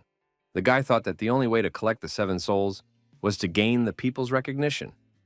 But you need the sincere love of the people, and he was just a petty official. The guy pulled out his sword again to make the soul of that sword appear. She said that she managed to break through. The young man congratulated the woman for entering the soul realm. The woman said that if it wasn't for the young man, she would be gone. The young man wanted to know if King Chu really had any plans in the northern county all these years. The woman said that the king was developing ghost cultivation in the realm. Among the ghost generals under him, many of them used to be lone souls and wild ghosts. If they didn't reach the soul realm within the time limit he had set, they would be sacrificed to other ghosts. The young man thought that King Chu and his subordinates represented a very large force. If it wasn't for the talisman sect, the king's power would be even greater than the northern county government. Despite the might of the talisman sect, it would not interfere in worldly affairs. unless there was a case like the Thousand Illusion Master that exceeded the power of the Northern County government. Only something like that would force them to take action. King Chu's insignificant figure did not attract the attention of the powerful. The young man thought that he would have many opportunities in the future. Although he is not his rival, he is not afraid of him. The young man asked for the woman to enter the sword and transfer her power to him. The young man noticed that Lady Chu's strength was not as great as Sister Su, who had been in the soul realm for many years. As long as he had his sword in hand, he could enter the fourth realm at any time and utilize the power of the fifth realm by borrowing various Taoist techniques. Only when he himself enters the middle three realms will he have the foundation to establish himself in this world, where demons and ghosts run rampant and countless powerful people reside. The next day in the duty room, a young man asked Lu Shi how long had it been since he had finished refining his 7 souls. Lu Shi said that it was the only way he could practice with Meow Meow. The young man thought that his friend had become a new person, and his smile became much wider. It seemed like he had truly found his love. Limu still couldn't understand what love was. He had never felt love before. Li Si said that it was a very deep question, and there was more than one answer. The young man should figure it out for himself. The young man asked, "Isn't sympathy between two people love?" The friend said that sympathy is possession. Love is self-sacrifice. Sympathy is lasciviousness and capriciousness. Love is restraint and tolerance. After the young man and Mrs. Liu get married and spend a few years together, the young man will understand everything. At first sight, it's a crush, but only after a few years does it develop into love. The boy said he understood and headed for the exit. He said he was going to find Mrs. Liu to nurture his love. There were not many people in the tea house. The young man asked what was wrong. Liu inquired why he was here. The girl said she was worried. The tea house market has long been divided among influential people. Very few customers come to their pavilion, and she is losing money every day. The young man said that she would have to rely on him at the critical moment. The girl remembered that he was the one who brought regular customers to their tea shop, telling unheard stories and annoying tales. The young man said, how could she talk like that? The young man objected. They were great stories. He risked his life for them. Liu said he should do something. If this keeps up, she won't be able to afford to support him. The boy said he would take care of it. 5 days passed. The tea house was much more crowded. A very interesting storyteller appeared. Limu told various tall tales and made up stories. Everyone was interested in listening to him. Mrs. Liu's tea house became a profitable establishment. Visitors who stayed to listen to the storyteller's stories made more orders and left their money here. The young man told stories about those who do good, they suffer poverty and live short lives. Those who do evil enjoy wealth and longevity. Heaven and earth fear the strong and intimidate the weak. What is the earth if it does not distinguish between good and evil? And heaven, what is heaven? The storyteller continued his stories. The audience forgot their business. There was a very original plot, and everyone was wondering how it would end. The narrator continued. In fear, the magistrate ordered the executioner to immediately execute the main character. The blood of the unfortunate one flowed in rivers. The blood of the heroine spilled directly onto the white silk. Not a drop fell to the ground. The visitors of the tea house listened to the storyteller in silence. After the story ended, the visitors began to leave the tea house. It was pouring rain outside, and people saw an old beggar sitting in the rain. There was a girl next to him. The old man smelled very stinky. The girl told her father to go away. It was raining heavily. The old man said that the father was not cold. Someone offered the old man some tea to keep him warm and said it was free. Limu handed the girl some money and told her to buy something to eat when the rain ends. The girl thought that this kind man had the same voice as that storyteller. The poor people thanked the young man. The young man thought that some strange rain. Captain Zhao said that it shouldn't rain these days. The weather forecast was again inaccurate. The young man asked, what could affect the arrival of the rain? The captain said that whenever a new Taoist art appeared, there was an unusual phenomenon in the sky and earth. The young man had completely forgotten that the heaven and earth of this world was different from his previous world. Here, the heavens are actually watching what people are doing. Just now he borrowed a story to scold the world for bullying the weak and fearing the strong. Doesn't differentiate between good and bad. Misjudges the virtuous and the foolish. The young man hoped that this was not the reason for the rain. At that time there was thunder rumbling outside and lightning flashing. The young man thought that when he talked about the protagonist's wish, in his story, the rain was the hardest thing to come down. The supervisor asked what was wrong with the young man. The boy said he wondered when the rain would end. The rain ended. The captain said everyone in the neighborhood would go to the national temple to pay their respects. The rain is over. Now they can go there together. The national temple. A national temple was built in each county. The size of the temple was different in different counties. The young man thought that in this temple, this time is very many people.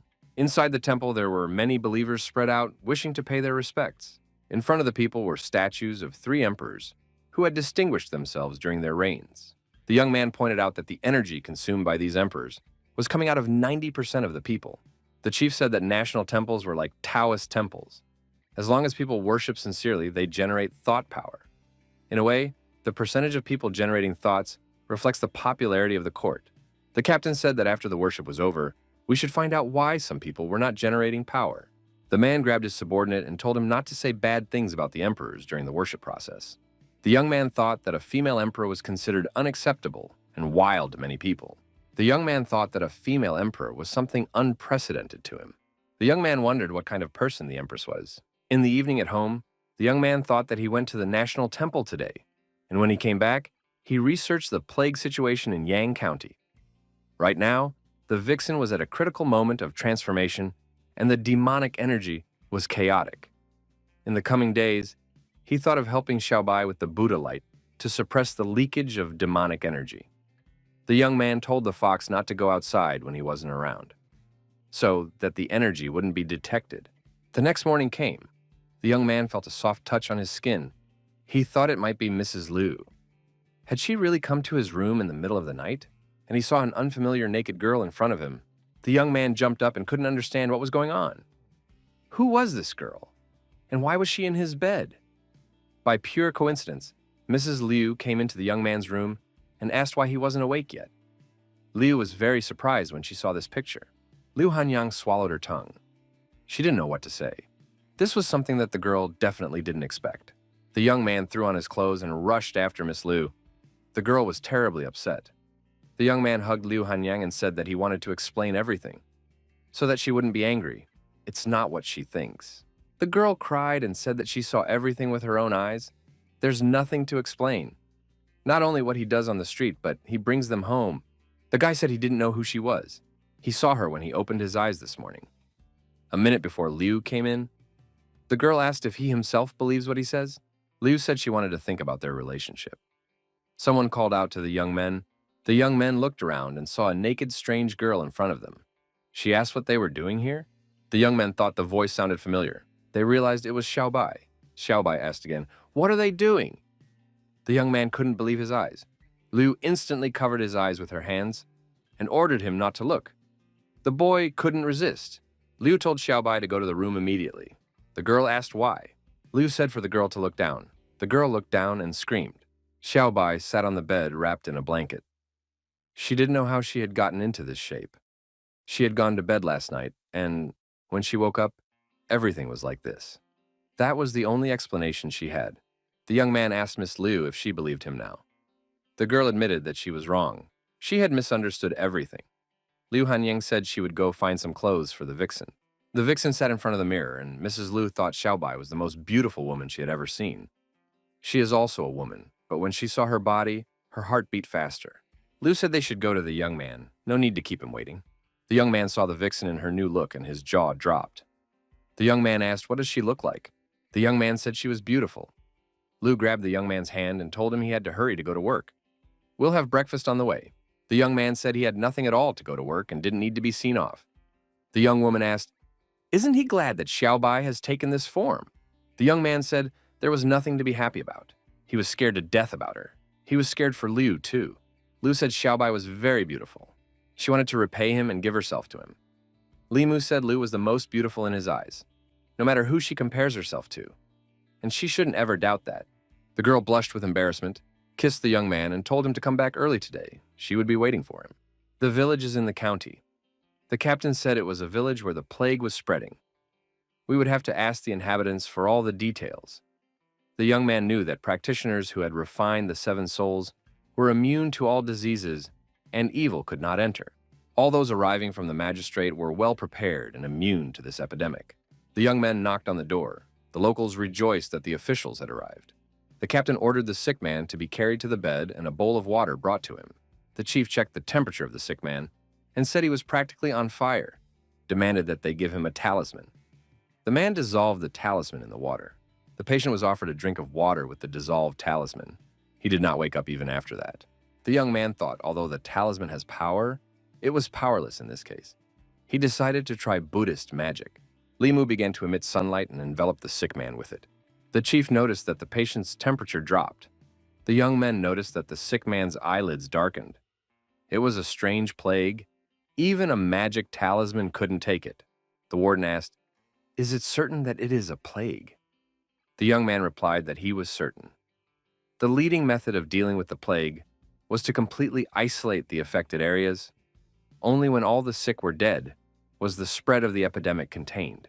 The young man said that he had practiced medicine with his teacher before and had encountered a similar case. In this case, talismans are useless against this disease. Whether the person suffering from this disease can survive depends entirely on God's will. Unless they meet a great healer or use a heavenly talisman to help them change their body. The young man thought, is this plague really that hard to deal with? It was simply unrealistic for the people of this county to have a heavenly talisman in their hands. The chief asked the young man if he could save them. The young man said that he would try his best. But right now, the best thing to do was to isolate the village and gather the sick people in one place to avoid infecting more people. Limu said that otherwise the situation would be more serious. The chief said that he would send someone to the county government to report the situation. Uun will leave the extermination of rodents to the young man. The village chief will close all roads in and out. The captain said that Limu is in charge of treating plague victims. 7.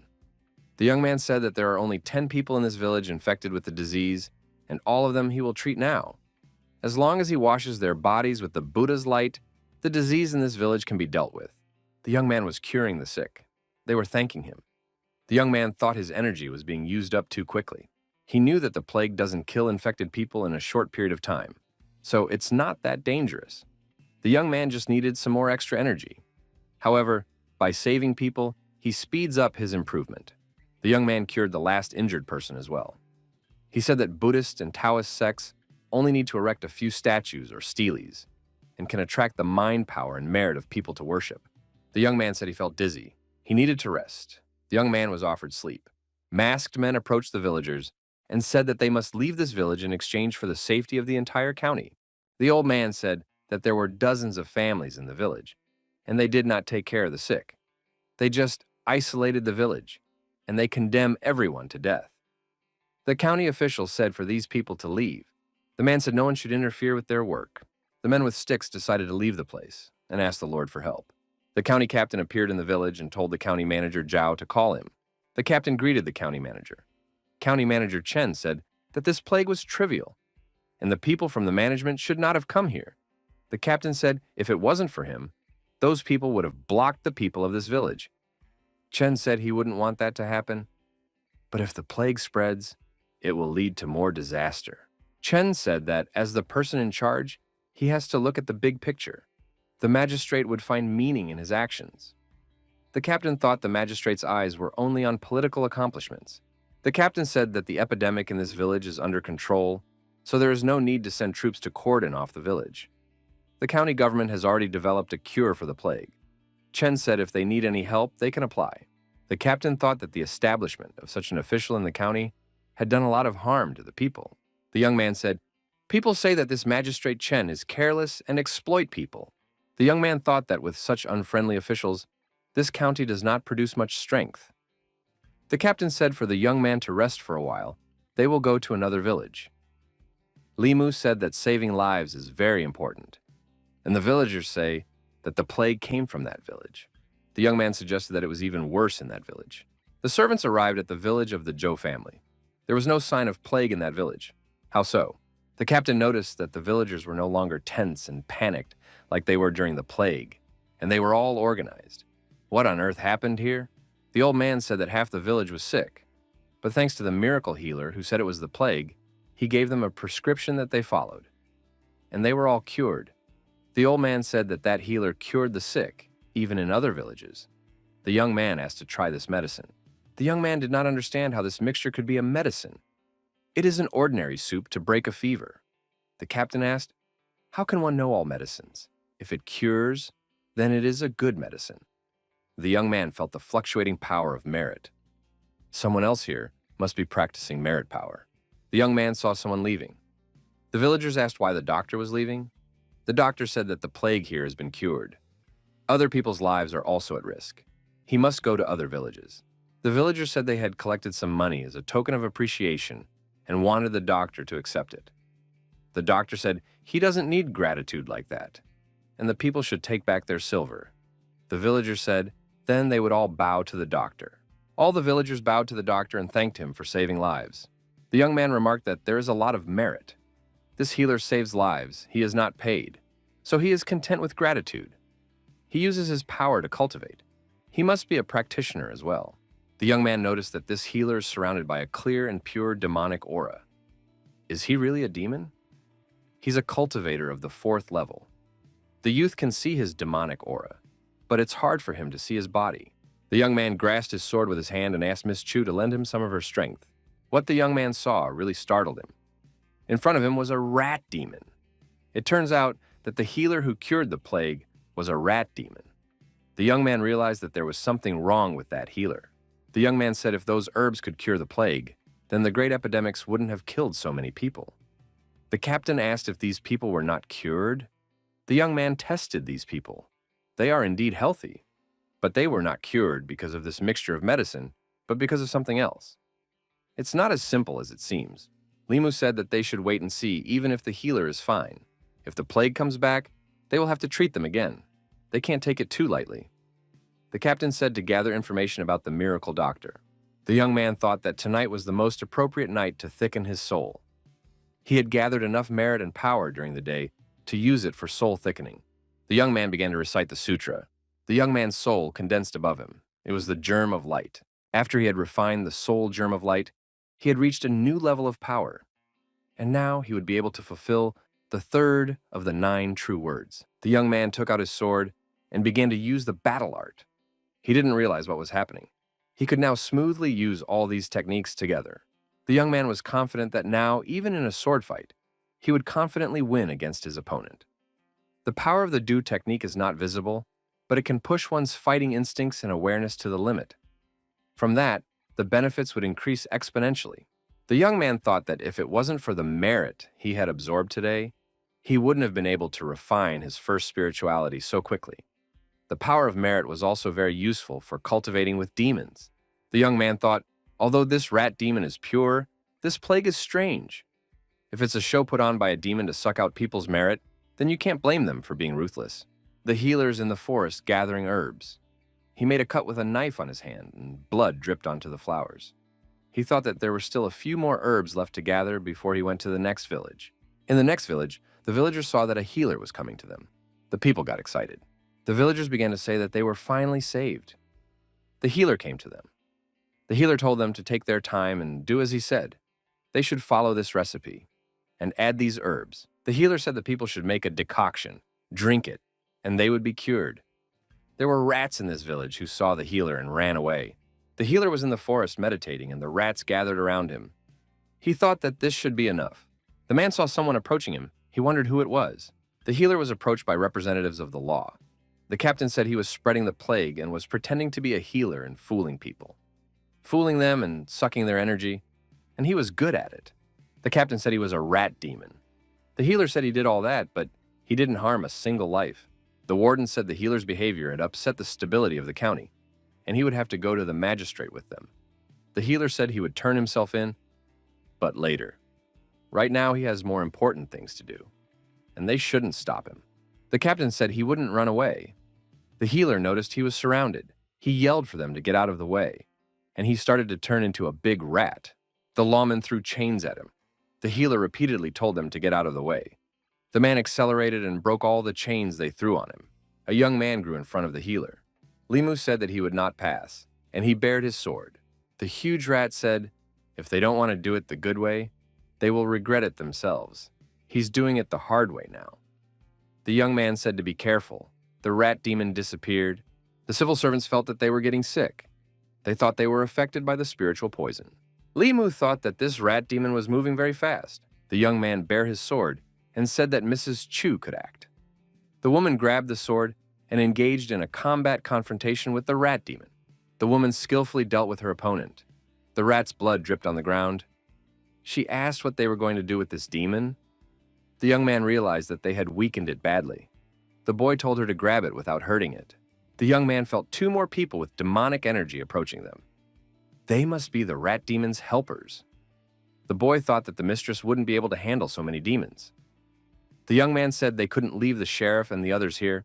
The lad made a decision, fight to the death, and prepared himself for the confrontation. The young man saw some old acquaintances show up. They asked what Brother Lee was doing here.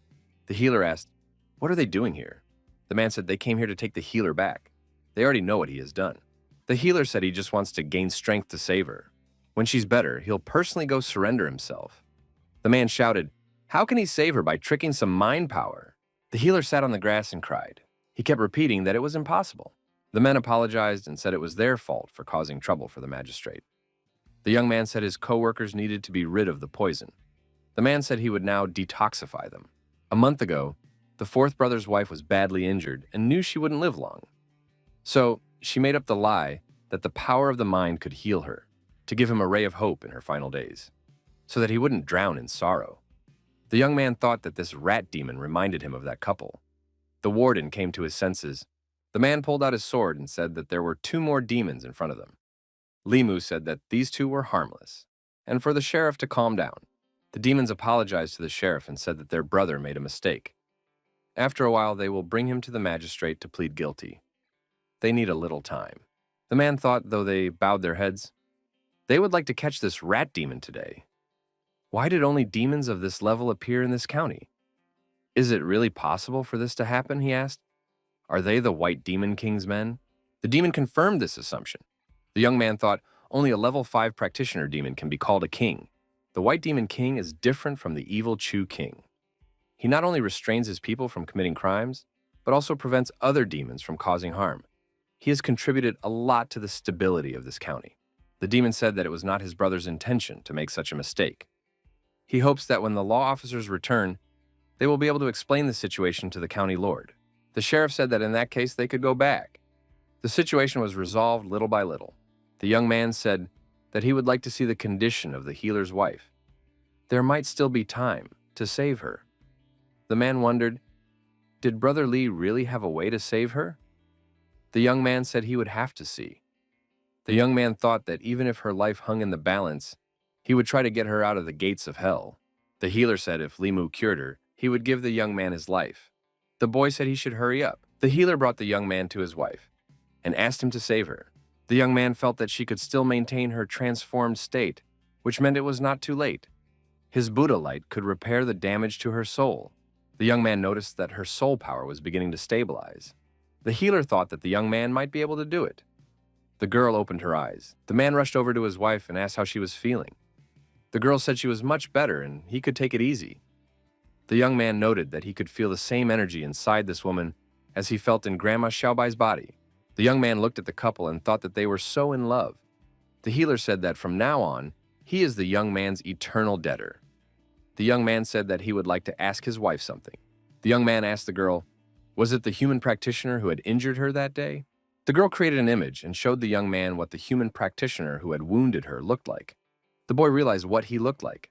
The healer said he was a little demon and didn't know how to thank the young man and asked him to accept the power. The young man said he would accept it gratefully. The lad decided that the conflict between him and the rat demon was over. The young man suggested that the sheriff return to the magistrate's office. The young man sensed 3 powerful demonic auras in front of them. The young man thought it was them. The snake demons wondered, how did the young man end up here? The boy thought that the enemies were meeting on a narrow path. The young man thought he had sucked so much energy out of that green snake last time that it was barely standing on its feet. And he'd also gotten it in the neck. She's not going to let him go now. The green snake lunged at the young man and said that she would deal with him now. The young man didn't attack her, but dodged her blows. The snake shouted that the young man could only attack from ambush and offered to fight fair and square. The boy thought that everyone has a limit to his patience. The green snake keeps attacking him. Eventually, he might not be able to stand it. The green snake was screaming that it was about to destroy him. The boy said he let her suck the human life force out of him. The older snake stated that the green snake had herself to blame. She was taking other people's energy, and now she was looking for an excuse. The young man thought that the older sister had a very positive outlook. How could such a kind girl have a sister who didn't know what was right and wrong?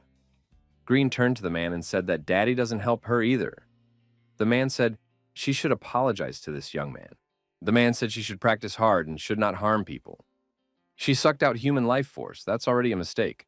Also attacked the employee. She doesn't realize what she's done. The green snake approached the young man and said that she was wrong. The young man asked what she was wrong about. The girl said that she should not have taken the man's life force and should not have attacked him. The girl shouted that she was wrong. He shouldn't be too strict and should listen with his heart. The young man bowed to the man and said that he was glad to meet the White Demon King. The king said he thanked the young man for sparing his daughter last time. And this time, he saved his brother and sister, and he is indebted for that reason. In addition, the guy is adept at treating the wounds of the original spirit. The young man said he was proficient, but not much. The king wanted the young man to cure his sister. The demons and humans went up into the mountains. Kroll said for everyone to wait near the cave. The young man pointed out that it was very cold in the cave. The king asked the young man to look, and showed him where his sister was lying. Kroll said that 10 years ago, her original spirit had been badly damaged. He sealed her in this icy coffin to preserve her last soul.